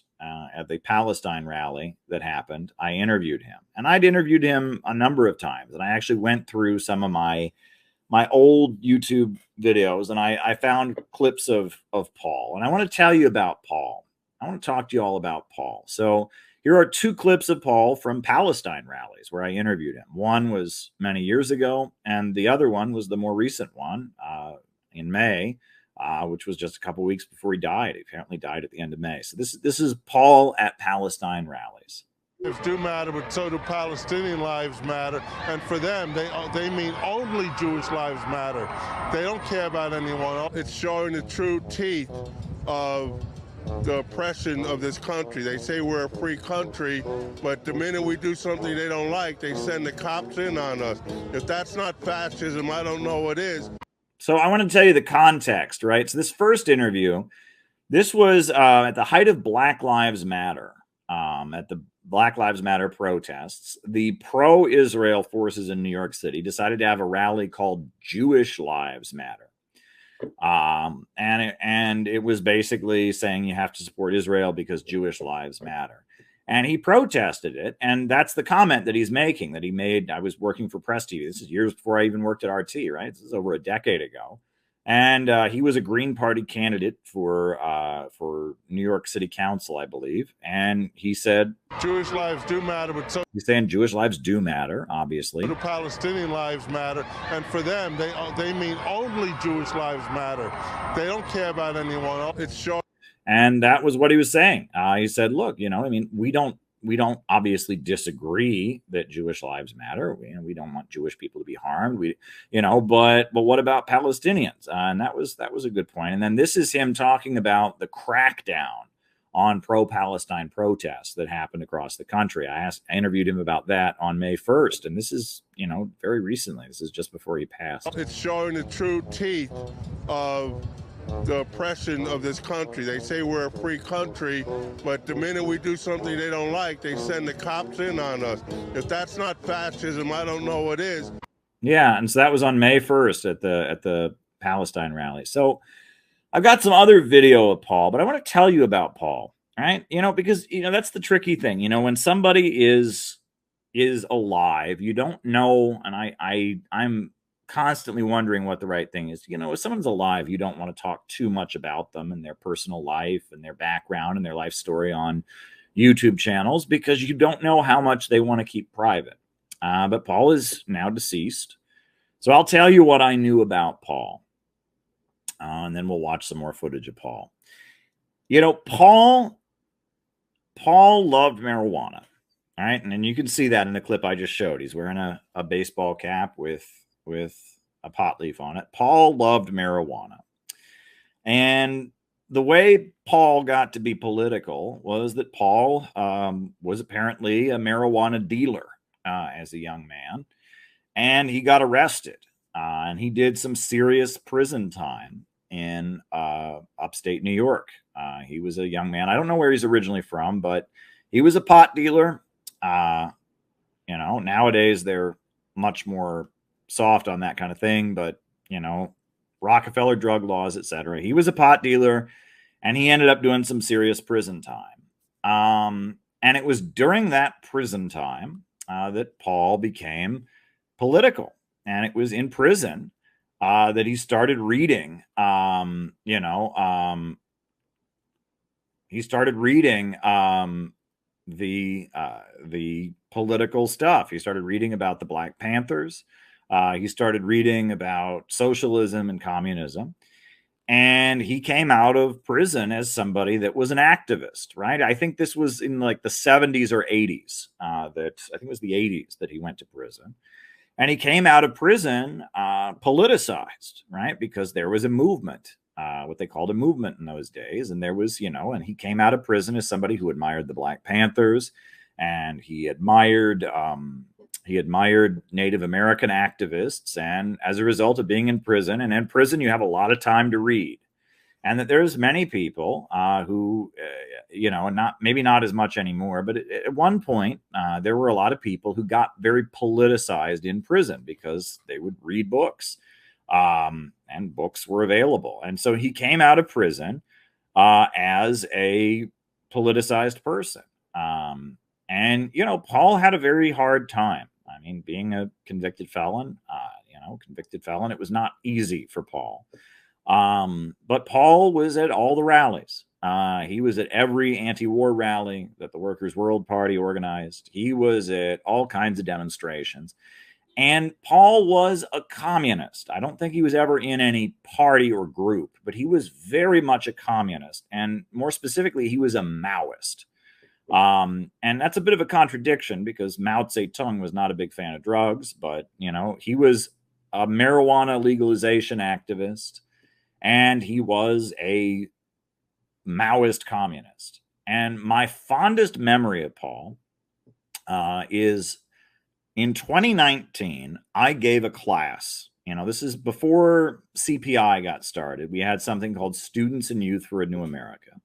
And Students and Youth for a New America never really turned into a real group. It was always just kind of, there were a couple people in one or two campuses doing something, and I would rent a studio classroom in New York City and do something.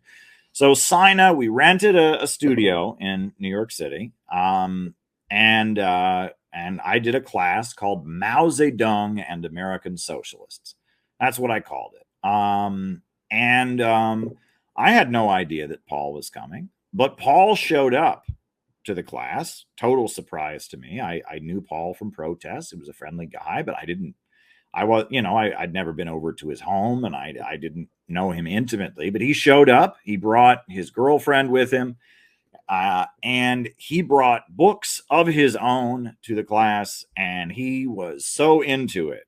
And, I'm going to show you the contribution that Paul made to my Mao and American Socialist class. I'm just going to show it to you because when you watch it, you can tell how into communism and into Chinese communism Paul really was. He was a history buff. He was a communist activist, I'll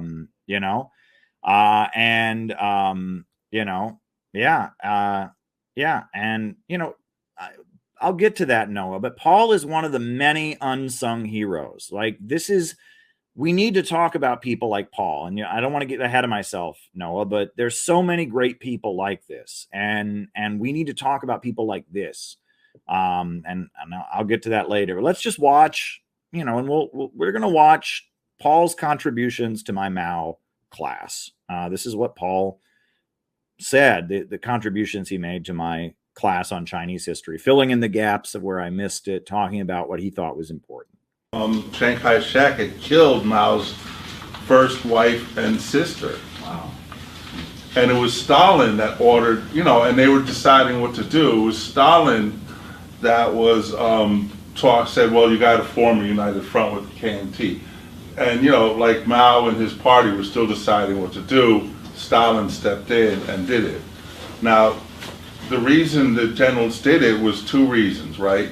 The first reason is because the KMT refused to fight the Japanese. They had retreated as far as in southwestern China as you can get and still be in China. They were in Chongqing, and they were hoping that the Japanese fascists and the Manchukuo would wipe out all the communists. They couldn't do it.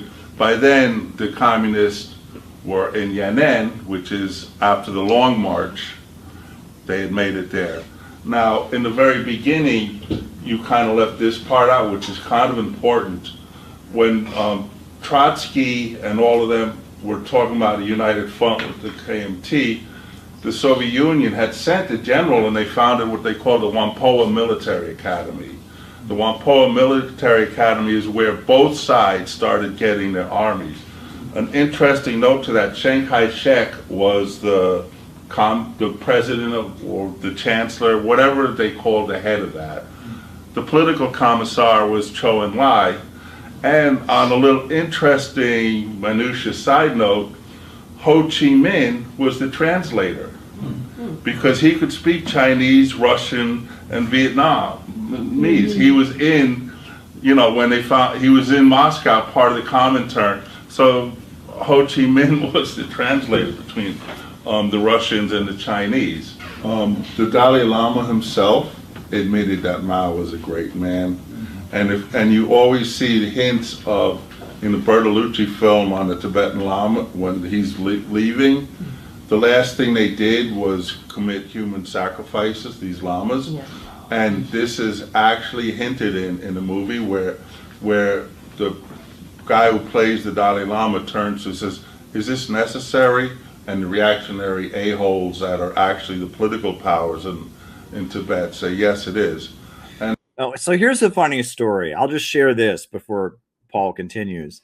Speaking of the Dalai Lama, I just remembered this, but, I used to do a lot of activism near Union Square. Union Square, the political group I was working with, they had their headquarters like up on 17th Street, which was, pretty close to Union Square.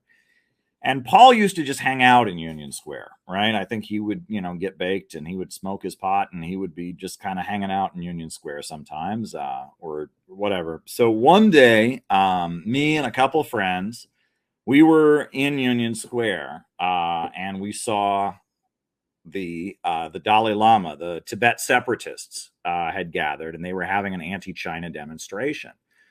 So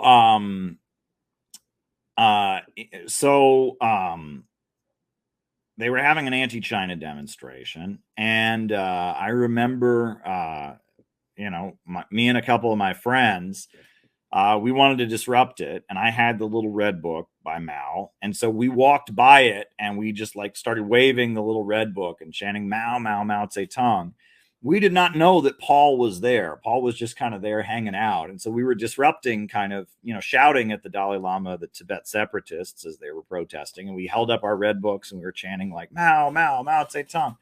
And Paul, out of nowhere, Paul appears and he's laughing his head off. And he's just got this big grin on his face like, he was totally surprised that we were there. And he, being somebody who was a sympathizer with Chinese communism, he got a big grin on his face and he was like giving us a thumbs up and he was like, yeah, that's awesome. We made his day. We made Paul's day by disrupting the Dalai Lama Tibet separatist rally that was happening in Union Square when he just happened to be hanging out in Union Square. Point out another. It was kind of sweet. So there we go. Sacrifices, these llamas, and this is actually hinted in the movie where the guy who plays the Dalai Lama turns and says, "Is this necessary?" And the reactionary a-holes that are actually the political powers in Tibet say, "Yes, it is." And I want to point out another book. This is C.K. Yang's book. C.K. Yang was a American sociologist from Hawaii who actually went to China. I think this was his ancestral village in southern China. And C.K. Yang did a really intense, minute sociological study of this village. And the big thing was the oppression of women, which was, he wrote about that extensively, and the hierarchies within the Chinese family. And then he also wrote about the oppressions. So that was from 47 to 48, and then from 49 to 50, he was in the same village. He was there for 4 years. He studied the transition to communism, and it should be a companion to Hinton. And I want to say one thing about Hinton's Fan Shin, the most, and this is a neglected book. I think all Marxists or people should actually read it. It's very dense, it's boring, it takes a while to get through, but it's worth it, you know? But I'll admit it, I did it, I finished it. Okay, the most powerful, Hinton's book talks about the bottom-up transformation of Longbow, the village you mentioned, and one of the most powerful... Leads me to remember what was really one of the most interesting nights of my life, which is when I was invited to speak at the hall where Malcolm X was assassinated in Harlem. There was a political prisoner's benefit. There were supporters of people from the Move 9 who were still locked up at that point. There were supporters of Mumia Abu-Jamal and Jamil Al-Amin. And I walked into this auditorium, and they had like a light where at the spot where Malcolm X had died, and I was on a panel, and I was like the one white guy there. People were joking about the flyer, and they're like, one of these speakers is a little bit different than all the other ones. But, you know, I was the only white guy there, and I looked out on that audience. I spoke for like 3 minutes. It was a very short presentation. But when I looked out on that crowd of several hundred people in there, I thought, I am speaking to a group of veterans. I looked out on that crowd because these were black liberation fighters. These were Black Panthers. These were Black Liberation Army former members. These were black nationalists and others, and in walkers. And when people were speaking, they were shaking and having flashbacks, and there were a lot of tears in their eyes. And I thought, this is like a veterans gathering. This is like speaking at the VFW, right? And I mean, there's rooms like this in Ireland, in Northern Ireland. There's rooms like this in South Africa. There's rooms like this in People's Korea, you know? And this is a group of people who have made great sacrifices, and they're there to support their comrades who are still locked up.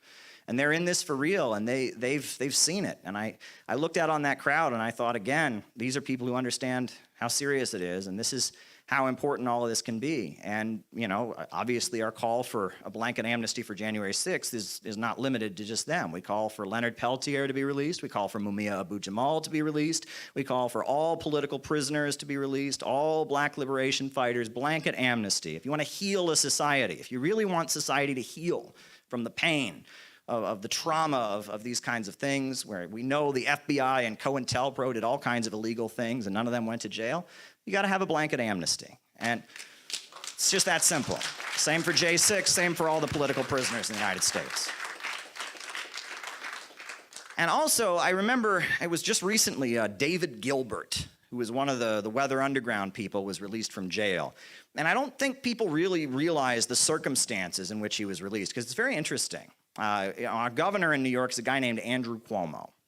And Andrew Cuomo was forced to resign from office. There was a scandal, and one thing led to another, and many people say there was a bigger scandal that he didn't want to come out, so he was forced to resign.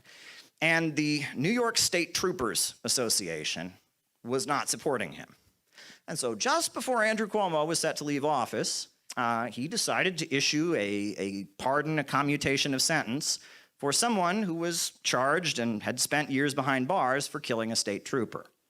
It was basically Andrew Cuomo saying, "Oh, you guys are not going to support me. This important association of state employees are going to call for me to resign. Well, I'm going to free David Gilbert. I'm going to free one of the weathermen. There you go, guys." That was basically what he was doing. Well, I mean, good, good. And there are divisions in the ruling class. Weird things happen, And, we don't endorse what David Gilbert did, but we recognize that, that there should be a blanket amnesty and that sometimes you have to utilize these divisions in the ruling class. And that's what gets me back to this, because it's pretty clear there are people in the ruling class that want this to continue.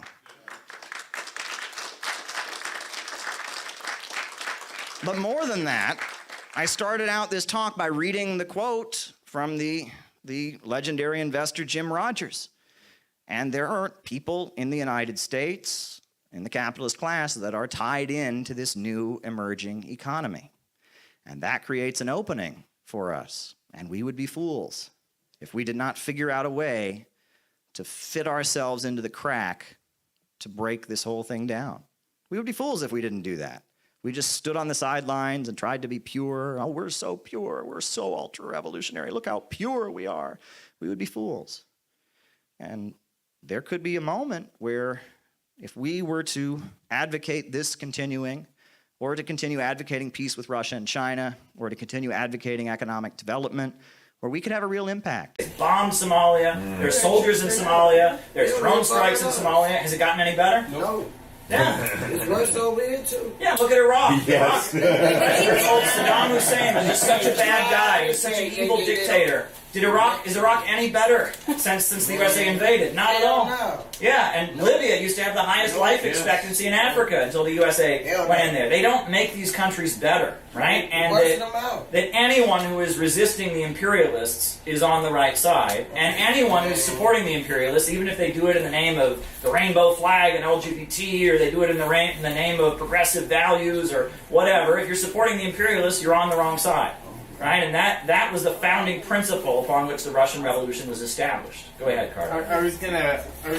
It made me think. I feel like a lot of people think that when imperialism comes to a country, like if they're not trained into, I guess, Leninism, they think that the imperialists will bring development, that they'll bring them up to the higher stage of production, but they want to keep them down. That's the whole point. It's not an accident. It's not an accident that Libya was destroyed. It's not like, well, we had to overthrow Gaddafi and we maybe went too far, but we wanted to help them. No, you guys wanted to prevent development so they could break away from the Western imperialist forces. Exactly. That's their entire that's the entire purpose of everything. To keep down development. Go ahead, Tom. I just want to point out that I agree with just everything that's been said. But I just want to say that the communists that were out there, honorable people. And what we're talking about, even if we're talking about Stalinists, those people were good, decent people. Yes. They cared for me. They loved me. All the Christians we're talking about, in my neighborhood, they didn't. They hated me. Yeah. They beat me up. Well, my nose goes that way. They broke my nose with a stick. Wow. Okay, it gets worse. I won't go further. Yeah, well, and the McCarthyism that you faced is very similar to the cancel culture of today, right? Cancel culture somebody is what it is. Dares to oppose U.S. foreign policy, like I've done. Their name gets on a list, and it's the same kind of thing. And rumor, and all kinds of school system knows it. Yeah. Police know it. But that's why, I think North Korea is smart. They won't. We hear, oh my gosh, they're dictators, but they're just trying to keep America from stealing their country. So, I mean, you're almost, safer there than to, let all the chaos into your country. So you jumped a corner that you're going to jump eventually. You're going the right direction. I just wanted to clarify something for everybody who's not as familiar with all these older works. Yeah. When Lenin here is talking about social chauvinists, he's specifically talking about people who always put their country first no matter what. In our case, that would be, America is always right, overthrow Libya because America good. Right. Yeah. Right. He also talks about opportunists. And Yes. it's another old-timey word. It was people who would constantly change their positions to kind of just be whatever would help them seize the opportunity. And that's, oh, Afghan women are in danger? Well, we'll go protect them. We'll seize the opportunity. Oh, you're against the war in Afghanistan? You must be against women. Right. No. Yes. That's what Lenin's talking about in those things. Yeah. Those same trends. Yeah. Putting your own interest above the interests of the revolutionary movement overall as opportunism, right? That you see an opportunity to align with the enemy and you take it because it'll advance you personally. You don't vote for Kamala, you're sexist, you're racist, you're chauvinist, you're homophobic. So let's talk about what happened next, because 1917 was a really long time ago. And after the Russian Revolution, they're having all these conferences to organize people around the world. They gave aid to China and Sun Yat-sen and eventually Mao to have their revolution. They gave aid to people in Africa. They gave aid to people in the East and in many places. But what are we always told? I was told in school, communism never worked anywhere. It just always failed. It always failed. Who invented space travel? Yeah. Russians. Yeah. Who had the biggest steel industry in the world in the 1920s and 30s? It was the Soviet Union. Right? They industrialized, they turned that whole section of the world into an industrial powerhouse. They had never had running water, they'd never had electricity, they'd never had any of that. And with state central planning, they were able to rapidly raise a whole country into being a modern country. There's some places you could do that at, but not up in America. Well, and they, during the 1930s when they were doing it, America was having the Great Depression. You go certain parts of America, you can do that, but you can't do it here. And they wiped out illiteracy. They built modern universities. And it was quite amazing what they were doing. And actually, I wanted somebody to read this quote here that explains why they were doing it from Engels, 1848. So go ahead, Tom. All right. Yeah. This is the difference is? That's yes. Okay. The difference is that between the destructive force of electricity in the lightning in the storm and the electricity under command in the telegraph and the voltaic arc, the difference between conflagration and fireworking in the service of man. I don't know that I read that in a way that makes sense. The difference is as that between the destructive force of electricity in the lightning of the storm and the electricity under command. Here's my thoughts on it. I am opposed to all scapegoating and repression of the immigrant community because it doesn't help anyone in any way. Generally, people that are anti-immigrant, they say immigrants drive down wages. They say immigrants come to this country illegally. They're involved with criminal organizations. Well, those are both true. Right? It is true that immigrants, foreign labor does drive down domestic wages. That's true. It is also true that immigrants coming to the United States in ways that are not legal, they often have to cooperate with criminal organizations. All of the responses that anti-immigrant folks want, that conservatives want, make those problems worse. If you want criminal organizations to flourish in immigrant communities, make people scared to call the police. Make immigrant families terrified. Make it hard to come here legally. All of the anti-immigrant policies make criminal organizations flourish. And on top of that, if you're concerned about immigrant workers decreasing the wages of domestic workers, it's illegal under U.S. law to pay an immigrant less than minimum wage. But employers do it all the time. Why?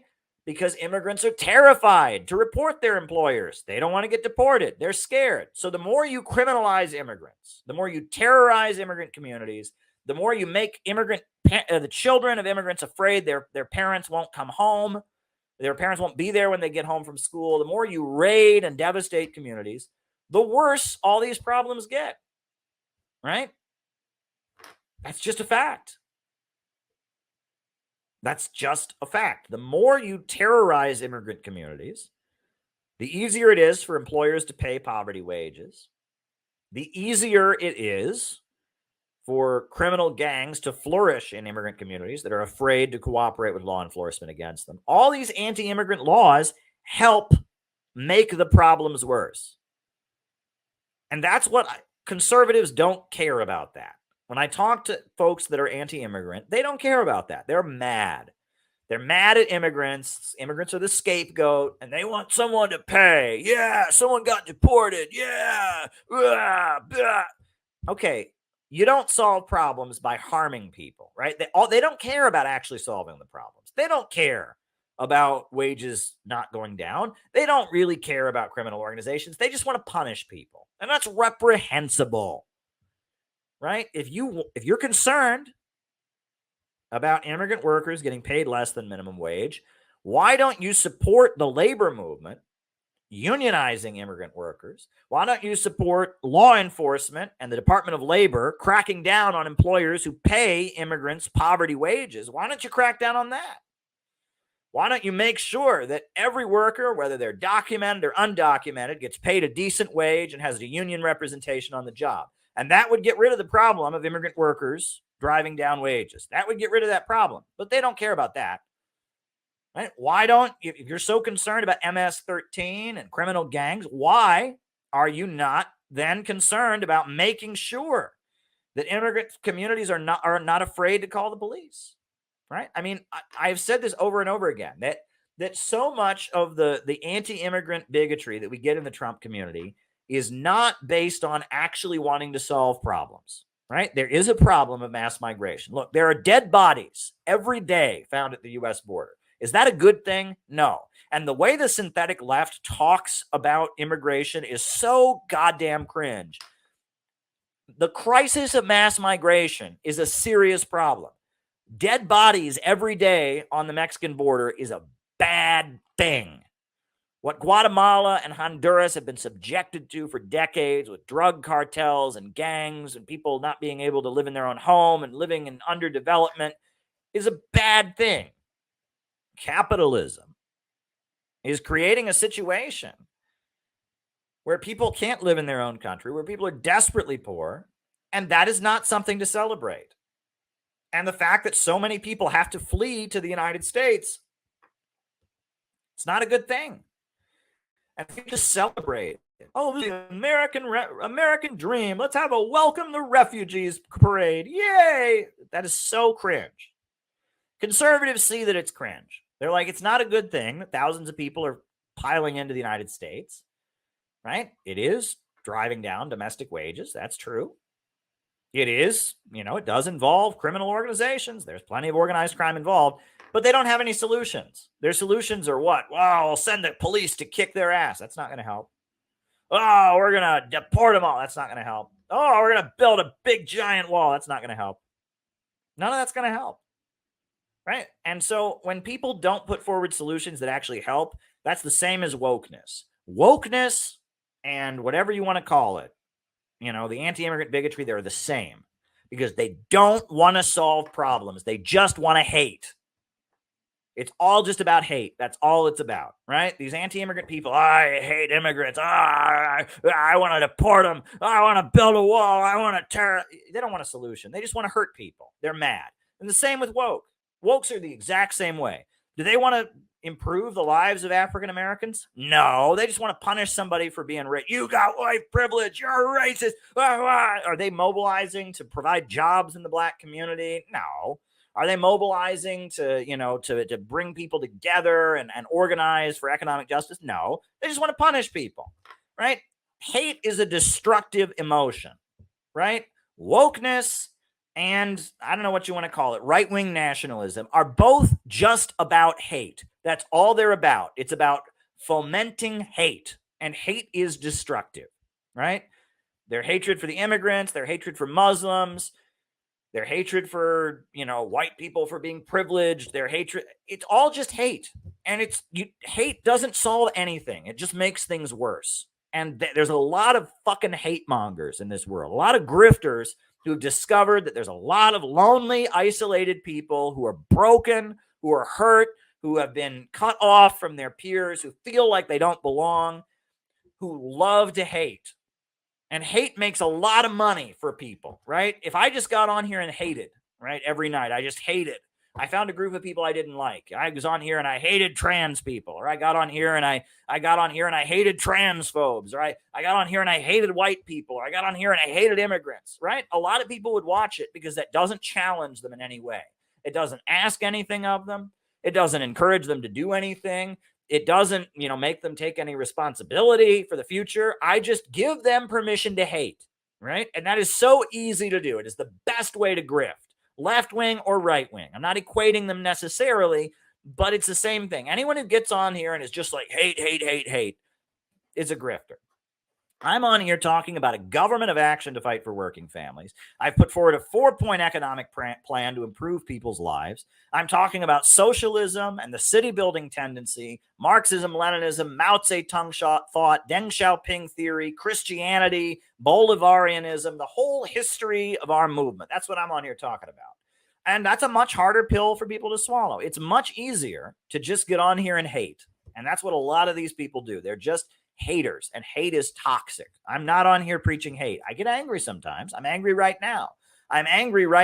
Honestly, but I'm not a hater, right?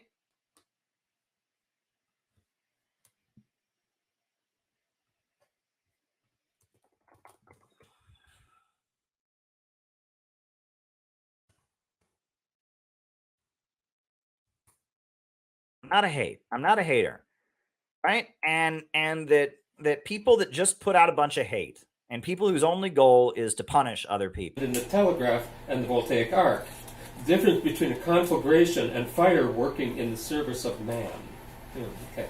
With this recognition at last of the real nature of the productive forces of today, the social anarchy of production gives place to a social regulation of production upon a definite plan.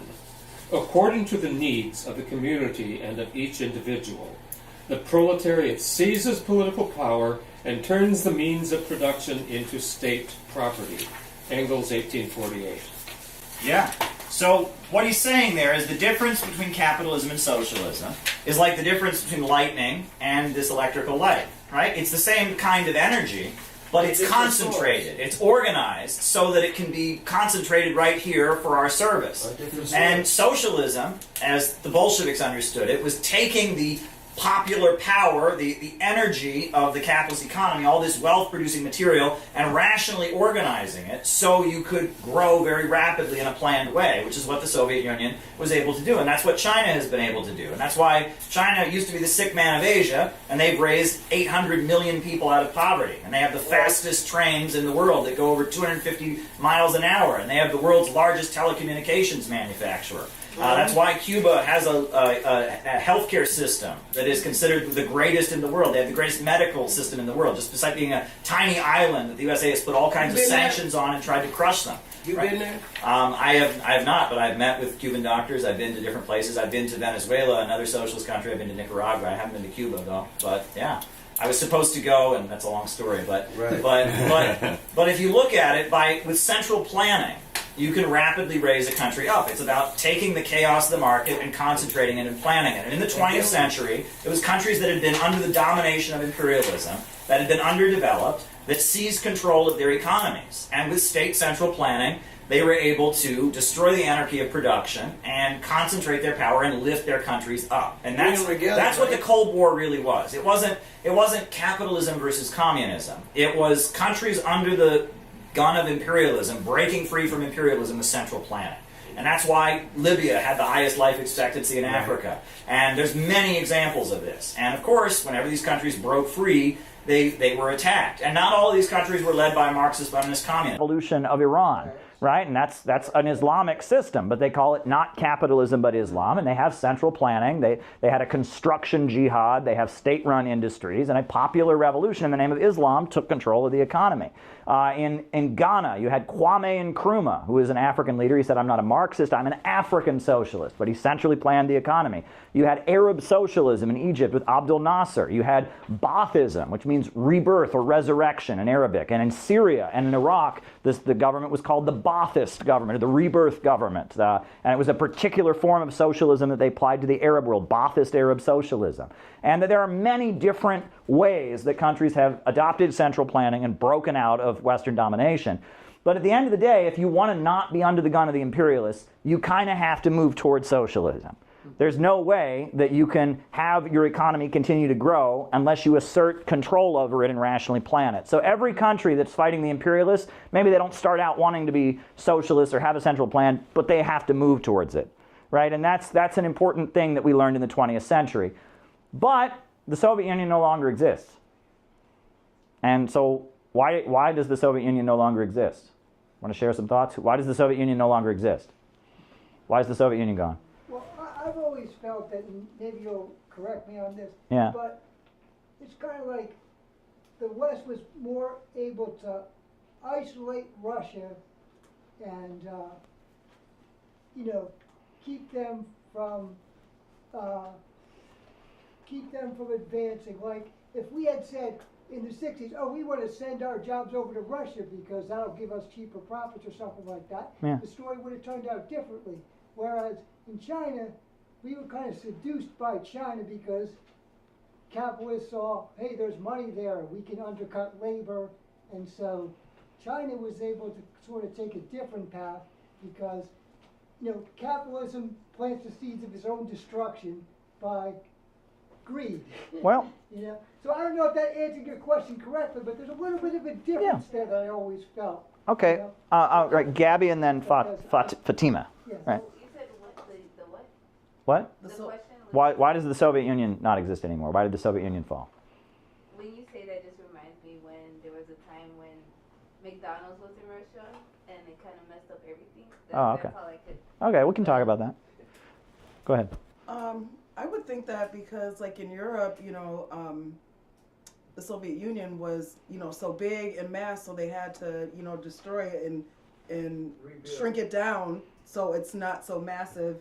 So then, the other countries in Europe can be the dominant players. Yes, you're all pointing to aspects of the truth, right? The Soviet Union was never given a moment of peace. They were never allowed to breathe. From the moment that they started, 15 different countries invaded them. They were blockaded. They were sanctioned. The Nazis invaded the Soviet Union and killed 27 million people. And the USA had a blockade. You couldn't give them any technology. They had a treaty, the Treaty of Multilateral Controls, where they were blocked from getting access. Hey friends, how you doing today?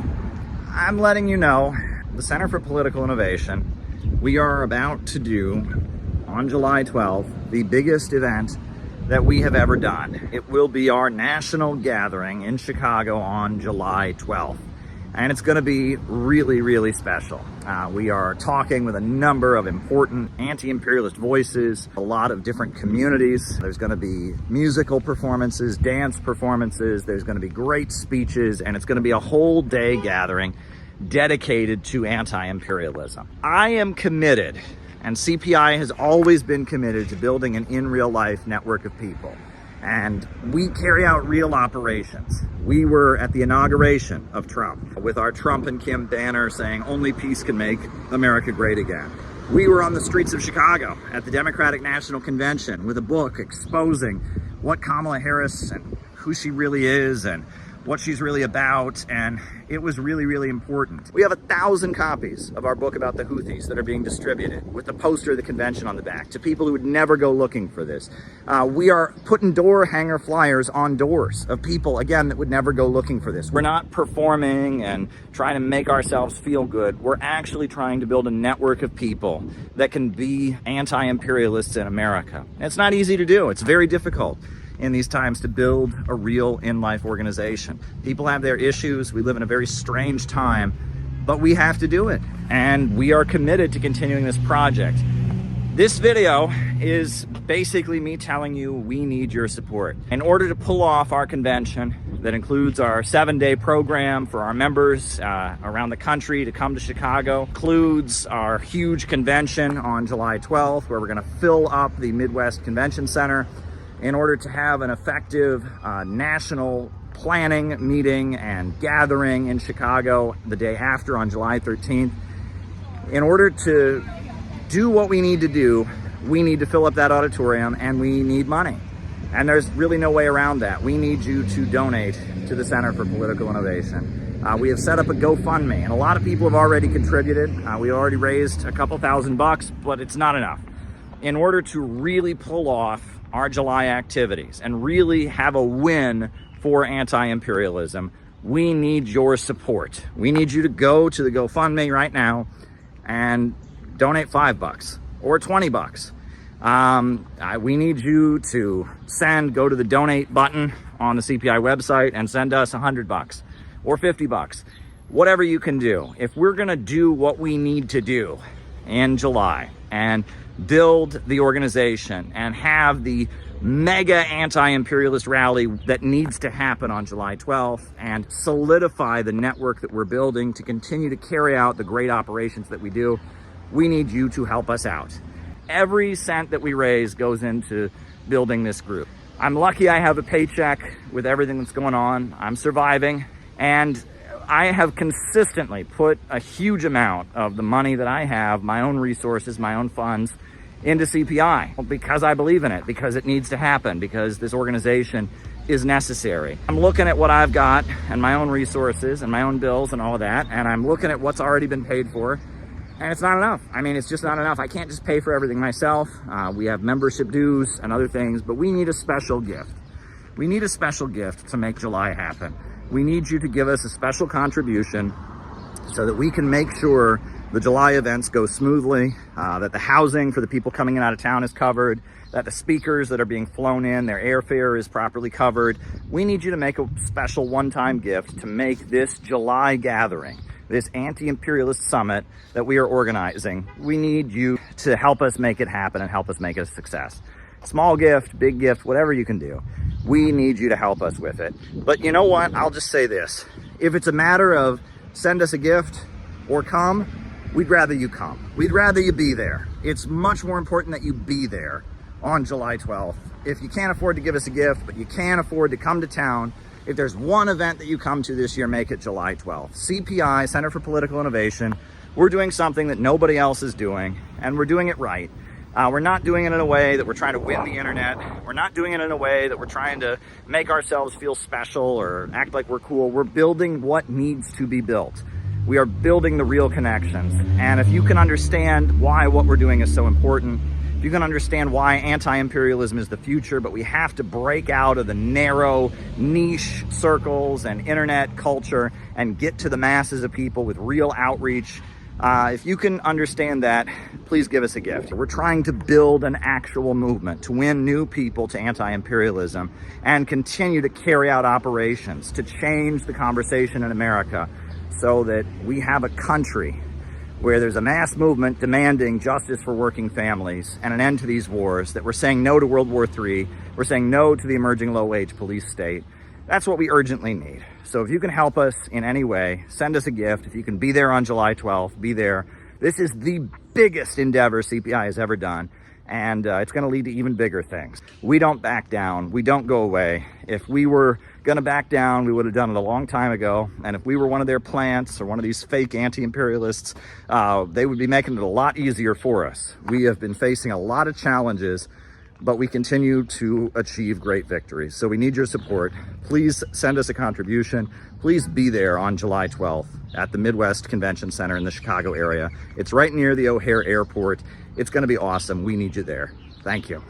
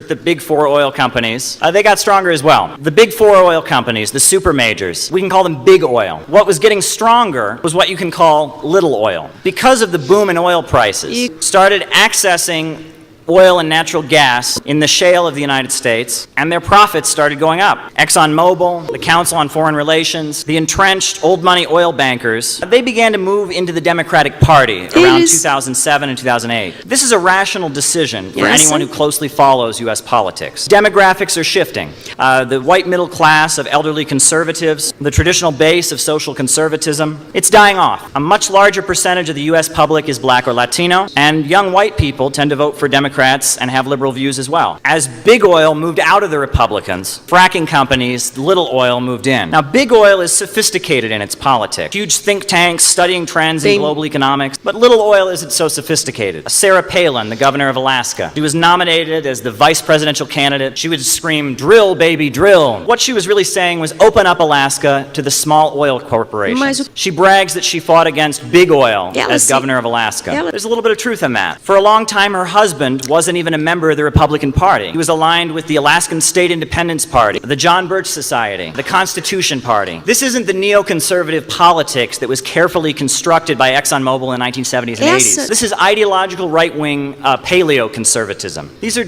forces that were driven out of the Republican Party in the 1960s. People who think President Dwight Eisenhower was a communist. People who think that the drinking water has communist poison being put in it. People who say that Abraham Lincoln was a dictator and that the slaveholders of the South were somehow justified in rebelling. There's a big difference between the politics of new money and old money. The new money deeply resents the power of old money. They see themselves caught between two great chasms. And you have the power of the big oil bankers that seeks to put them out of business. On the other hand, you have the rising people's movement for justice around the world, which threatens to redistribute their wealth to the people. They oppose both. They look to the past. Some people call this politics emerging from little oil fascism. I don't know if that's completely accurate. The Democratic Party hates two men in particular. They've become kind of the symbol of little oil. Their names are Charles and David Koch. They are the inheritors of a company called Koch Industries. They're constantly being denounced by the Democrats because they're rising competitors with the big four oil companies. And if you can look at where Koch Industries came from, you can learn something about the role that oil plays in development. The father of the Koch brothers, his name was Fred Koch. He invented a new method of thermal cracking, the process by which crude oil is transformed into gasoline. The big oil bankers tried to put him out of business. And they took him to court 44 times. In one instance, they actually were proven to have bribed a judge to rule against him. Fred Koch was nearly ruined in the United States, but this was 1927, and there was another place to turn, the Soviet Union. Prior to the Bolshevik Revolution, the Russian Empire had been one of the leading oil exporting countries. 150 different oil companies had invested in the Baku oil fields of Azerbaijan, part of the Tsarist Empire. The Baku petroleum output was larger than the entire domestic output of the United States. Half of the oil in the entire world was being produced in areas controlled by Russia. As a result of its important role in the world economy, Baku was one of the few areas in Russia to even have electricity. 95% of electricity was used for industrial purposes. The working peoples of Baku, half of them Turkish Muslims, the other half Christian Armenians, they lived in shacks and they made poverty wages. All throughout the Russian Empire, people were living in extreme poverty. But Russia was supplying the world with oil. The victory of Britain in World War I was dependent on the Russian oil. A famous incident occurred in 1901. There was an oil refinery in part of the Russian Empire called Georgia, city of Batumi. The oil workers at this refinery went on strike. They were demanding better conditions, and the leaders of their union were arrested. So a crowd of oil workers, armed with guns in their hands, ripped down the walls of the prison. They freed their comrades. The leader of that crowd that broke open the jails in Batumi and freed the oil workers was a 23-year-old seminary school dropout. At the time, he went by the nickname Koba, who would eventually be known to the world as Joseph Stalin. The peoples all throughout the Russian Empire, they knew in their bones that they were supplying the modern industrial economy of the 21st century with oil.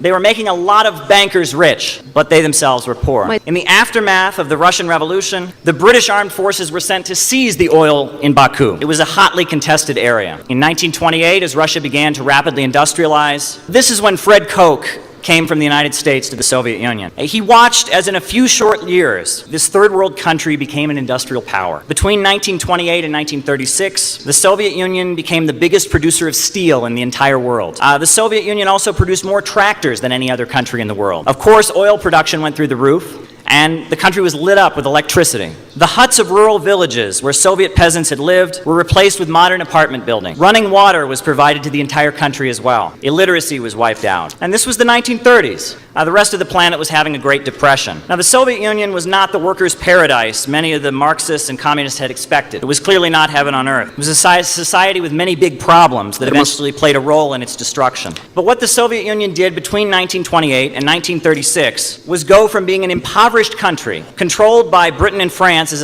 a semi-colony, to becoming a superpower. This doesn't require Marxism-Leninism. This doesn't require Soviet-style command economics. It requires economic independence. It requires mobilization of the people. It requires a leadership that loves the homeland, not the international bankers. Fred Koch.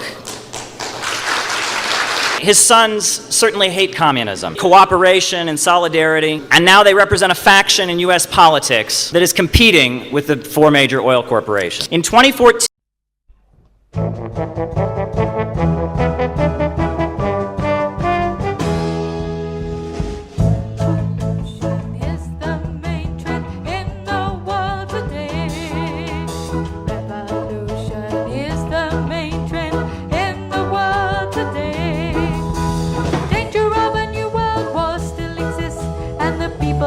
countries must get prepared. But revolution is the main trend in the world today.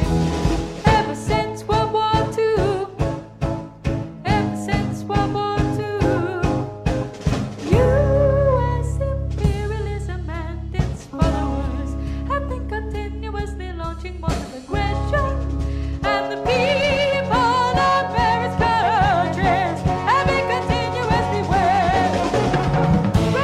revolutionary wars to defeat the aggressors. The danger of the new world war still exists, and the people of our countries must get prepared. But revolution is the main trend in the world today. A new upsurge in the struggle against U.S. imperialism is now emerging throughout the world.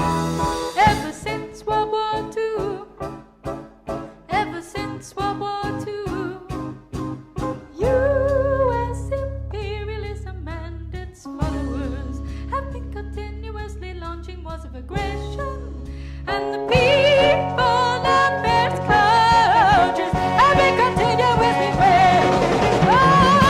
revolutionary wars to defeat the aggressors. The danger of a new world war still exists, and the people of our countries must get prepared.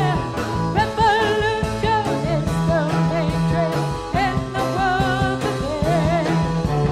A new upsurge in the struggle against U.S. imperialism is now emerging throughout the world. Revolution is the main trend in the world today. Revolution is the main trend in the world today. The danger of a new world war still exists, and the people of our countries must get prepared. But revolution is the main trend in the world today. Revolution is the main trend in the world today.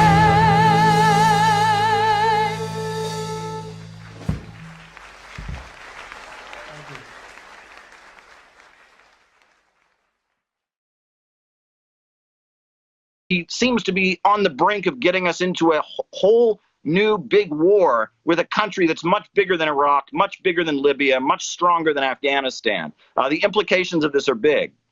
Now, how does this affect, and how is it affected by the impeachment game of the Democrats in the House and now presumably one day in the Senate? Well, the thing is, the impeachment forced Trump into a situation where he was extremely dependent on the support of the neoconservative wing of his own party. The Republican senators, most of which do not share Donald Trump's America First outlook, but rather have a neoconservative John Bolton view of the world. Those folks are who Donald Trump is essentially groveling before and begging. If they have his back at an impeachment trial, he's fine.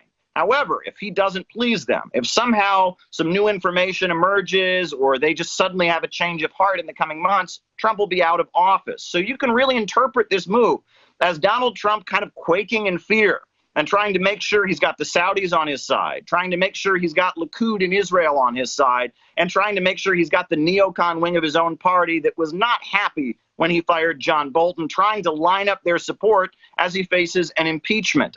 You can interpret it very much that way. This is not a bold, heroic move, as some of Trump's supporters have liked to portray it. This is really Trump backing and kind of cowering in fear and desperately trying to hold on to the support of the neocons.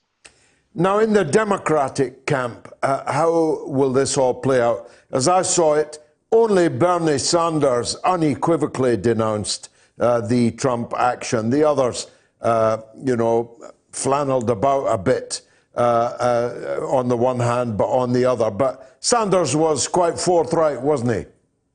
Indeed, Sanders was very, very critical. And we have heard denunciations of the move from a lot of mainstream Democrats. However, they always, beforehand say, well, and they repeat all the allegations against Qasem Soleimani in U.S. media now, claiming that somehow he's responsible for the deaths of U.S. soldiers in Iraq when the IEDs were largely planted by Sunnis and extremists. They never explain that. Every time I see that on Twitter, I say, what were these crimes, please?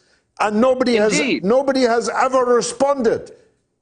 Indeed, it's just taken as fact. Democrats, Republicans just repeat these allegations about Qasem Soleimani, someone who heroically battled ISIS, had a huge record of defending Christians in Syria, defending Christians in Iraq, defending religious minorities, fighting against the ISIL Wahhabi extremist element. Somehow they're trying to paint him as if he's another bin Laden. But the reality is that's simply not the case. What is interesting also is that, in this age in the United States where, on our university campuses, young people are being taught that there is no truth, that right and wrong are all just kind of a matter of opinion, that this age of pessimism where people are basically being told to not be optimistic about the future. If you look at the life of Qasem Soleimani, and I'm not going to endorse everything he ever said or did, but if you look at his life, he very much incarnates a lot of the values that Americans are longing for: honor, sacrifice, martyrdom, martial virtue, these kind of values that are missing in U.S. society as we enter this age of postmodernism. It's quite interesting that to see that now they are trying to rewrite history and make him into the kind of people he fought against. Let's remember this. Qasem Soleimani saved the lives of thousands of Christians in Syria. He saved the lives of thousands of Christians in Iraq. I mean, he was very much, a champion for people that were downtrodden and oppressed. He also, apparently, from what I understand, at different points was willing to sit down with the United States and cooperate with them in places like Afghanistan, in Iraq, immediately after the U.S. invasion. So they're just completely rewriting the record here and giving Saudi Arabia, a country that is the homeland of Osama bin Laden, where the bin Laden family is one of the richest, has a state monopoly on construction, basically giving them a blank pass, overlooking the 28 pages of the 9/11 Commission report, and then trying to rewrite all the history of the Middle East to make Qasem Soleimani and the Islamic Republic of Iran responsible for the crimes of the people that they have fought against. Yeah, absolutely. I've got some breaking news, Caleb. In the last few minutes, Donald Trump has said the U.S. could act disproportionately if Iran targets any American person or target in revenge for the killing of Soleimani. The U.S. president tweeted, of course, after Tehran vowed to avenge the death of the general.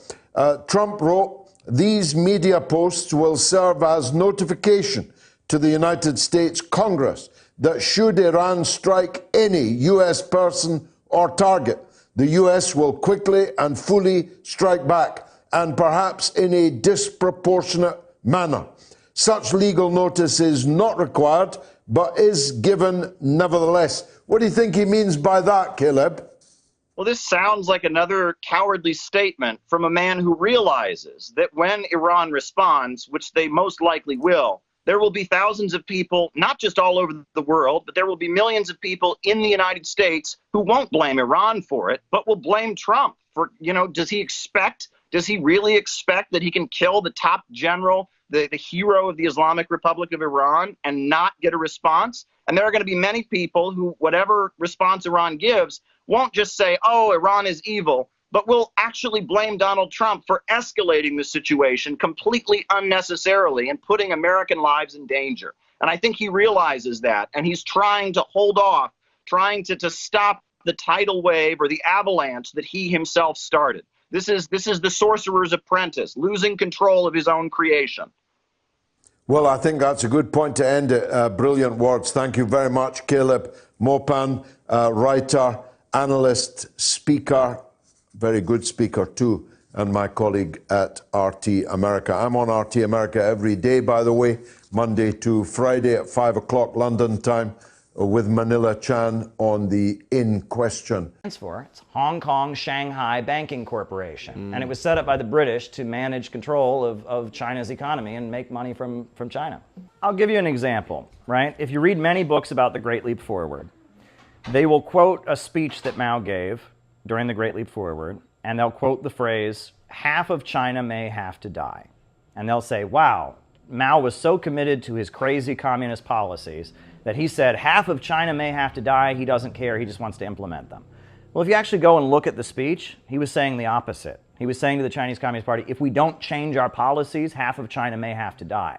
And that's the level of dishonesty there is in scholarship about China. I am sure that there were policies the Chinese Communist Party carried out that contributed to the famine happening. It shouldn't have happened. But you have to remember they had no national agricultural system before that, and they were trying to very rapidly build one. And they were doing it, trying to organize the whole country to rise up from poverty very quickly. And along the way, they had a very major setback. And some of it was just drought and heavy rains and things like that. And some of it was the fact that the country had not been unified. It had a central government before. And part of it was also that the Soviet Union had cut them off. Mao and the Soviet Union had their falling out, and the Soviet Union had promised them all kinds of tractors and agricultural support that they didn't have, and it contributed to a disaster in the early 1960s. But I don't think that disaster proves that therefore communism and the Chinese Communist Party has never done anything good. If you look at what China is now and what it used to be, you can clearly see the Chinese Communist Party has had massive contributions, Yeah. So now on this the disagreement between the U.S. and the CCP with Taiwan. Yeah. I mean, wasn't Taiwan originally a part of the one greater China? Yes. Okay. Yeah, in fact, it's still today. The government on Taiwan is called the Republic of China. It's the old government of Chiang Kai-shek. They just are based on the island of Taiwan. Oh, okay. Yeah. All right. Yeah. Are you going to talk about the Cultural Revolution later? That'll be in class number 3. Yeah. Cool. Go ahead. Well, I was just going to say, I don't think there's anything wrong with seeing Mao as a great revolutionary, but not necessarily a great administrator, and that was why Deng was needed, or other people. Stalin was a better administrator probably than Lenin. Yeah. But okay, very good. Anybody else? All right. Shall we move on to class number 2? All right, or section number 2 of class number 2. All right. So Sam Marcy, he was a member. He came to New York City, and he was a teenager in New York City. And as a teenager in New York City, he lived in a neighborhood called Brighton Beach, and he also lived in another place called Coney Island. And if you go to Coney Island and Brighton Beach, even today, the signs, a lot of them are in Russian, and it's a high concentration of Russian speakers. And he grew up speaking Russian. He was from Ukraine, and he lived there, and the Communist Party was very, very popular in those neighborhoods. And he joined the Young Communist League when he was 16. His first job was at a laundromat, and he tried to recruit his co-workers into a union, and it wasn't successful, but that was his first achievement, I guess. And he was in the Communist Party, and he actually rose up the ranks to be the president of the Brooklyn Young Communist League, which was quite a big deal, because back then the Brooklyn Young Communist League was like thousands of people. This was the Great Depression, when they were a very large organization. And he quit the Communist Party in 1934. And the reason he quit the Communist Party is not clear. Generally what's said is that he said, why was there no armed revolt when Hitler took power in Germany? Why did the German communists not lead some kind of armed uprising against Hitler? Well, there's a reason for that, which is that the German communists had a very big political organization, and if they had just risen up and revolted, they would have all gotten slaughtered, and that would have been the end of it. And that the fact that they were able to run an underground network that sabotaged the railways and passed on information, etc., was very key in winning the Second World War. And if they had just taken up arms and violently tried to overthrow the German government as soon as Hitler came into power, they would have all just gotten completely wiped out. That wouldn't have been strategic. But that was a thing that was commonly said by Trotskyites. And Sam Marcy joined the Trotskyites in 1934. Now, those who knew him say it was about more than just that. One of the main things that the Communist Party was constantly accused of being was that they were accused of being a bunch of Russian foreign agents. And Sam Marcy had a Russian accent, and he was not born in the United States, and you know, he was not, quote unquote, American. And you'll notice that during this time, the Communist Party was always putting forward guys who were very, very, quote unquote, American. William Z. Foster was this Irish Catholic from Philadelphia. Earl Browder was from Kansas, and his nickname was the Man from Kansas. And when he ran for president of the United States in 1936, his campaign theme song was The Man from Kansas. And Gus Hall was their leader for many years, and he was a really big, tall, you know, guy of Finnish descent from Minnesota. And that they were constantly trying to show that we're not Russian agents, we're not foreign agents, but it's just a fact, the Communist Party's membership was overwhelmingly people that were not born in the United States. It was overwhelmingly, and a large percentage of the Communist Party didn't speak the English language. A lot of their magazines and publications were in Russian, Ukrainian, they had a Yiddish magazine, they had all kinds of, and people from all over the world, and they would recruit hundreds of people at Ellis Island. Supposedly they would have people at Ellis Island to any of the computer technology that was emerging. They were under sanction, they were locked out of the world economy, they were under threat, they were constantly invaded and attacked, and the USA was funding protest movements to destabilize them. But there was also an issue going on within the Soviet Union, which was the Soviet Union, again, with central planning, they had a huge steel industry, and they were making huge amounts of steel. And they had a huge oil industry, and they built modern universities, and they wiped out illiteracy and all of that. But they had a problem with what's called consumer goods, right? The stuff that makes life fun, like children's toys, right? Like clothing, shoes, right? And those kinds of things, consumer goods. Central planning isn't so good with consumer goods, or the stuff that makes life fun. When you go to a restaurant, right? You generally, the waiter does a really good job because he wants you to come back and he wants to get a good tip at the end of the day, right? And that hotels, the consumer goods, things that make life fun, the Soviet Union wasn't so good with, and they needed to change. And in the 70s and 80s. The socialist countries of the world were changing because they realized they'd gotten over that first hurdle of industrialization. They'd electrified the country and all of that. But there was still a problem with consumer goods, and so they were starting to adjust. But they had been so rigidly attacked, and they had developed such an authoritarian kind of rigid way of doing things because they were under attack. When they started to change things, the whole thing fell apart, right? Because they couldn't bend, and so they broke. Right? And it was a tragedy, but it was a result of everything they'd been subjected to. And it was a result of the fact that when you have consumer products, right? The Soviet Union could make steel just as well as America could. They could make cars just as well as America could. But when it came to, consumer goods, there was a need for some market incentive. So the Soviet Union fell. But China, you'll notice, didn't fall. And China was able to adjust their economy to introduce things. And there's got a quotation here on the next page. Were China and Russia like friends back then? Well, they were friends at the beginning, but then in 1961, they parted ways because the Soviet Union, Khrushchev, leader of the Soviet Union, thought he could make a deal with the United States, where the USA would leave them alone.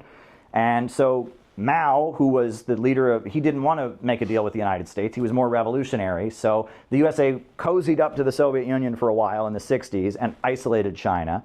And then, after the Soviet Union realized the USA had stabbed them in the back and tried to overthrow the government of Czechoslovakia, then the USA started cozying up to China and working against the Soviet Union. They played them against each other.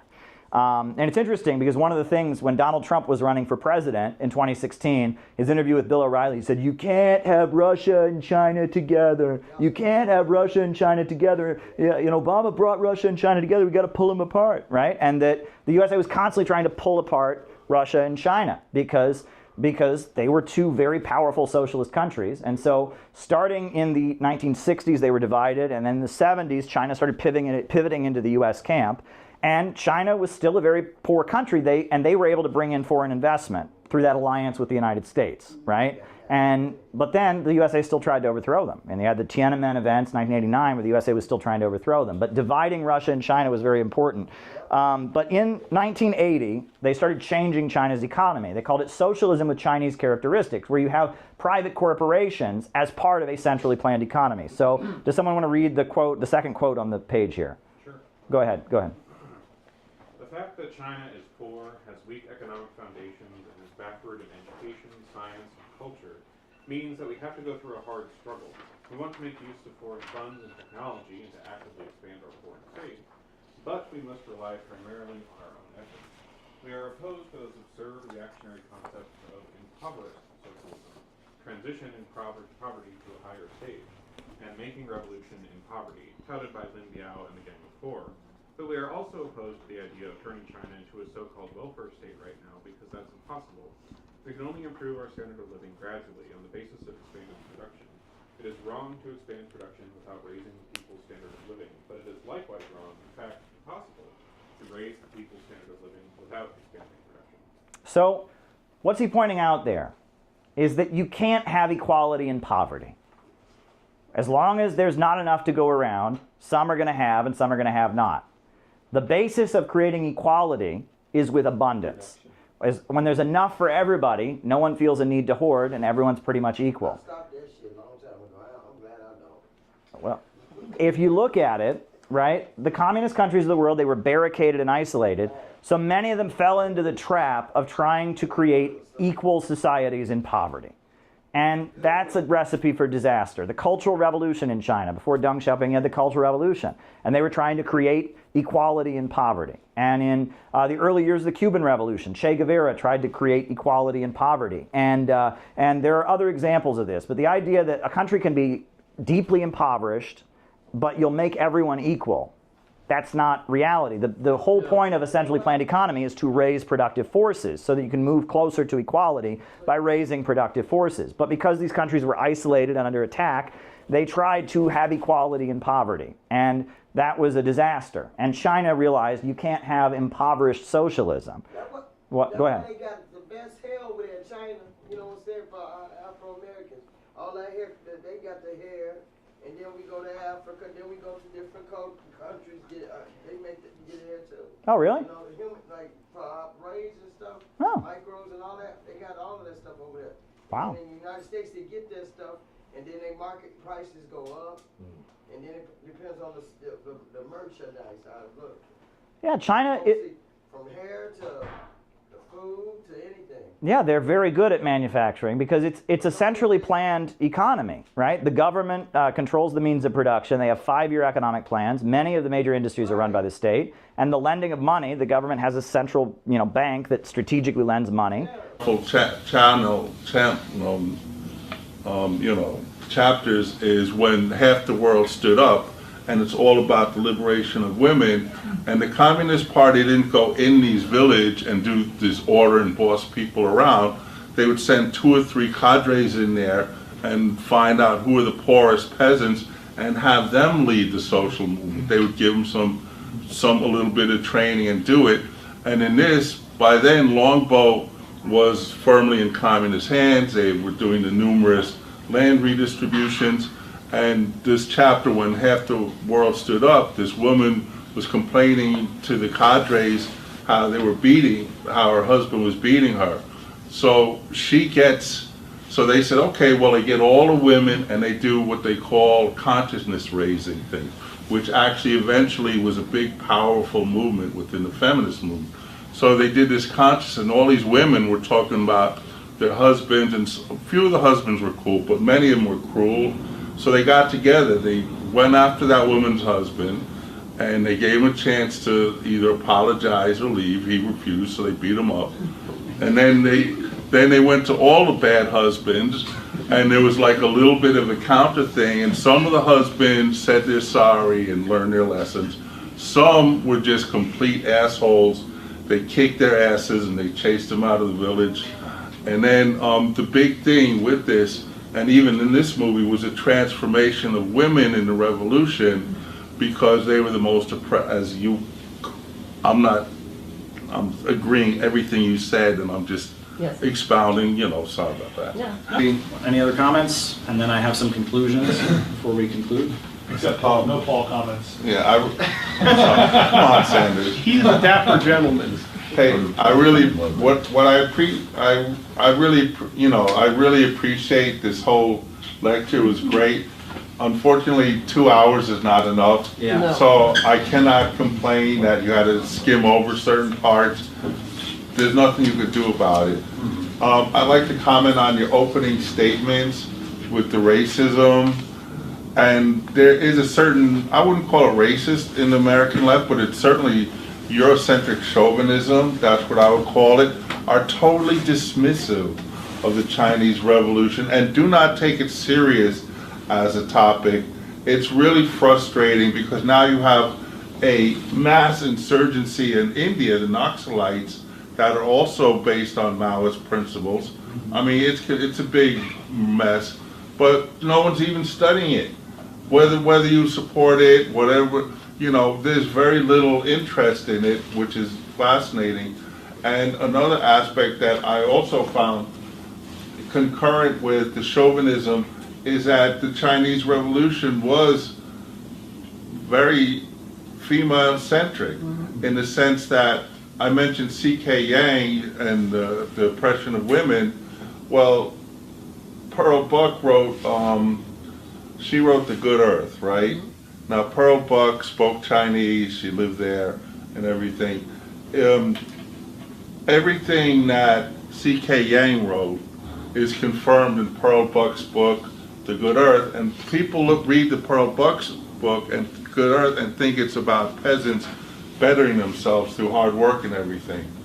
That's really the subplot. The real plot of the book is the oppression of women, and that never comes out in any real discussion of it. And I think that's so there's not only the Eurocentric chauvinism against anything that doesn't come out of Lenin or Trotsky.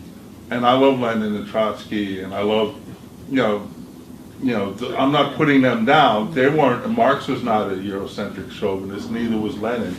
But a lot of their followers and a lot of the things that came afterwards were. Yeah, and that was Paul. And, Paul was really well read, and he was really dedicated, and he would come to every rally. He ran for office as the Green Party candidate for city council a number of times. He was just kind of a fixture of radical circles. And I'll tell you another Paul story that comes to mind, because Paul told me this many times. He told me this story. And I guess I'm going to tell this story not because the story itself is necessarily so important, but because of how important it was to Paul. I think Paul told me this story at least 7 or 8 times. Almost every time I saw Paul, he would tell me about this. And I guess Paul had a son. I never met his son, but he said he had a son who was disabled, had, special needs. And I guess he would always tell this to me, but the political group I was in for years was the Workers' World Party. And he told me that one time at the Workers' World Party office, they had a movie showing, and he brought his son, who was special needs, to the movie showing. And his son started making a scene and acting up. And Paul was really, really embarrassed about that.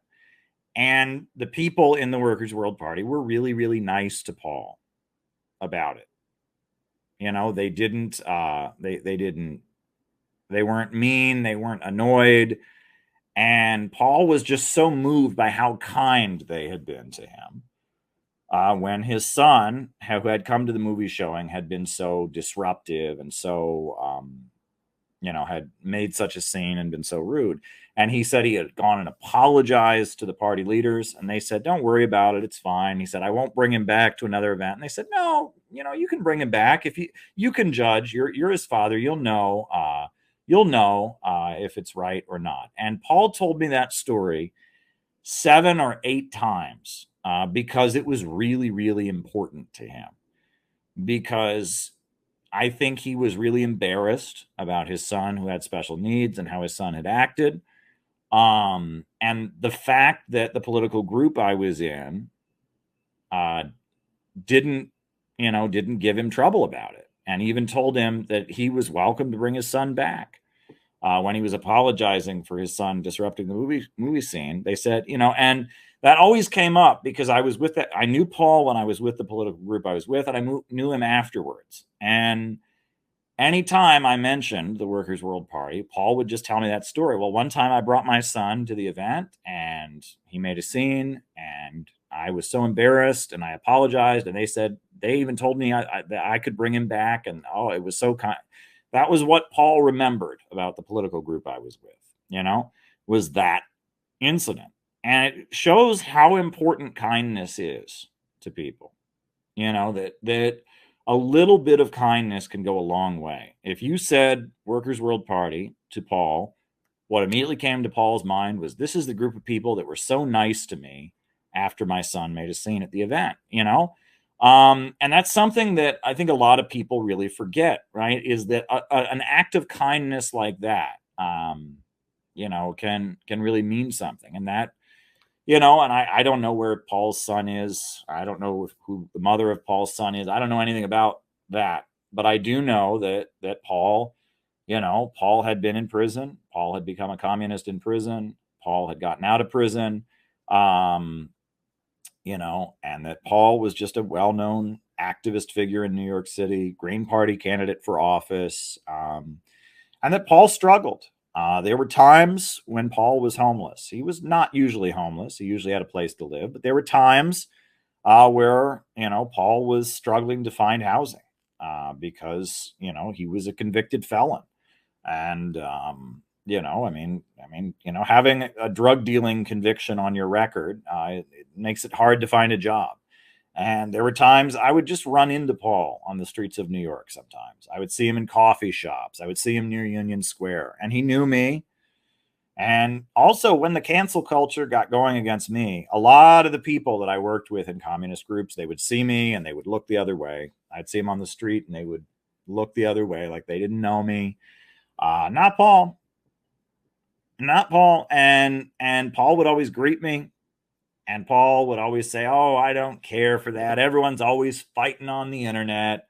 That was Paul's attitude. And he thought I was a fun guy to talk to because I was interested in history the same way he was interested in history. I was clearly a dedicated activist, as was he. He watched RT. And that was one thing I thought was neat about Paul, is because he had an anti-imperialist orientation, he watched RT. And when I started working for RT full time, I remember I ran into Paul one time and he had this big grin. He's like, "I see you on RT all the time, Caleb. Whoa, you're on there like every night, man. That's awesome." Like, he watched RT because he had been an anti-war activist, because he was, against the government and wanted to legalize marijuana. He watched RT. And so when I started being the RT reporter, he got really excited about it. And I want to tell you the stories about guys like Paul, right? And Noah said, what did Noah say earlier? He said, "I've never heard of Paul." Well, no, you wouldn't have heard of Paul. Paul is one of the unsung heroes, right? Never heard of Paul Gilman. What you're describing sounds like a lot of new communist movement activists. That's very true. But people like Paul are heroes, right? And that's what I want to do, stories like this about people like Paul, right? I want to talk about people like Marty Goodman, right? I want to talk about them because, when I was in Russia for the planning meeting of the World Youth Festival, they talked about how one thing that the Russian government right now is really promoting and encouraging people to believe and to understand is that anyone can be a hero. Ordinary people can be heroes just by doing the right thing, just by protecting their community. And they talk about how during World War II, millions of Russian people became heroes because the Nazis invaded their homeland, and 27 million people in Russia gave their lives to drive out the invaders. And there were heroes in every town and every village and every corner of the country. And there needed to be heroes, or else they would have never been able to defeat the Nazi invaders. And that is a really important point, because just like Marty Goodman was a hero who organized Free Assange rallies, and even if there was just 5 people there, he was there. Paul is a hero. And this is what I would like people to understand. I think it is more important, in a sense, to do biographies of people like Paul and people like Marty, because we need more people like them.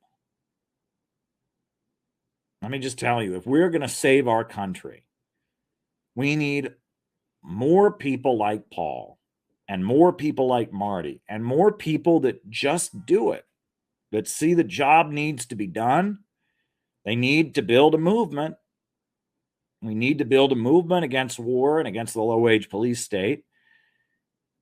And we need people who just do it. And it's these unsung heroes. These are the people that make a movement. You think about Dr. Martin Luther King Jr., there were millions of guys like Paul who made Dr. Martin Luther King Jr. We think that one man made the civil rights movement, but that's not true. Behind Dr. Martin Luther King Jr., there were millions and millions of people like Paul, and there were millions and millions of people like Marty Goodman. And that we need people to do that. And that, unfortunately, because of social media and because of the way our culture is, people have it in their mind that that if you're not the center of attention, and if you're not, in the spotlight, that you don't count. And that's not true. That is not true at all. Everybody in the activist scene in New York City loved Paul Gilman. In fact, the way that I found out about his death was that a friend of mine who has run for city council,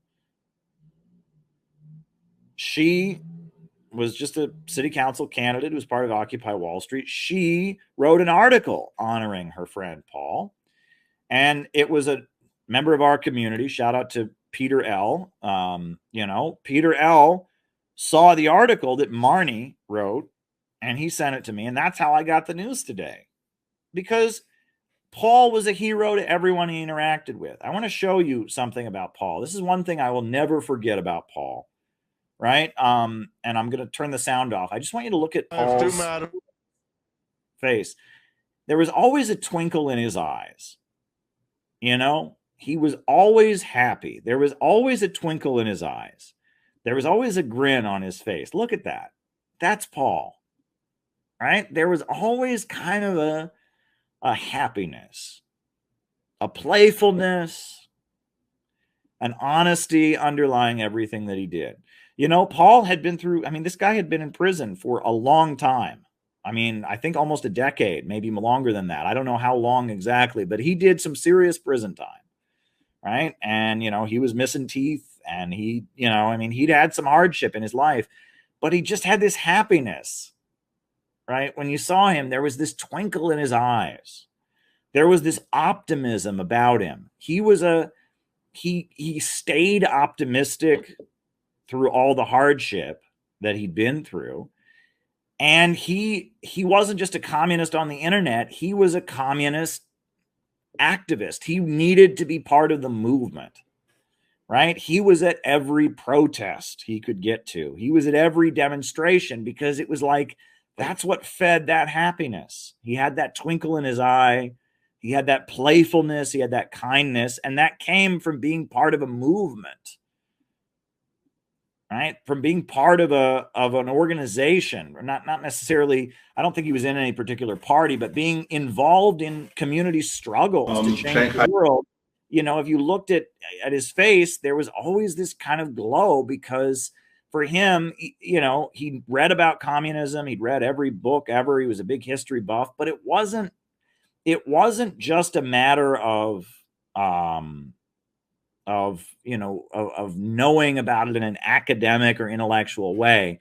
For him, it was a practice. It was a movement that he was part of. And he saw that I was doing this class And he totally surprised me back in 2019. I had no idea when Paul walked in with his girlfriend at the time, and he brought like a stack of like 4 books about Mao, and he was just so excited that anyone was doing a class on Chinese communism. He wasn't going to miss it. When he walked in, I mean, he was so excited, and he had this happiness on his face. Like this, I'm telling you about, this is why I will never stop being a revolutionary activist. It's because of people like Paul, right? People like Paul. You meet people like Paul when you do revolutionary organizing, right? He was 64 when he died. He was 64 years old at the time of his death. And you meet people like Paul who are inspired, people who are passionate about ideas, people who want to struggle for truth and justice. And that is why, I mean, I have been a revolutionary organizer, not just because I believe in the cause, but because it gives me joy.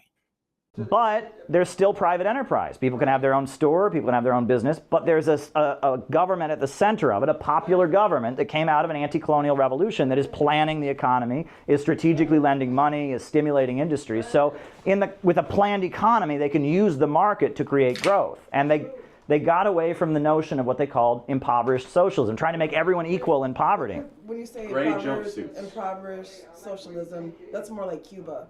Well, Cuba's trying to be more like China now, but historically, yes, during the Soviet period, again, it was an economy where everything was run by the government. No private hotels, no private restaurants, you need the market for the things that make life fun, but the market can't be in command. It can't be controlled, right? Yeah, you need a state that represents the people to control the economy. Some countries, like the United States, you rarely find people like that. Yeah. Very rarely. Well, and actually, other countries, same thing too. Because everybody's in their own pocket some pockets these days. And everything's a competition game now these days. Well, everything's for profit. That's what the problem And, is here. and what's very ironic is that, we're told that capitalism is having your own store, right? It's having your own business. But you'll notice that in China and Nicaragua and communist countries, things are a lot better for small business owners than they are over here. Here we have a government that works with the big monopolies and crushes the small business owners, whereas in Nicaragua, in Nicaragua, the strength of their socialist economy is what they call their micro-entrepreneurship program. And the Chinese government that plans out the economy, one of the things it's constantly doing is helping people to start their own businesses as part of their planned economy. And then go by the resources too. But is small businesses technically though capitalism? Because they're Well, that depends how you define capitalism, right? Is capitalism the profits being in command of the economy, or is capitalism just the existence of small stores and businesses? And that's where we are a little bit different in how we define it. We see capitalism as the anarchy of production. And if you have a state that abolishes the anarchy of production and organizes the economy, there's room for capitalism, if you want to call it that, of small business owners, etc. And actually the strength of socialist countries in our time is enabling such things to exist as part of the overall plan, right? And that is a reality. And if you go to Cuba today, if you go to Vietnam, they'll tell you we want to have a market sector, but we control that market sector. They do. Yeah, whereas in America, it's better that way though. Yeah. It's a very different type of market too, to be frank. Yeah, it's not a free market where chaos reigns. It's a market being strategically organized. You have a government that came out of an anti-colonial revolution that is controlling the economy and then enabling people to have their new idea. When I was in Venezuela, for example, there was a store there was a building. It's like a museum kind of. It's called the Center for African Knowledge. And on the top floor, there's a museum all about the history of Afro-Venezuelans. But to get up to it, there was like a ramp that went around, and it was like a mall, and like every store was Afro-Venezuelan businesses that the government had given a loan or a subsidy to create new hats, to create new bags, to create new, and we went all the way up to the top, and then they had this beautiful museum about it, right? And that it's the socialist government has loaned the money to start their business to enable to do that, right? In Nicaragua, the micro-entrepreneurship program, I saw that. And a lot of the businesses are cooperative, where the people who work in it, they all get a share, right? But it's still stimulated, it's still part of the planned economy. Go ahead. You can't get that over here. We in competition all day and every day.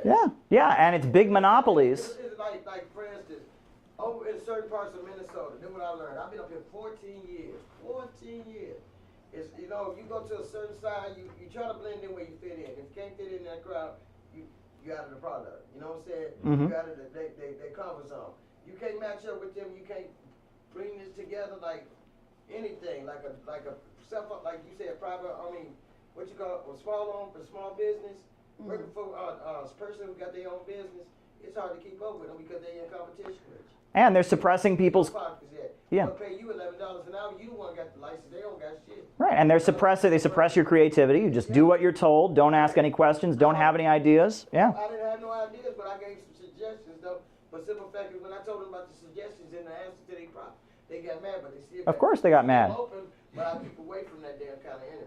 Yeah, and that's the service sector, right? Yep. We're not stimulating creativity. We're not stimulating growth and all of that. We're just kind of all becoming cogs in the machine of the gigantic corporate monopolies, right? I feel like that's what COVID was set up to do, was to just take over and, Yes. and stop everybody from operating, and then your small business closed down because nobody And- can go out. And drive everybody into the gig economy. Yeah. Right. Yeah. Now everybody got to order from Amazon and Target because they got the platform. Right, and all the small stores and small restaurants closed down, and Yeah. Yeah, I mean, Minneapolis has really been affected by that, you know. yeah. And so we're in this weird position where it's like what people think of in America as capitalism, which is having your own business, having your own idea, is actually prospering more in the communist countries, right? And it's a weird situation. Go ahead, Peter.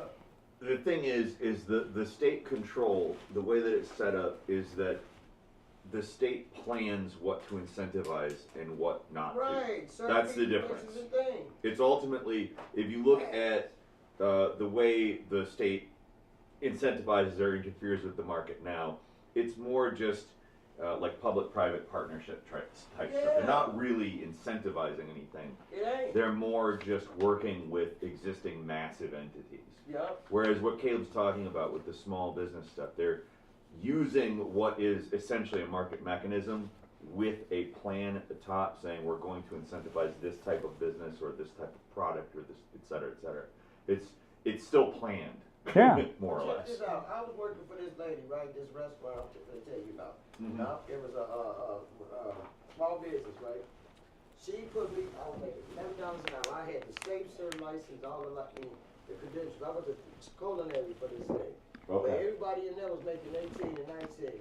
Mhm. So I worked for her for 2 years. And I kept on telling her, don't bite the hand that feeds you. If somebody, the people that's working for you, they're ripping you off because their skills, their abilities, and their production is not productive. You know what I'm saying? Yeah, their skills are not adding up to your meal. You know what I'm saying? You might well take this and feed somebody else that's the script. And then when you get somebody on the outside that wants to help you with that business and then promote you and put you in a different perspective. Within the deep state, and that the Obama faction, which is more tied in with the NATO countries, they liked the idea of using certain Islamic groups as proxies. Tulsi Gabbard and her current, which is closer to the Pentagon and the military rather than the intelligence apparatus, they say that's too dangerous. This could backfire. And, they look at the rise of ISIS, they look at 9/11, things like that, and they say, no, this strategy of rewarding people with visas to come to the United States because they do the dirty work of the United States around the world,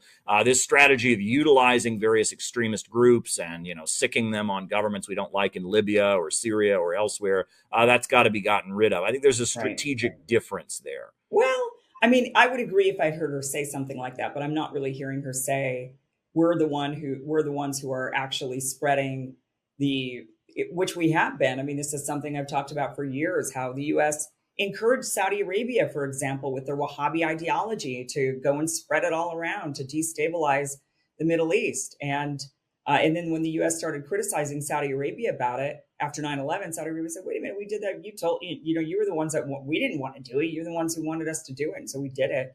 And we've seen that now even spread to Asia in the efforts to stop China, the expansion of China, the Belt and Road Initiative. We're seeing, strangely, coincidentally, the rise of Islamic terror everywhere where the Belt and Road is trying to move along. somebody connect the dots there. I think I would agree if we were calling out that effort, but I'm not really seeing a real calling out of that.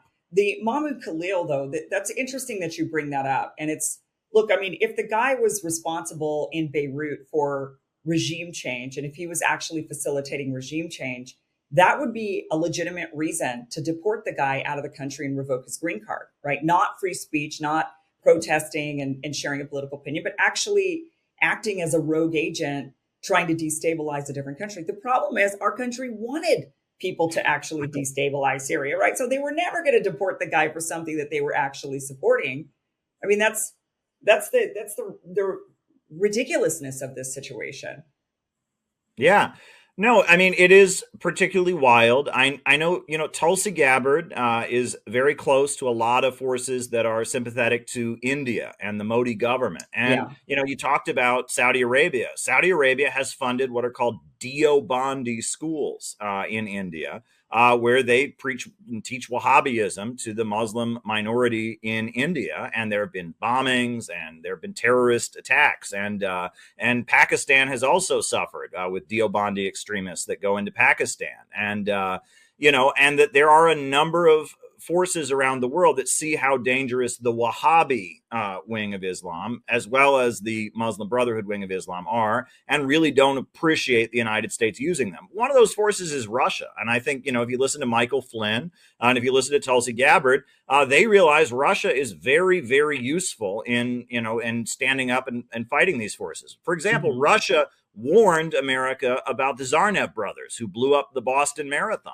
The Russian intelligence went to the United States and they said, watch these two Chechen guys. We've been monitoring their activity online. They're in certain circles. They're very dangerous. The U.S. government didn't listen. And look what happened at the Boston Marathon. And I think, Michael Flynn, Tulsi Gabbard think, hey, if the Russians who've been fighting Wahhabi and Islamic extremists for quite some time and dealing with them, mainly because our government was propping them up against the Soviet Union, et cetera, if they can be helpful in preventing terrorist attacks, why not work with them? Well, Russia bad, human rights, Putin, blah, blah, blah, blah, blah. There are different agendas, I think, within the deep state. And that's how we can explain Tulsi Gabbard. And Israel is the issue. And that, many people have pointed out that so much of conservatism incorporated or conservatainment or whatever you want to talk about is bankrolled by pro-Israeli people that maybe they're more friendly to Ukraine and maybe they'd be willing to see a peace deal in Ukraine,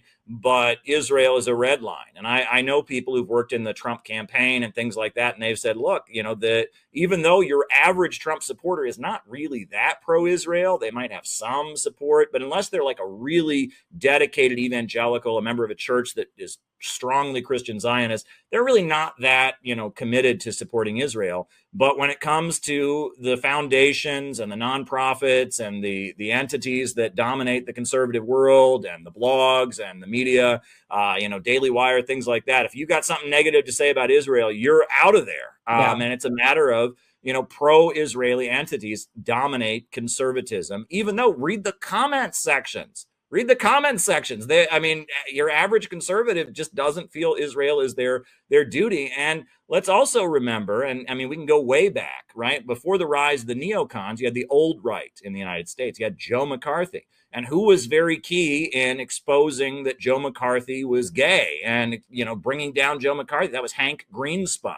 Who was out of Las Vegas, who was a Mossad agent. And that to some degree or other, Joe McCarthy was considered by Israel to be a threat.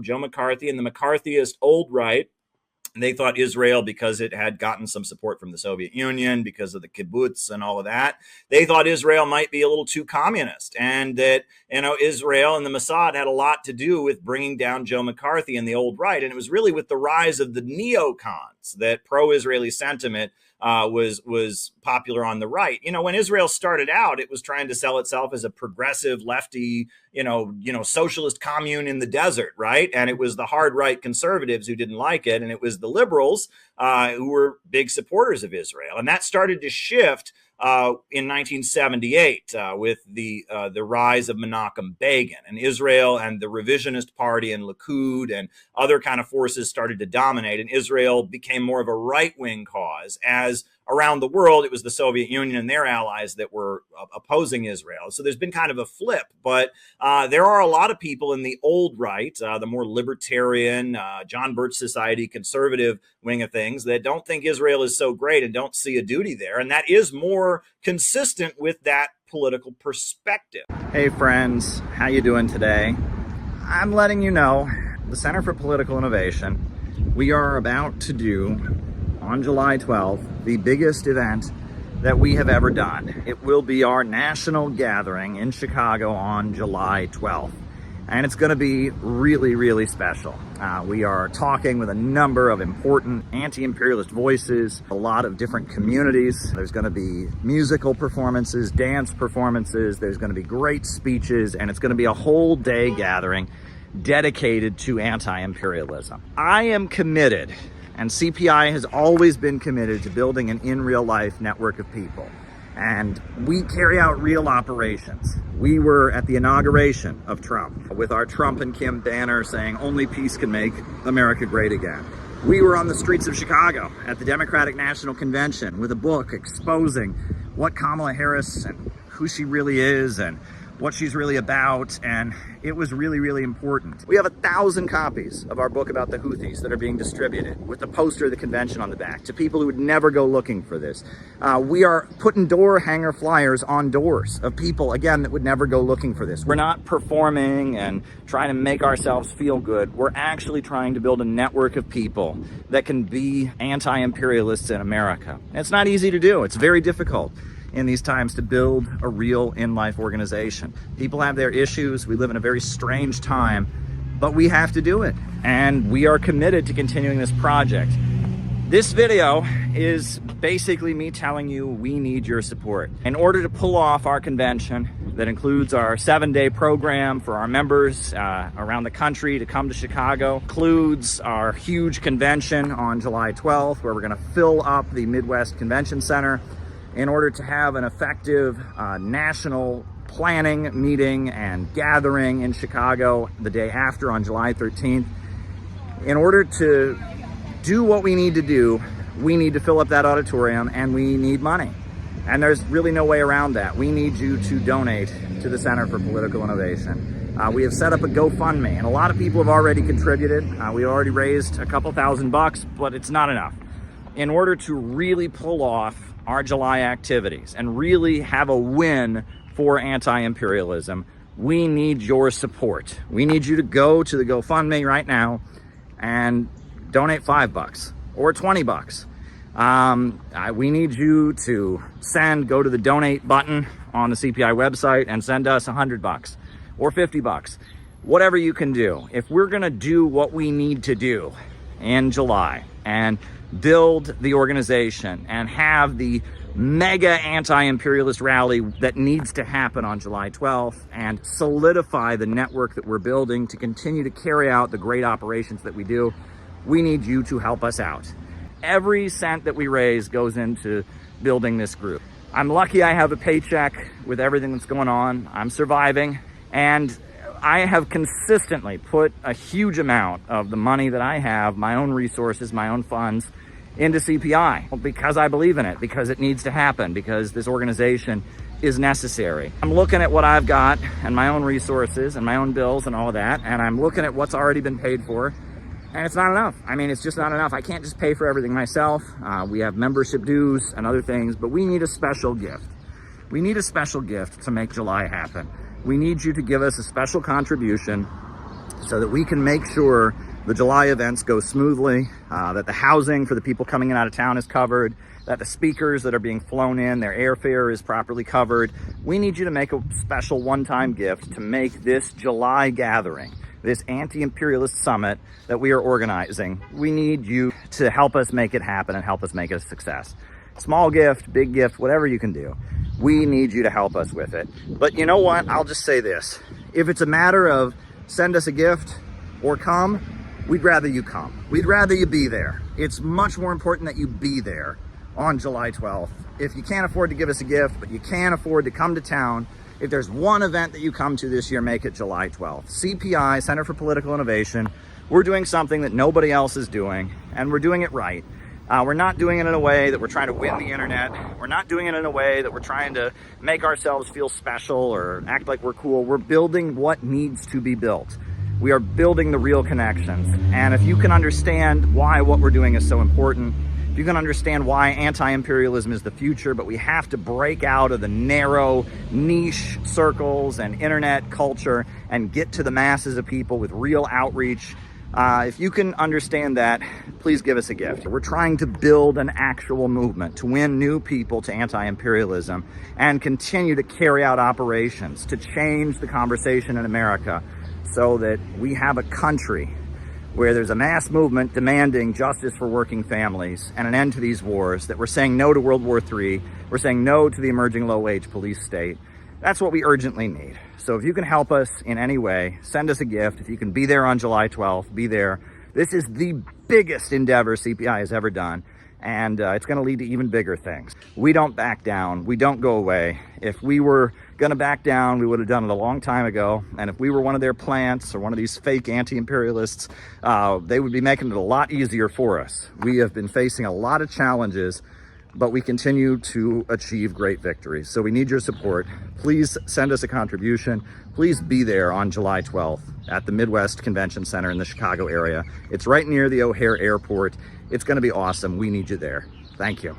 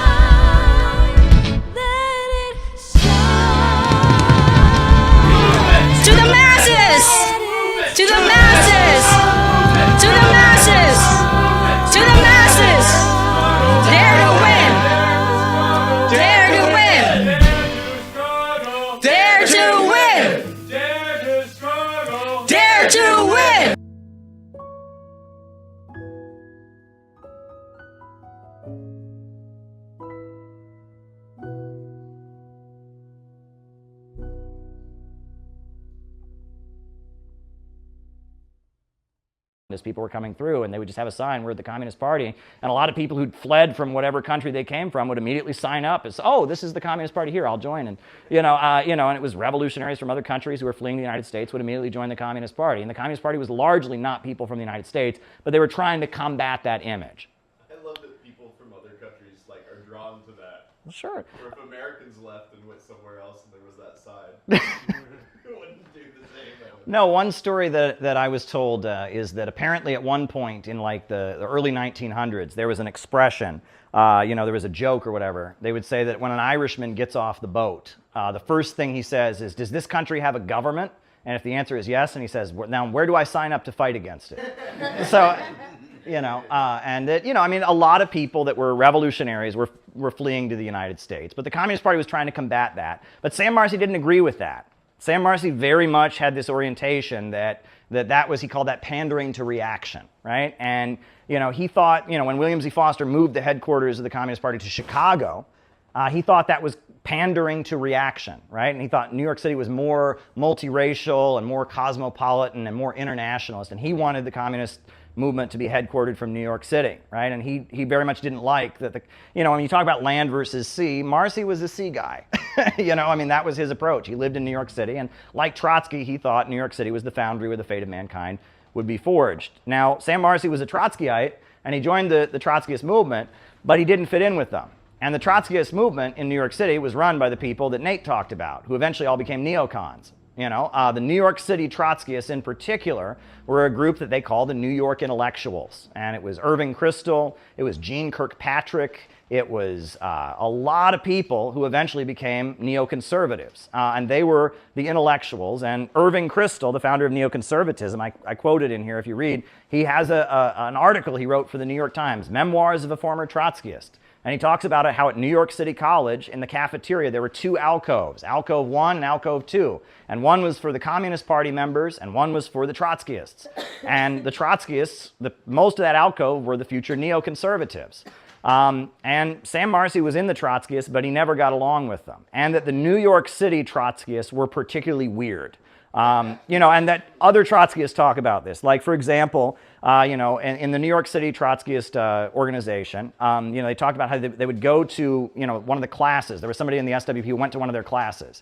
And it was all about, what if you found out that one of your comrades had committed a class crime, had like crossed a picket line or violated a union boycott? Should you tell on them and get them in trouble or not? And they had a class for 2.5 hours discussing this question. Should you tell on your comrade or not? Like that was the kind of thing that was going on in the New York City Trotskyite organization. It was a very, I don't know. I mean, it's a weird topic of discussion. If we talked about that for 2.5 hours, this would be a strange organization. You know what I'm saying? And that was the kind of thing they were discussing.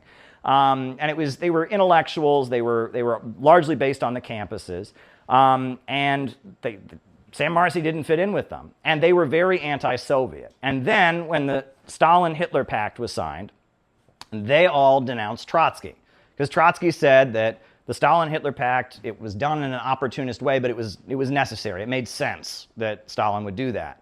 And they all said that the Stalin-Hitler Pact proved the Soviet Union could never have anything socialist about it. Trotsky said the Soviet Union was a deformed or degenerated workers' state, meaning it was socialist in its foundation, it just had corrupt Stalinist leaders. But these people said the Soviet Union is no good completely, and that the Soviet Union, they called it state capitalism or bureaucrat collectivism. Some of them said it was the same system as Nazi Germany. They called it bureaucrat collectivism. And they wanted nothing to do with the Soviet Union. And they had a fight with Trotsky. And Trotsky, in the final years of his life, his final fight in 1939 was with the New York intellectuals. And they had a very big fight. And Trotsky argued it was like their class composition. He said these people are college professors and intellectuals, and that they became Trotskyites because they wanted to oppose the Soviet Union. And when it stopped being trendy to be a Trotskyite, they caved to the pressure and jumped ship. And that fight, the 1939 fight in the Socialist Workers' Party that led to the New York intellectuals leaving the Socialist Workers' Party, is a big pivotal moment. And the ones who became neocons all left in 1939 or 1940, around that time. Max Shachtman. Max Shachtman was a leader of New York City Trotskyism. And he's a person that I wish more people knew about, because if you want to play 6 degrees of separation, everybody in American politics, I mean, I'm exaggerating, but a lot of people in American politics trace back to him. Democrats, Republicans, the neocons were all trained. They were followers of Max Shachtman, who left the Trotskyites in 1939. George Meany, the head of the AFL-CIO in the 1960s, the top labor boss in America, his personal advisor was Max Shachtman.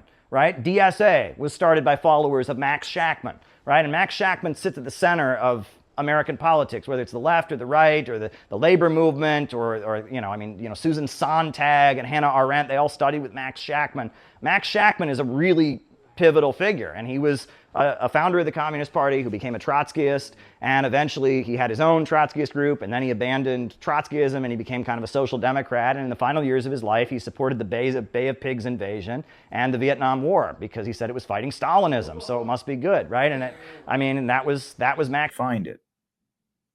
Stalin said, "We communists are people of a special mold. We are made of special stuff. We are those who form the army of the great proletarian strategist, the army of Comrade Lenin, and there's nothing higher than the honor of belonging to this army." However, Mao Zedong said, "The masses are the real heroes.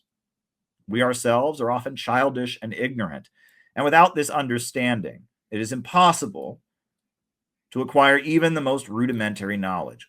When shit gets real," and I hate to talk that way, I sound like some kind of crazy radical or whatever, but when shit gets real, we aren't going to do it, right? I'll just be honest with you. When shit gets real, a lot of what we're going to be doing is watching it happen. It's going to be way bigger than us. All we have the ability to do is teach people and lay the foundations, build the apparatus, the structure, the programs that can give the guidance so that when shit gets real, it gets real in the right way. There's a giant boulder that's going to be rolling down the mountain. We have the ability to nudge that boulder so that it rolls in the right direction and goes in the right place. That's what we have the ability to do.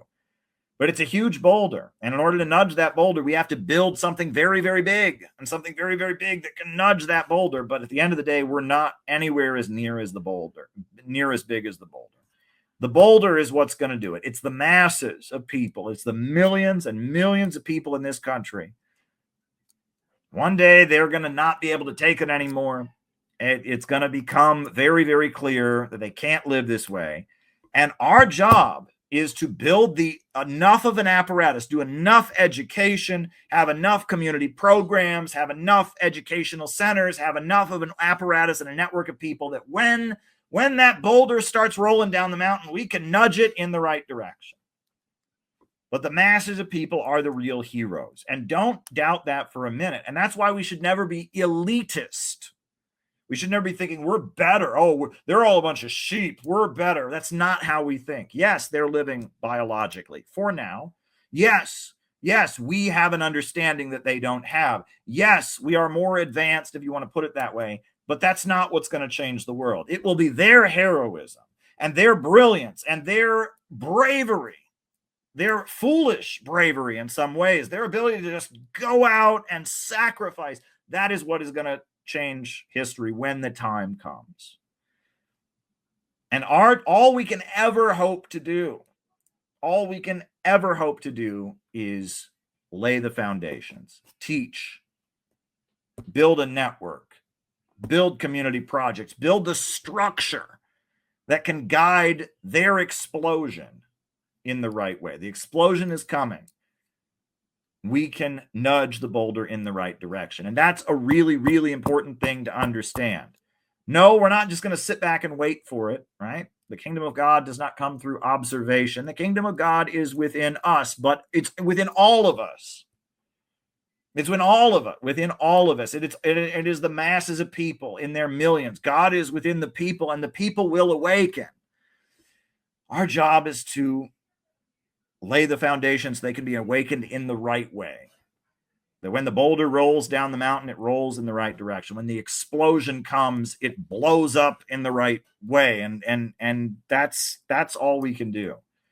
And do not ever think we can put ourselves in place of the masses. That is one of the biggest mistakes that revolutionaries make. They think that if they can go and do something heroic, they can go commit some act of terrorism or commit some act of violence. Wrong. You cannot put yourself in the place of the masses. And that's called adventurism. And when somebody does something like that, it makes things worse. It alienates the masses. It confuses the masses. We are opposed to that. We are about teaching people. We're about building structures. We're about building a network, etc. That's what we're about.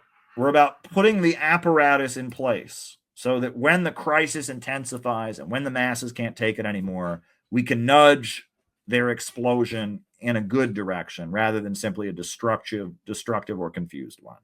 The masses are the real heroes. That's really important. Now, how can you keep yourself on the revolutionary road? All right, there are a few things you need to do. First, what are these? These are icons. The Russian Orthodox Church, for thousands of years, has used icons, images of great saints, characters from the Bible, and people have them in their homes. And they pray to these icons, and they learn the story of the great saints, and they talk to them. And this is a really beautiful part of Eastern culture. Right, as they look up to great people of the past and they seek their approval. They look to them almost like a parent, like they want them to be proud. They want to please that person. They want that great saint to be looking down on them in heaven and be thinking right about them. All of us, we're all children at one time, and the deepest need that a child has is the love of their parent. And that's a vulnerability that all of us have. Right? We all want a parent's approval, a parent's affection, a parent's love.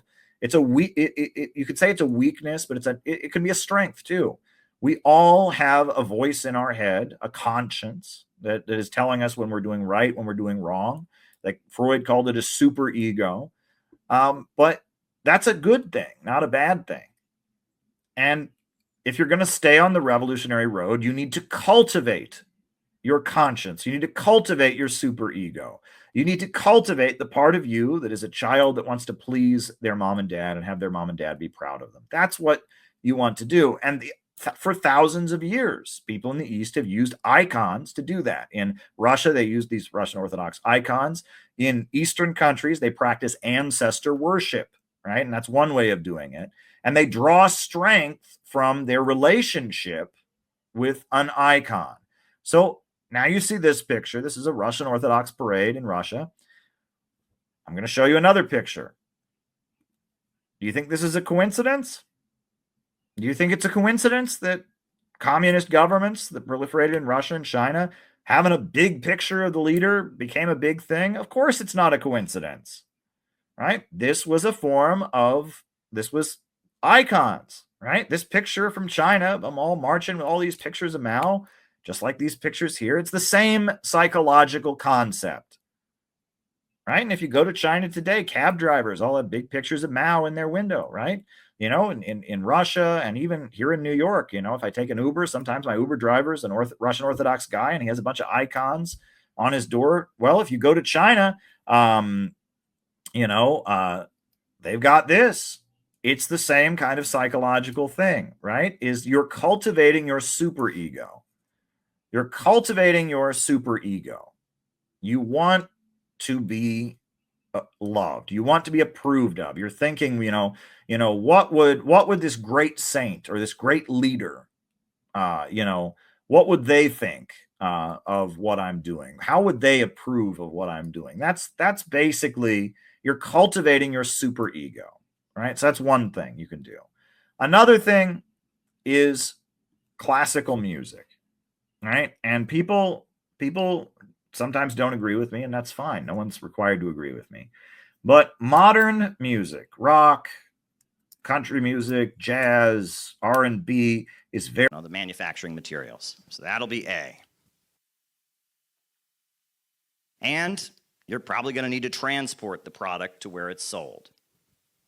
That's B. And you're also going to have to pay your labor costs. Labor costs are represented by C. And then when consumers purchase the product, they're going to pay a final price. And that final price is D. However, there's a problem with that, which is what? Which is that there's no way for the capitalist to make a profit. He can't change how much A costs. He can't change how much B costs.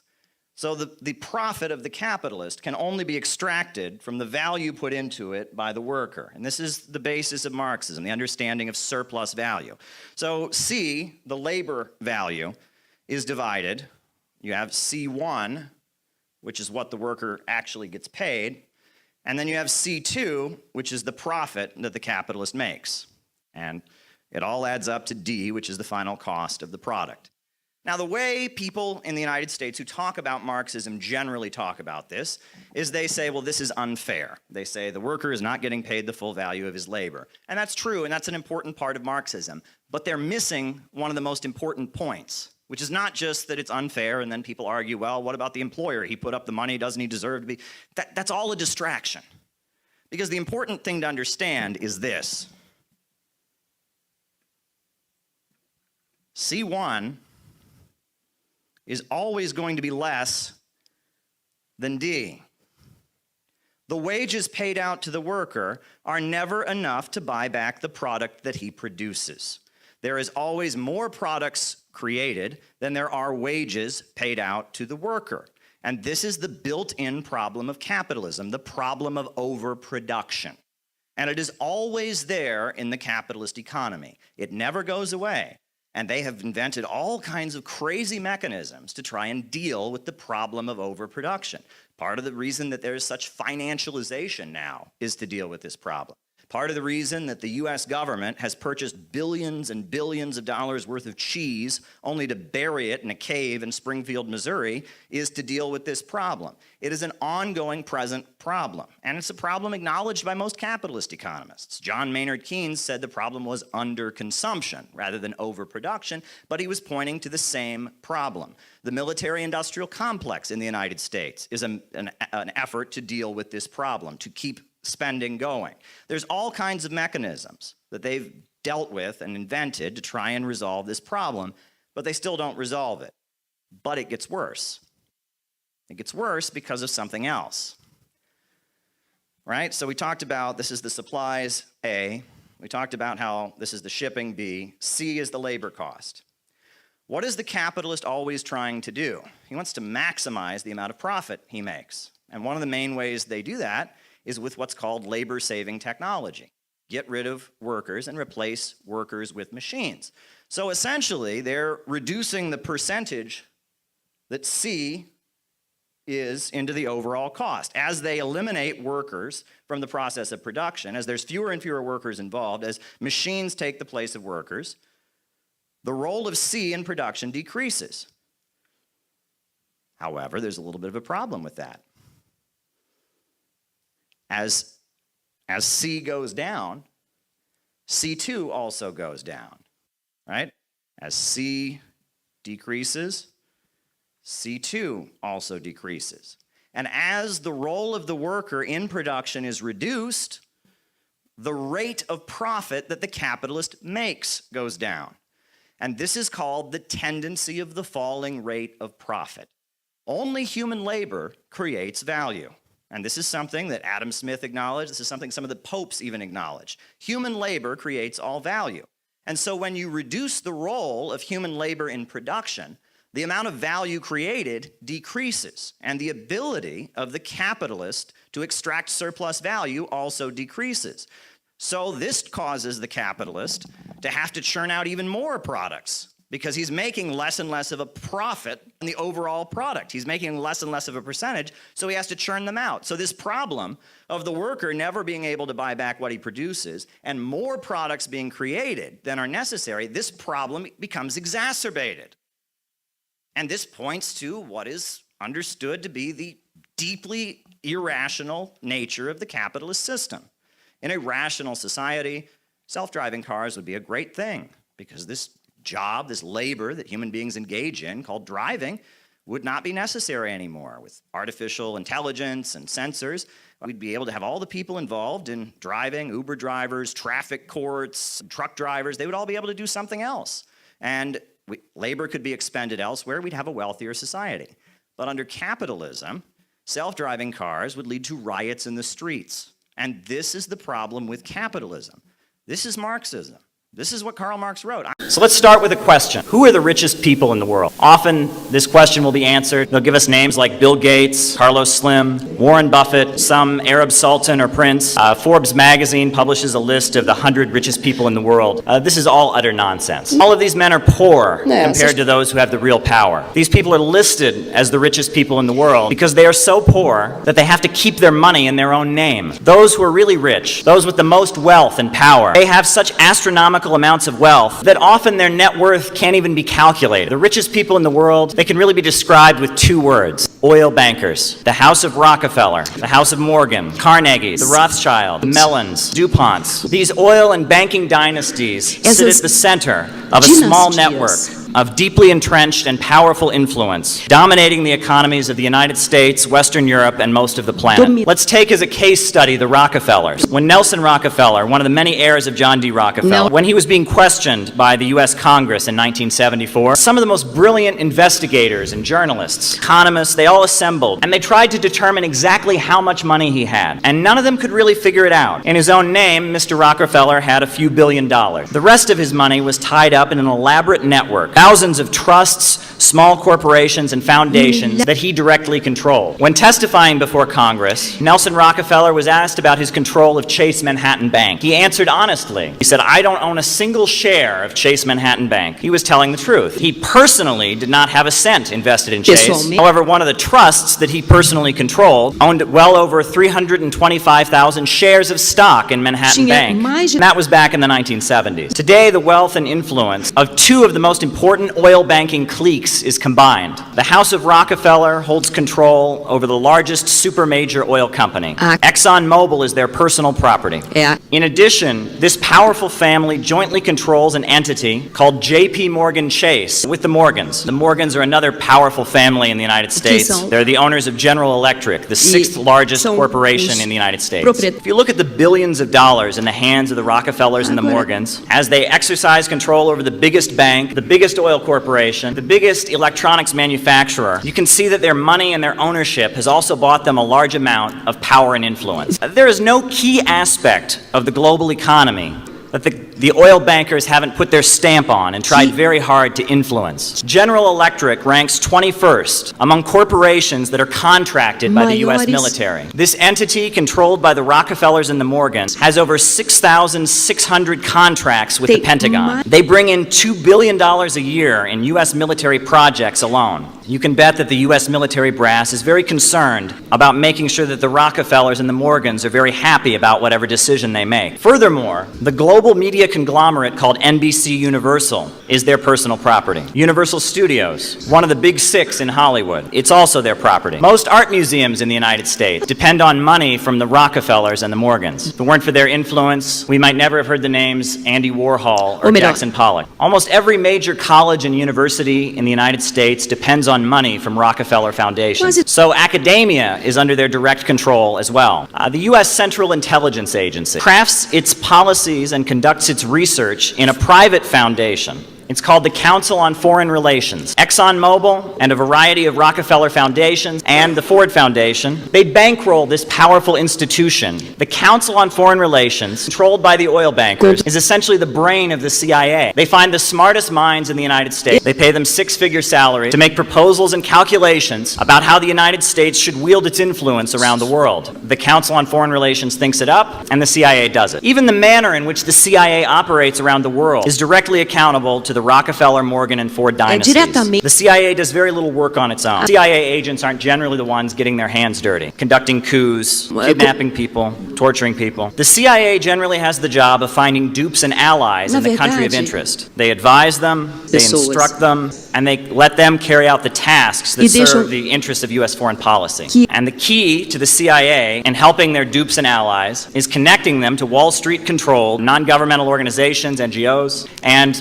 Rockefeller-controlled foundations. The CIA goes into a country, finds people to carry out its mission, and then the network of wealthy families that control the four biggest oil companies in the world, they pay them to do it. The National Endowment for Democracy, the Open Society Institute, a whole network of organizations controlled by George Soros, they are part of the effort to maintain the power of the oil bankers. You can find the money of the wealthy oil banking families in the United States. You can find their money all over the world. The oil banking dynasties, they use their money like sports gamblers, but like expert sports gamblers. They realize if you bet on both teams, you're almost guaranteed to win every game. If you want to find the people who run the world, quietly powerful global elite, you don't have to look for the Illuminati or the Freemasons or some secret society. Look at the major oil companies and the banks that are connected to them. The four major oil companies in the United States, the super majors, Chevron, British Petroleum, Royal Dutch Shell, that's owned by the Rothschilds, and ExxonMobil, controlled by the Rockefellers and the Morgans, they function as much like a trust or a cartel as is legally possible in the United States. They set the prices of gasoline together. They discuss increases and drops in production among each other. There's a number of smaller corporations which are indirectly owned by the same people that own the big four. For example, an oil company called Marathon is technically an independent company, but it's really just a subdivision of ExxonMobil, another descendant of Standard Oil, started by John D. Rockefeller. U.S. foreign policy cannot be separated from the big four oil companies. This should be obvious from a distance. What countries have been the biggest enemies and military opponents of the United States in the last 3 decades? Iraq,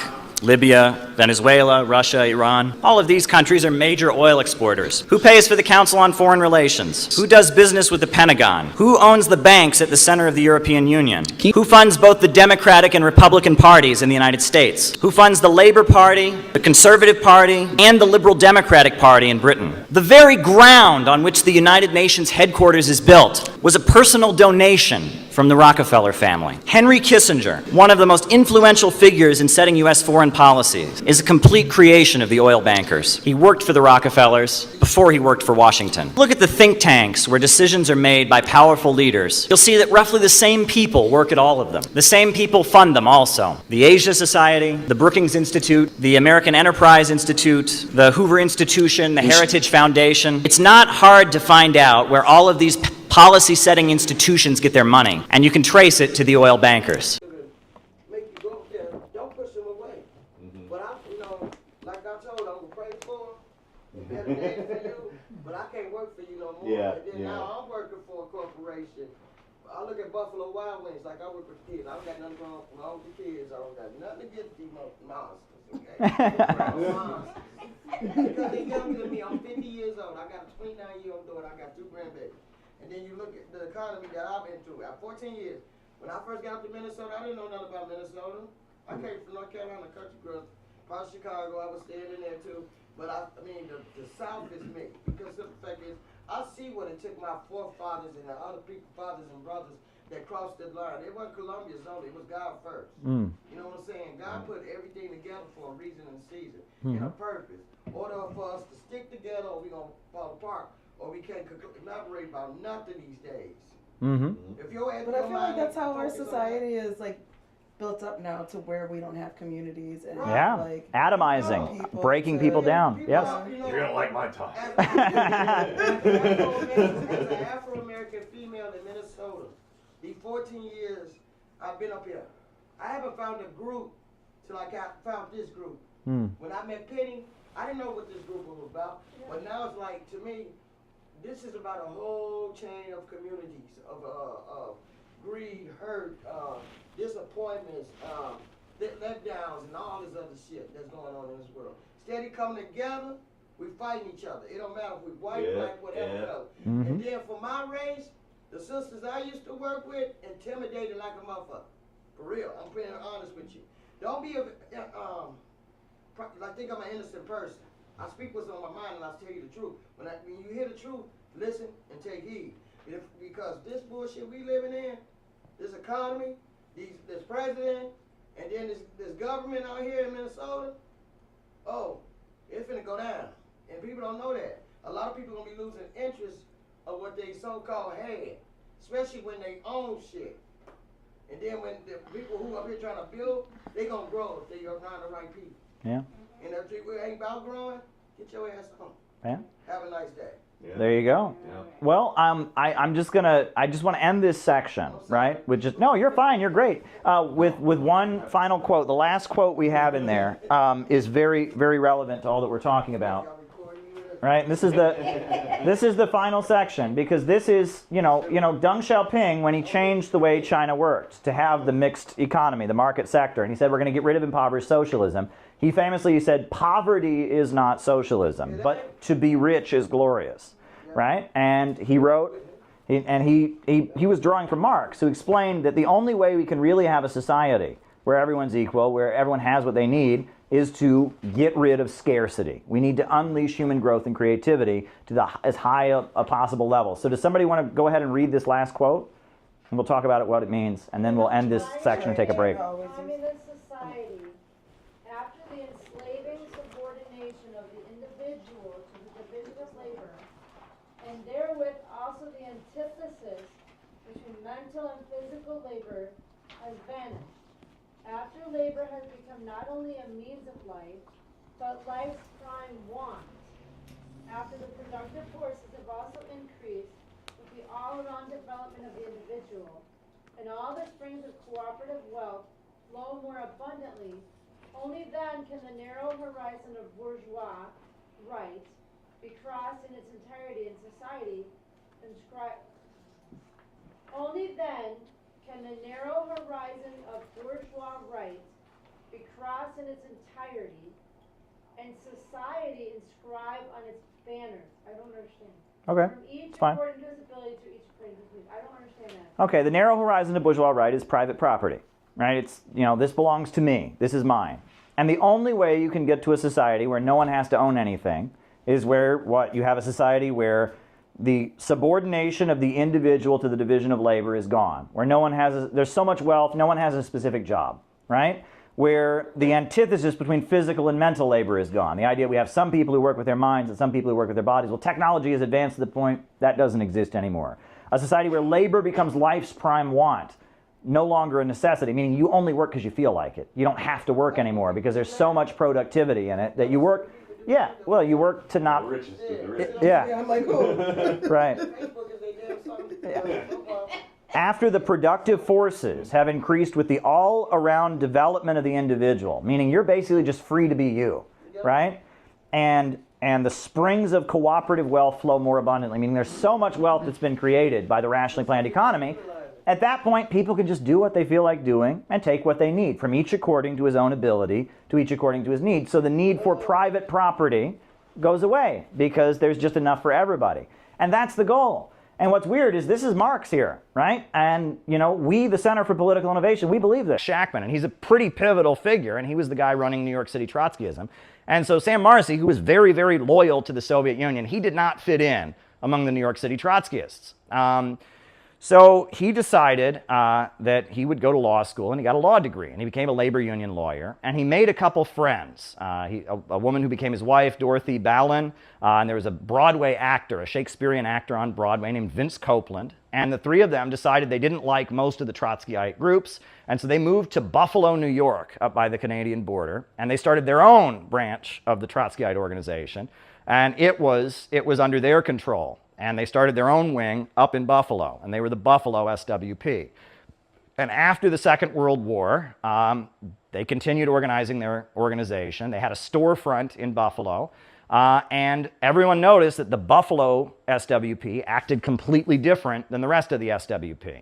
The Buffalo SWP was going around having protests to support the Civil Rights Congress. And basically the Buffalo SWP did whatever the Communist Party did. They just did it louder and tried to do it more radical. That was basically this. They did whatever the Communist Party was doing, whereas most of the Trotskyites were condemning the Communist Party and trying to expose and oppose the Communist Party for whatever they did. Did he support Wallace? What's that? Did he support Wallace? They tried, in 1948, Wallace ran for president, right, as we talked about, and Sam Marcy wanted the SWP to endorse Henry Wallace, and because that was, the Communist Party was supporting him, and he was the guy who was against the Cold War, he was supporting civil rights, and most of the Trotskyists said, no, we would never endorse Wallace because he's supported by the Stalinists, and he's not a communist, right, he's a liberal, he's an anti-war liberal or whatever, so we would never vote for Wallace, but he wanted to endorse Wallace. And basically, it was pretty clear that Sam Marcy, his approach and the approach of most of the Trotskyist movement was not the same. There were big fights going on inside of Trotskyism after World War II also, right? So James Cannon was the leader of American Trotskyism, and there was a guy in Greece named Michel Pablo. And Michel Pablo was arguing that since the Cold War had begun and the Soviet Union was at odds with the United States, that the Soviet Union was kind of moving toward Trotskyism because they were funding revolutionary movements around the world. And so the Trotskyists should just join the communist parties around the world and try to nudge them in a permanent revolution direction. And James Cannon is saying, no, the Soviet Union is not moving toward permanent revolution. The Soviet Union is just, this is an opportunistic Stalinist bureaucracy or whatnot. And that was the fight going on. And Sam Marcy sided with Michel Pablo. He argued that because of the Cold War, the Soviet Union was moving in a revolutionary direction until Khrushchev gave his secret speech. And when Khrushchev gave his secret speech, the Pabloites said that was proof that the Soviet Union was becoming more revolutionary because now the leader denounced Stalin. And Sam Marcy heard the secret speech, and he said, this is an anti-communist speech. This is groveling for the United States. So Sam Marcy broke with the Pabloites in 1956 over the Khrushchev secret speech.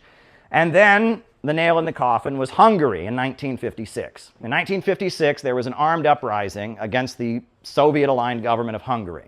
And the Trotskyites all supported it. They saw it was a workers' uprising against a Soviet-aligned government.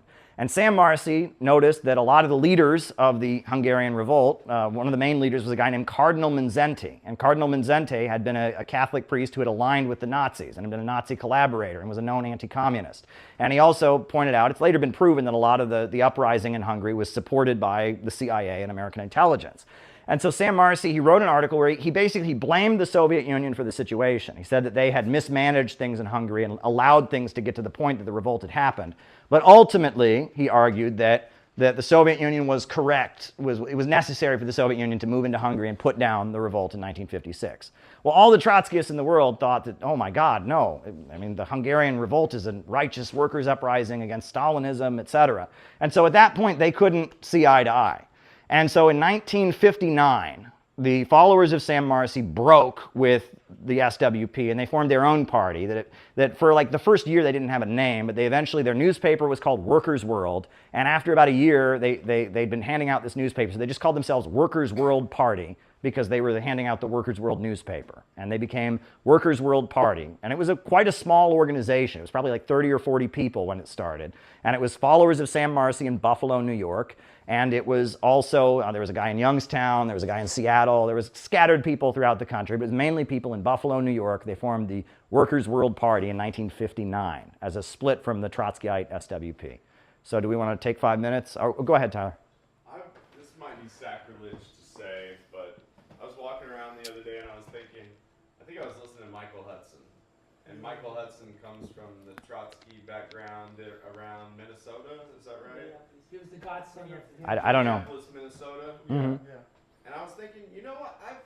I've heard some things they did there that seem to be. Well, I don't know how to argue against it. Didn't they create the Teamsters? Yeah, the Teamster strike was great. Yeah, So they. it was one of like, the high points. are they just kind of confused sometimes? Is that what's going on? Yeah, broken clock is right twice a day. I mean, the Teamsters. Yeah, the Teamster strike of 1934 was run by the Trotskyists. That's true, and it was good. I mean, it was a good thing that happened. And people can do good things. I mean, I don't think we should deny that. I mean, people for bad reasons or with an incorrect political line can do good things, right? And that's something that, I talk about, in like the first section of chapter 5, I talk about this mistaken search for orthodoxy, right? Communists often trying to find the pure line. If Karl Marx was alive today, he would be a member of my organization because I have the pure line. Well, I don't think Karl Marx would join CPI if he was alive today. I'll be honest, I don't think, but that doesn't matter. I think CPI and the way we view things, the way we do things is correct, but I don't think we're pure inheritors of Marxist tradition. I think we take from Marx what's correct, we learn from it, we take from different people, but this attempt to find a pure lineage where only people that have your political line can do anything good, right? Where you have the one pure doctrine, that's mistaken. And that's not how communist countries around the world think. Some Trotskyists got put in prison under the Smith Act, right? Well, they were trying to disrupt the war effort during World War II, right? That was because Trotsky was opposed to World War II. He thought it was an inter-imperialist rivalry. And so they were trying to unionize the army and disrupt the war effort during World War II, and they were put in prison. So, I would defend their right to protest against the war, even though I would have supported the USA going into World War II, but yeah. Very emotional. And it's very sexual. It's very angry. It's very heart-wrenching. It's very sentimental. It's very emotional. And that it is very difficult to focus when you're feeling super sexual or super fired up or super angry or super sad or, However, classical music often is more rational. If you listen to a lot of the Bach stuff, right, it's very mathematical. It's manipulating patterns. It's rooted in patterns and changing patterns, etc. And it's more rational. It has a more intellectual appeal rather than an emotional appeal. So if you start your day every day with classical music, you end your day every day with classical music, you can keep a much clearer head. I have been doing this for 8 years now. I've been doing this, and it has done wonders for my ability to get shit done and focus, right? Bach, Mozart, Beethoven, Haydn, Handel. Start your day with some classical music, and it will make a difference. It will make a difference. Now, the next thing to do is find certain phrases or words that you can memorize. You know, if you're a Christian, find words from the Bible. If you're a Muslim, find words from the Quran. If you're really into communism, find words from Lenin or Stalin. But find words that mean something to you and memorize them and recite them to yourself. And have those words when you're stressed out, when you're worried, have those words be something you can go back to. Say those words so many times that the words just come out. You don't even have to think about them. One time I was on the train and there was a woman on the train and she had this counter and it was like a click, right? And she told me that what she was doing is she was reciting a prayer to herself, and she was trying to do it so like 100 times in a day. That's a great thing to do, right? Find a phrase that is meaningful to you, that gives you power, and try to say it to yourself 200 times in a day and count. Have a little counter and try to count and just say it to yourself, and just say it to yourself until the words are just part of you, until you can just rattle them off. You don't even have to remember them. They just come out of you. Make those words your own, and then you can go to them when you're stressed, when you're worried, when you're trying to find the answer. You can deflect back to those words, right? It's a very, very powerful spiritual technique. There's a reason that monks and priests have been doing this for thousands of years. There's a reason people were doing it in Eastern mystical countries exactly. As well. It's a spiritual practice, mantras, that is a very, very powerful way. Some people call them affirmations, right? Of using words to give yourself power. Find a phrase, find a few sentences that you could just memorize and get power from them. Next, Next, consistency.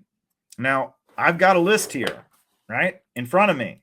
I've got a list of things to do, and I'm scratching them off. Today, I emailed somebody I was supposed to email. I messaged somebody I was supposed to message. I talked to Noah earlier on the phone, and so I crossed it off, and I crossed it off, and I crossed it off.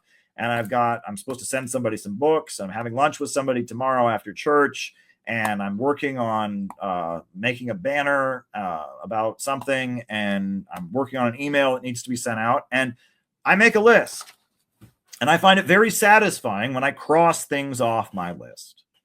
And it's really important if you say you're going to do something and you do it, that is exercising agency. You're no longer living biologically. You said you're going to do something and you did it. You didn't just go along with the flow. You didn't just do whatever. I went this way, I went that way. No, you said, I am going to do this. I am going to start exercising. And then you go and you start exercising. That's called power. And you feel strength when you do that. When you make yourself do something, even something simple, right? If you say, I am going to make my bed in the morning after I get up, and you actually do it, that gives you power. And every time you say you're going to do something and you do it, you get more powerful and you assert your agency more. And every time you say you're going to do something, but then, you get distracted or you focus on something else, then you lose your power, right? When you make a promise to yourself or to your friends and you do it and you fulfill it, that is a way to gain power, right? And that learn to sacrifice, right? To give to a cause you believe in. Give your money, give your time, give gifts. Learn to make promises to yourself and fulfill them. Learn to make lists that you do and you cross off everything on the list. All of that is empowering. If you can give, if there's some cause you really believe in, and you give to that cause, and it actually deprives you in a way. You think, wow, that's more money than I intended to give, but I gave to that cause. You will feel good about yourself. You'll feel powerful because you exerted force. You exerted willpower towards something you believe in, right? If you promise to your friends, I am going to do this thing, and then you go and do it, that's exerting willpower. If you make a list of things to do in the morning and you scratch off all those things on that list, you feel more powerful. right? That is not living biologically. That's taking the bull by the horns. That's asserting your humanity. It's a good thing to do, right? It's part of living as an innovationist. So be consistent. Take control of your life. Not for everyone else. For your friends, it's important. People want to be friends with somebody who's consistent, reliable, who thinks about them, is concerned about them, who keeps their word. But also do it for yourself. Do it for yourself. Stay engaged. This is the most important thing. Stay engaged. Stay engaged. When you're not feeling well, when you're feeling hopeless, when you're feeling pessimistic, it is your instinct to isolate. You think, I can't talk to anybody now. I got to be all by myself. And then it gets worse. If you're fighting with somebody who's a friend, who is part of your community, and you're feeling angry with them and you isolate from them, it gets worse. And the resentment gets worse. And the gap between you gets worse. You've got to stay engaged, right? You've got to stay engaged, right? If you're doubting, if you're worrying, that's when you need to get engaged. When you feel like not getting engaged, when you feel like not getting involved in activism, when you feel like not calling your comrades, when you feel like what's the point and it's hopeless, that's when you need to get engaged. You need to go against that drive. There is a drive in all of us. We all sometimes feel hopeless. We all sometimes feel like we can't do anything. We all feel like it's not going our way. And that is when you need to get more involved. You need to fight back against that impulse. You've got to stay engaged. When everything's going great, that might be a good time to take a break. But when you're having doubts, and when you're feeling hopeless, and when you're feeling tired and worried, that's when you got to go all in. You've got to push back against the drive to go back to living biologically.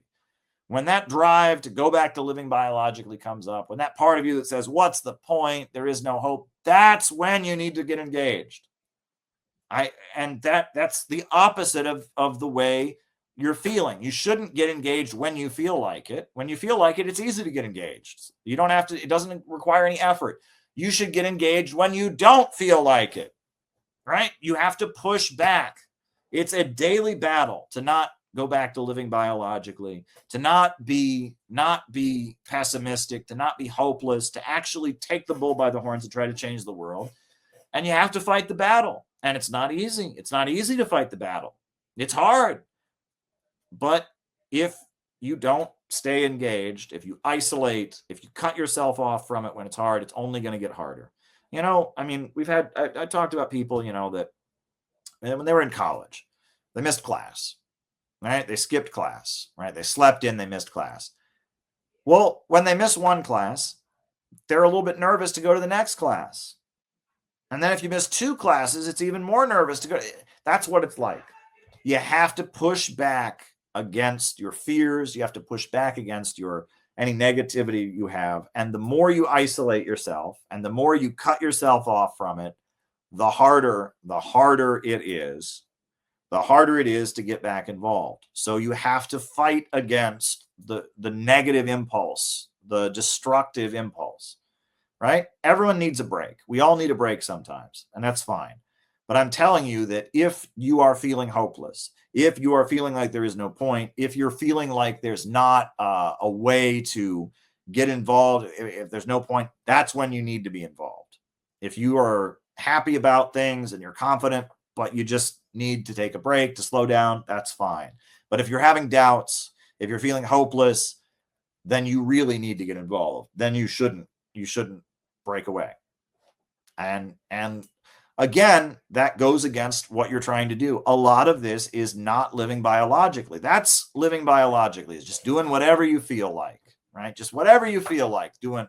That's how that's how monkeys in a zoo exist. They just do whatever they feel like, right? That's how the weed in my garden exists. Just does whatever it feels like, right? Being human means not just doing whatever it feels like. It means actively making decisions and deciding to push back, not living biologically, right? That's what we're trying to get at. And the organization is the most precious thing. The organization is the most precious thing. Nothing can keep you on the revolutionary road like an organization. right? Nothing can help you stay engaged, can help you be consistent. Nothing can give you the fulfillment and give you the awakening and give you the empowerment that being in an organization is. Being in the Center for Political Innovation, being part of our movement is being alive. It is the most precious thing. So that is my slideshow for tonight on living as an innovationist. And I hope you all found it useful. And we hold on to this, and we are pro-growth. And we see that the problem with imperialism, the imperialist system, is that it's holding countries back from growing and it's keeping them in poverty. And it used to let us grow here at the expense of those countries. But now we've entered this fourth stage where they're degrowing here and they're collapsing because the system is in a crisis.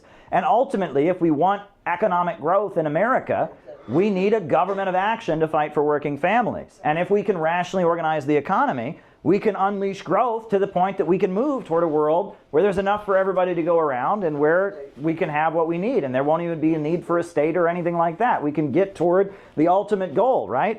And we can get to that. And in a way, right, this all kind of ties back in with religion, right? You know, we talk about, if you look at human history, right, Christianity, the Abrahamic faith, talk about the Garden of Eden, Adam and Eve, right? And the idea was Adam and Eve were in the garden, but they ate of the fruit and they acquired knowledge of good and evil. And so they were cast out of the garden and they had to work all of a sudden to have, they didn't have everything they needed. They suddenly had knowledge that put them at odds with the nature around them. And then the Christian narrative is that through the struggle of human history, eventually there'll be an epic battle between good and evil, and we'll return to Eden once again, right? We will have acquired the ability to use our knowledge of good and evil in a way that we can make a world that's good for everyone, right? And in ancient Greece, they talked about Prometheus, right? In ancient Greece, the idea was that human beings were ignorant. And then there was one human being named Prometheus who stole fire from the gods. The gods had fire in their heaven or whatever, and he said, well, you know what, I want humans to be able to make fire. So he went to heaven and he stole fire from the gods, and he gave human beings the ability to innovate, to create, and that launched human history. And what it means to be a human being is that you can be creative, that you can grow, that you can take the world around you and reinvent it in a new way and make your environment more comfortable and more prosperous. That's the nature of humanity. That's what it means to be a human being. And that's what we are advancing. We believe in growth. We believe in human creativity. And we're trying to build a movement to create a government here in America that is pro-growth and pro-working families and wants to unleash the productivity and wealth. The leaders of our country, they see us as an annoying horde to be managed. They're trying to drive down the population. And they want us to just kind of go away. They want to numb our minds with drugs and pornography and all kinds of stuff. And they're talking about how we're all going to live in a pod and we're going to eat bugs and we'll own nothing and we'll be happy about it. They're trying to destroy humanity. We're trying to unleash humanity. And we believe in growth. And that's what the Center for Political Innovation is all about. And that's why we give out an optimistic vibe. We want to inspire people to be creative. We want to help people celebrate the beauty of what it is that makes them be human beings. And do you know why they want to depopulate and why? Because they want to save their system. It's like we talked about in the beginning. It's degrowth, right? And this is called Malthusianism. At the time that the French Revolution happened, you know, it was because the feudal system was not sufficient and they needed to move toward capitalism. But the British had this guy named Robert Malthus, and he said, well, the problem is just there's too many people. And if we just drive down the population, there would be no revolution. And this idea that the problem is not capitalism, it's just there's too many people. And we need to cull the herd, degrow, reduce consumption, reduce the population. And it's the same thing kind of how the capitalist economy rebooted after World War II. They want to reboot by destroying. Right? Accumulate, and that's what fascist economics really is, and that's what our leaders believe. The only way they can stay at the top and keep their power is if they just destroy everything so that they can stay at the top. How are they going to continue to make their profits if they depopulate, though? If they want to continuously make more and more money? Well, you have to, that's the thing. Sometimes in order to make money, you got to spend money. Well, and like in this respect, it's Peter. Peter, you're telling the truth because like restaurants. I'm not trying to cut you off. Sweet. Oh, no problem. Okay, No, I'll say like it in a minute. restaurants, you notice something about it's so many restaurants got trucks, food trucks. I mean, they got what you call those people over them? The people some real estate, in other words, like a company, Like a brick and mortar, like versus. a company that delivers their food. Then you got other restaurants ain't doing that shit. They pay it out of their pocket. They want to be cheap. The budget, but that's an extra bill because you pay for all those costs and other expenses. Then you got to pay all these workers that you got working and all this stuff that you got gathered. Yeah, but if you have constant more and more people coming and Well, more and ain't more nobody people. coming though, Fatima. But what I'm saying though is, I guess it's kind of confusing. Okay, Yeah. I see that you're trying to destroy everything Right. to stay in power, but are you trying to destroy just like who's gonna be your customer Well, after you? and here's the thing. Who's gonna rebuild? Well, first off, nobody. That's the problem. Is you can't actually like it. Eventually, the problem is it heightens the crisis each time. It gets worse each time they do it. Now, it takes us right back to the fact that you never pay workers enough to buy back what is being produced. It will always result in this situation, and that's the problem. Right, but so then It creates once everything's destroyed, then we're gonna start over and go back Yep. to slavery and then go back to. No, they'll just start the economy again, and pretty soon it'll be glutted full of products, and they'll have to do the same thing all over again. But also, and this is the greatest expression of the Communist International in the United States was, of course, the Communist Party USA. So you can erase that and start writing again. The Communist Party of the United States was formed, and it was the American wing of the Communist International. So the CPUSA, I think there's members of that party in this room, right? And I think all of us in this room, while we may not be a member of that party's current incarnation, all of us consider that to be our heritage. That's who we come from. We are the inheritors of that country, of that party's legacy. The Center for Political Innovation maintains that party's history. Different organizations, whatever, but this is who we come from. This is us. This is us. Yeah. Now, when the Great Depression happened, the Communist Party formed unemployment councils. And it was organizations of hungry people who were unemployed, and they would go and protest, demanding the right to eat. And they would break into government buildings and demand that elected officials give work or wages now.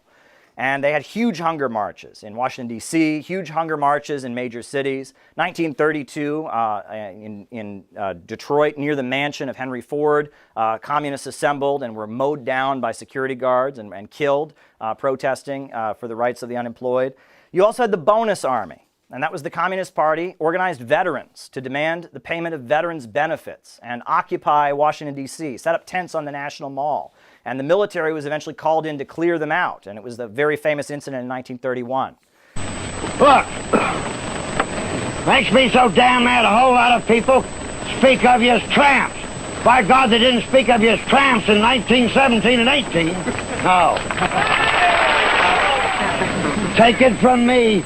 This is the greatest demonstration of Americanism we've ever had. It's war, the greatest concentration of fighting troops in Washington since 1865. And so they're being forced out of their shacks by smoke bombs and tear gas, hurled by the troops who have been called out by the President of the United States. The orders of the President must be obeyed. And the roaring flames sound the death knell to the fantastic Bonus Army. In the shadow of the beautiful dome of the Capitol of the United States of America. Now, because the Social Democrats were not allowing the Communists to be part of the American Federation of Labor, they formed their own labor coalition called the Trade Union Unity League, the TUUL. With the TUUL, they were able to organize the unorganized. They organized coal miners. They organized sharecroppers in the South, textile workers. These were communist unions. The TUUL, there were 10 points of unity for the Trade Union Unity League. One of the points was defense of the Soviet Union, and another point was the establishment of socialism in the United States. These were communist-controlled unions. In 1934, you had the strike wave. So in 1934, the summer of 1934, the Great Depression is on. Roosevelt is president. And in San Francisco, the dock workers went on strike. And previously, when the dock workers would go on strike, the dock workers had a racist union that was whites only. And so when the dock workers would go on strike, the white dock workers would go on strike, black workers would be hired as replacement labor, and that was that. But it was different because the Communist Party was anti-racist. And the Communist Party went to the black churches and it went to the black community, and it said, one of the demands of our strike is going to be the hiring of black workers on the docks. And so in 1934, when Samuel Darcy, some other leaders of the Communist Party, they called the 1934 strike. And when that happened, the black community supported it and mobilized to support it. And the Teamsters supported it. And they shut down the docks of San Francisco. And that's a huge part of the imports to the United States. Ships were not being unloaded. And it caused a national crisis. And ultimately, the bosses were forced to surrender and recognize the International Longshore Warehouse Union, the ILWU, which is still today one of the most radical unions in the country, created by the Communist Party. Yeah, with their anti-racist policy, because they got away from the whites-only policy. Now, also that summer, you had the Minneapolis Teamster strike, right? A broken clock is right twice a day. The Trotskyites did one good thing, and they did the 1934 Teamster strike, and they shut down Minneapolis, right? Yeah, so there you go. And also, in addition to that, you had in Toledo, Ohio, you had the Auto Light strike that was members of a group called the Workers' Party of America, as well as the Communist Party USA. They shut down Toledo, Ohio. In the summer of 1934, they declared a national state of emergency in the state of South Carolina because the textile strike was going on and the sharecroppers were on strike as well, and the National Guard was called out in South Carolina. So it was a summer of chaos in 1934, and the country was on edge of revolt. Roosevelt was very much fearing a military coup against him, and he needed to have folks support. He needed to calm people down. So in 1935, you can write this down, 1935, they passed the Wagner Act, which legalized labor unions. So it's really because of the hard work the Communist Party did that the labor unions are even legal in this country. So they passed the Wagner Act in 1935, and the Wagner Act made it legal to be a member of a union. And the AFL was the main labor federation. But the AFL did not want to organize industrial workers, right? They had this policy. They only organized skilled workers. They were very reluctant to organize industrial workers. But there was a man who was a member of the AFL, John L. Lewis, leader of the miners' union. And John L. Lewis, 1936, he was at a convention of the AFL, and he was arguing that they should organize industrial workers, and the head of the carpenters union did not agree with him and insulted him, called him a nasty name, so he punched him in the face.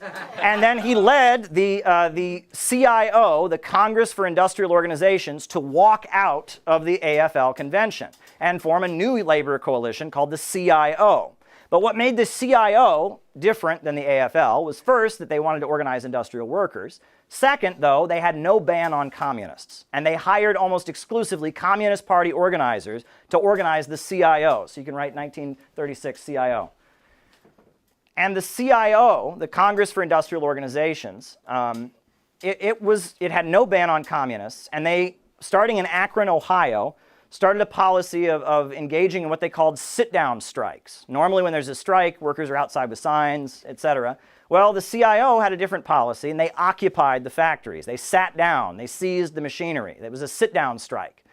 And the most famous sit-down strike started in late December of 1936 to 1937. It was the Flint sit-down strike.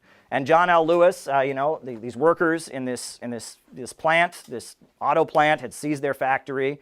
And the National Guard was assembling, and the military was there, and the police were there. And workers from all over the country drove to Flint, Michigan to support the sit-down strikers and to support them. And John L. Lewis, who had punched the head of the Carpenters Union recently, he showed up at the factory and he ripped his shirt open. He said, if they're going to shoot anybody, they're going to shoot me, right? And thousands of people poured into Flint, Michigan to support it.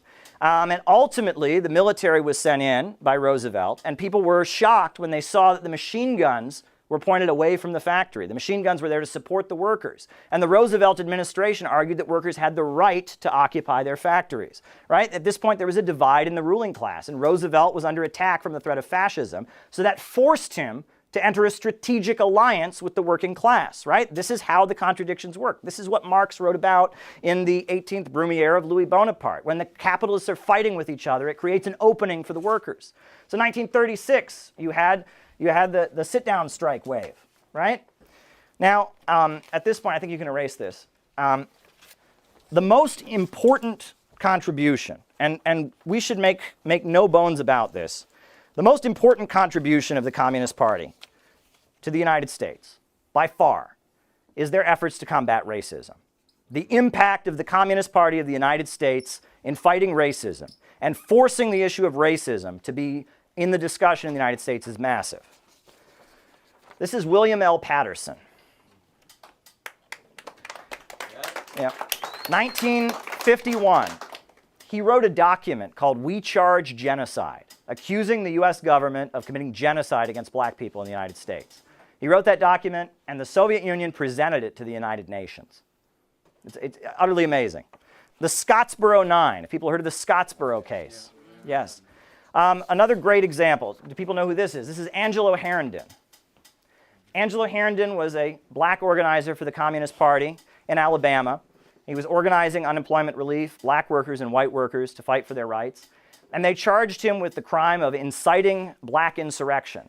And they sentenced him to death. That was a death penalty offense. As he was sentenced to death, he was facing the electric chair for passing out leaflets, right? Because inciting black insurrection. So all across the country and all across the world, people organized to support Angelo Herndon. And finally, in 1937, the Supreme Court freed him. And they freed him. And Angelo Herndon he was facing death for organizing, but he wrote a very beautiful, very beautiful pamphlet called You Cannot Kill the Working Class, about the struggle to free him and how he became a communist. And there's a beautiful section from it that I would like us to read as a group. So arise, proletarians, lead the way. War is raging every day. We have no fear of the enemy with our Communist Party. Proletarians of every land, under one banner we take our stand, and with an iron hand we'll overthrow the bourgeoisie. So arise, proletarians, lead the way. War is raging every day. We have no fear of the enemy with our Communist Party. Take up the proletarian task to slash the enemies of our class. Revolutionary violence is the path of the working class. So arise, proletarians, lead the way. War is raging every day. We have no fear of the enemy with our Communist Party. Marx, Engels, great Lenin and Stalin, their immortal work shines bright, urging us on to greater heights to win victory in our fight. So arise, proletarians, lead the way. War is raging every day. We have no fear of the enemy with our Communist Party. Glorious Albania proves to us that liberty is only one when the party leads the way and the people take up the gun. So arise, proletarians, lead the way. War is raging every day. We have no fear of the enemy with our Communist Party.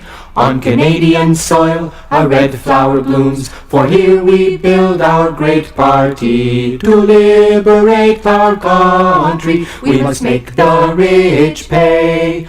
So arise, proletarians, lead the way. War is raging every day. We have no fear of the enemy with our Communist Party. CPCML is our party, we'll defend it with our very lives. Comrades, hearts beat in unity, and we fear no sacrifice. So arise, proletarians, lead the way. War is raging every day. We have no fear of the enemy with our Communist Party. Keep dictatorship of the proletariat and class struggle firmly in mind. Follow revolution's path and we'll liberate mankind. So arise, proletarians, lead the way. War is raging every day. We have no fear of the enemy with our Communist Party. Glory to Marxism, Leninism, and proletarian internationalism. Long, long live communism, the future belongs to us. So arise, proletarians, lead the way. War is raging every day. We have no fear of the enemy with our Communist Party. So arise, proletarians, lead the way. War is raging every day. We have no fear of the enemy with our Communist Party. So that you could maximize the forces at each step of the way. Caleb. Well, I wanted to touch on one aspect of this that I think shouldn't be overlooked, but is rather important, which is the personality of Lenin. Because one pet peeve, I must say, that I have, and this kind of annoys me about, in the United States, we have a number of communist parties that are left over from the 1960s or earlier. Marxism in America has been marginal. It's not been a mainstream current. And all of them spend a huge amount of time trying to tell you how normal their leaders are. And it's a little bit weird, but, they'll talk about how their leader is really, really into basketball. He just loves to watch basketball games. And they'll talk about how, their leader is just an ordinary guy who can drink beer. And we're just so normal. We're just average people. Look at us. And that whole thing just kind of reeks of unhealth because, if anyone has to tell you they're normal, they're not, right? But not in a good way, right? But, Vladimir Lenin was not a normal guy in any sense, right? He was exceptional. And that's what made him great was his ability to be absolutely exceptional. One of the Menshevik leaders, F.I. Dan, described Lenin as a man who talks, writes, thinks, and breathes nothing but revolution 24 hours a day. Lenin was obsessed. The biographies of Lenin, the accounts from his spouse and others describe him as somebody who would not sleep for days because he would be so upset over the disputes and the disagreements within the party. And that he was constantly trying to build and hold this revolutionary organization together. And that he developed the method of democratic centralism because Russia had many, many great revolutionary leaders, but they had to get all of them in one organization and concentrate their strengths so that they marched as one. And democratic centralism was a process for doing so. And that Lenin was constantly wrangling and struggling with the various revolutionary leaders of Russia, trying to get them in one organization, trying to get them to act in a disciplined manner and actually carry out and achieve the objectives that they had set out to achieve. And if you read Lenin's writings, he's constantly screaming, we need more discipline, we need more unity, because there wasn't discipline and unity. A lot of these people were from the middle class. They were intellectuals, and they very much wanted to have a debating society. They very much wanted to prove that they were the smart ones, that they were the great individuals. And Lenin is saying we have to focus on actually achieving the goal. And that means subordinating our individual ego or whatever to the overall goal of taking power. And the other thing that comes across in many of the fights in the Bolshevik Party is that Lenin is focused on winning, and he's not concerned with the pettiness of personalities. And that people describe him as being almost cold, right? That his critics said, this man is just so cold-hearted. He's not focused on other things. He's not concerned about personal gripes that people might have or rumors or concerns, he's just cold and he's focused on the goal. How can we take power?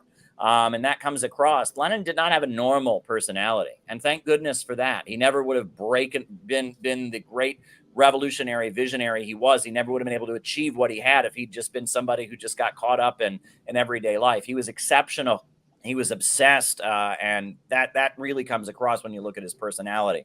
The other thing I wanted to say about Lenin is that, unfortunately, among the anti-imperialist camp, right? Obviously, China, Vietnam, People's Korea, these, Marxist-Leninist countries are a big part of the anti-imperialist camp. You have countries like Russia, you have countries like Iran, that are not Marxist-Leninist, not, anti-imperialist in the Marxist-Leninist sense, but are anti-imperialist and striving against imperialism. And they are very critical of Lenin. And one of the things that they often bring up is their criticism of Lenin. It seems that they associate Lenin with the revolutionary intelligentsia and the aesthetic of chaos and instability that has largely been being used by the imperialists now. George Soros and the color revolution apparatus and destabilizing countries. And they they associate Lenin with that, and that the immediate aftermath of the Bolshevik Revolution, those were not good years in Russia's history. We know they were blockaded, they were surrounded, they were invaded by many different countries, and they associate Lenin with this kind of radical middle class current that's been hijacked by the imperialists now to destabilize anti-imperialist countries, that hijacks revolutionary aesthetics and revolutionary phrases to destabilize countries and do the dirty work of the imperialists, and that's kind of the blowback against Lenin that we see is identifying him with that current. Well, I would urge people to look at what really defined Lenin, which was that Lenin took Marxism out of the revolutionary intelligentsia of Europe. He developed the party of new type. He said that nationalism can be progressive, right? And that the struggle for national liberation would define it. And the communists can lead a struggle of an entire nation to be free from imperialism. Lenin built this organization, the party of a new type, that was not the kind of liberal, open-minded, free debating society that the revolutionary intellectuals of Europe wanted. Furthermore, Lenin, what did he say? He said that communism is Soviet power plus electrification.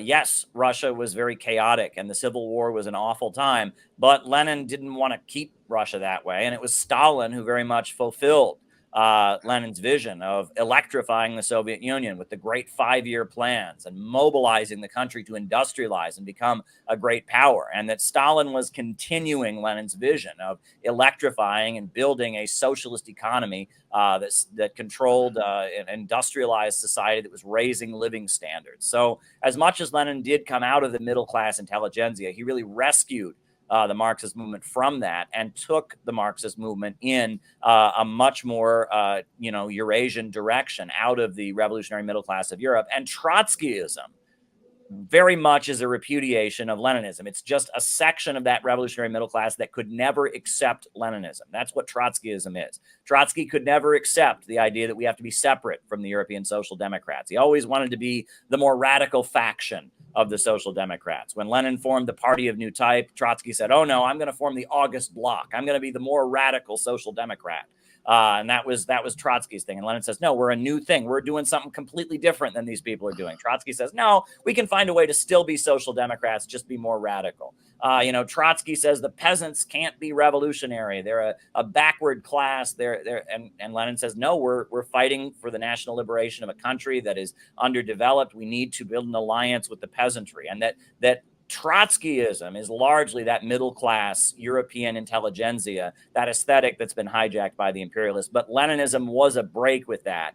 And Trotskyism was a current that could not break with the middle class intelligentsia and really held on to the idea that the West will be the center of the global revolution. Trotsky said that New York City is the foundry where the fate of mankind will be forged. Trotsky was just in love with European social democracy, whereas Lenin was saying, no, the revolutionary energy is going to be in the East, among the colonized people fighting for their national liberation.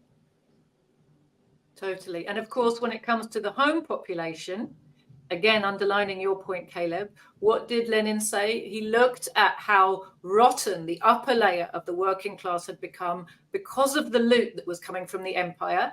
And he said, for our movement to be successful, it must be based in the poor. We must go lower and deeper to the poor masses who are not getting all these kickbacks that make their life lovely and make them feel comfortable. And so they can sit around and consider socialism to be an abstract debating point.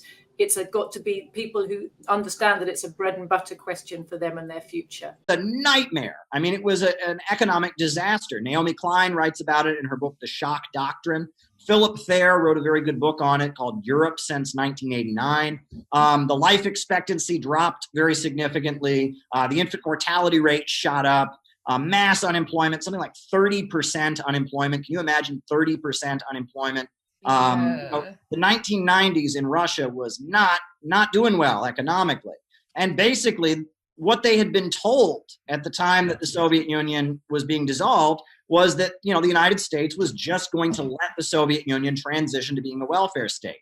That's not what happened. The Soviet Union got economically demolished. And I mean, we're talking, this is, the term used by Andre Gunder Frank, the US economist, he called it economic genocide.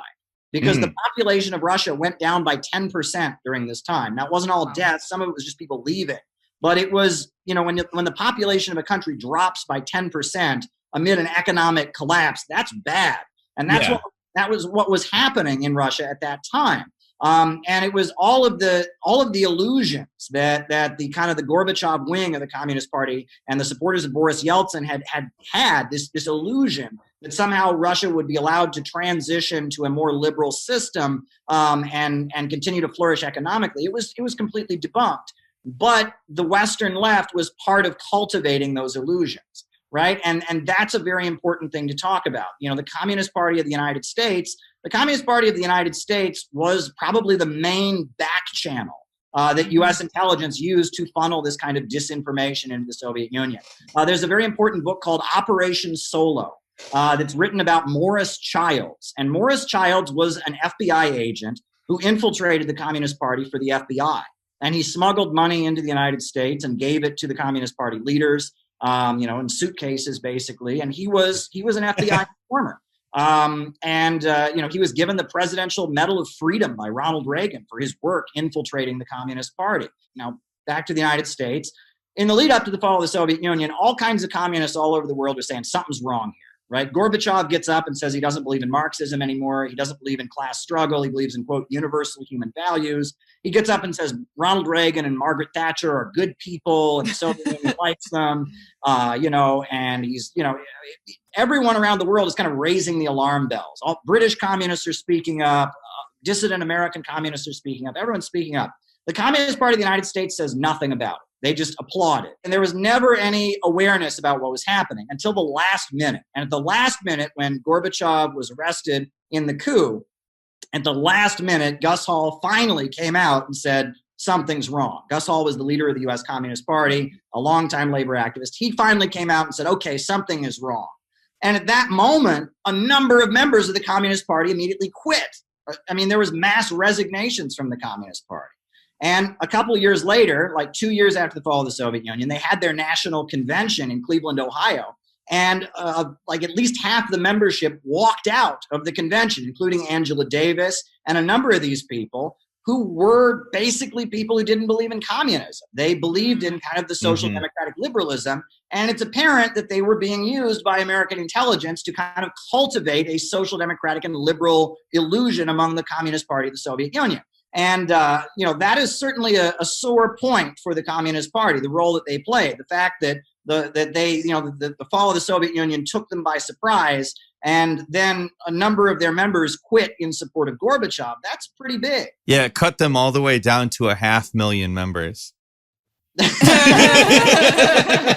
Well, just in the example of Angela Davis, you can see how her views transform over time. It's interesting because, and I've talked about this too, the Communist Party, they did take the position of voting for the Democrats, right? Mm-hmm. And the reason they took that position was the feeling was the Democrats, they wanted to negotiate with the Soviet Union. They wanted to sign, nuclear treaties, et cetera. And that Ronald Reagan and the escalation of the arms race was like the main threat. But that started out as a tactic. Supporting Roosevelt, in a popular front against fascism in the 1930s was a tactic, right? They did it not because they thought Roosevelt was a good guy, but it was a strategic decision that they made. A means to an end. Yeah, but what started out as a tactic kind of became a law because, it started out as a tactic for the grandparents, but then their parents just did that. They didn't know anything different. And now the people running the Communist Party, like Joe Sims, they've never done anything other than campaign for the Democrats. It's all they know how to do.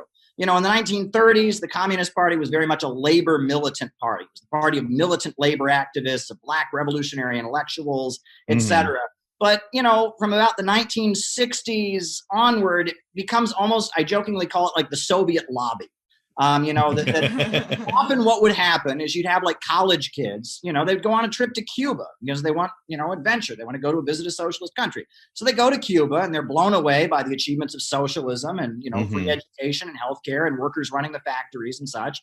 And so they find out that, that if they really want to help Cuba, when they come back to the United States, they ought to join this group called the Communist Party. So they join the Communist Party. What does the Communist Party do? It campaigns like hell for the local Democrats. And it operates in secret, but it's made clear to the local Democrat that, hey, we're communists and we're campaigning like hell for you. And the idea is local Democrats will see this and say, wow, by golly, these communists have worked so hard for my campaign.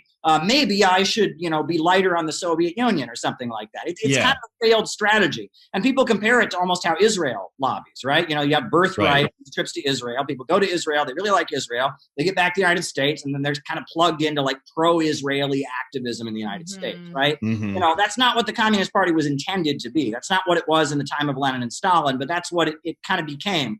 And the Black Panthers are kind of an exception to that. See, originally, the Communist Party denounced the Black Panthers as left adventurous terrorists when they first started doing their armed patrols, around police brutality. The Communist Party was freaked out and thought they were FBI provocateurs. But then after Richard Nixon was elected and COINTELPRO came down hard on the Communist Party, and the Black Panthers were kind of fighting for their lives, essentially, being targeted by the FBI. At that point, the Black Panthers had a convention in California and entered an alliance with the Communist Party. And suddenly, that's when Angela Davis became friendly to the Black Panthers. And you had the Black Panthers and the Communist Party in like late 1969. They're cooperating with each other in response to heavy political repression from Richard Nixon. And the Black Panther, Angela Davis, that was kind of the exception. The Communist Party behaved in a very reformist manner, but, Angela Davis, put on trial and acquitted in a very widely publicized trial. And then she had her committee against political repression and racism. And other than, some of their activism in terms of Black liberation was bold and revolutionary. But in a lot of ways, the Communist Party kind of functioned as this kind of liberal, this kind of group of liberals that lobbied in defense of the Soviet Union and were trying to convince Democrats that the Soviet Union wasn't so bad. And that was kind of the role that they played. And I think that led to a lot of confusion, I guess you could say. But also going on during this time, and again, we're coming at this from so many different angles here, was the anti-nuclear movement. And this is really important also. So nuclear power in the United States is tied up with the production of nuclear weapons, right? It's linked to each other. And it tends to be the military-industrial complex that favors nuclear power. Whereas the main opponent of nuclear power in the United States is the oil companies, because nuclear power will put them out of business, right? So there's kind of a divide with, the Rockefellers and the Ford Foundation, and, a lot of those folks are very opposed to nuclear power. They're also very opposed to the military-industrial complex, and they're funneling money to the CIA. So you have the CIA and big oil, on the one side, opposing nuclear weapons, opposing nuclear power. You have the military-industrial complex favoring an escalation with the Soviet Union, supporting nuclear power, supporting a nuclear arms race. There's kind of a division. And so you have the anti-nuclear movement that emerges. And in like the late 70s, during the Carter administration, suddenly you have people protesting against nuclear power. After the 3 Mile Island incident, and then later you have Chernobyl in the Soviet Union, you start having protests against nuclear power. And at first, the Communist Party says, okay, we're not against nuclear power. We just want public ownership of it. We don't trust private companies, which is probably the correct position. Yeah, absolutely. That's the way you would want that to go. Right. We can't trust private companies with the health of the public. But, the idea that there's something inherently wrong with nuclear energy, that's not Marxism, right? People sitting up, you can't play God by splitting an atom. That's not Marxism, right? That's silly idealism. Right. But, the Communist Party eventually backs down from that position and just goes all in against nuclear power, because there's a feeling that Ronald Reagan and the military-industrial complex are the main threat. And so in the Soviet Union, you start having marches against nuclear power and against nuclear weapons, sponsored by the Soviet Communist Party, by the Gorbachev wing of the Soviet Communist Party, by the government, on the same day as you have rallies in the United States against nuclear power and nuclear weapons. And these marches basically equate the Soviet government and their nukes with the American government and their nukes. And it's kind of creating this idea that, we're on both sides are to blame, right? And that becomes a big liberal mobilization. And it's kind of an anti-science mobilization. It's saying there's something inherently wrong with your energy. It's kind of Malthusian, right? We need to get back to Mother Nature. We need to get back. Exactly. We always have to return to Monkey. When we get into that stuff, it's the Ann-Prim crap, the anarcho-primitivist crap, the antinatalists, all these, like, just basically anti-human people will always come together and, like, advocate for a form of austerity in opposition to what is somehow an evil force, which in the 1980s, like you said, is nuclear. Yeah, and so you had this situation where the Gorbachev wing of the Communist Party that was becoming more and more reformist, and the U.S. Communist Party and leftists in the United States are basically playing off of each other in a way that ultimately leads to the dismantling of the Soviet Union. The Soviet Union falls. This is important. Some of the capitalists are going to get destroyed, and that's what we're seeing right now. Is that there's a fight among the rich and powerful. Some of them are going to have to get destroyed in order to save the system, and some of them are going to make out like bandits and secure their monopoly, right? And just like in COVID, the small business owners all got crushed and the big monopolies, reigned.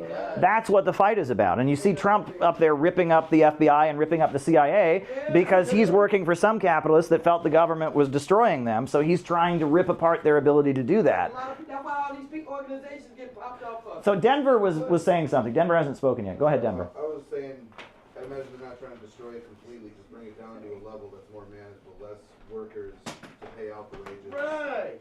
Yeah. You need to be able to equal out what's going out and going in.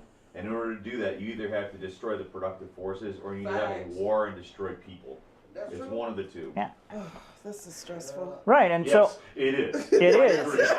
And but humanity is saying no to it, though. Around the world, China's not accepting this. Russia's not accepting this. Why do you think they want to destroy Russia? They won't accept this. But this is the problem. Capitalism, not like right. All around the world. Immoral. Yeah, there's a section of the world that's not accepting this. That, Yeah. if we lived in like a mixed society where we have some capitalism and some socialism, Mhm. like when it comes to like healthcare, like I highly believe that everybody should at least have, their health intact in order Right. to survive. And even like when it comes to like all the drilling and stuff that we do in America, like that should be owned by the people. Yes. It shouldn't be owned by like.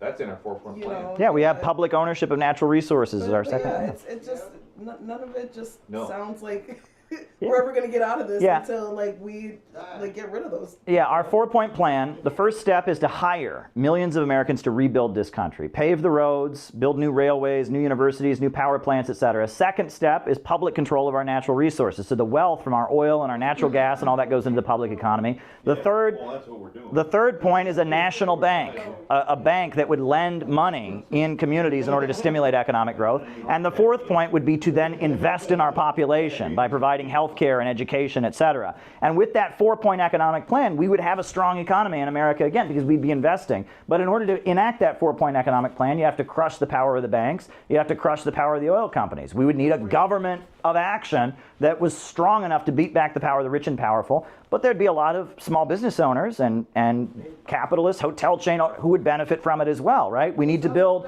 a coalition against the big monopolies that sit at the center, an anti-monopoly coalition. And we're going to talk about that in the next class that I give.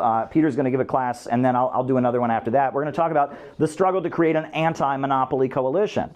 And that ultimately we need to build an anti-monopoly coalition to fight for working families. And around the world, there's big sections of the world that don't want imperialism and don't want degrowth. And they're the allies of us here in America as we're fighting what they're doing to them, right? And we need that economy around the world to get stronger over here. That's why we called for Trump to build a peace bridge connecting Alaska to Russia. We want to get away from the European economy and connect to the Russian Far East and to China and build a bridge over the Bering Sea. And that we need Donald Trump went to North Korea and he made friends with Kim Jong-un. We need to escalate that. We were at Trump's inauguration with a big banner of Trump and Kim shaking hands, and we're going to be in the streets of Minneapolis tomorrow with that, saying we support the peace talks and the war in Ukraine, and that ultimately we need America to join the new economy that's rising around the world. It'll probably be early afternoon, right? Maybe 1, 2. We'll talk about it here before we leave. We're going to do it as a surprise because we don't want to have problems like we had before. But yeah. I mean, that ties back into everything too. Well, and we'll be talking about that. But ultimately, we need America to join the new economy that's rising, and we need to build a movement in this country against the big monopolies. So I mean, it just seems like it's almost like impossible. You don't even hear like any of your politicians talking like that or anything close to it. It just sounds good. The reason Trump won the election, despite all the issues, I don't agree with Trump about immigration, I don't agree with Trump about a lot of things. The reason he won is because he was putting out a pro-growth message. And the people, he's saying, I want to make America great again by growing and constructing. With right? Elon Musk? Well, I mean, and Elon Musk's image, even though I think it's pretty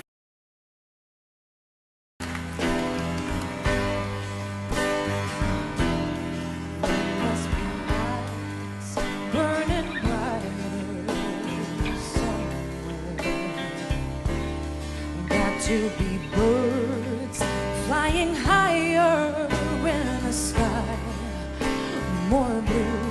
If I can dream of a better land where all my brothers walk hand in hand, tell me why, oh why, oh why can't my dream come true? Oh why there must be peace and understanding sometime.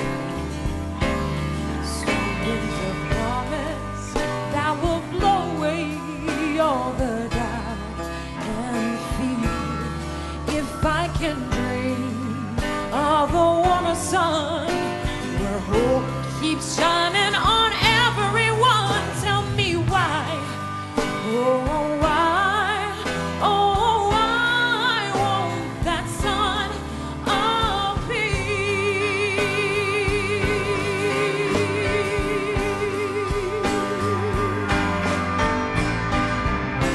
We're lost in a cloud with too much rain. We're trapped in a world that's covered with pain. But as long as a man has the strength to dream, he can redeem his soul and fly. Deep in my heart, there's a trembling question. Still, I am sure that the answer's gonna come somehow. Out there in the dark, there's a beckoning candle. And while I can think, while I can talk, while I can stand, while I can walk, while I can dream, oh, please let my dream come true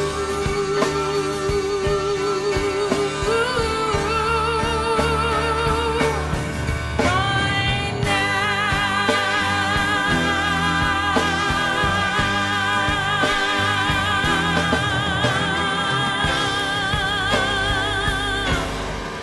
All right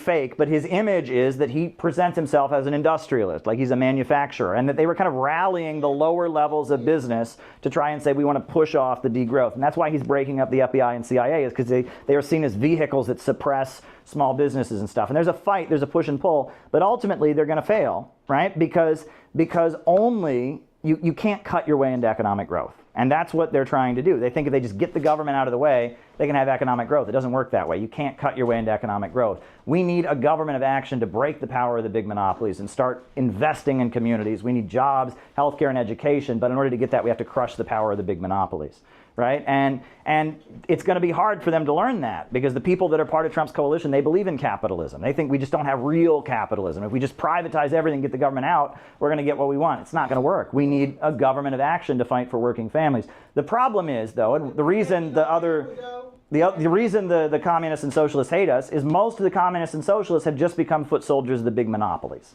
They basically out there saying shit like you can't have an economy that grows. Yes. That's the problem. Like, that's literally anti-socialist. Yes, yeah, that most of the left have just become the foot soldiers of the big monopolies to try and stabilize U.S. society with degrowth. And in fact, they've put out pamphlets that socialism is degrowth. There's the top book, we can degrowth, a future beyond capitalism. They're promoting degrowth for the big monopolies. Whereas the lower level, like capitalists and business owners who want growth, they think the only way you can do that is with the free market. But they're going to learn pretty soon. It's not even a free market, though. That's all Yeah. fake. Yep. Well, and it never has been. It's a running theme. Yeah. It's not real. But ultimately, we have to build the movement. And, you know, we'll talk later about all that we've done. We're a small organization. Yeah. We've moved mountains. You know, I wrote a book about Kamala Harris, and my book was banned from Amazon.com, and it was called Kamala Harris and the Future of America, an essay in 3 parts. Still is. I wrote it, yeah, and it was the day she became the nominee, they banned it from Amazon. And Jimmy Dore, It had been out for years. it had been out for 4 years because I followed her. I'd had it for 4 years, and they took it down the day she wrote it in 2020. They wrote it in 2020. But what it was about, you knew she wasn't going to make history anyway, don't you? Well, I wrote the book, and they took it down the day she got the nomination. You know what I mean? And then all hell was raised, and all kinds of people spoke out, and the book exploded in popularity, and we sold thousands and thousands of copies of it as a result, right? And we distributed 1,000 copies in Chicago at the Democratic National Convention. Do we have any here? No, we don't actually. I didn't bring any with me. But and that was huge. Also, you know, we were at the inauguration with our Trump and Kim banner, and throughout the election, we were marching around the streets of New York City with this huge banner of Trump and Kim Jong-un shaking hands. And we marched around the streets of New York City, and that was mentioned in New Yorker magazine. They did a special. Like, look at this group that's out there saying we want peace with North Korea, right? And we have done a lot. I was able to. We led the American delegation. Russia had a festival of people from all over the world who want to be their friends, and we led the American delegation. And we were actually able to speak. You can watch the video of us speaking with Russian President Putin and saying the majority of the American people don't. And it's amazing with such a small organization what we've been able to do, because no one else is doing it, and the ideas that we have are very, very powerful, and they transcend the stupidity of the left and the right. So there you go. Well, everybody else is protesting people who want to do it. Yeah. What's up? I would like to suggest that every group you teach, like if more people you bring into this family, put it like this, I'll put it in that prospect, this family, more people you bring in this family. We all got to come together every day and talk to, be able to elaborate with each other. Well, on the outside too, and get to know one another, spending time with each other, Yeah. each other occupied, so we can know where we both from. Well, I'm going to talk more about it. She gets it. Yeah, but as you know, our mission right now We can't is. just go out there, like you said, March. Those Yeah. people out there, you mean, I'm tell you, Minnesota's something else. I don't see so many marches. I don't see so many fights. I don't see so many shootings. I was walking down the street just minding my business a couple weeks ago. Yeah. Well, why don't we? On back of my legs, and from $2 I didn't even know, and I felt like there was somebody had something against me. Why don't we take a 5-minute break so Peter can set up for the next class, and then we'll do the next class with Peter. Sound good? All right, Peter. All right. No, it's okay. No. It's okay. You're saying great stuff, and this is important discussion, but we're getting to the essence of what our movement is about.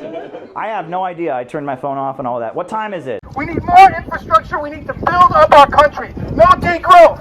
No war in Ukraine. We need to stop all movements toward nuclear war. For my kids, for your kids, for all children in this whole planet. They want to send 17 and 18-year-old poor boys and girls from rural America to go die in a war for Taiwan. Taiwan's a long ways away. I refer to yet another story. And this is a story that any of us who grew up in the Christian tradition or the Jewish tradition or the Islamic tradition probably had hammered into our heads when we were kids.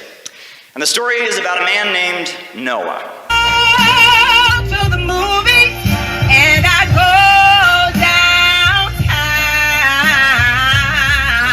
downtown. Did I say anything about the Center for Political Innovation?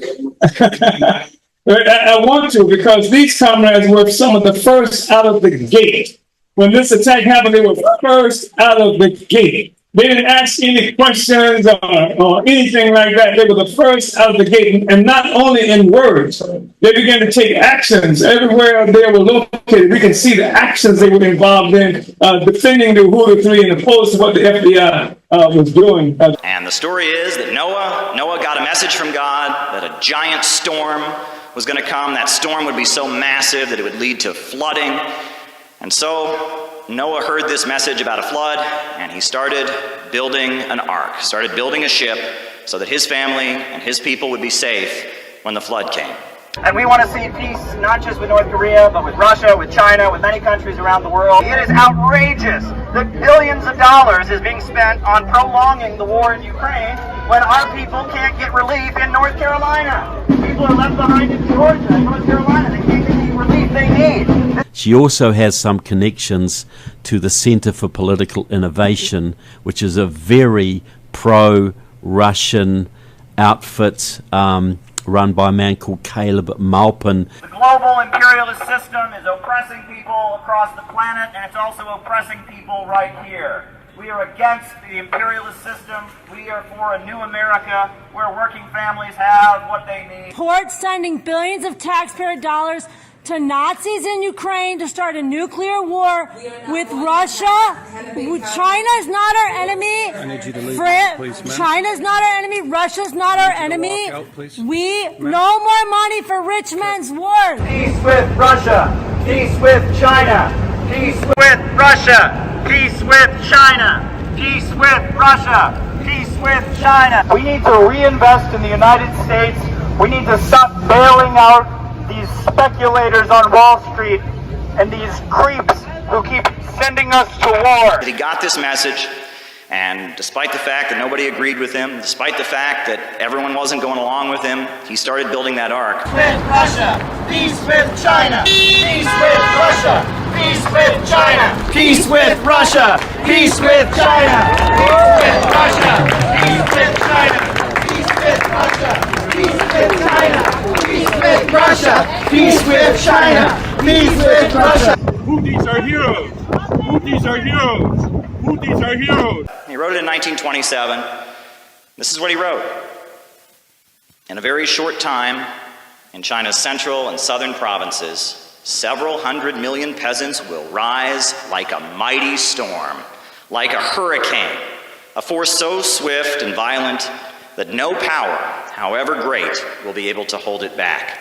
They are more concerned about enabling Israel to kill Palestinians than they are in making sure that Americans have hospitals to go to when they're sick or have paved roads. You want American boys to fight and die? For what? In China? In Taiwan? No. Let's fix our government right here at home to provide for working people. I went to cover Bernie rallies, talked to Bernie supporters. I talked to Trump supporters at Trump rallies, and I saw the economy, and I saw the stock market, and I saw the suffering. And I said, God damn it, if no one else is going to build a ship, I need to.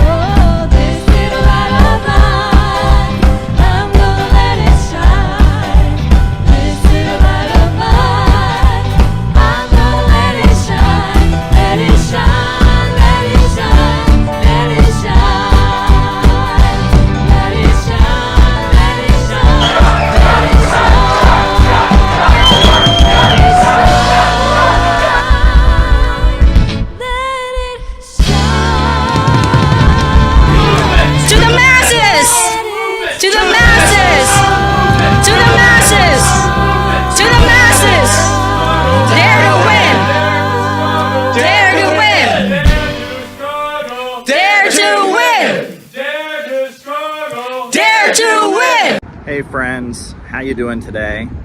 I'm letting you know, the Center for Political Innovation, we are about to do, on July 12th, the biggest event that we have ever done. It will be our national gathering in Chicago on July 12th. And it's going to be really, really special. We are talking with a number of important anti-imperialist voices, a lot of different communities. There's going to be musical performances, dance performances, there's going to be great speeches, and it's going to be a whole day gathering dedicated to anti-imperialism. I am committed, and CPI has always been committed to building an in real life network of people. And we carry out real operations. We were at the inauguration of Trump with our Trump and Kim banner saying only peace can make America great again. We were on the streets of Chicago at the Democratic National Convention with a book exposing what Kamala Harris and who she really is and what she's really about, and it was really, really important. We have 1,000 copies of our book about the Houthis that are being distributed with the poster of the convention on the back to people who would never go looking for this.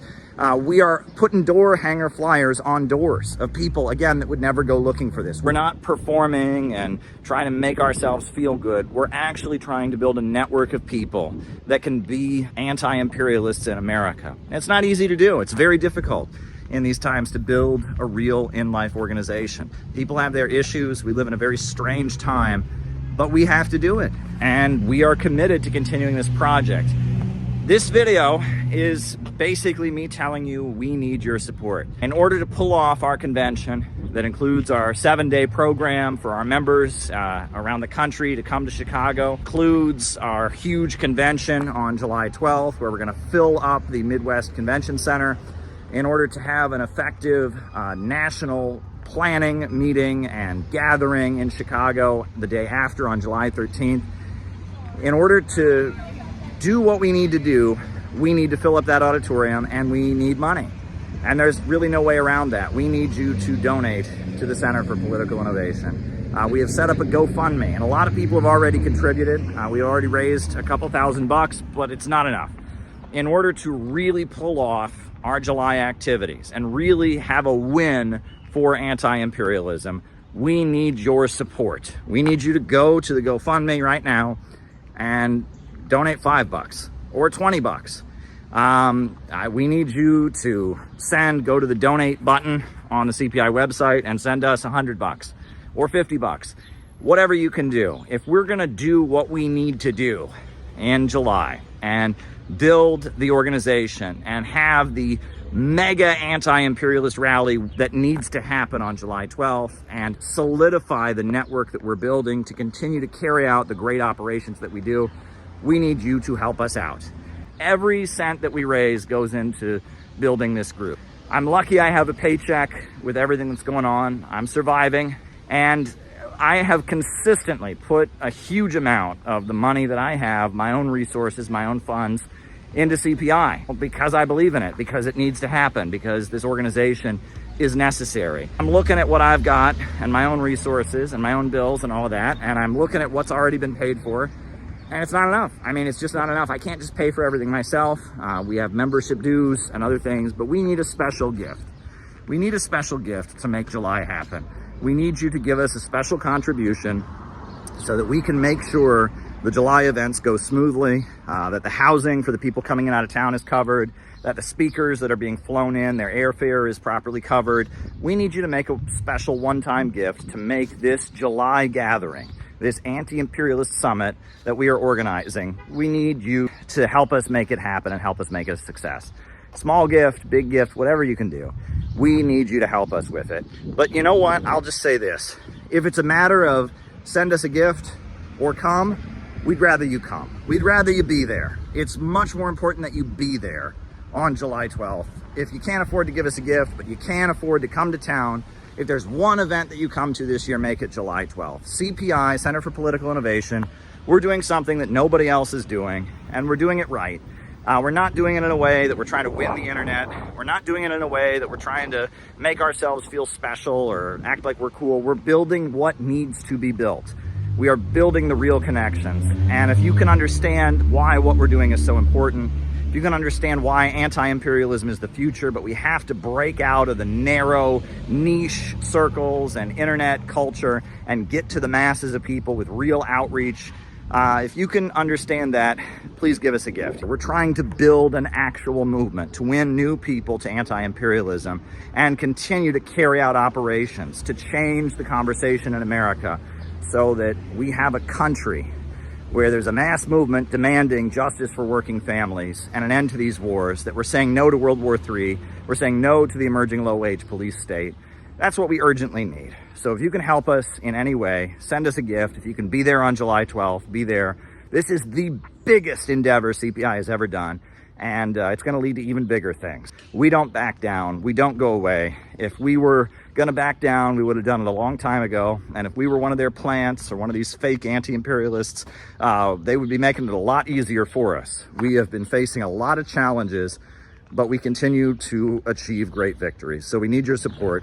Please send us a contribution. Please be there on July 12th at the Midwest Convention Center in the Chicago area. It's right near the O'Hare Airport. It's going to be awesome. We need you there. Thank you.